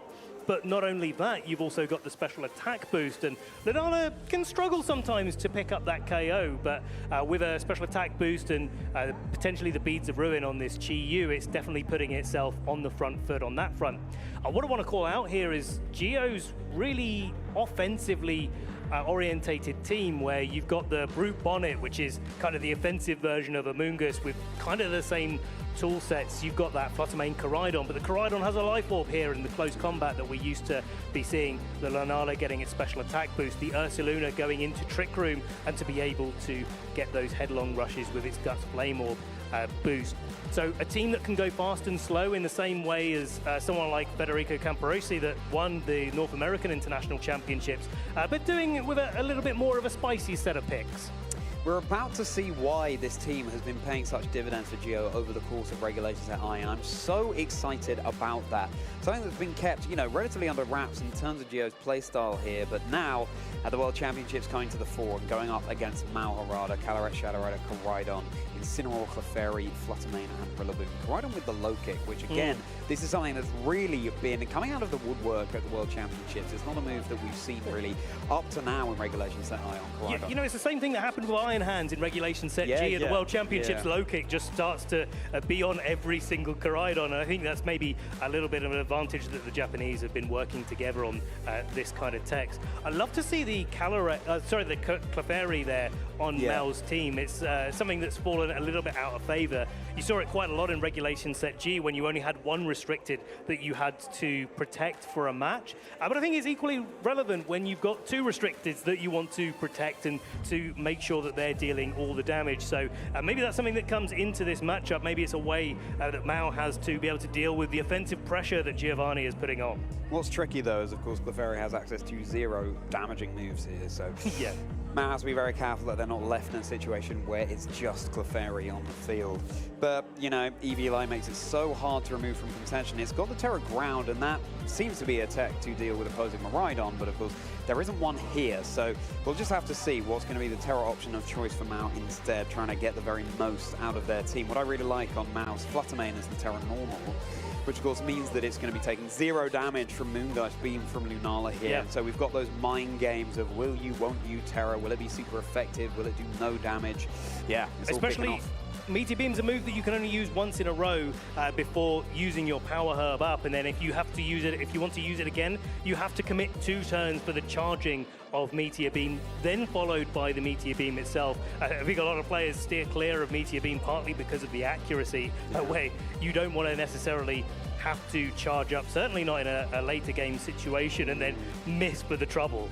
What's interesting here is, of course, Fluttermane with Moonblast is pressuring the Terra Fire onto the Koraidon, but then, of course, the Meteor Beam would hit it for super effective damage, as opposed to resisted damage, because otherwise we might expect to see a Moonblast on Lunala, but of course it's going to be the Meteor Beam instead. So there's still all of these techs, this rock, paper, scissors effects, that means that Geo could still have the upper hand here. One other little note here is that Clefairy doesn't have After You, and I think that gives Geo a big opportunity here to maybe try to lean into that Trick Room mode because the Clefairy could only redirect attacks away rather than try to make all of his Pokemon in Trick Room go first. Swiss round 6 at the Pokémon World Championships. Everybody, everything on the line. The entire season has been building towards this. Which of these trainers right here, right now, is going to be stamping their ticket into day 2? Lunala and Chi-Yu for Geo, Clefairy, Koraidon for Mao. Straight away, that Clefairy actually doing quite a lot of work here, making sure that this Koraidon is going to be able to safely attack. Follow me away from the target of Koraidon will make sure that it's not going to be falling foul of a Meteor Beam if it wants to go for its Terra Fire, nor just a Moongeist Beam that would be doing quite a lot of damage. And I think with the Friend Guard, there's no risk really for Mao that the Lunala's Moongeist, sorry, the Chi-Yu's attacks are going to do too much damage to this Koraidon in the early game. So Geo has the opportunity to get some damage, maybe start thinking about setting up that Trick Room where Mao has to think, where am I going to target and how am I going to make sure that I do it effectively? Well, if it is going to be the Trick Room, Clefairy has just bought that time for Geo's Lunala. Heat Wave is going to be boosted by the Sun, and it looks like it's going to be missing onto the Koraidon there, but early doors. But is the Chi-Yu going to be going down to a fighting type move? No, just the Flame Charge boosting Koraidon's speed here and crucially breaking the Shadow Shield. Moongeist Beam, this is a situation where you'd love to have the Moonblast, of course, threatening big super effective damage, but still, that Koraidon brought down below half. Yeah, this is one of those situations where actually you've got to target really accurately when you're in front of a Clefairy, because if the Clefairy does exactly what Mao's gone for, go for the Protect, then sometimes you can just whiff a couple of attacks into that Protect if you don't target down the Pokemon that's actually threatening here. And I think the lack of any sort of Sing or offensive move like Icy Wind that some Clefairy have run in the past really does hurt Mao in this situation where Geo kind of gets to attack for free into Koraidon until the Clefairy's not on the field anymore. It really raises that mind game. I always love seeing Protect on the Follow Me user, and this Pokemon that, you know, its cute looks belie some big strategies. Just going to be the big one-hit KO with Helping Hand into that Chi-Yu, boosted by the Sun. And with that Flare Blitz recoil damage as well, the Chi-Yu is definitely a fish out of water, as Lunala can just get this next Moongeist Beam off. So Mao's Koraidon very much down and out. What with taking such big recoil damage from Flare Blitzes, etc. It's a Pokemon that is here for a good time, not a long time. But I think this is really clever, actually, because the Koraidon going down does set the stage for the Calyrex Shadow Rider in the back, most likely for Mao to bring back in and then start to put some pressure on the board. Geo does have access to Wide Guard on the Lunala, but of course we've seen that mind game play out time after time after time at our international and regional championships where, well, even if the Wide Guard's there, it doesn't mean it gets clicked every time, and you see quite a lot of Astral Barrages going on. 100% coming in the place of Koraidon. Calyrex Shadow Rider here. This is going to be threatening great damage onto the Lunala over on Giovanni's side of the field. But of course, yeah, you do have this Wide Guard, so the mind game's coming into contention. But as long as Clefairy's there, having the Helping Hand, Calyrex, yeah, if you let that get sweeping, if you let those Grim Nays get ringing around the arena, the Mao could well be stamping their ticket through to our next round undefeated. It's really important as well that Geo didn't go for the Terra onto the Chi-Yu on that turn as well. Really gives this Calyrex a lot more problems in that Psychic doesn't necessarily knock out the Koraidon here. Potential with a helping hand, and certainly if that Koraidon isn't trained as much in its defenses because it's carrying the Life Orb, it may be a situation where the Calyrex can just sort of target down into it freely, but certainly when it's got the Terra Fire at its disposal and you know, the ability to the Clefairy has the ability to redirect attacks, is not so safe this turn. Terra Fire onto the Koraidon again. Unspeakable amount of damage coming out from that Pokemon now, boosted by the Sun with the Life Orb to boot. Calyrex doesn't like the look of that one bit, at least the Frame Guard, keeping that Pokemon safe on future turns. Now Clefairy also going for the Protect here, so Mao just has the opportunity to lock in. And of course, if Geo's Leona had indeed gone for the Meteor Beam, then it would have gone for naught. This is a dangerous thing to do in front of a Pokemon that can just click the Trick Room, but he gets it right. Mao making that call there. It is the Meteor Beam coming out from the Lunala. And it's not going to be doing a thing. This means on future turns, Meteor Beam would take 2 turns to act, and that's why we tend to only see it once in any given battle of competitive Pokemon. But the one thing that you haven't lost here is the special attack boost on your Lunala. It's risen from an Alola, and let's hope it's not going to be eclipsed. The advantage here for Mao is that the Terra Dark on the Calyrex actually really does come into its own here. Again, if the Helping Hand Psychic is able to knock out this Koraidon, a lot of Lunala that, as we were talking about before, that have Moonblast, they really like it in these sort of positions because, well, you're having trouble if you do, or having trouble if you don't with the Terra Dark on Calyrex. You're either getting hit by 4 times super effective on the Moongeist Beam, or you're getting hit for super effective on the Moonblast. And the fact that that isn't a problem actually for Mao is a really nice way that this game unfolds. Fortunately, though, there is no Moonblast on the Lunala over on Geo's side of the field, so it's wonderful that this Calyrex has that opportunity, that little bit of wiggle room, that little bit of flexibility now to go for this Terra Dark. But any incoming fighting time, that'd be huge. Here it is. Right, the big Helping Hand boosted Astral Barrage potentially. Koraidon's going to be safe from it. Just how much damage will Lunala be taking here? Oh my goodness, Mino was the Psychic, in fact, into Geo's Koraidon here. Now we turn our attention over to Lunala, the Moongeist Beam. Oh dear, with the Frame Guard, but with the Terra Dark onto the Calyrex Shadow Rider, in fact targeted into the Clefairy here. Wow, and you can see that the special attack boost from the Meteor Beam really paid dividends. You've got to be careful here as well if you're Geo, if it's whether or not you want to play defensively and switch in a Pokemon to take that Psychic while you knock out the Clefairy, and then that sort of opens the door for your Lunala to actually do something here. I'm kind of surprised that Geo hasn't actually gone for the Trick Room in this scenario, tried to make Koraidon that little bit more of a threat in this situation, being naturally slower than the Calyrex on Mao's side. Right. But Mao is maintaining their lead at the moment, and I really do want to see whether or not that mind game gets called by either of our players, whether we actually just see an Astral Barrage to knock out the Lunala in this spot. Yeah, this is tricky, of course, because, yeah, you have the Fluttermane in the back. It's got Focus Sash. That means it's going to be able to take at least one attack here, but it will be super effective damage if indeed it's the Astral Barrage into that slot. Clefairy is just going to continue to dish out those Helping Hands. There's the Astral Barrage. Oh, my goodness. The Lunala has not been protected. That moon has set. Now Fluttermane just brought down to the 1 HP. Koraidon lurking in the back will be emerging from the Velodrome. Going to be the Sun expiring soon, and Giovanni just down to their final 2 Pokemon. It's such a call to make, but it makes so much sense because the Trick Room is a threat from the Lunala, especially with the Sun leaving the field as well. I think this is a really good timing for Koraidon to switch out and then switch back in to reset it. That keeps the speed advantage in Geo's favor, but unfortunately for Geo, the Wide Guard is no longer an option for him, and the Follow Me will stop the Fluttermane from being able to target with a Moonblast into that Calyrex on this turn. But of course, if you go for a Moonblast to try to knock out the Clefairy so you can knock out the Calyrex with a move from Koraidon, well then you're not Icy Winding and the Calyrex is still going first. Right. It's all about the speed here, the need for speed that Mao has over on their side, and then that ever-present question of is Clefairy going to go for Protect or not? Mind games, mind games, mind games, and Protects. As Mao's Cataract Shadow Rider won't be taking any damage this turn, and Clefairy too, so the Sun being stalled out for a turn that's just been reset up. This is like giving an opportunity for the Sun leaving the field actually to be a potential win condition for Mao. I think it takes a really good trainer to identify those spots where it looks like you're already so far in the driving seat that you're probably not going to have that problem come up, but actually you might as well just increase the chances. We saw that in the last round where you've just got to take your time on those win conditions and just make sure that you're getting all the way.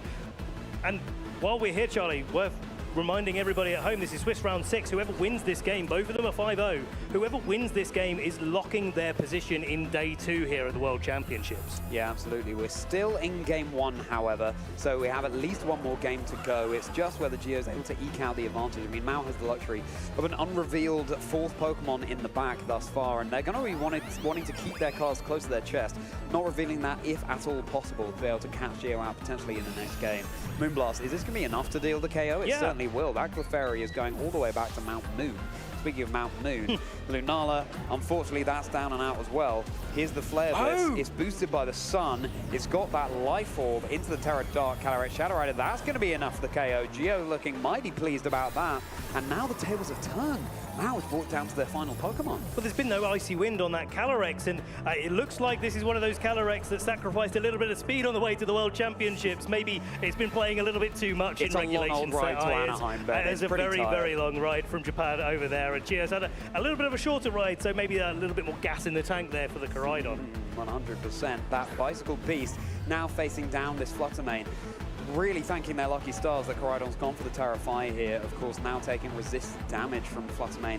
Coming in for Mao, it is threatening the Moonblast. Has Shadow Ball as well, though, so can deal some neutral damage in the situation. But you do have to break through the Focus Sash on Mao's side of the field, so it's still very close. Was it like this is the potential speed tie between these Fluttermanes? If Mao's goes first, then Mao's in a great position because you can Icy Wind to knock out the Fluttermane, assuming that that hits that slot, and then do that little bit more damage to the Koraidon. And the Koraidon doesn't have to do recoil damage to itself with Flare Blitz to be able to put this Fluttermane down to its Focus Sash.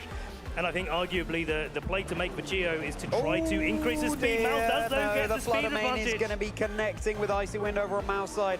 That's going to be Fluttermane down, and of course, Koraidon has to get through a Focus Sash as well, so does it have enough gas in that tack you mentioned, Ben, to be able to secure the KO next turn? Now here's the Flame Charge with the speed boost. It's boosted by the Sun, but there comes that Focus Sash that has been so crucial ever since its introduction to the competitive Pokemon video game circuit. With the Life Orb chip here, Charlie, this is really close. I mean, the fact that it's the Life Orb rather than the Clear Amulet makes a big difference as well, because this Koraidon doesn't have a chance of being able to move first. It got its speed dropped, it brought it back up with the Flame Charge, and now it's not boosted like the Fluttermane is in its speed. Here comes the Shadow Ball. Is this going to be enough for the Koraidon to hang on? No, it's not. That's going to be Koraidon down. Giovanni brought it oh so close, but no, the victory is going to go over to our top 4 at Worlds 2023, Mao Harada, who is 1 game away from progressing through to day 2 with a completely clean record. That was so close, but what a great set of information for Gio coming into this game too. Yeah, okay, Gio didn't manage to secure the win there. It was a little bit of a coin flip away from being able to do so, and that's to speak to how close this match is overall between these two trainers. But just knowing that your Koraidon is faster than the Calyrex Shadow Rider on Mao's side of the field makes so much of a difference coming into game 2. You don't need that Fluttermane to be there to use the Icy Winds and to really put pressure on it that way. And you can play that a little bit more aggressively with it, try to knock out the Clefairy a little bit earlier. We saw it got knocked out in this game, but it was a little bit too little too late. Yeah, wow, okay, so now, of course, Mao also has access to that information. It's just about how Geo uses that to their advantage, trying to catch Mao off guard, perhaps. Well, we're still on stage with Mao and Geo. We are one game away from potentially Mao going through today too, or maybe Geo can win this next one and then take us to a game 3. This team that Geo has been backing all through regulation set Iron. Ben, how do you think Geo can use that team to their advantage to be able to get the one-up over Mao? Yeah, I like the way that Geo was playing in game 1, where it was trying to match the speeds and to play a little bit more aggressively, and certainly now knowing that the Calyrex Shadow Rider is a little bit slower, where the Koraidon is a little bit faster, does make sense now why Geo was probably favoring that strategy, maybe thinking of following a lot of the Japanese players and having a little bit of inside information to what they've been running in their local tours. But I think really I'd like to see a little bit more trick room from Geo. I think there's a big old Ursaluna in the back there that we didn't see, well, Ursaluna hits pretty hard in this matchup. Old is definitely the way to describe the Pokemon from Hisui, Sinnoh's ancient past, but it's going to be a switch up here for Geo, my goodness. With the Brute Bonnet joining the fray, if there's one way around a difficult matchup or a game you don't know how to approach, it certainly is that Spore. Shutting down slots with Spore and Sleep, meaning that they're unable to act. The defense boost on the Brute Bonnet as well could really pay dividends here, of course, in the face of this physical attacking Koraidon. The Terra type being water, so it can resist that fire. Yeah, water's the big deal here, but also the big deal is the fact that that Flutter Mane doesn't have Taunt on the other side, on Mao's side. Mao's just going on the offensive with their moves and going for the speed control. So this is a real opportunity for Geo to get ahead in this early game, get a Spore into the right target, and try to play that little bit more defensively. So you open up the window, so you open up the door to be able to play aggressively in the mid game. All these Pokemon from the past colliding in the present, but who will be our future world champion?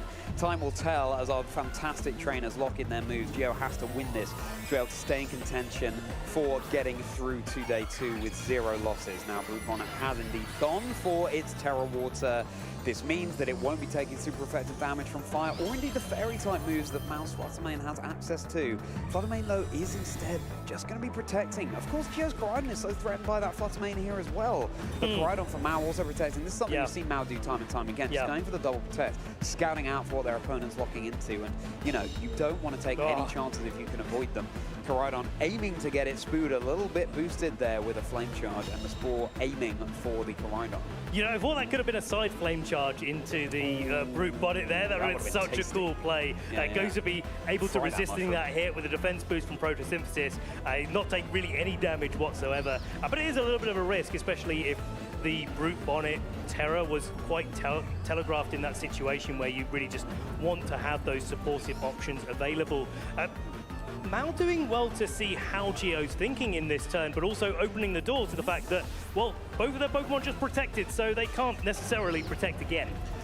Something the Great is coming in. It's going to be Incineroar the Great. Who'd have thunk it, traders? Incineroar the Great. It's not like it's won everything ever since its introduction into this competitive format we have here. But the safety goggles, of course, means that it's going to not be being put to sleep by the Spore. That Brute Bonnet is threatening down. Rillaboom has been joining the fray now, setting up that grassy terrain, getting the grass super effective moves online into the Brute Bonnet. Koraidon this time, it's its turn to go for its Protect. Yeah, it's like both trainers kind of see that there's a switch up going to be happening, and Mao really going quite deep into that, thinking that maybe Trick Room was a thing that actually Geo could really go for, and saying, well, if they're going to be going for Trick Room, then double Fake Out seems like a good thing to have at your disposal. Certainly even better seeing that the Brute Bonnet had actually gone for its Terra Water in this spot, and Rillaboom gets the opportunity to hit that now for super effective, where, okay, U-turn would be 4 times super effective, but it's not the same type of attack bonus. It's not the strongest move out there. Yeah, it's fantastic that Mao has brought both the Incineroar and the Rillaboom this game, because both immune to that Spore. So just staying one step ahead of Geo here, saying, well, you know, this could be an adaptation situation you bring to game 2, but it's not one that I'm going to fall foul of. Geo bringing that time right back down to the wire as Chi Yu will be swimming right out of its Shrine in Paldea onto the World Championship stage here in Anaheim, California, reducing the special defenses of everything around it. Koraidon not acting this turn, the fake out making it flinch. Now we turn our attention over to the Rillaboom. It was baited into that Woodhammer into the Brute Bonnet slot, would have been super effective. That was masterful sound effects there, Ben. If you could consider an alternate career, then that one is right there for you. Foley Master Ben, a little bit of recovery all around on the field.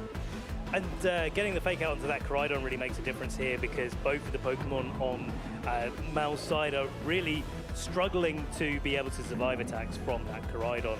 Close combat, even with an Intimidate, but with the Life Orb, still usually gets the knockout onto Incineroar, and Rillaboom exactly the same, but both of these Pokemon can Terror out, so it's a really difficult scenario to choose where for Mal that he's going to play defensively in this spot, especially now that Chi Yu has entered the field and you get that extra little bit of damage from Heat Wave. Heat Wave, but it can also miss, of course. Mal's Rillaboom really under the thumb here, but you want to keep around the Pokemon that are immune to Spore for as long as you possibly can. Incineroar, for potentially that reason, now switching, because it's so threatened by the fighting type moves that Koraidon can bring right from the past into the present. Now Mal's own Koraidon going to be joining the fray here instead. Clear Amulet meets Life Orb, but now let's meet a Terror. Yeah, interested to see which one this is. It's Rillaboom going for his Terra Water, so yeah, I think a really good defensive play here, where Geo's already committed their Terra, but Rillaboom gets to also play on the defensive. The grass type's actually feeling a little bit wet in this scenario, even in the sun. The defensive drums, that's going to be a dodge over onto the Koraidon. Could be nice to have fished for a burn in that situation, but no, and the close combat as well. The close combat not going to be enough to secure the KO. Mao is certainly looking pleased about that one, and now Geo's Koraidon has softened itself up, not only from the recoil damage, but from that defense drop too. Woodhammer into Chi Yu. There it is again. Thank you so much, Ben. And Chi Yu is down as well. It just goes to show, not very effective sometimes with a grassy terrain boosted Woodhammer. Can certainly look that way, but with the recoil damage, that's going to be the Terror option down for Mal. That's going to be the Rillaboom down for Mal. The solo has ended. The gig is over too. Take that drum kit back to your car. Hop in your cars and head home, as now Fluttermane with its Focus Sash still intact in the back. And you've got the Brute Bonnet that has gone for his Terra Water. I think, again, in the same way in Game 1, the knockout on the Chi Yu quite early in the match there really does open the door for the Calyrex on Mal's side to really hit into its stride here. But the Brute Bonnet does have Sucker Punch this time round, and yeah, okay, that's not going to be hitting for super effective if the Calyrex does go for its Terrestrialization, but if it does, then that means that the Koraidon isn't, and maybe that opens a few windows for Geo to take advantage of as well. Right, here it is, that shiny Brute Bonnet, and now the response from Mao going to be their Fluttermane joining the field too, which also has its Focus Sash intact. Focus Sash that paid so many dividends in that Game 1. Yeah, but now we're back to basically the same situation that we had in Turn 1. We've gone around the houses and come back to this position where the Terra Water Brute Bonnet is actually looking really, really nice. And I think Geo getting the KO on that Rillaboom actually might have been one of the key things on his path to taking this Game 2 back from Mal, taking us to a Game 3, because the Spore is ever more threatening in this spot when there isn't a big grass-type Pokemon that's ready to put the hammer down. Well, exactly. The hammer is down and out. But Brute Bonnet can still threaten some, you know, breaking the Focus Sash onto the Fluttermane would be really wonderful in this situation. Doesn't have Bullet Seed, of course, just has the Speed Bomb, so he can't deal with it in one hit. As Koraidon now just going to be scouting out, of course, again, it's so weak to that double super effective fairy damage. Was going to be the Shadow Ball into that slot instead. The Flare Blitz also doubled up into the Koraidon. Geo giving a little nod there. Now, what mischief has Brute Bonnet got up to here? Just the Spore. Fluttermane taking that snooze on the field, and this could well be how Geo now takes us through to a Game 3. Yeah, no real reason not to play that completely safe there for Geo, because the Terra Water Brute Bonnet is in such a good position. You've got to respect Mal for taking that read and saying, well, okay, this is such an obvious play that maybe Geo doesn't go for it in this scenario, and trying to take advantage of that, but certainly not coming through. And I think with the Spore onto the Fluttermane now, it's really down to Geo to try and take advantage of that Pokemon being asleep. Now, Fluttermane has gone to sleep, and hasn't been able to get its mandatory turn of sleep down because the Brute Bonnet is so slow in the same way that Amoonguss does, and so this Flutter Mane now will not be able to attack. The Brute Bonnet's still not in any threat of being KO'd, even though it doesn't have its defense boost from the Protosynthesis anymore. So a Spore into the Koraidon is looking pretty nice still. Yeah, the Spore Vortex that makes Mao pivot around, rotate those doors, just trying to not get their Pokemon put to sleep. You could call it the Sportex. Oh, but the low kick into the Flutter Mane on Geo's side. Really good call from Geo there, and it seems like Geo has now successfully got into Mao's head, just predicting their play. You now have 2 sleeping Pokemon over on Mao's side of the field, thanks to that Sportex, and it's high time now for Geo to just go on the offensive, try to start sweeping through. Right, because the Brute Bonnet has Sucker Punch, so it and Mao's Flutter Mane only has offensive moves other than Protect. So while you're asleep, you can still go for Protect over and over again, and it doesn't reduce your chances of being able to succeed in that. That would block the Sucker Punch, but if you're just carrying on protecting, then you're not actually doing any damage, and so yeah, it's a really tough spot to be in for Mao here, especially knowing that the Incineroar is in the back. At least Mao does have a switch in there, but then you're not burning through those sleep turns, and so yeah, again, it's really tough when both your Pokemon on the field are asleep and they just can't get anything done. Koraidon is also threatened by the Fairy type moves that Geo's Flutter Mane can go for here. Incineroar's going to be joining the fray instead. As long as Mao can pivot that around, it's just going to be so much less plain sailing for Geo here. Flutter Mane will wake up here for Mao, and it's able to get off that Protect. So, didn't get too lucky there with the sleep turns over on Mao's side of the field. From Geo's perspective, the Sucker Punch just scouting out here in place of no damaging move, of course, into the Protect, or indeed the switch in from the Incineroar. Shadow Ball would have been super effective, but Mao's Flutter Mane taking no damage. Yeah, especially since the Flutter Mane can't actually go for, or neither Flutter Mane can go for a Terastallization in this spot. They can certainly exchange Shadow Balls, and maybe this is one of those turns where instead of exchanging a Shadow Ball, you go for the Icy Wind to break the Focus Sash, but if both of them do that, we end up in exactly the same position that we were in before, and certainly with the Koraidon in the back as well, could actually lead to a Flutter Mane getting a special attack Protosynthesis boost instead of a speed one. Yeah, that'll be a fascinating interaction. It's going to be Mao's Koraidon joining the field now, switching that one back in. But it's still sleeping, of course. There's no damage threatened down, but that it can still threaten the Orichalcum Pulse on the field and give the Protosynthesis boost to both the Flutter Mane and the Brute Bonnet here. Now, Koraidon's boosted up, but can it do anything with it? The Shadow Ball into that slot is guaranteed damage, of course. It could have been a Moonblast just to remove it from contention immediately. Flare Blitz now into the Flutter Mane. Unless there's a burn here, if Flutter Mane is hanging on the field, the Focus Sash activation, do we have that status condition off that recall damage? No, it looks like not. Spore just attempted into that Koraidon slot. It's, you know, Geo looked like they were having the advantage here, but Mao is doing everything they can just to keep turning it around. So unfortunately for Geo there, putting something to sleep that's already asleep does not extend the sleep turns in the way that you want it to. Koraidon still gets to wake up at the same time it would have otherwise. But again, the Moonblast here, guaranteed damage again into that Koraidon. Never took a guaranteed turn of sleep, so that's going to be going down this turn. From sleeping to KO, double super effective damage. Now Geo well and truly has the Pokemon advantage. I speak just as now Geo's third Pokemon is knocked down, so down to the final two. So it's going to be Koraidon Brute Bonnet versus the Flutter Mane and the Incineroar over on Mao's side of the field. Brute Bonnet was really putting in work here. The Seed Bomb just, you know, get some guaranteed damage off. Why not? Of course, it could have been a Flutter Mane switch in there too. Yeah, exactly, yeah. And so Koraidon rejoining the fray. Brute Bonnet, such a masterful switch up for Geo here. It'd be fascinating to see if we do head to a game 3, if they're going to be leaning on that one once more. But Flutter Mane for Mao crucially does still have its Focus Action attack.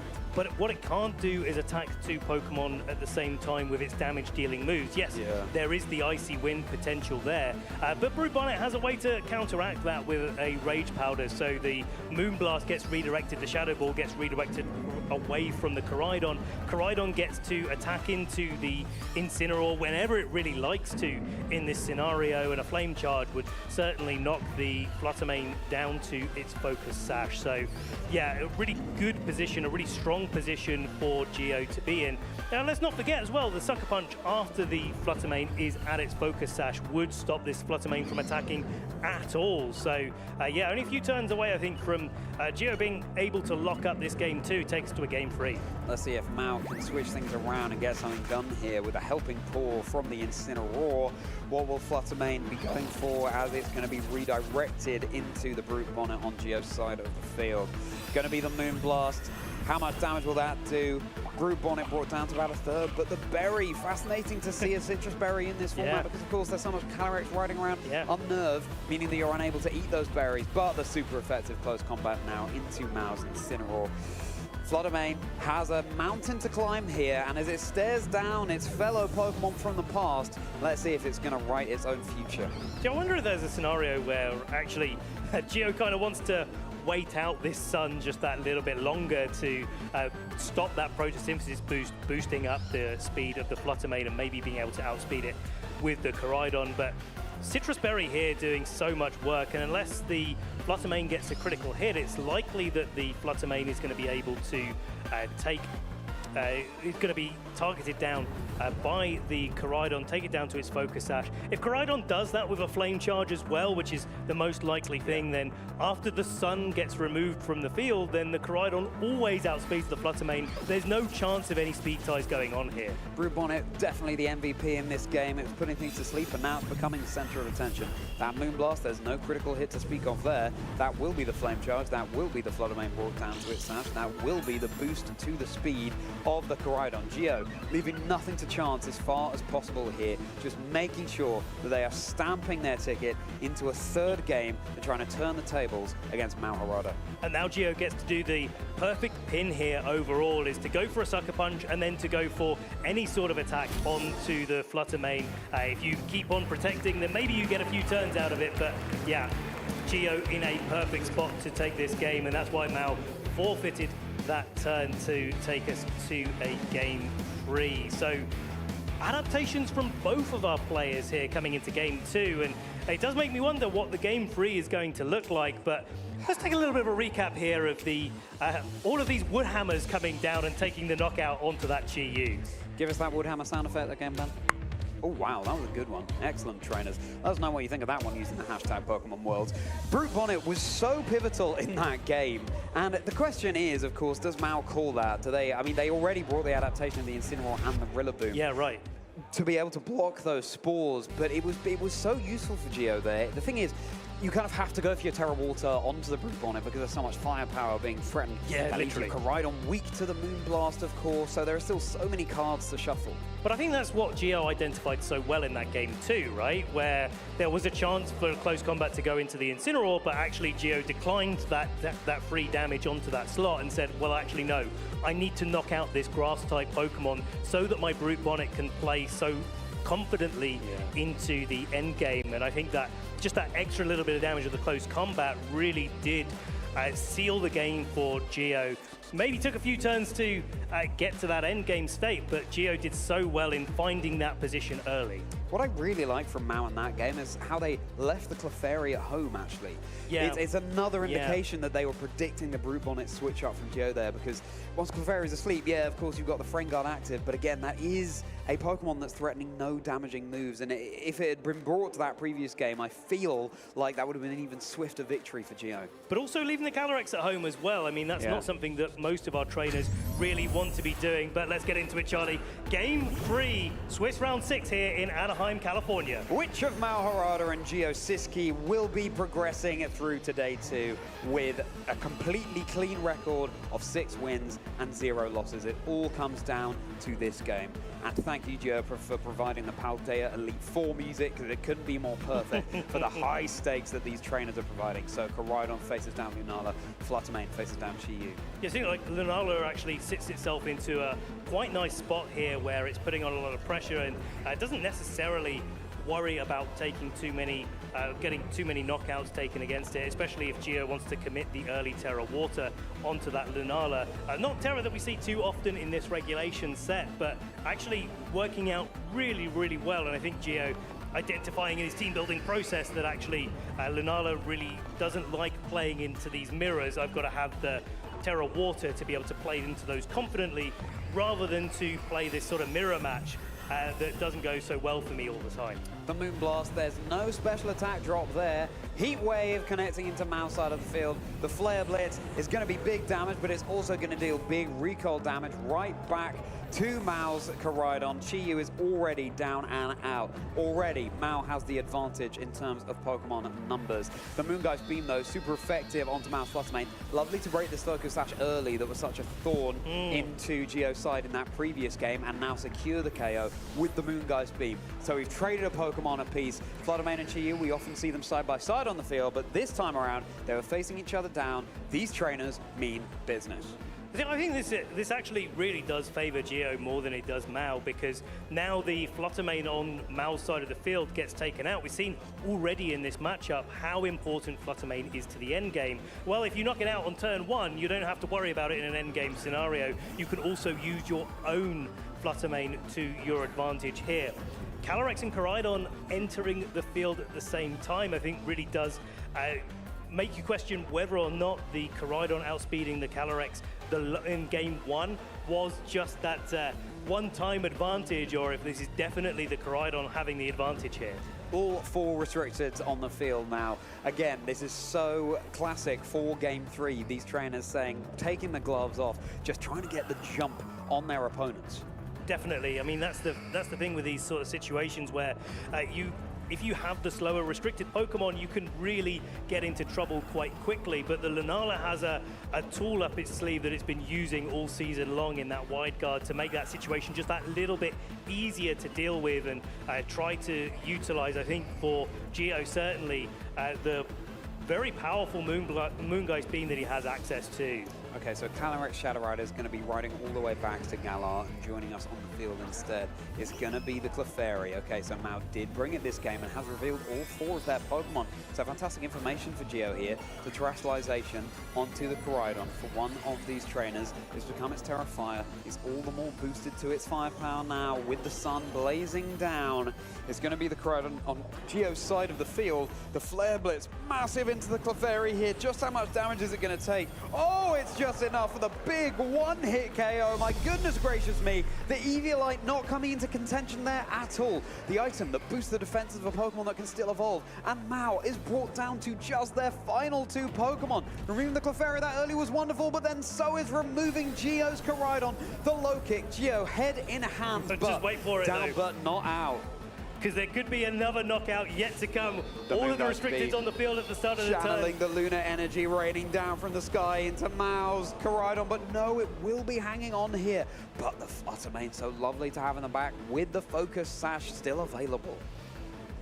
This is quite a nice position for Geo to be in with that Photosynthesis boost, but also the wide guard that it has access to. It's going to make this Calyrex just a lot easier for Geo to be able to deal with in this end game. But one thing that Mao's done really well is knock out the Koraidon that turn, which we did see outspeeding the Calyrex. So there's no risk of that same issue happening yet again. What I'm wondering about is whether Icy Wind is enough to pick up the KO on this Koraidon, and if that's the case, whether or not Moongeist Beam can follow things up here and take a positive turn here for Mao in this endgame. One thing to note is that actually Mao has yet to commit their Terra option on their side of the field, and so going for a Terra Dark here on the Calyrex would make you much better into the Lunala, but if you do that, then maybe your Koraidon gets knocked out by a super effective Icy Wind instead. Certainly not the first wide guard mind game that we're going to be seeing at the World Championships, trainers. It has been so prevalent in regulation set I. Now Koraidon going for its Terra Fire for Mao. This means, of course, it's not going to damage from Geo's Fluttermane with a roar of be the Astral Barrage that Mao's Calyrex locked into. Let us find out. Moonblast into the Calyrex. down to about 50%. Just the Psychic, in fact, now into Geo's Flutter Mane. Brought down to 24 hit points. That Lifeorb damage is going to keep racking up as well. The Flame Charge, boosting the speed. That's going to be Flutter Mane down. Critical hit not mattering there in the slightest. And all of a sudden, this Lunala cannot go for Wide Guard and attack at the same time. It's having too much asked of it. What a call to make in this scenario, and especially as well because the Koraidon getting that speed boost makes sure it absolutely goes before the Calyrex here. That'll knock out its Shadow Shield, so the Astral Barrage will definitely pick up a KO. If it wasn't going to take a KO, regardless, being an Astral Barrage single target into a Lunala that has no ability to go for its Terra option. The Wide Guard once more, but here is that all-important Flame Charge to break the Shadow Shield now. Lunala in the sun, you can see the dividends it pays. Of course, Shadow Shield meaning it's taking reduced damage from attacks when it's at full HP. Was the attempted Astral Barrage here, but at some point, if Geo wants to win this game, they're going to have to start attacking, but just immediately locking in another Wide Guard, in fact. Yeah, it's like really clever as well for Mao to go on the offensive in the way that he does. I mean, the temptation here is to go for a Flare Blitz, but actually going for a Flame Charge over and over again means that the Koraidon is just allowed to attack over and over again without taking that recoil damage, without KOing itself. And it's the fact that the two Pokemon are on the field for Mao that's important here, more than how long it takes to do the requisite damage. Oh, dearie me, yeah, this Lunala has certainly been caught out of position now. There's not much Geo can do, but just continuing to lock in these Wide Guards. Just, you know, again, prolong your time in the spotlight, on the stage. It's only the World Championships once a year, trainers. Flare Blitz now, this is going to be enough. That's going to be Mao Harada, your top 4 at Worlds 2023, going through to day 2. Big congratulations there for Mao. I'm so excited to see how far he can make it now that he's guaranteed his spot into day 2 here. And commiserations to Geo on not making it this round, but of course there's still 2 more rounds to go for Geo where he can lock in that day 2. And could well happen given the season that Geo's been having and the fantastic grassroots results they've been racking up for themselves. And this team that is really pretty unique, but it's been working so well for Geo. And we were saying it before the match, Ben, it's all about those comfort picks, just knowing that you're in the right position at the right time. Playing so masterfully there too, making it such a closely contested game. Mao caught on the back foot, and I was really surprised not to see the Brute Bonnet coming into play, but at the same time, again, game 3, both trainers really stepping on the gas. They were really going all in on the offense, and maybe Brute Bonnet, therefore, would have been caught out of position. I feel like you've got to give Geo a lot of credit there for getting ahead in the early game and knocking out that Flutter turn 1, but I think the way that Mao was able to position that end game and actually play pretty confidently in the final few turns there, where an Icy Wind and an attack could have been a very different scenario. An attack into the Koraidon and then an attack from the Lunala into the Calyrex would have been a big deal as well. So the choice of Terra and holding it to the end of the match there really did seal the deal here for Mao to be able to make those calls where he was able to knock out that Koraidon and set up a situation where Geo still had to guess what Mao was going to go for. Yeah, and this is the thing. There will be no free turns at the World Championships. They will be keeping you guessing all day long. I mean, seeing that massive one-hit KO onto the Clefairy over on Mao's side of the field, that is such a thorn in Geo's side that they wanted to remove sooner rather than later, and they did it. But again, yeah, Mao just finding what they needed in the back. And I think this is something we're going to see a lot of the World Championships, just the tables turning this way and that way and this way and that way all the way through the game. Because all of these trainers, they're no stranger to having their back against the wall and then coming back from that for the victory. That's the thing. I mean, these sort of matches where you look at it on the surface and you think, well, this is an obvious position. If I was playing this back at home, I would just lock in maybe just a couple of attacks there, or maybe I would go for the Icy Wind. But it's not that simple when you're playing against players of this caliber. You do have to think about what they're doing, and they're thinking about what you're doing, and they're thinking about what you're doing and they're doing. And you can see quickly how those sort of mind games build up, and especially where there's a lot of mirrors in the format. This wasn't one of them, to a point where you got those Calyrex Zamazenta mirrors that have been seeing quite a lot of play here, at least in day 1. This one, Koraidon Flutter Mane kind of mirror, does take a similar sort of form to those sort of mirror matches where you have Pokemon speed tying and you have the importance of getting an Icy Wind off first. Like we saw in that game too, Mal was able to get an icy wind off onto Geo's side of the field before Fluttermane was able to take a KO. But that's enough from us, Charlie. Let's kick it to the stage and hear from our winner in round 6. Just punched their tickets into day 2 of the World Championships here in Anaheim. Take it away. Thank you so much. I'm here with Mao Harada, who just made it into day 2 of the World Championships. Mao, congratulations. Day 2 進出おめでとうございます。So, at the Japan Championship Series, you ran Calyrex Shadow Rider and Zamazenta, but today you are running Koraidon and Calyrex Shadow Rider. What was the inspiration behind that change? 日本のチャンピオンシップではザマゼンターとバトレックス使ってたんですけど、今回はバトレックスとコライドン使ったんですが、その理由は何ですか？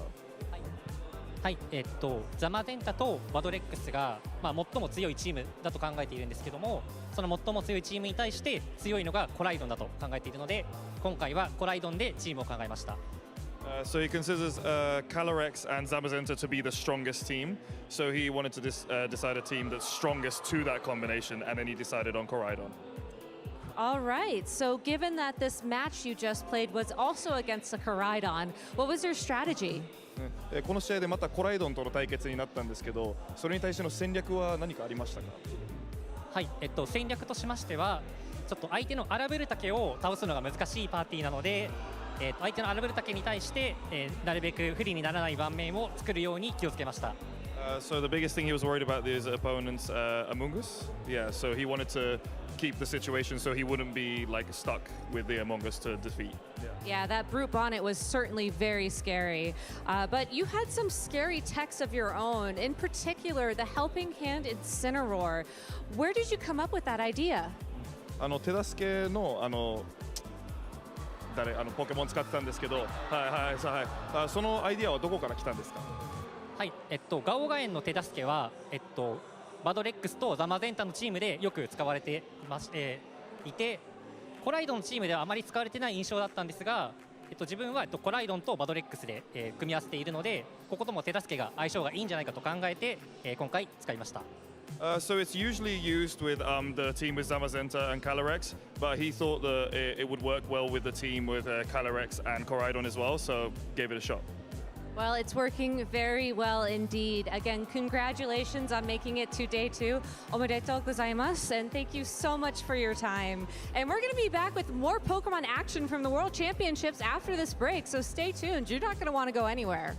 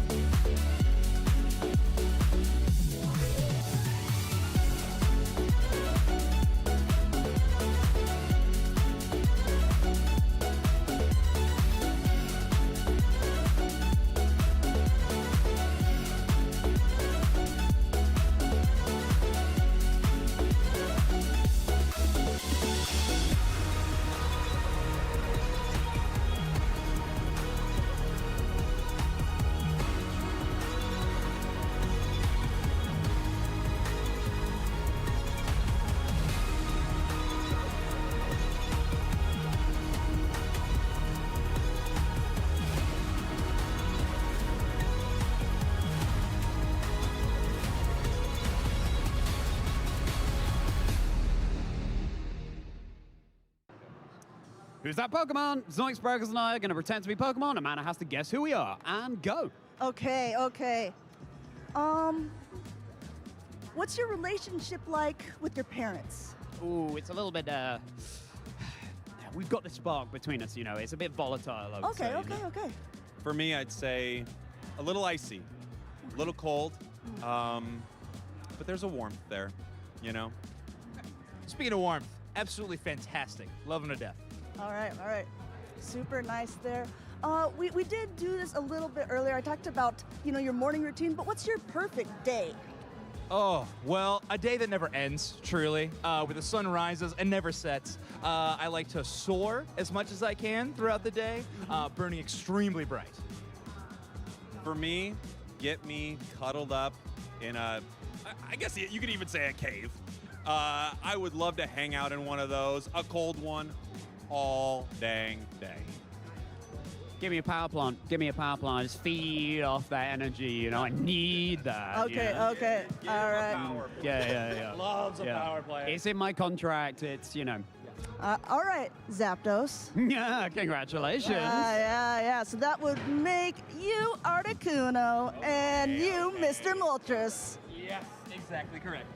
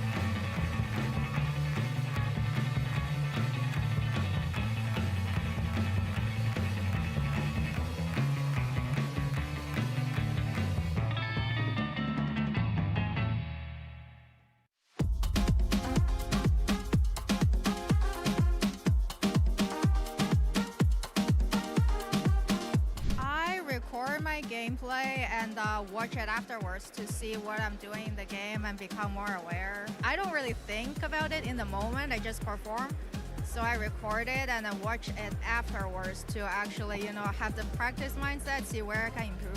Bom, eu amo muito Pokémon e uma das coisas que eu mais gosto de fazer é dar bastante carinho pra eles. Por incrível que pareça, dar carinho pra eles faz com que, às vezes, ele consiga dar uma evasiva. Apesar de não funcionar isso tanto no campeonato oficial do VGC, é muito legal ver ele saindo da Pokébola com aqueles coraçõezinhos, porque ele ama muita gente. Para melhorar, eu sempre tento observar o estado do jogo, do oponente, sempre tento pensar à frente o que ele vai fazer. Eu acho que um treinador, para melhorar, ele pode ver os resultados de outros campeonatos, né, e sempre tentar progredir. Eu gosto de rever os meus erros, ver onde eu poderia ter melhorado durante a partida e a partir disso ver o que eu poderia ter feito melhor naquele momento. Bueno, para poder jugar mejor Pokémon GO es importante salir siempre a capturar muchos Pokémon, aprovechar los eventos al máximo para sacar los Pokés con mejores IVs y siempre estar entrenando constantemente en las batallas del juego para poder seguir mejorando.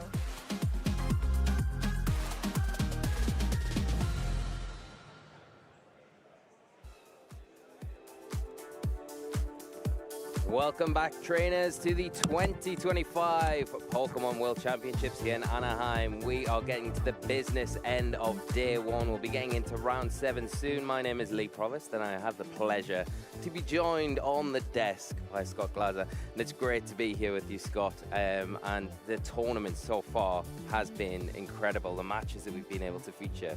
That's been really fascinating, right? Some really incredible matches, some great reads, some kind of unbelievable plays, but also there's some unbelievable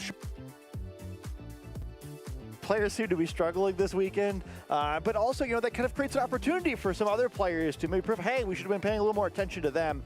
Really excited to see how this continues to develop. Yeah, exactly that. I think that it almost feels like a bit of a gauntlet when we come into the tournament and you've got all these high-profile name players. You think, okay, well, they're going to probably make day 2. They're going to get X whatever record to progress on in the tournament, but then you kind of see them just dropping off every round, and it, like you said, it does open the door for these other trainers to kind of make a name for themselves, which is always great because there's so talented trainers across the board. Sometimes it's nice for them to have their turn and kind of put their stamp on such a big championship and kind of go forward from there and start their own legacy.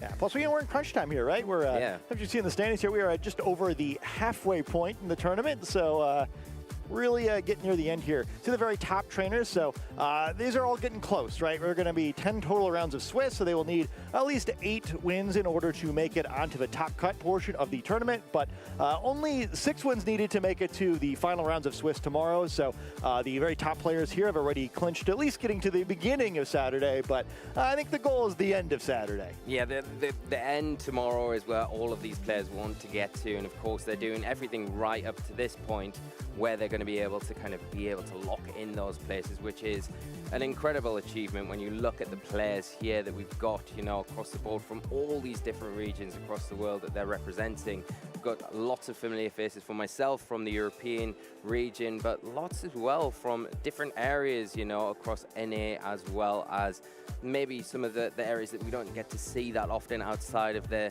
international kind of scene. Yeah, I should shout out North America here while here. I think we enjoyed kind of dunking on them at the North America International Championships, but a lot more U.S. next to players' records than we saw at this tournament last year. Yeah, definitely. And, you know, I think it's some of those U.S. players that I feel like do have something to prove, because I think the last few World Championships,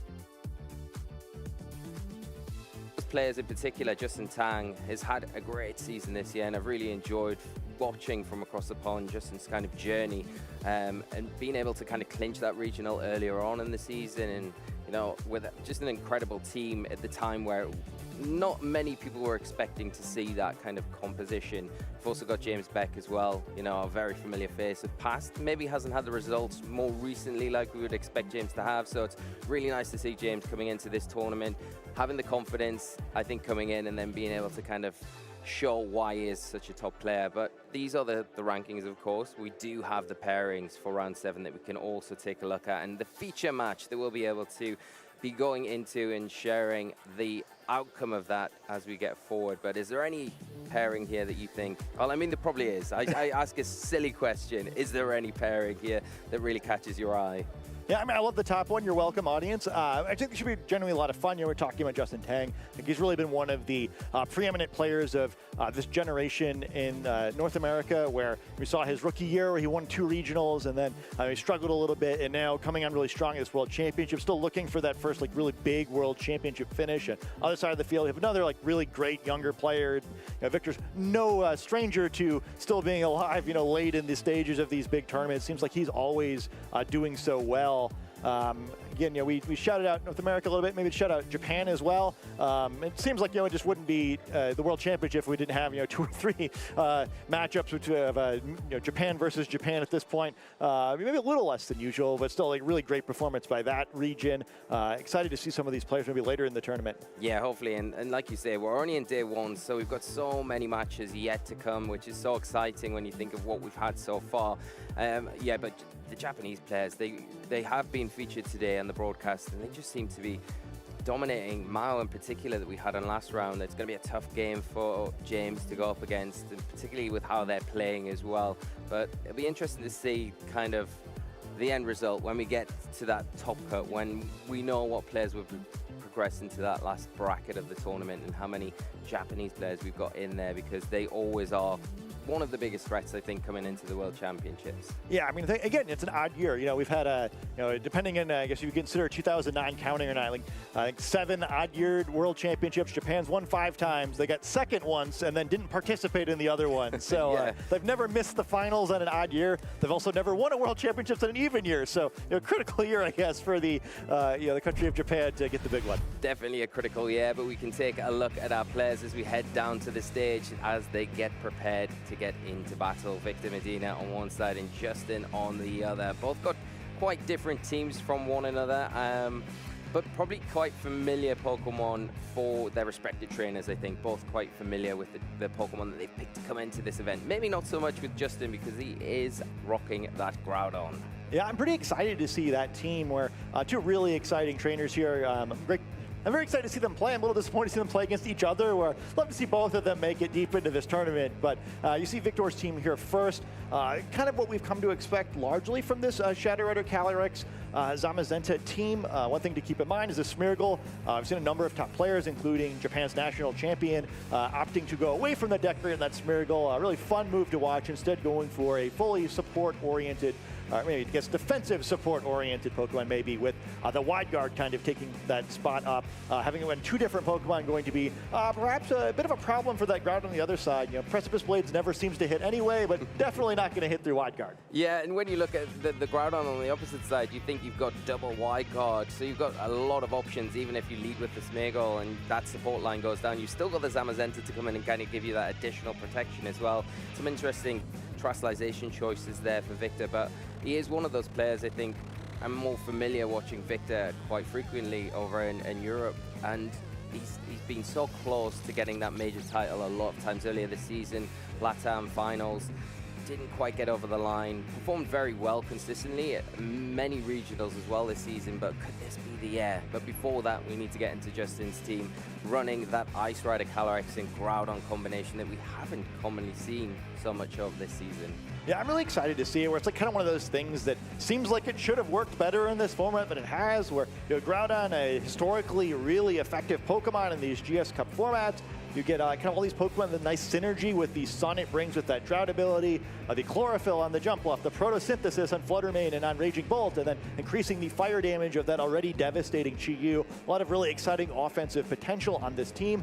I think another really fun thing to note is the moveset on that Calyrex. Maybe not so great in this particular matchup, but with the Imprison to really kind of put the clamps on any mirrors. I think probably any opposing traders that have the Calyrex Ice Rider maybe contributing to the win column for Justin Tang a little bit so far. Yeah, maybe we won't say that play out as much as it's useful in maybe some of the other matches there, but the Jumpluff as well, I think, is a really nice addition that, you know, you may not think would be that effective coming into this format with how much Miraidon we see in the electric train, so you wouldn't really have the use of the sleep powder, but Justin leaning on it quite a bit because of the options that it's got with that chlorophyll ability, the ease of getting the sun up and then utilizing things like the Tailwind for the speed control. That Encore as well can be so punishing, and then the Pollen Puff, useful to keep that Groudon intact, you know, when you can side Pollen Puff the Groudon, because it has got that Assault Vest, so you are going to be able to kind of stay on the field a little bit longer than maybe those clear Amulet variants that you're kind of more commonly used to seeing. Yeah, we've seen some big Encore plays already so far today, and I think that could be really critical in this matchup. I mean, we have to see a lot of pivoting with this sort of team, and while, you know, the switching moves are not going to be punished by Jumpluff, everything else will. There are 3 different Pokemon in Victor's team that have Fake Out, a number of other support moves. We mentioned the Wide Guard before, and while those can all be very frustrating because they can prevent attacks on Justin's team from working, if he's able to lock these Pokemon to one of those moves, you kind of turn the tables a little bit, limit their options, and Jumpluff could be a key player here, which is a lot of fun. You know, Pokemon we don't get to see too much, maybe going to get a chance to play a starring role. Yeah, and that's it, and I don't really see too many options outside of the Rillaboom to sit in front of that Jumpluff pretty freely to be able to take those spores, but we are going to get started.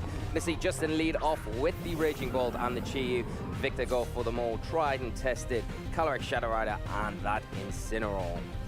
Should be a lot of fun here. It's a very aggressive lead kind of for Justin, even though we don't see either of the restricted Pokemon. We do see a lot of potential damage from these 2 Pokemon, and it's kind of a cool spot, right, where how aggressively do you want to play it? Do you try and like maybe go for attack with these Pokemon? You assume Groudon's hiding in the back there with the opportunity to kind of switch into battle and activate Drought, so hey, if you call it, you could do a lot of damage by either activating Raging Bolt's ability or increasing the fire damage to the Chi-Yu, but also dangerous to their side. You don't want to make it easier for that Calyrex to get going, and then Incineroar is very threatening with its support moves. Yeah, and that's the thing where the Chi-Yu has the option to go for that Terastallization. You burn it really early on, but you can avoid that Fake Out potentially coming into that slot from the Incineroar and then go for those big powerful Snarls, maybe Dog Pulse into that Calyrex. But we are just seeing the Protect here. Victor wanted to scout out what the Chi-Yu locks into, and it will be that Heat Wave. Incineroar not really going to worry about that too much. A resisted hit, of course, so going to be able to return back with a choice of its own. But the Thunderbolt coming into that slot, and big damage, and the Paralysis on top. So Justin really taking the opportunity when it is presented. Get some big damage onto this supporting Pokemon. But the parting shot, able to come out, no Paralysis this time, getting a nice bit of chip onto the Chi-Yu, just lowering that special attack, which is going to be all important to getting around this really threatening Pokemon. And it looks like the Smeargle going to be entering the field. Another Pokemon with that active Fake Out, going to be able to maybe use it this time. It wasn't utilized on the Incineroar the turn before because of the options maybe there that were maybe going to let it fail. Yeah, Moody not doing too much there at the reduced defense. Not going to matter against these special attacking Pokemon, and neither will the special attack boost. Victor locking it pretty quickly here, kind of cycling in. Didn't get such a great trade in the first turn, but now going to see if he can perhaps get in a position to start getting some boosts on this Calyrex, because it is a very Calyrex-based composition that we see from him. Well, we talked about the jump bluff, and now it does enter the field as the Chi-Yu leaves once more. And just to protect all around here from the Raging Bolt, the Calyrex going for a protect again itself, and the Smeagol going for the Spore. But really nice switch there from Justin to be able to get that Pokemon in that has that immunity to it. And again, not really a useful Moody boost there with that special attack. It's not going to be too handy this time around. Yeah, 4 levels of increased special attack there. Unfortunately, Smeagol feeling special, but not able to show everyone how special that it is. Great switch there, avoiding the Spore, and now we're sort of in an interesting situation where you're theoretically threatening an Encore on 2 moves that maybe you don't want to get locked into, but Smeagol will have the option of taking a Follow Me in order to try to avoid getting the poor Calyrex locked into Encore and the Protect. Well, it is the Groudon that comes to the field, and with it, we'll bring that Drought ability, summoning the Sun and activating that Chlorophyll ability, and the Encore coming out. No Follow Me from the Smeagol, punishing that Calyrex. It will be locked into the Protect for the foreseeable future.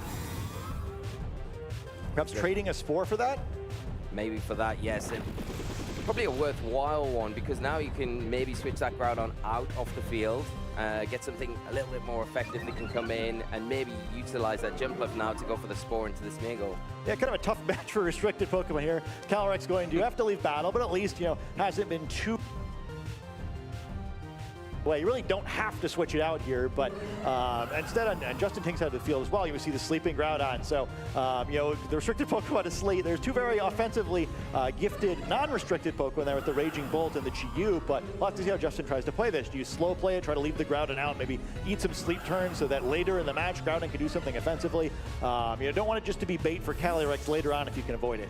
Well, to not leave it a sitting duck on the field, it does leave, and in place of it will come out the Incineroar. We'll be able to drop an Intimidate, which would be quite useful onto the Groudon if that does stick around on the field for Justin, and lowering that physical damage coming out. The Encore coming out from the jump bluff now into the Smeagol, and really shutting that option down for the foreseeable, as it is going to be locked into Spore. Not really effective, especially into a sleeping Pokemon like Groudon and the jump bluff. And the big important thing here is that Groudon does take a guaranteed sleep turn, so the next turn does have the chance to wake up. But the interesting thing with the Smeagol is it's got +4 in its speed now.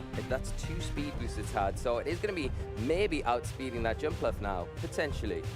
Yeah, sure to get the chance to attack. Right?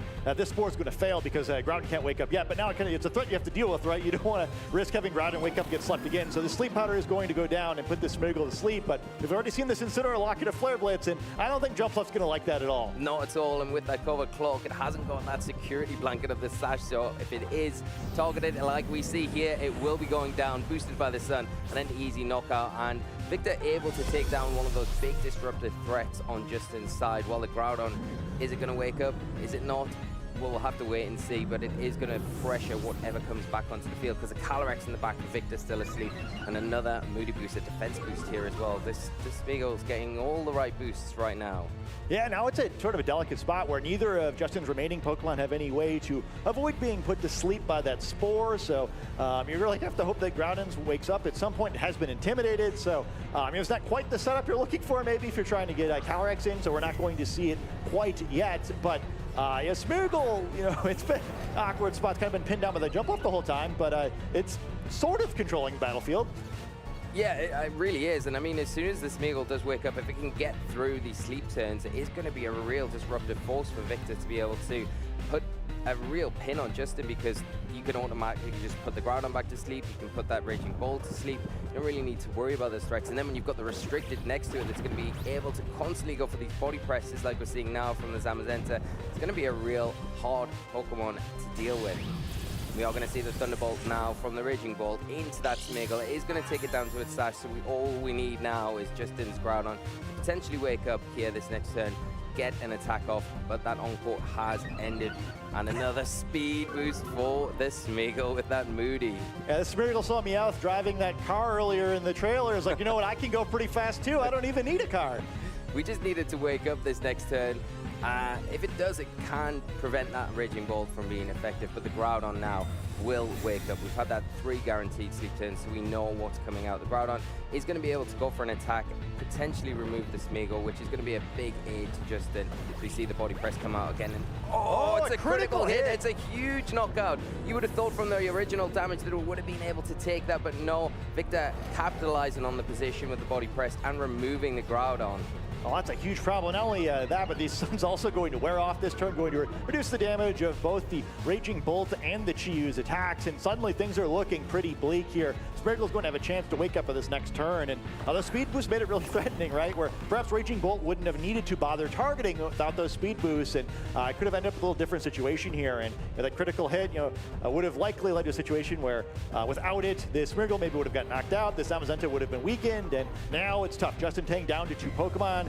Without Groudon getting preserved there, Chiyu's going to have to lock into 1 move for the rest of the game, and Victor's looking like he might get an advantage here in this first game of the set. Yeah, especially with that Shadow Rider Calyrex at the back. If you can kind of deal with that Chiyu in an effective way before the Calyrex comes back in, it's going to have an easier time close this matchup. So it's all about the Smeagol now. If this Smeagol wakes up, can really disrupt with the Spore into either one of these targets on just the side of the field, it can be the difference to swing the game. We are just seeing a protect from the Zamazenta here. Just wants to check out what this Chiyu locks into, but before that, we are going to see a all-important Spore. The Smeagol wakes up into the Raging Bolt, and now that Pokemon will be sleeping for the next turn at least. And it is the overheat that the Chiyu locks into in that Zamazenta, so we know what single target attack, which is actually pretty big information now that you know you've got that Calyrex in the back, and there's no threat of those dark type attacks. Yeah, and I think it's kind of terrible on a few levels too, right? Where I think when you're locked into overheat with only 2 Pokemon remaining like this, you have no way to reset your special attack. And the Smeagol only has 1 hit point, but now Chiyu's going to have to use overheat this turn. So a Follow Me would allow it to reduce special attack by 2 levels just to take the 1 HP damage. Justin realizing, okay, there's no way I'm getting out of this one. And we see a very strange game, but a pretty decisive win by Victor in the end. Yeah, and really kind of dictated by the Moody boost and how powerful that ability could be. And I don't want to just give all the credit to Smeagol and Moody, but it did have a big sway in that game in allowing the Smeagol to be in a position where they didn't really have to worry about maybe the items like that Choice Scarf on the Chiyu when it came into battle. And Victor did get the wake up at the right time. And a little bit, there's some team construction dub there too. Or I think one of the things that Smeagol kind of just realized, like, hey, maybe over the course of the tournament, you're going to get a game or two where Smeagol kind of just takes it for you, right? It's one of the benefits you get for having Smeagol on your team.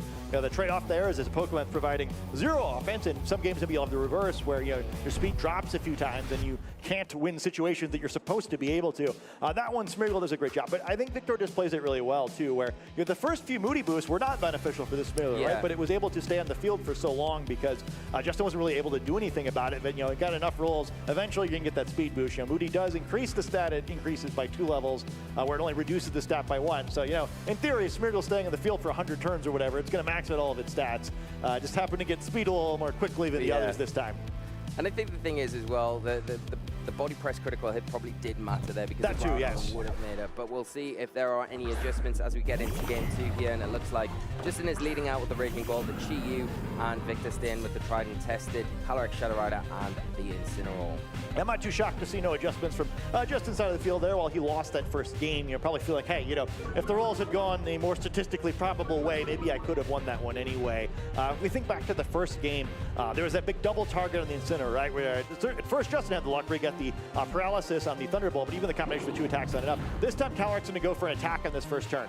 We do see the fake out into the Chiyu. No terrestrialization and followed up with a big Astral Barrage from this Calyrex. Is it going to be enough to get the Raging Ball? No. It is. That is a huge knockout onto the Raging Ball before it can even move. And the Chiyu going to be stuck, flinched by that fake out, and a Grim Neigh boost already from this Life Orb boosted Calyrex. I think noteworthy there is that you're probably like, oh no, another critical hit, but no, that did not show up there. That was non-critical hit damage, very offensively oriented Raging Bolt. We saw the benefits of that last game. We're doing an incredible amount of damage to the Incineroar, but this time taking an incredible amount of damage from that Calyrex. That's a really big knockout here, and quickly Justin Tang is in trouble, in danger of getting that first loss in the tournament. Yeah, and this is an awkward position as well. When the Chiyu's on the field, you can just go for the protect like you're seeing now to see what it locks into, and that's exactly what Victor does with the Calyrex. As we see the Heat Wave locked into, not going to be, once again, a very effective effective into this Incineroar. Going to take minimal damage, but now has to contend with the Groudon that's on the field, and it is a high horsepower following that up. No Intimidate onto the Groudon here, and it is going to be able to remove the Incineroar, but this opens the door for Victor to just bring something more preferable onto the field to support this Calyrex. Yeah, Smeargle perhaps being able to come in and help support. I mean, Zamazenta's, the type matchup here is truly awful, although the wide guard support would be beneficial. You know, the Chi-Yu is locked into a spread move. Going to be Smeargle instead. And one thing to keep in mind as well, that Chi-Yu model is dishing out all of this damage. Its ability is also hurting a little bit, right? Perhaps increasing the damage from Calyrex on its partner Pokemon. I think it's probably necessary in the knockout we saw the first turn. And now with the boosted level of special attack as well for this Calyrex, Groudon does not want to get hit by another Astral Barrage, Assault Vest, or no. No, especially after the boost, like you say, but Chi-Yu wanting to get out of the fray, it is switching out, and just making a bit of an adaptation. The Jumpluff gonna make its way onto the field now. Terrestrialization gonna be locked in from one of our players. It will be into the Groudon here. The Groudon gonna have that fire type Terrestrialization, boosting those fire type attacks that it does have. The Heat Crash will be quite threatening if we don't see it follow me from the Smeargle, especially if it's into this Calyrex. We are gonna see the Wide Guard though. What does the Groudon lock into? If it's that Precipice Blades, it is not going to land this turn. And the Astral Barrage in return, not boosted by that Beat of Rune anymore. Now the Chi-Yu's off the field. Oh no! Huge damage and a massive critical hit into the Groudon. So unfortunate for Justin, but Victor really clutching and taking advantage of the opportunities that are being presented. That's tough. That time we do see the critical hit, and I'm certain that critical hit did matter there. We don't get to see what Justin locked into. You'd assume with the fire terrestrialization that was probably a Heat Crash that would perhaps have knocked out that Calyrex in a single blow. So maybe would have been a really nice turn by Justin to turn the game around. Instead, it's going to look like a pretty decisive 2-0 lead for Victor here. I don't know how these poor Pokemon are going to be able to battle back from this deficit. No, it feels almost impossible at this point, doesn't it? I mean, you've got the Jumpluff here. It is going to be the fastest thing on the field with that Sun Up, with the Chlorophyll. You can utilize that Sleep Powder, but the Smeargle could just go for the Follow Me here and just completely protect the Calyrex. You've still got to be careful around the Snarl, and maybe that's why we see the Wide Guard. It's like maybe a single target in the Smeargle, like an Encore in the Calyrex. You get stuck with the last two Pokemon. Be a Sleep Powder instead, so potentially even better. But we'll have to see what the Chi-Yu opts to do here. It is going to be the Heat Wave that it locks into, and it is just going to be into the Protect. Does it land with the Smeargle? It looks like it will just be into the Protect there for the Wide Guard that does give that full protection, and a Handshake is coming across. Astral Barrage coming out, and it will be enough to pick up the knockout on both these Pokemon. This is such a quick turnaround and a very, very convincing win from Victor Medina.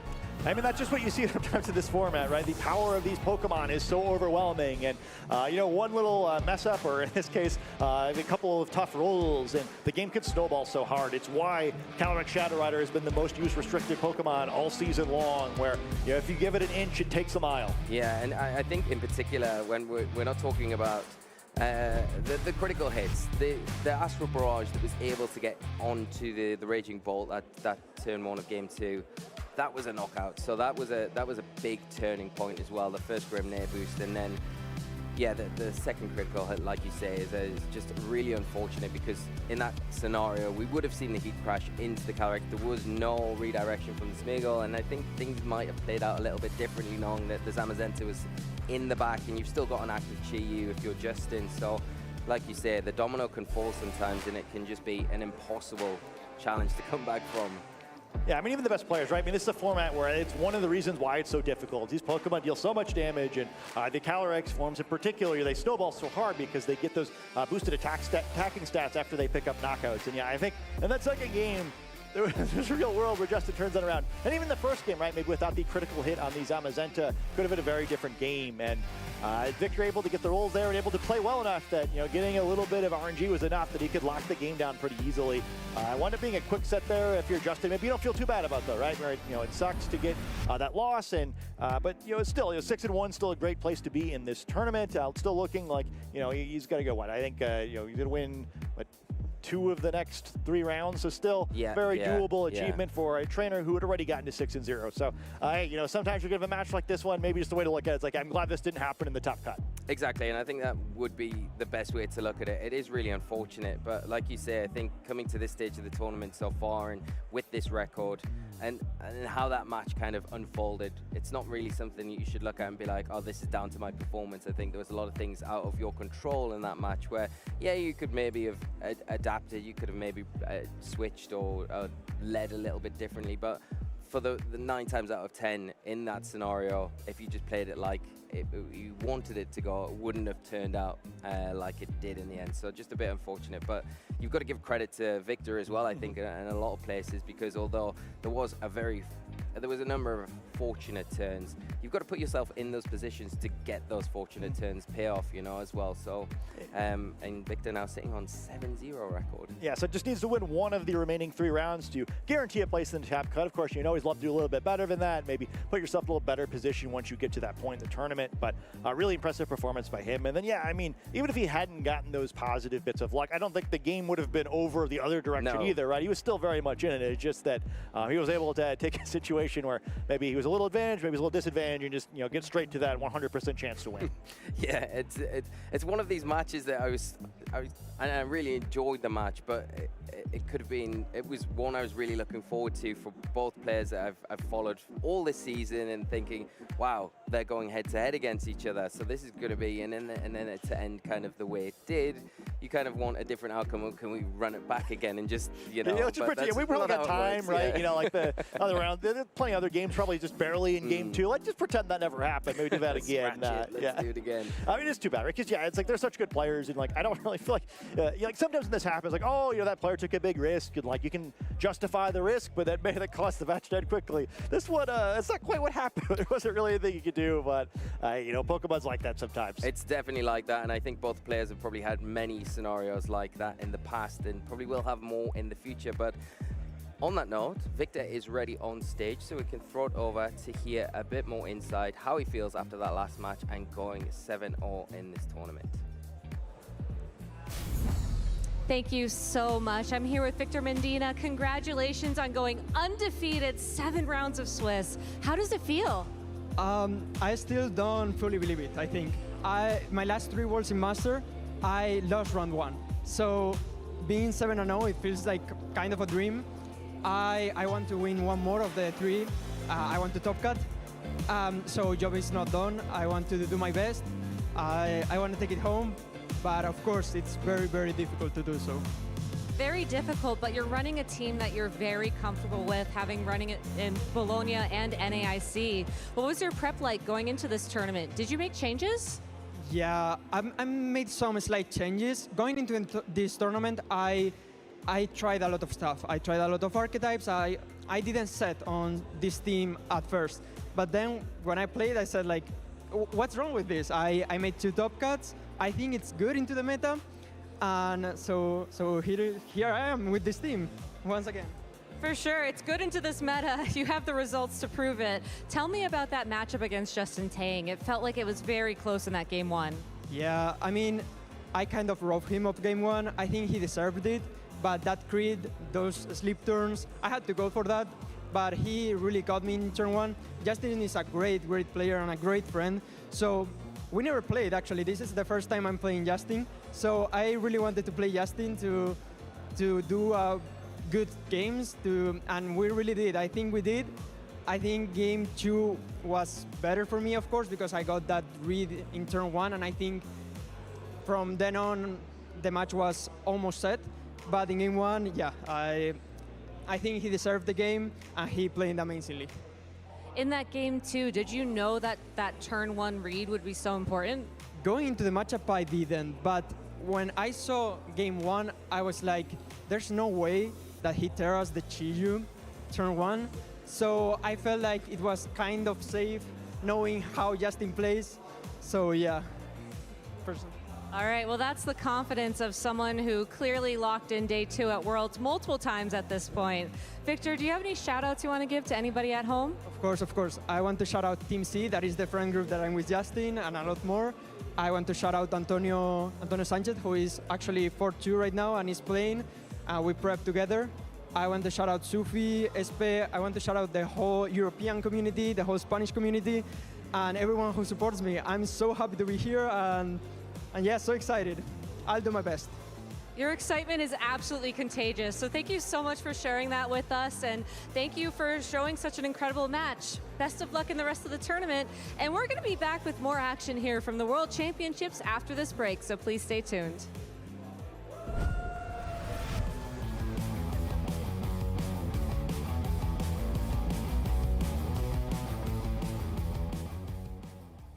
Hey there, Pokemon trainers. Gabby Snyder here with the one and only host of the Gotta Catch 'Em All game show, Brian David Gilbert. Welcome to the Pokemon World Championships. Thank you very much. It is an honor to be here. It is overwhelming in the best ways. What has been the most overwhelming part of it?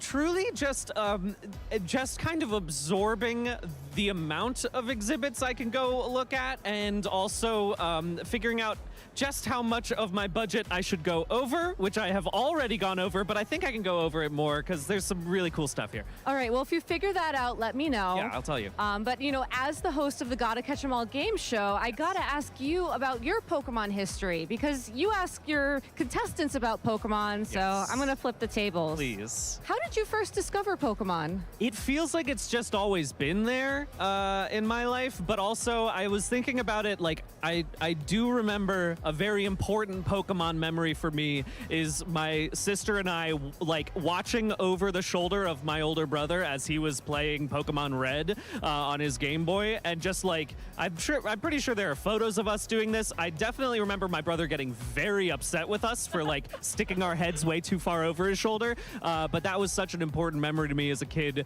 and since then I've just been playing the games, cards, everything. Do you have a Pokemon that you'd consider your first partner Pokemon? It's tough to say because most people know that I love Tangela so very much, but my first love was Arcanine. Okay. Arcanine was like the one that I loved so much. I've always been a Squirtle guy for first partner Pokemon. When it comes to, like, truly first partner, I will never give away a Squirtle. Squirtle's my most important Pokemon there, but it changes as I grow. I think that that's an important thing in Pokemon, is that it grows with you as you mature. It evolves with you. Exactly. I love that. I love that. Do you have a favorite game in the Pokemon series? The hipster in me wants to say Pokemon Stadium, because I will destroy any of you at the Scyther Pinsir game where you're chopping the logs. I'm so the best hard. at it. And again, this is an open call. Any competitors, there should be a world championship for just that specific mini game, because I will destroy you in that one. They're usually over inside events, by the way, so Great. you can get set up there later. So how do you prepare for an episode of the game show? Very good question. Just 36 straight hours of heavy meditation. Just getting into the correct mind space, followed by intense, like, diction tongue twisters. Oh, of course. The Tyrant and the Tyrogue tied at the tournament just over and over and over again, making sure that I can really pronounce, well, I just said pronounce everything. Making sure I can pronounce. I haven't finished my diction tongue twisters just yet, so wait for that tomorrow. I was going to say, you have until Saturday to get warmed up, so you have plenty of time. I've got time until Saturday. It'll work out great. And do you have any other, like, physical warm-ups that you do, or is it all a mental thing? It's predominantly mental, but, you know, I'm always getting those just in case I need to run on stage. I'm ready to go. Stretching out. This is the first time it's in person. It is the first time. I'm very excited about that. I think the audience's energy is going to be incredible, specifically when all of the audience knows the answer to a trivia question and none of my contestants do. All right. Well, you had the first episode online a couple months ago. Do you have any fun memories from that you want to share? Oh my gosh. It was fantastic. I think it was such a wonderful first 3 contestants. Glitch winning is spectacular to me, specifically Spraggle's claiming to be Team Rocket halfway through, to the point being so convincing that I truly had to, like, look at the producers behind, and I was like, did you just not tell me about this thing? Did you hide this from even your host? But no, it was just Spraggle's doing his thing. But all of it was just so much fun. Watching all of them really get to show their knowledge, it's just a joy. It's just a joy. I mean, do you have any hints on what we're going to see tomorrow? I don't want to give everything away for Saturday, but there will be some very good championship-specific questions. I'll say that if you're checking out maybe, I don't know, the museum or just different people around here. You might get some hints for potential questions that might be coming up. But there are going to be some difficult ones, and I can't wait. I'm so excited. I love trivia, and the Gotta Catch 'Em All game show is such a fun watch. So if you are here in the hall at the World Championships this year, Saturday at 5:30 p.m., they'll be over on the stage in Hall C. So make sure to go check that out if you can. Brian, it's been such an honor to interview you. Thank you so much for your time, and best of luck tomorrow. Can't wait. We'll be back with more Pokemon action from the World Championships real soon. Charlie Merriman here with some Pokemon one-liners. Let's live up to my surname. What did the Pokemon employee say when he jumped out from behind the till? I don't know. What did the Pokemon employee say when he jumped from behind the till? Supplies! Why don't programmers like Viridian Forest? It's too complicated? Too many bugs. Did you hear about the silent Bronzong? No. It won the Nobel Prize. What do you call a cold cat Pokemon? A cold cat Pokemon? No idea. A Persian Blue. Oh, yeah, that works. That works. Yeah. How do you divide up teaching water types, the Pokemon theme song? Teaching water types? Put them next to water? You teach Star me and I'll teach Star you. Ah, I see, I see. Did you hear about the Pokemon that ate all its friends' rare candies? No, I didn't. It was wrong on so many levels. Where did the Pumpkaboo have their meeting? I want to guess, but I don't know. Where did they have their meeting? In the gourd room. What was the unemployed fish Pokemon doing? Oh, I have no idea. Job seeking. What do you call a Teddy Ursa with no teeth? Grr? A gummy bear. Oh, that's so cute. I couldn't figure out how to get my Pokeball to lock, but then it clicked. Why do beautiful Cloyston never share? Because they're shellfish? They're pretty shellfish. I got it. Very nice. Did I ruin that? Yeah. Did you laugh? Did you groan? Either way, I hope your day's a bit merrier. See ya.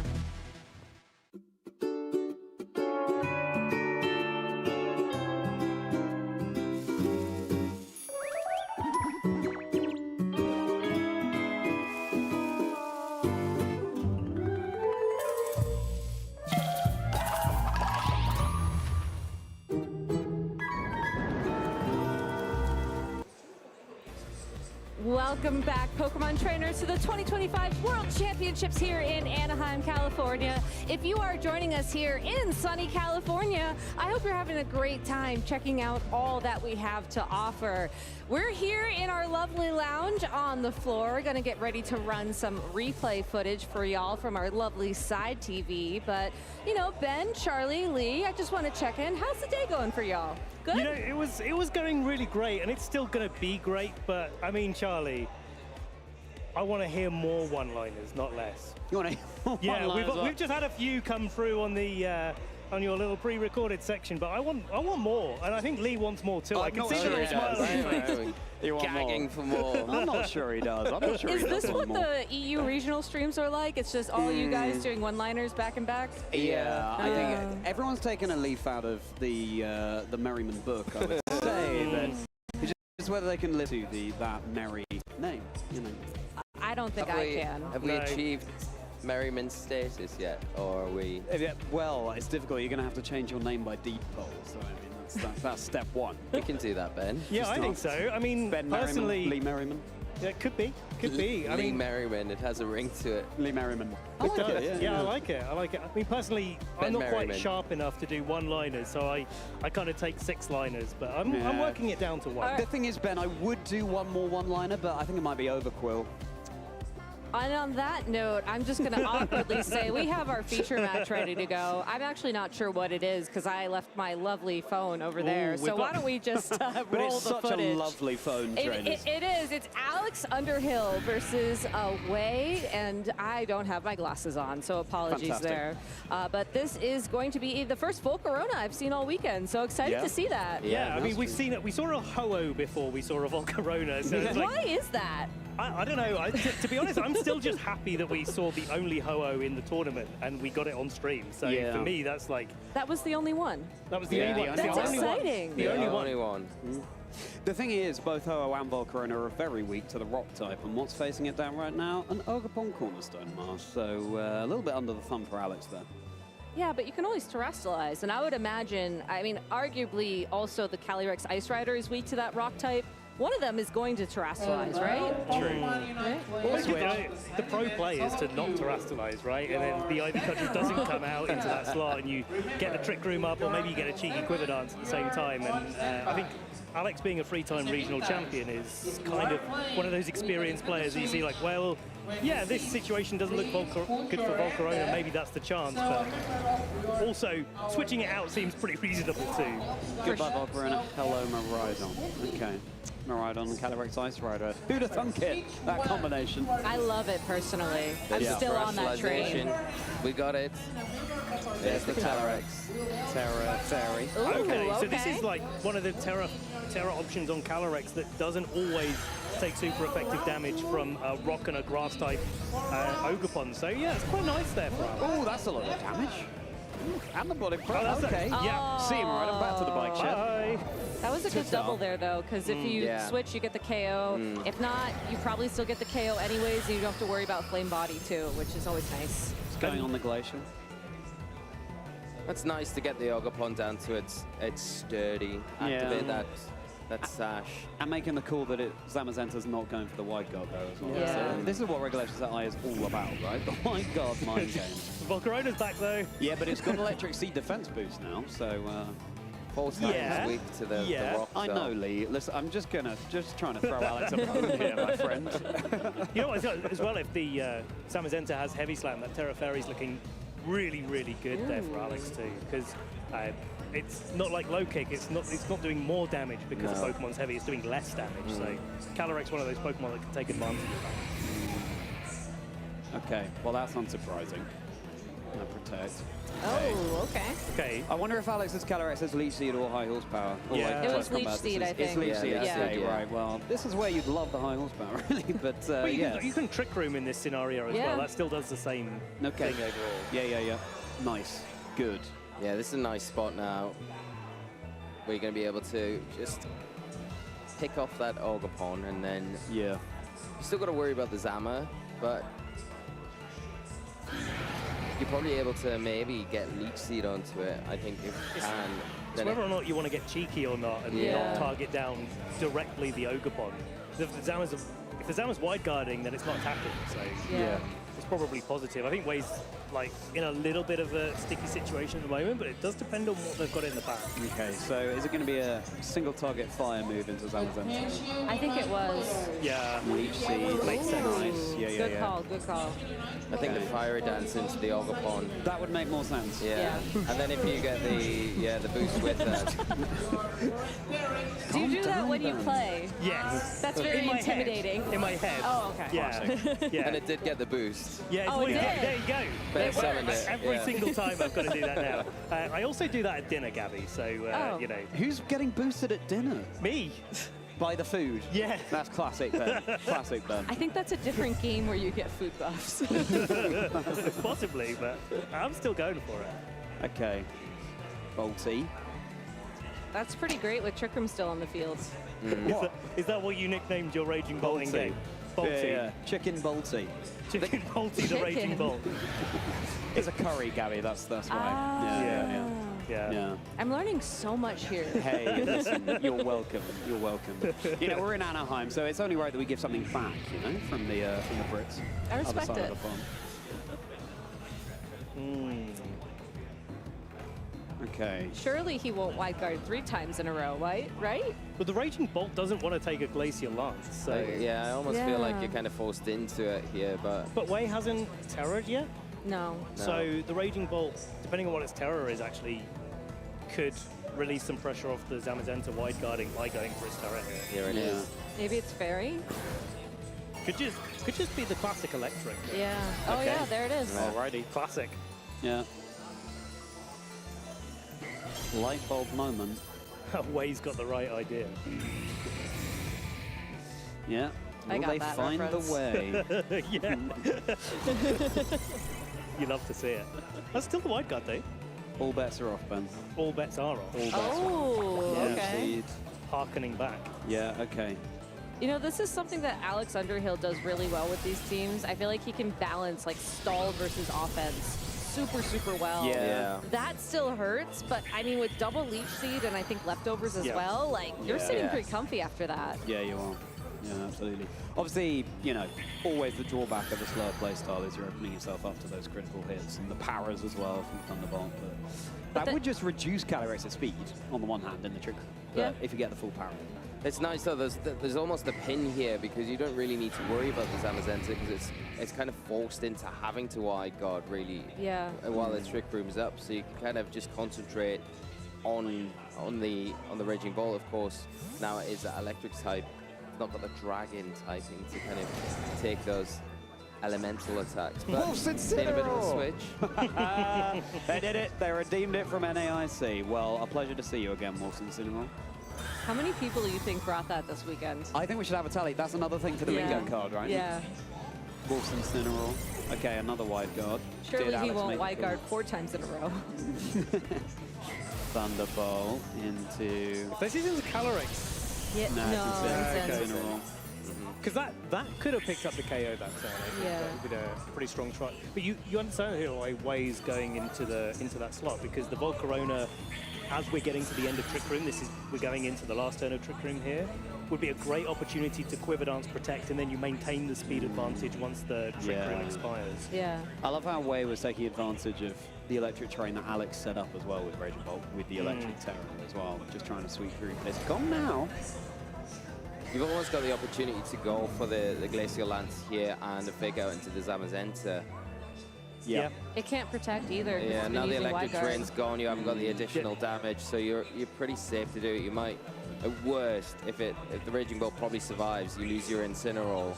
Yeah, then I don't even mind fake outing the Raging Bolt here, because then you stop the damage. If the wide guard goes off again, then you get another double Leech Seed recovery. You go basically back to full HP, and you can take the double up after that. Yeah. See what Alex chooses to do. Fake out. That makes sense. Yeah.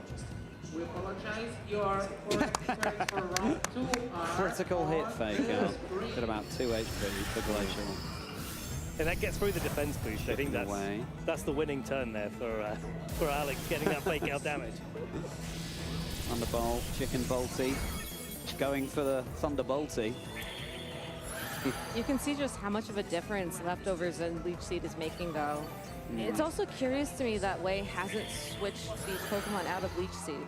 Like, what is in the back that you can't switch out? Yeah. Well, I think, like, especially if they're waiting out the Trick Room there, I think that's like the right thing overall to do it.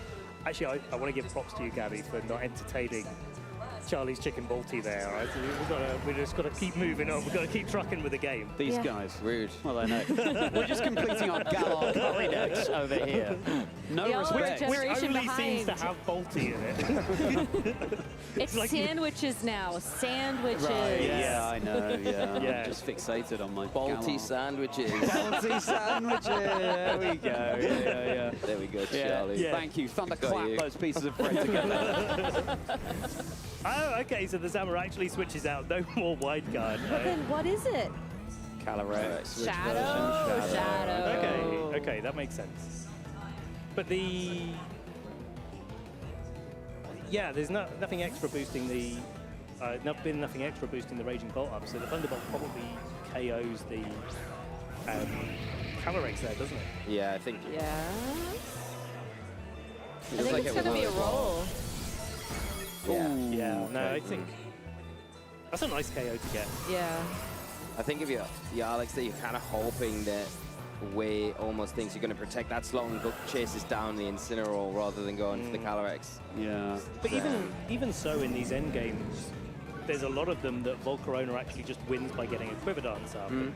I think that's one of the things that actually Alex isn't in a good spot here, because you'd like for the Calyrex to have gone for its Terror so you can fake it out in this spot, get the Quiver Dance before the Raging Bolt, and then try to go on the offensive. You've got Giga Drain for a little bit of recovery, you've got Fiery Dance to keep yourself boosting up. And the Zamazenta in the back definitely doesn't have a good time there. So I think Way's positioned this actually really well. It doesn't look like it's optimal to leave those two Pokemon just getting Leech Seeded away, but actually can Incineroar take it? Wolf's Incineroar, but it wasn't enough! Hang on, the 33. There's that Quiver Dance for you, Ben. Yeah, here it comes. Charlie, I'm sorry. That hit a little bit different when you did it. Yeah, well, I didn't want to deafen everyone, but... Oh, and the Incineroar keeping itself healthy here. Gotta love that mechanic, right? Passing Leech Seed along. Yeah. I always have to double check that. It's like which Pokemon getting knocked out stops the Leech Seed. Yeah. Yeah, I get that wrong far too many times. It's also slightly weird how you can Leech Seed flying types. Like, where are those routes going, you know? This is actually It's an interesting airplant. here, because Alex probably locked it with the Fiery Dance into the Zama, and then I think the knockoff into the Calyrex, because Incineroar now it's had that Leech Seed recovery. It should actually take another And the Astral Volcarona Barrage. is probably not going down now that it's got the Quiver Dance up. No. So we're in critical hit territory, basically. Well, the Volcarona are outspeed Oh, after the Quiver Dance. Yeah, well, not necessarily. It Like, depends it how definitely it's can, but Should. it's not guaranteed. Yeah. I wonder if it's lifeable focus dance from Calyrex. Let's see. Oh, he's chased down Another there. fiery dance.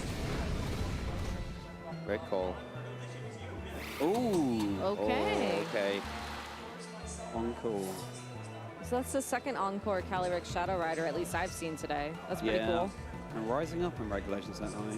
But actually, the Volcarona targeting down the Calyrex probably locks Yeah, the game as well. that's a because really good call. The Zamazenta doesn't get the KO there. Yeah, Fake Out's going to just be going off time after time, but actually that doesn't matter. The Volcaronas should get 2 attacks. Yeah. And the Zamazenta doesn't have its defense boost on, right? Yeah. So Yeah. it's doing even less damage. So Yep. even a critical hit probably isn't enough here.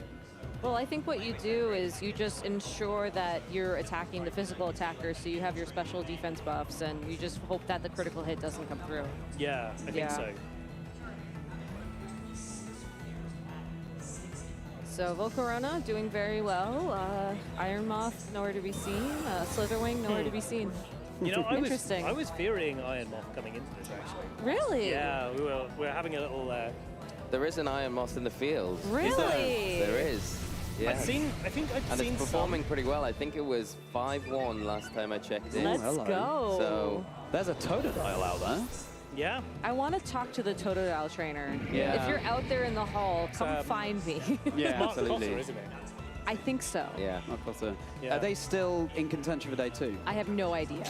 Because they were like 3-1 at one point. Yeah, they so- were X1. I want to talk to you regardless of how you're doing. Yeah. I just want to Yeah, know, yeah. like, was that your first partner Pokemon? And Yeah. did you migrate it up by chance? Because that would be the coolest thing. Yeah, absolutely. And with ZA on the horizon. Right, there we go. That is Alex claiming the game. Fine margins. And that's what you expect when you're a 6-0. Oh my goodness. The Iron Moth player was actually one of my locals, Zachary Weed. No, it's not Zachary. It's, I think they train with Zachary. I'm trying to think of the name off the top of my head. I just had a little birdie tell me. Yeah. And by that Oh. I mean the director, the all-knowing director. Ah. The director. I had to drop him a compliment because I've been kind of Okay, Urshifu. I feel like we've seen barely any Urshifu. Yeah. Correct me if I'm wrong. Even though it's actually quite high usage, isn't it? Oh, It's, yeah. what is it, second usage of the non-restricted? I have no idea, but it was actually Grant Laird with Iron Moth, and I think Yes. Totodile was Zachary Weed. Ah, okay. Still, one of those people was my it is local. Grant. okay. So, Grant has the Iron Moth. yeah, Okay. Yeah. which makes them easier to find. Okay, so the switch up here. Really matters what the item is on this Urshifu. I don't know if either of you have caught wind of it. Nope. No.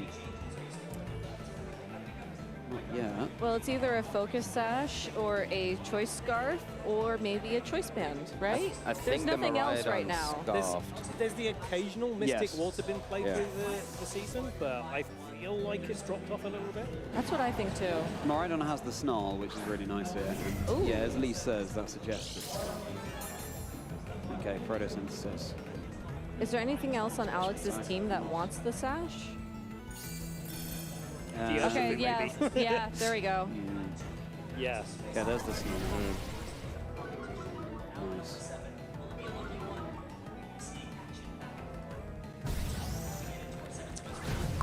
Cudgel.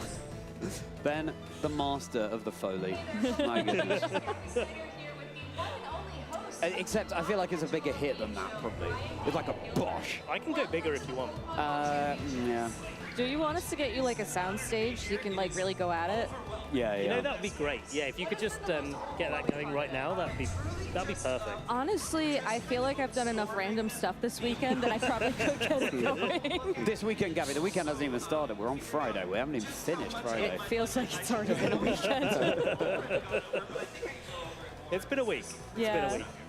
I mean, I can't imagine how these players are feeling too. I mean, Swiss round 7 and the mental pressure right now must be enormous, you know? I feel like both Alex and Wei have kind of got quite a bit of a load off them actually guaranteeing their spot in day 2, but equally at the same time, you just want to keep winning. There's no like, you're not playing for championship points in the season where getting to day 2 is enough. You're taking the opportunity to try to win the tournament, and every single win counts at this stage. Yeah, you can, by getting to that 8th win, you guarantee yourself in top cut. So that's, at this stage, you're so far along and so close to that. You want to just push as much as you can, and it's tough at this stage because you've had a full day already, and you know there is, and we've said it on broadcast all weekend. There is no the quality across the board for the players that we've got coming to represent their regions here in Anaheim is just phenomenal. So the matches are just such a high level, each and every one of them. So it's taxing, I think. And by the end of the day, you know, I think our players are running a little bit low on juice. So I still quick thinking back to that. Was it round 4 with Yuma versus Matty? That Maybe. sucker punch. That was the sucker punch round. Yeah. Sucker punch mind game at the end of game 2, wasn't it? Where it's like, oh yeah, I'll just have to get 7 calls right in a row. Yeah. No problem. No biggie. Incredible. They make it look easy, don't they? Exactly. Yeah. It's like anything but easy. That was phenomenal. Just unbelievable. The call at the perfect time. Yeah. I'm very curious about what's going through these players' minds, though, because I don't know if you all have been noticing. I feel like they're taking the maximum amount of time for their turns. Also, I think like the game plan for Alex was quite different in this match, where the Snarl has been the move of choice for a little while, and then putting the Volcarona in after those Snarls go off gives the Volcarona the chance to do what it did in the last game, get the Quiver Dance up early to try to pressure down Wei's side of the field. So I think like Wei can definitely get good damage back on the Volcarona now before it gets its Quiver Dances up, but it's really got to try to take those opportunities. Yeah. It's nice in front of the Zamazenta at least. Volcarona. Nice answer. And it's the same reason why we had the Ho-Oh player, because it's so nice in Zamazenta. And we saw Ho-Oh a lot, of course, at the beginning of Regulations at I, and now that Zamazenta Calyrex Shadow Rider is so established, it makes sense that we're seeing it again. Yeah, it's a really good call bringing it, especially when you're looking at the other kind of restricted pairing that seems to have picked up a lot of usage this weekend in Cryogon and Ice Rider Calyrex. Yeah. Matches up perfectly into those two, so it's a really good call. I'm quite surprised actually with the usage charts that we haven't seen more Lunala Miraidon actually. Especially after it won NAIC, it feels like players are just all pivoting away from it to try to have a better matchup rather than try to play those mirrors that look really pretty dangerous most of the time. Yeah, I mean, following the discourse online going into this tournament, it felt like everybody was talking about Calyrex, Shadow Rider, Zamazenta, just not necessarily complaining, but lamenting the fact that they couldn't figure out how to beat it. Yeah, I think it was Chopper Cross who was saying it's got to the point in their team building where it was haunting their dreams. Yeah. Calyrex, Shadow Rider, Zamazenta, Nightmares. Yeah, don't envy those trainers. But now we've got the Quiver Dance up on Alex's side, but this Terra Ghost does, I think, quite a lot of work because it's meaning that the Calyrex isn't taking 4 times super effective damage from the Snarl anymore. And maybe a combination of Snarl and Snarl and Fiery Dance or Giga Drain. Or Giga Drain, actually, that makes so much more sense. I think you need to get your health back up. Yeah, I agree, especially with the Snarl knocking it down. But then a double target to the Volcarona. Lee, what do you reckon? Is it? I feel like it's kind of risky locking in Snarl with the Wide Guard active on the other side of the field. I feel, and then you're pinned, and then you're in that position with Miraidon where you then have to switch it off the field, right? And yeah, Zama's in that position where it's going to be prone to taking super effective damage from Fiery Dance, but I think getting the Miraidon back off the field, so you've got it to come in a little bit later, and maybe Giga Drain is the option into that Calyrex just to get that health back, because you've got the defense boost, you've got the Quiver Dance boost, but I think prioritizing the Zamazenta isn't a bad play either. Going for that Fiery Dance, just getting rid of that restricted, and then you can concentrate a little bit more down onto that Calyrex in these next few turns. This is going to get the KO, right? No, I don't know. I don't think so. On I think it will. Corona, no. I would assume you don't. I would assume if you know that okay. Wow, that surprised me. So I guess the Ghost, it takes it over the edge. Sorry, Gavin. No, you're fine. You're fine. We're podcasting here. This is normal when you podcast. I would assume that Alex really values having access to Snarl for this end game, but that just feels dangerous. You see, like, Calyrex could have played defensively in that turn as well, so it's not completely clear that Way's just going to go straight for the attack in that situation. That's very true. And now the Ogerpon, I think, perfect position to just follow me away. It's out of range of Aquajet, and the Snarl isn't going to knock out the Calyrex here. Shifu's going to get knocked out to a gust of wind in this situation. So I don't think that's a valid move. Gust? Gust of Wind is a trading card. Oh, is it? Yeah, I think it's also not allowed and expanded, so... I'd love to see a Pidgey, though, just going for a Gust. Well, we've got a Totodile, so why not a Pidgey? Yeah, exactly. Well, because it's not in Scarlet and Violet, that's why. That's your reason there. Okay, Ogerpon taking one for the team. That was the follow me, though, so I think you're right. Calyrex dodges. Oh, It's like insult to injury there. Classic Snarl. Yeah, Classic. Yeah, it's only 95 accuracy, so... But probably not making the difference here with the Calyrex having a special attack boost already. Yeah. Game 3, though. Yeah, that's exciting. Wow. Yeah. What kind of adjustments do you think Alex is thinking of for this match? Definitely want to look at the team sheet right now. I know, it's like, if you had to imagine his entire team. Yeah. I mean, obviously the Trick Room worked out in game 1. It wasn't even in play. It felt like Alex, at the start of that game that we just saw, just switched up the leads, tried to go for their go-to game 2 lead. And actually maybe it sort of didn't pan out for them. But maybe we're not going to see. Maybe I'm going to leave you on a cliffhanger. Maybe you have to go to the Play Pokemon channel on YouTube to see what happened at the end of that match. You can also just check the players' records, but then you don't get to see how it happened, which is obviously more important here. And way more exciting. And way more exciting indeed. Thank you all so much for joining me here. I hope you had fun talking over an amazing match between Alex Underhill and Way. And if you liked that, we have a match from our final round of Swiss here of Day 1 of Worlds ready to go. So casters, please take it away.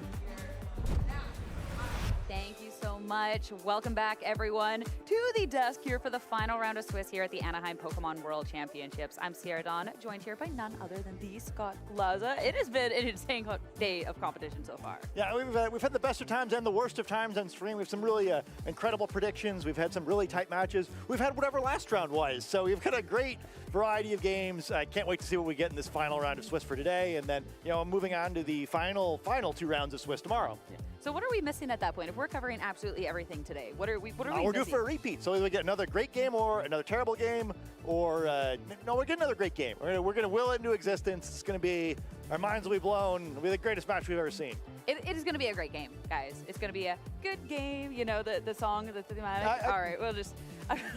my bad. It's a little silly goofy here for round 8, but let's talk about the players. Let's get serious here, because this has been a crazy competition when we're looking at the records of the players and who has been the front runners so far. I mean, looking at these 7-0s, wow. Yeah, some really great players, and we've seen again, so many of the top players kind of already be eliminated from the tournament, so it's been very difficult to get to this 7-0 spot. I think we've seen all these players either on the mainstream or the side stream already playing extremely well. Of course, these 6-1 players already doing very well as well, also making it on to day 2 at least, though needing to lock in 2 more wins to make it to the top cut, while the 7-0 players are just looking for a single extra win in order to clinch their place in the single elimination bracket. yeah, when you're looking at that 6 wins or more, you're into day 2. So being able to see every one of the 6 victories, I mean, as you said, you want to make sure you can keep winning because then your road to that top cut, one step closer to that World Championship title is so much closer.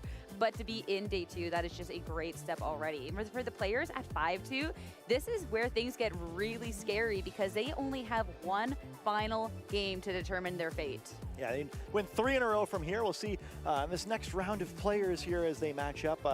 You know, the little more stress for the players with 2 next to their name instead of 1 or 0. And talking about players with 2 next to their name, looking at our pairings for the final round of the day, as well as our broadcasted match, it's going to be Wolf Glick going up against Marcus Dion. And yeah, 2 trainers with that 2 next to their name, which means only one of these 2 can advance on to day 2, and the other, unfortunately, I mean, that is your world dream gone. Yeah, it's and 2 players again we've gotten to watch a lot of over the course of the season in North America. Chat, we heard you there. Here's Wolf. We're going to show you. It should be a lot of fun. I think I'm really excited about both these players' teams. They're both really fun players to watch. Not afraid to take risks on stream, and I think both of them have really shown us some great development over the course of their careers. Wolf's, of course, a little bit longer, but we've seen a lot of Marcus over the course of the last 3 seasons, and I've been really impressed by him. Always a lot of fun. You know, has had some roses, has earned some roses as well with his excellent performances, and you know, it's disappointing to see 2 of the most fun players to watch in North America facing off in an elimination match here at Worlds. But hey, you know, whoever moves on is going to do a great job of representing North America as a region. Yeah, Marcus has stopped handing out roses because he's too busy receiving them because this has been his best season on record. So to be able to potentially then make day 2 at the World Championships is crazy. But then when you're looking at Wolf's year, I mean, come on, when you're looking at getting one of every title, you look at world champion, you look at regional champion, international champion. I mean, there is no run like that. So, oh my goodness, this is crazy. Yeah, it should be a lot of fun. I think both the players also using teams that kind of really, it feels like them, right? Where it kind of they'll enable them to play to their strengths, doing what they're good at. To me, I think just a really important attribute in the World Championships here. Here against the best players playing their best. No one prepares more for any tournament than they do for the World Championships. You've got to be the best at what you're doing, right? And I think there's a bunch of trainers on the list to really understand their identities. I think it's some of why they've done so well so far in the tournament, as we've gotten to see for many of them. Yeah, and even just looking at a couple of these other pairings as well, it's just, it is going to be a crazy last round. And looking at the 7 of those, of course, those are going to be players that, I mean, Mal versus Go, there is going to be an 8-0 that is so deserving, and I cannot wait to see. This World Championships has not delivered in terms of the quality of players, the quality of matches, everything across the board. Yeah, it's been incredible, and hey, you know, that's how you get players of this caliber who are right in the brink of elimination, right? Where been a lot of surprises so far, where I think players we kind of just penciled in for day 2. It's been a little more tenuous maybe than we'd expected, and I think it's, you know, speaks to how challenging this format can be. I mean, just look at the last round, right? Where I think Justin Tang played a good set, and it just didn't matter, right? It's that hard, and you know, these players have come with really good game plans. I think that's a really critical element to this format, where you've got to have a team that can keep you in it, kind of allow you to maneuver a little bit, and boy, I'm just so excited to see how this wraps up today. Yeah, I mean, looking at the caliber of players, the fact that, again, the win-ins, I feel like those are always the most intense matches, because with the 7-0, 6-1, like, yeah, of course, like, that's one step closer to the top cut, but knowing that somebody's world dream is about to end, it's so exciting, but it's also just so heartbreaking when you get to that end of the day, because I mean, everyone who's made it to this point has just been so deserving. Yeah, and I think it's tough too, or often when we get to this point of a tournament, we're streaming a player at 2 losses. Like, oh, you know, it's 2 like extremes where like one player's moving out of a top cut, the other player going to fall short and be eliminated.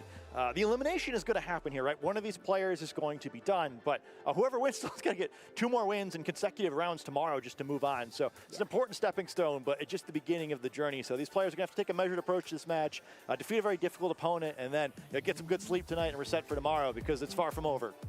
100%. But again, these are 2 people that are capable of that bounce back. I mean, I'm even thinking of Marcus Dion at NAIC, starting off 0-2 to all of a sudden make top 16 after just winning out, win every single match. I believe 10 in a row, if I'm doing the math right. Never do math on broadcast, kids, but it goes 10 in a row after taking those 2 losses. So that is going to be something especially impressive. And I mean, Wolf is definitely no stranger to those stressful situations, that bounce back, everything else. So yeah, it's definitely a stepping stone. It doesn't get easier tomorrow, but of course, we got to make sure the world champion's deserving, right? We got to make sure that they're put through their paces and they can prove every step of the way that they're deserving. Hey, Wolf won this tournament in 2016. He showed us the world championship difference, and hey, you know, maybe if Marcus wants that difference himself, he's going to have to earn it by taking Wolf down.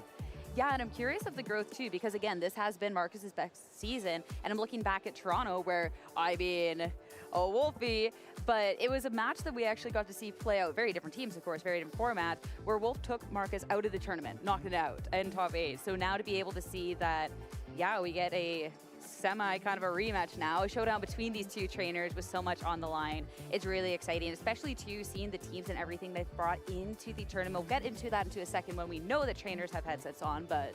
Yeah, and hey, you know, I can relate to Marcus here. One time, long time ago, I believe 13 years ago actually, I faced Wolf down in the tournament, and I was eliminated by him at a very similar point in Swiss. So I know what it's like. I wasn't quite good enough at the time. You know, he's a difficult player, right? I think one thing that, you know, if I can I don't want to compare past Wolf to current Wolf too much. I think he's a much stronger player now than he was then. But I think at this point in the tournament, it's difficult. He's a very methodical player. He doesn't make a lot of mistakes.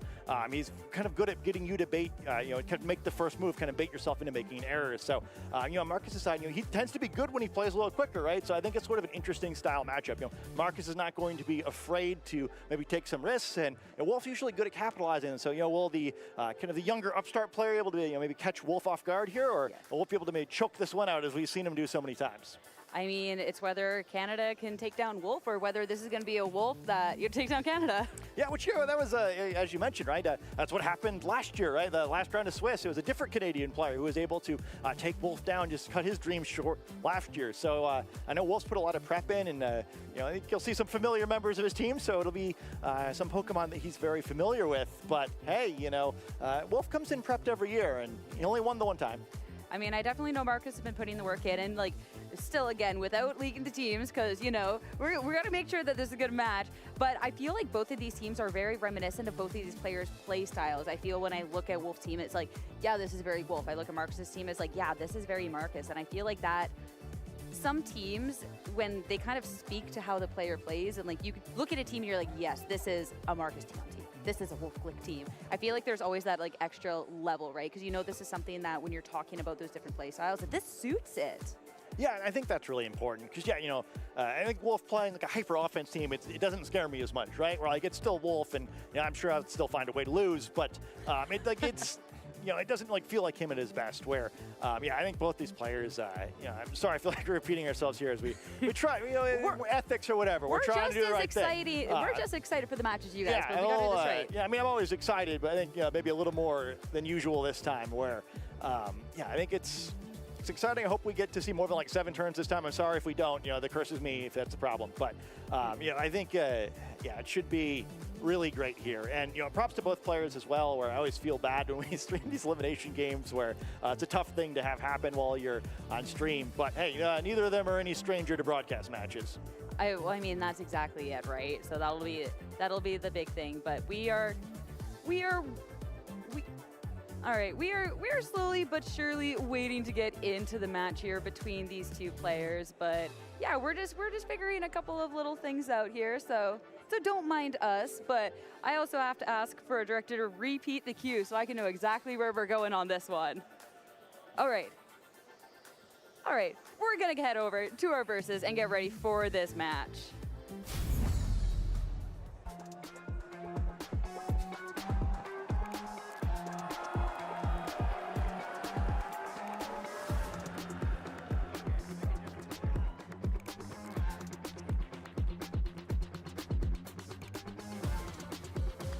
On a match so good, we just have to make you wait a little bit for it, but we want to make sure everything is right. And again, now we get the real look at the teams, and yeah, that's a Wolf Glick team, that's a Marcus Dion team. Yeah, the tease is over, and I think this should be a lot of fun. The first thing that catches my eye here is that Annihilate by Marcus' side of the field.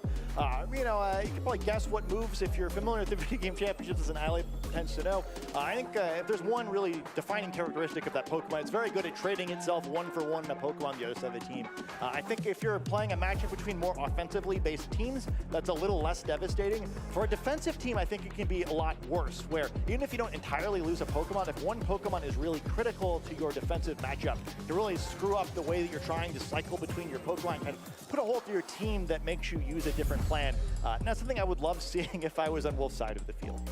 Yeah, that's definitely a Pokemon with a big risk and potentially big reward, right? Because, of course, you get that call right. You can just get rid of a big threat on the opposing end so quickly, but all of a sudden a swap in a Pokemon that, well, you can bear to be without, that's fine. But looking at this Wolf Glick team, I mean, I think Wolf, I think Koraidon, and we get to see the return next to this Lunala. This is a great pairing. Yeah, I think it's a lot of fun here where we kind of get a little slower team than we sometimes see, where often these Ursaluna Lunala teams also have Tailwind for a different mode. Wolf playing a little bit more conservatively here, where we can use Icy Wind to try to slow Pokemon down if he doesn't get the Trick Room option going, but a little bit more straightforward. I do have to note, I thought I knew what Wolf's Incineroar was. I downloaded using the code, but this Pokemon is a different move with the Will-O-Wisp instead of, I believe, the Protect we normally see from Wolf. So a little different approach with this team. I do think the Will-O-Wisp potentially very impactful here as we see the Clear Amulet on the Calyrex, so it will not be able to be intimidated, but if it doesn't terrestrialize, there is the option of trying to burn it with Will-O-Wisp instead.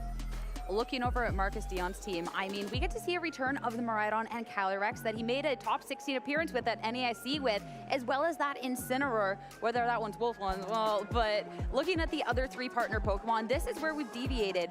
This Annihilate, as you said, this is something that could output a lot of pressure, whether it'll be that final Gambit or another move still with that Choice Scarf. That is going to be a speedy Pokemon, and things like that Ogerpon Wellspring, that is so great for any sort of redirections and soak up some of these hits. Yeah, I think the remaining Pokemon on the team are pretty interesting too. The Wellspring Ogerpine kind of is a pretty nice matchup because this team going to struggle a little bit offensively, but I think defensively could be pretty impactful here if he chooses to bring it. The Struggle Bug from that Volcarona, not often what we see with the Quiver Dance version of Volcarona, where we saw a Giga Drain version do very well at NAIC in the hands of Eric Rios. This Volcarona maybe going to support the team a little bit more, but that Flamethrower potential is still going to do a lot of damage, especially if it gets a little boost from the ability of Wolf's Koraidon to set the sun, and then also kind of interested to see kind of the many Pokemon on Marcus's side of the field who it seems like Wolf's Incineroar are going to need to help control. There's a lot of things that I think really both these Incineroar are going to need to do. And, I think the HP of these Pokemon could be something to keep in mind as you watch this match. I think maybe especially Marcus's Incineroar, where there's a lot of Pokemon on Wolf's side that are vulnerable to that Intimidate, so I think maybe a priority for Wolf to try to get Incineroar off the field as quickly as he can. I'm definitely intrigued with how these Incineroars are built out when you are looking at Incineroar for Marcus that has that taunt. When you're looking at Wolf that could go for something more like that Trick Room option, I mean, Marcus does have ways to be completely just shutting that down. So that's something to be watching out on the match as well, because, yeah, when you are eyeing up maybe a couple of these slower options, when you have that Ursaluna for Wolf, you have that Lunala, that is definitely something that can throw a little bit of a wrench into that plan. Yeah, I think it's a lot of fun. I think it's a really challenging team preview too, where I think it's very viable for both trainers to kind of bring any of the 6 Pokemon. Some of them more likely than others, of course, but you really don't want to mislead here, especially with something like an Annihilate in the match. Especially with so much on the line. These two trainers at 5-2, the final round of Swiss here, day 1 in Anaheim. Let's get into it. Marcus Dion right away, Calyrex, Shadow Rider, and that Incineroar, double restricted for Wolves right away hitting the field. Yeah, and Incineroar feels like a restricted Pokemon sometimes too, so maybe an appropriate group of 4 Pokemon. I think this combination of Incineroar and the Calyrex from Marcus' side, kind of more the more conservative lead, maybe if you want to take a more traditional game plan there and going to get the Intimidate down to this Koraidon. It does not have the Clear Amulet, instead going for the Life Orb, so threatening more damage. As something we've seen from Wolf before, I believe also on his EUIC winning team. And then on the opposite side of the field, with Wolf having both restricted Pokemon, maybe going for some big damage here, but also with the sort of awkward option of maybe you try to anticipate a Trick Room and flip it yourself.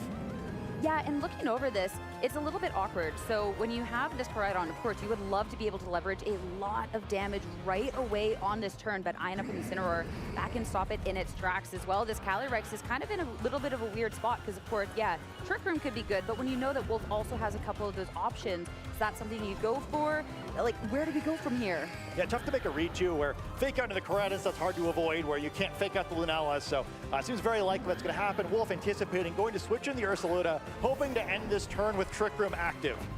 A terrestrialization for the very first turn of this match coming out, and on to none other than the Calyrex Ice Rider. Of course, when you could get super effective hit from that Koraidon. You got to make sure that you drop that weakness, so we'll get to see that Terrestrialization Fire coming out. Knockoff from the Incineroar into the Lunala. So much damage coming on out, bringing it down to a third of its health. Glacial Lance is going to be the follow-up. How much damage is it going to be? Lunala is gone, and look how much damage the Ursaluna has taken.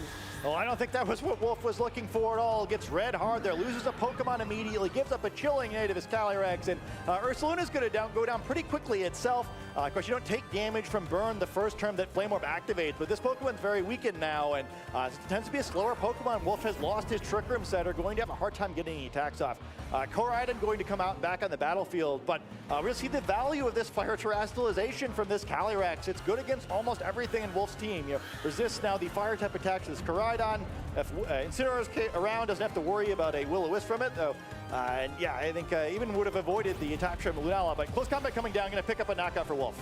Incineroar instantly gone. Clean one-hit KO coming on out. Koraidon instantly to make an impact on this turn. A little bit of recoil in return from that Rocky Helmet, but I feel like you got the better end of the trade that time around. Now, looking at these two Pokemon, of course, it's going to be an Ursaluna, and when you're eyeing up that Fire Terrestrialization, that's going to be a double KO for Wolf to completely flip the script. So maybe it's not so bad for Wolf after all. Learning a little bit about perhaps the way all these Pokemon are trained. Ursaluna going to move first, pick up that knockout. So, hey, maybe not like a super great turn one from Wolf, but this is a great comeback there. Really plays himself back into the game. Both sides now have lost a restricted Pokemon, so we're almost dead even here. Yeah, looking at that as well, of course, when you're eyeing up the Ursaluna, that is on a timer. It's now down to 7 HP. It can only be around for one more turn before it's KO'd from that burn damage.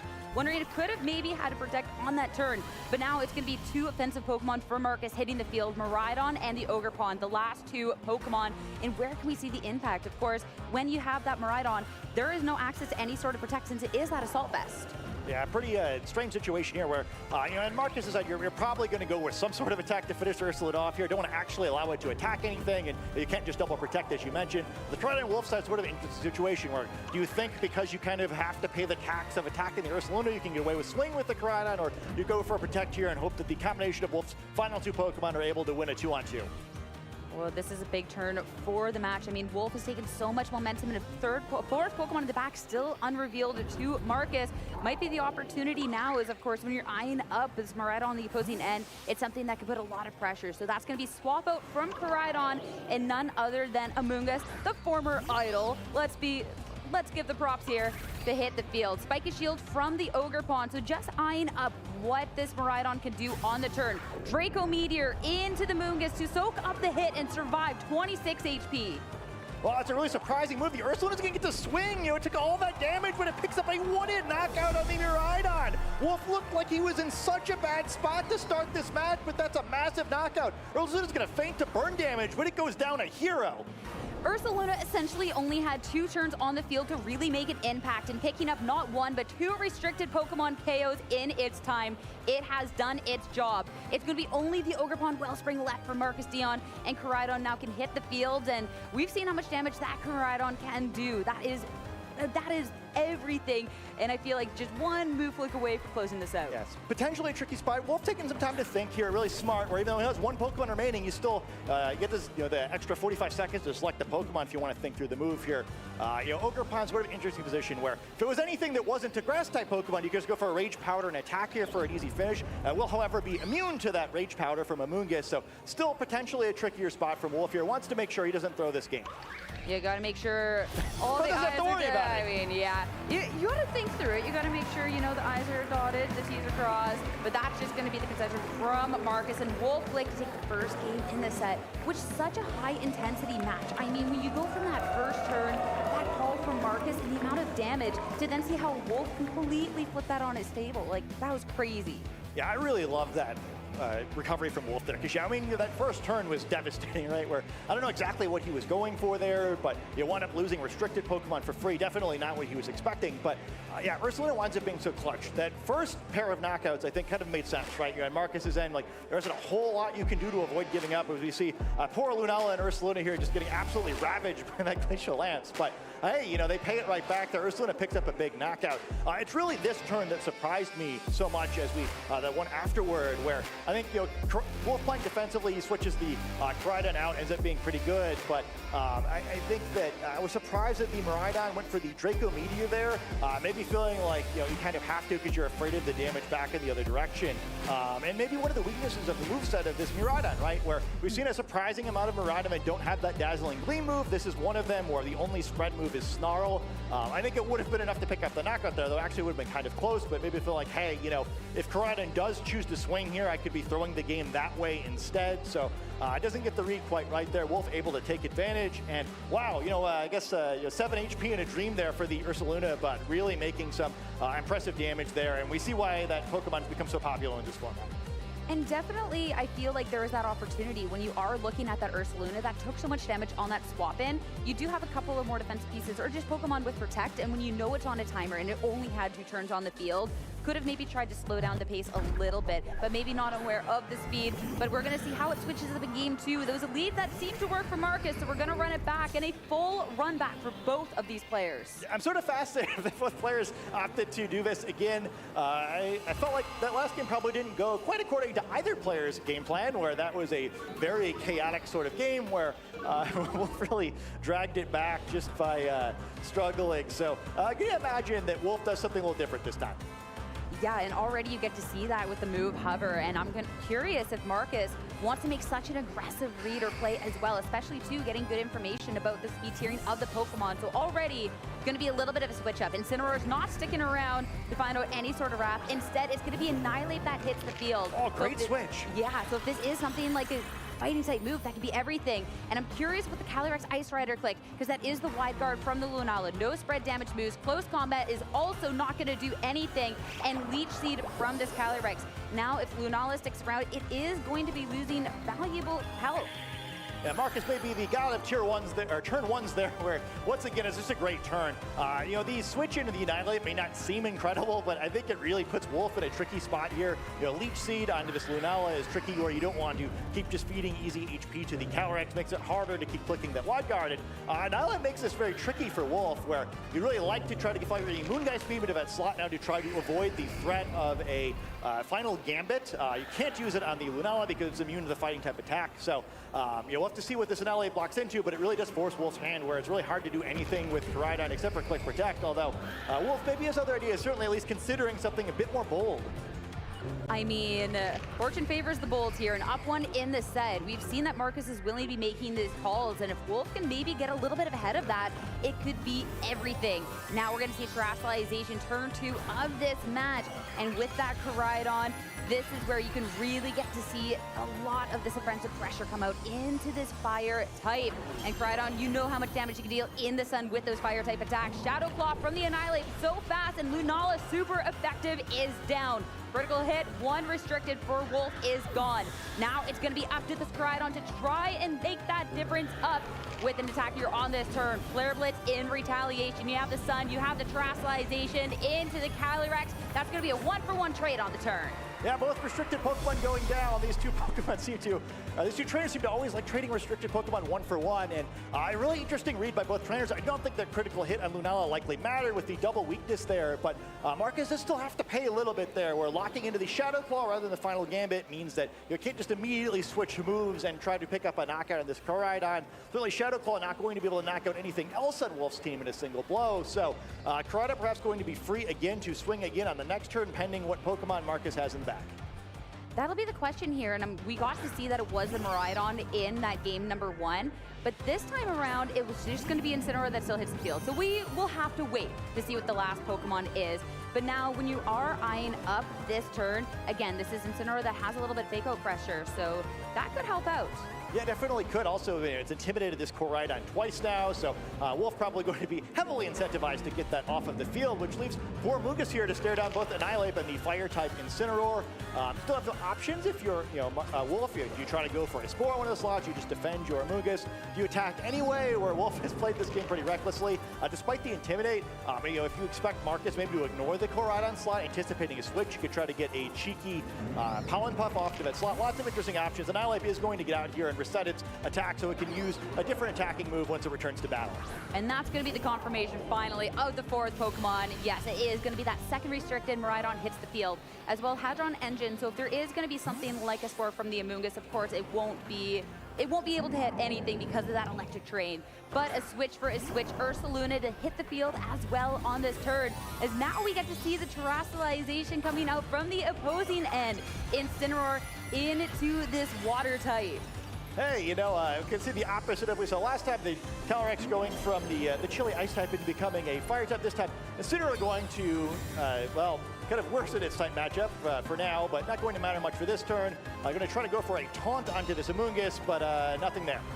Yep, Amoonguss, it'll be able to continue using those status moves going forward, and that swap from both players does mean that Ursaluna, this go around, gets onto the turn for free. So onto the field for free. So yeah, now it's burnt, and this is where you can really get to see some pressure out. Yeah, really exciting opportunity here for the Ursaluna where, hey, you got the field, didn't get intimidated, would love to take a swing at one of these two Pokemon, but the type matchups have become a little interesting. The advantage of that Incineroar Terrestrialization is that now as a water type Pokemon, not only does it resist Koraidon's fire type attacks, but also now is no longer weak to the ground type moves for Ursaluna, which would incentivize you to try to go for a normal type attack if you're attacking that slot. Of course, with the ghost type Annihilape in the back, you really don't want to risk whiffing a Facade, which would likely lose the game. So Wolf gonna have to make a good prediction here, likely have to headlong rush one of these Pokemon, hope to pick up big damage, and it will be into this Miraidon slot.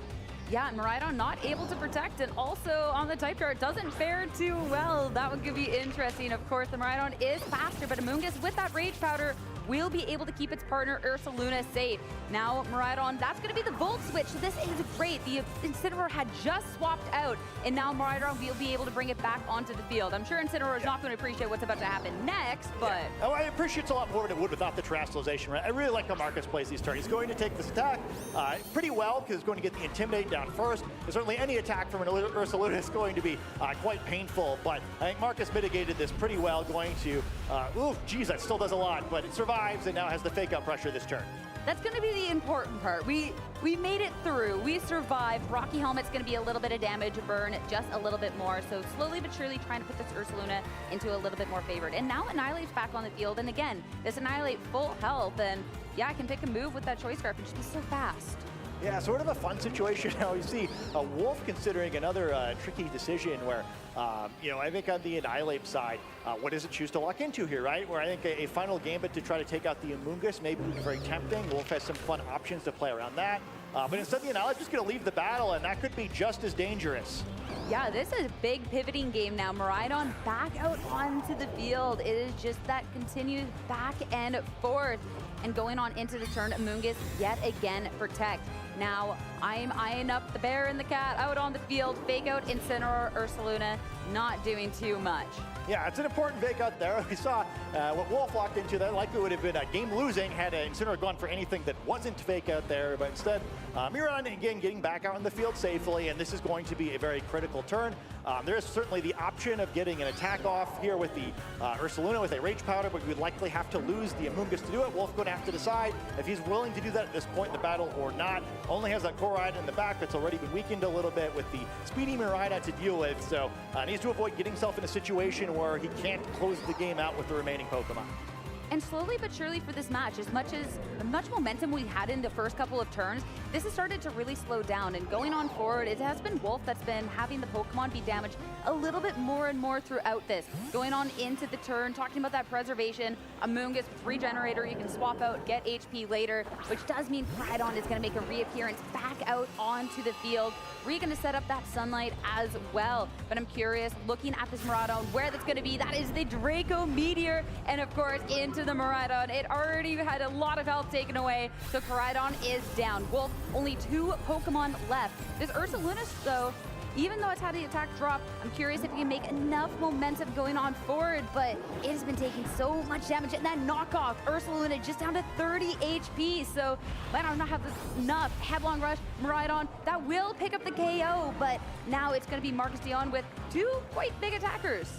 Yeah, I think the only positive thing you can say for Wolf is he got that Amoonguss out of the battle to heal, but I don't know if it's going to matter. Ursaluna doesn't have much time left. I think for Wolf to get out of this game, you either have to, maybe get like an Earthquake crit here, or try to get in a situation where you can Power Puff your Ursaluna, but I just don't know why you would allow that if you're Marcus, and it's almost hard to make that mistake.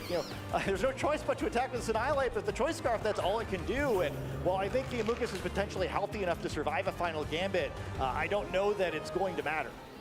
Yeah, going on into this, I mean, might as well just go for absolutely everything at this point, right? Rage Powder, make sure the Annihilate can't hit into it, and then see with this Earthquake can do enough. Annihilate, though, still at that full HP. Yeah, that's the thing. Unless the Annihilate was to... I guess the trick would be, I think the Ursaluna can survive another turn of burn damage. If Annihilate were to lock into Final Gambit or Shadow Claw for some reason, you get in a situation where you can knock out the Incineroar and then Annihilate can't hit Ursaluna. That would be a win for Wolf, but I just don't think that's super likely. However, if you don't lock in one of those moves, it's tough to actually damage the Amoonguss with the Annihilate, right? Close combat's not really going to do anything to it. Tenuous decision, Wolf's got to pick something. Ooh, in the last seconds to lock that redirection into the Headlong Rush, and this is going to be such a pivotal turn for the battle, and whether Wolf can take a Shadow Claw, Annihilate into the Amoonguss, that's not necessarily going to be the damage, and doing just as much damage in return with that Rocky Helmet. Knock off Amoonguss again. Now it's going to be this Ursaluna. We got to see that it was just the single target pivoted at that last second, and into the Annihilate. Not enough for the KO here, and Ursaluna still that timer, but I think how we saw this play out in Game 1, it's still enough to be holding on. Yeah, it's very close here. And, it's worth keeping in mind this Incineroar doesn't have Protect. So will a Rage Powder be enough here to allow Ursaluna to get one more Earthquake out? It would certainly knock off the Pokemon. If Annihilate can't knock out Amoonguss, Wolf might take this one. And we saw how much Shadow Claw, which is locked into, did on that last turn. So eyeing up, maybe needing to go for something like that critical hit. Shadow Claw comes on through. Amoonguss is just soaking up so much damage. And of course, in that knockoff, 1 HP, there's going to be the critical hit it's there. The final swing, it's got to do it. That's going to be 3 KOs on the turn. You take down your own Amoonguss, but that's going to be the game-winning move. Wolf Flick to take the series 2-0 and make his way into day 2 here at Anaheim. What a dramatic finish. That Ursaluna was so low on HP, both Game 1 and Game 2, but just barely able to get that attack off. Wolf did a great job of setting up that board, so all the Pokemon were just weakened enough. There was such great pivoting for that whole second game where Wolf really had to work around you. Marcos had the 2 quickest Pokemon remaining, so they really had to get into checkmate there, but wound up with the final 2 Pokemon on Marcus's team, neither having Protect, getting him in a situation where without a critical hit, none of the decisions he made would have been enough. Really exciting final game there. And I'm just thinking back to that one decision when Wolf had kept having Pokemon take all of this damage, right? That one where you sacrifice your Koraidon to switch that Amoonguss out for that Regenerator to be at full. When you look at the fact that, yeah, there was nothing on Marcus's team that could damage that Amoonguss enough, that bit of health was so much, because yeah, we saw that there was nothing to hit that Ursaluna, and yeah, it was on a timer, but if nothing else can hit it. Yeah, and I think it was really nice, too, to where that sacrifice on the Koraidon where, it hurts to lose your restricted Pokemon for nothing like that, but they get the Regenerator boost on the Amoonguss. I don't think it needed it, but it could have avoided any potential tragedy if a critical hit had occurred, where I think a critical hit Shadow Claw would not have been enough, but it would have without the Regenerator. So I really like how Wolf played that. He did everything he could to maximize his odds. Yeah, looking back at this match, I mean, even just when you're looking at the first turns of, well, Game 1 and Game 2, there was such fast KOs. Instantly, it's going to be, well, Lunala for the Calyrex Ice Rider, and then really having to play around with just a couple of pieces. And again, for the Ursaluna, that was pretty quickly taken down to just a bit of health, having to really leverage this Pokemon. But when we are seeing Pokemon that don't have this Protect or have these choice-locked items, that's just a tricky situation. Yeah, I mean, it was just such an interesting endgame here. Amoonguss surviving doesn't matter at that point. All it has to do is have enough HP to cause Incineroar's attack to hit the wrong target. But yeah, it's so close there where, if the Ursaluna had taken any more damage, I was not able to get that last swing off. And kind of the same thing in the first game, right? Where again, Marcus just opted to ignore it and allowed the burn to finish it off. And I really saw the cost of that. And I was just really impressed. We've seen Ursaluna a lot, and we haven't seen too many Ursaluna games that look like that, where it did an incredible amount of damage over the course of the set. Lunala wound up being basically completely useless for Wolf in both the 2 games. Just kind of went down without doing nothing twice, and despite having restricted Pokemon he brought, really not contribute anything meaningful to the plan other than being a sacrifice. Able to find just the right solution. Wolf, maybe the greatest Pokemon chess player, a great Pokemon player, and an avid chess player now, I will say. Yeah, right. But yeah, that was very much checkmate where I think he had a really tough positioning, but just managed to make the right move over and over and over and got himself in just barely in the right spot. And to see just even after multiple rounds of Intimidate how much damage this Ursaluna had been doing. And in Ursaluna as well, mind you, sometimes we get to see it really pop off in a situation where it has Tailwind on its side or it has this Trick Room, right? Something that, yeah, could have been a game plan for Wolf, but Wolf wasn't allowed to have that position. And Ursaluna still just put in so much work. So easy MVP of the match. Like, there's no doubt about it. Oh, yeah. But shout out to Karadin, too. You know, I think not quite to MVP honors, but that knockout in Calyrex I think was really interesting, too. I was really surprised to see Marcus didn't go for that terastallization. I feel like in this matchup, you almost always have to terastallize that Calyrex, where it's such a critical Pokemon for Marcus, and it has such a great matchup with most of Wolf's team after the terastallization. Of course, the one exception would have been the Ursaluna, but we already saw it had other means of dealing with it, perhaps, if that had been allowed to occur. But Wolf calling that it would not terastallize at just the right time, picking up that big knockout. What an incredible match that was. It was crazy, and Wolf now on to day 2 of the World Championships here, so big congratulations to him, and would love to hear his thoughts about the match and everything else, and he's standing by for an interview. Thank you so much. I'm here with Wolf Glick, locked in day 2 of Worlds here. How does it feel? Very good. Very good indeed. I mean, you mentioned how this was a bit of a redemption arc for you. Can you tell me a little bit more about that? Yeah, absolutely. I just, it felt very similar to my Worlds 2023 run, where I lost some games early, and then I went in a win streak, and then in the final round of the day, I was put on stream against a very powerful opponent, and in that Worlds, I fell a little bit short, and I was eliminated. And so it feels really good to now be standing here as the winner of the round 8 match rather than the loser.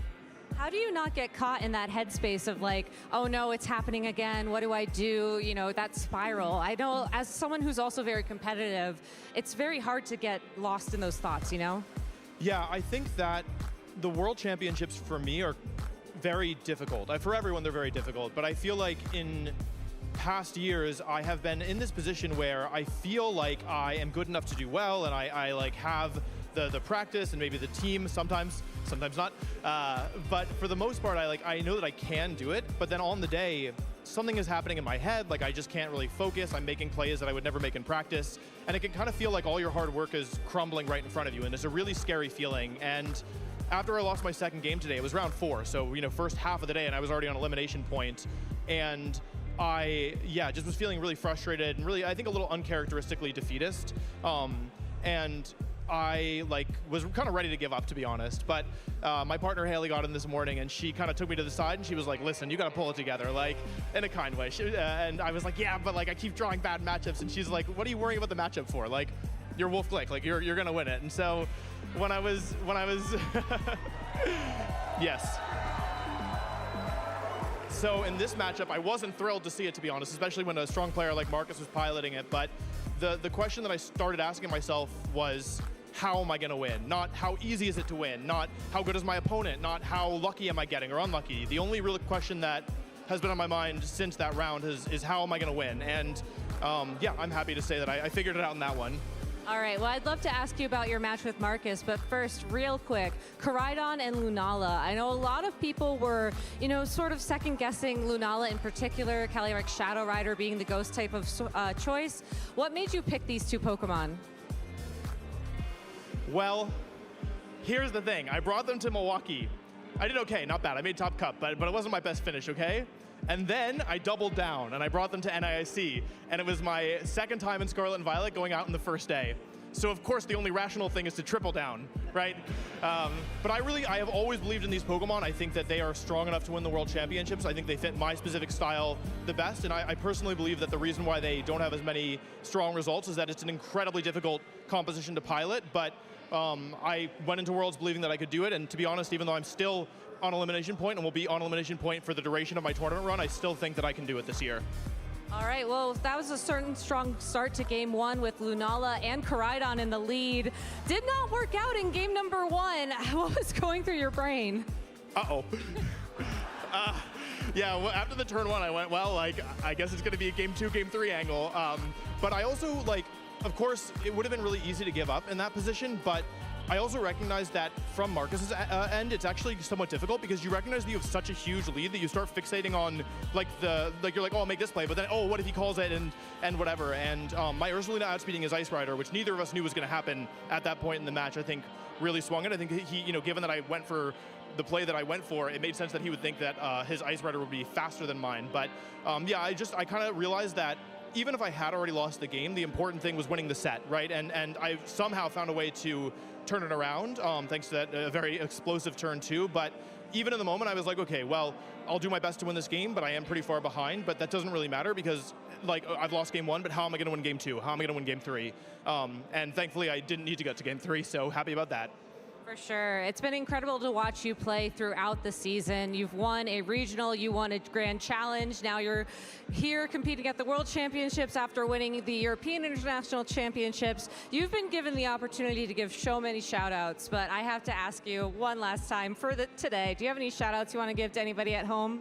I have had a lot of people helping me, as always, but especially this year. I want to say thank you to my friends who are here competing with me, Dr. Aaron Trailer, Yuki, Marcus, Ed, and of course Aaron Zhang, who's behind the desk, as well as to my friends Montana and Leonard. Leonard especially gave me so many games, and I sent him so many replays, and he really, did so much to help me prepare. I ended up playing, I think, 6 out of 8 Koraidon today, maybe 5, but a lot of Koraidon, and we played a lot of Koraidon games in practice. So yeah, I certainly would not have won many of these rounds without all the help I've had, as well as to my friend Aaron, who's here, and my partner Haley as well, who have come all this way to support. So yeah, I'm just surrounded by truly a village of incredible people.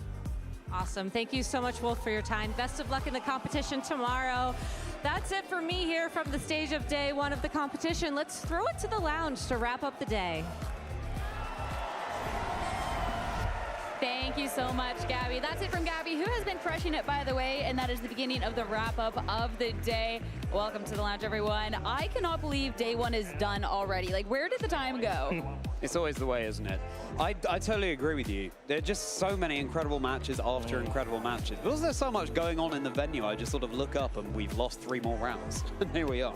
Yeah, I mean, we've talked about this being one of the most difficult World Championships when you're looking at the caliber of players. And I think that's been something that's been really proved throughout the day. I feel like every match has been more intense than the last. And a couple of the players that have just been knocked out, I mean, it's crazy to see. And it's been so nice to see who's been able to rise to the top, because you know that, wow, they've put in the work. I mean, it's just clear the level of competition that we have this season round, and this whole top X players getting to the World Championships, but just makes things so stacked. And to your point there, Sierra, the having things getting more and more intense as the day goes on. Well, we started off with some absolute bangers of matches here, and It's been, every match has just been, as you said, a banger. And we have to talk about a couple of those matches and looking specifically at those players, because we've been able to have some players really pop off. Talking about our day 2 players, of course, we are still having some matches out in the field, so this is a little bit TBD on a couple of them. But Scott, I mean, there are some players here that we've gotten to broadcast, we got to see the matches of, and I feel like we are in for a treat tomorrow already. I mean, you can really feel it, right? Where I think we've had some tournaments this year, it felt like the players were struggling a little bit. You can just feel the excitement where I think, even if I was backstage, I think we've been yelling and screaming a little bit at some of the plays that players have made where they've really figured it out. They've been bold, they're willing to take risks, and they've been calculated risks where some incredible game-winning plays here. And I'm just really excited to see where they go from here. I think they're really pushing a higher level play than we've seen the rest of the season, just as we'd hope at this point. Yeah, and the fact, too, I mean, talking about the storylines, we had talked about the fact that Luca Cherubelli, his first World Championships was the first time we were in Anaheim. Now he's the defending champion, now coming here to try and defend the title, now in day 2. And that is just a fraction of what can be told here when you look at all of the stacked names. Yeah, Alex Underhill.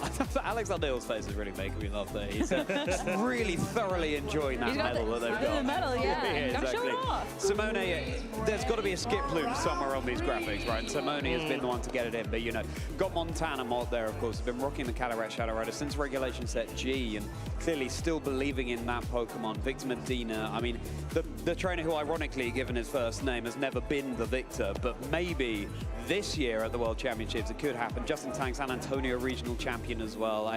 Incredible. I actually saw James Beck playing that last round out there, and of course, just the lock-in, the focus, thinking a billion turns ahead of your opponent trying to get the jump. Can we just call out as well all the Twitter discourse with Justin Tang saying team every 5 minutes? I guess he found a team. He found a team. Like he's made it there. And I just want to call it out. Groudon taking it all the way into day 2. There is at least one Groudon in day 2, so I'm feeling pretty vindicated right now. One Groudon and one Ho-Oh as well. Yeah, I think we're happy to see it, right? You know, I mean, we don't always get to see kind of the less heralded, restricted Pokemon show up in this format. I think it's really difficult to make it work, and I was so excited to get to see both those Pokemon. Of course, poor Groudon had a bit of an adventure while it was on stream, but still made it to day 2 anyway, and we really did get to see Ho-Oh at its best. So, you know, props to those trainers for doing something a little bit different, and it'll be exciting to see, you know, is something a little strange win it all, or is it more what we were expecting, but like a very well-optimized version of the better-known teams? Yeah, and I mean, we've only just had our day 1. The action was amazing, and you got to make sure you're here bright and early for day 2. Bright and early depends on where you are in the world, of course, but make sure you are tuned in. Set your alarm, set 2, set 10. You absolutely do not want to miss it. 9 a.m. Pacific. That's going to be 4 p.m. UTC, and of course, you can just Google the time, because again, you do not want to miss day 2, because this has just been the highest octane of action here. It really has. And if it went this quickly on day 1, you know, I dread to think how day 2 is just going to zoom by, and then of course Championship Sunday, and then all of a sudden the 2025 season has come to a wrap. What all of these traders have been fighting for all season long, but we've got to savor the moment, everybody. Also, Scott, first time we've been on a broadcast together, so hey, on camera together. Lovely to make your acquaintance here. You as well. I was really looking forward to it. So, yeah, I really enjoyed your work in Europe, and good you can make it over here to the States for an event. Thank you so much. No, my pleasure, and wonderful to be with one of the OGs. This is so cute over here with y'all.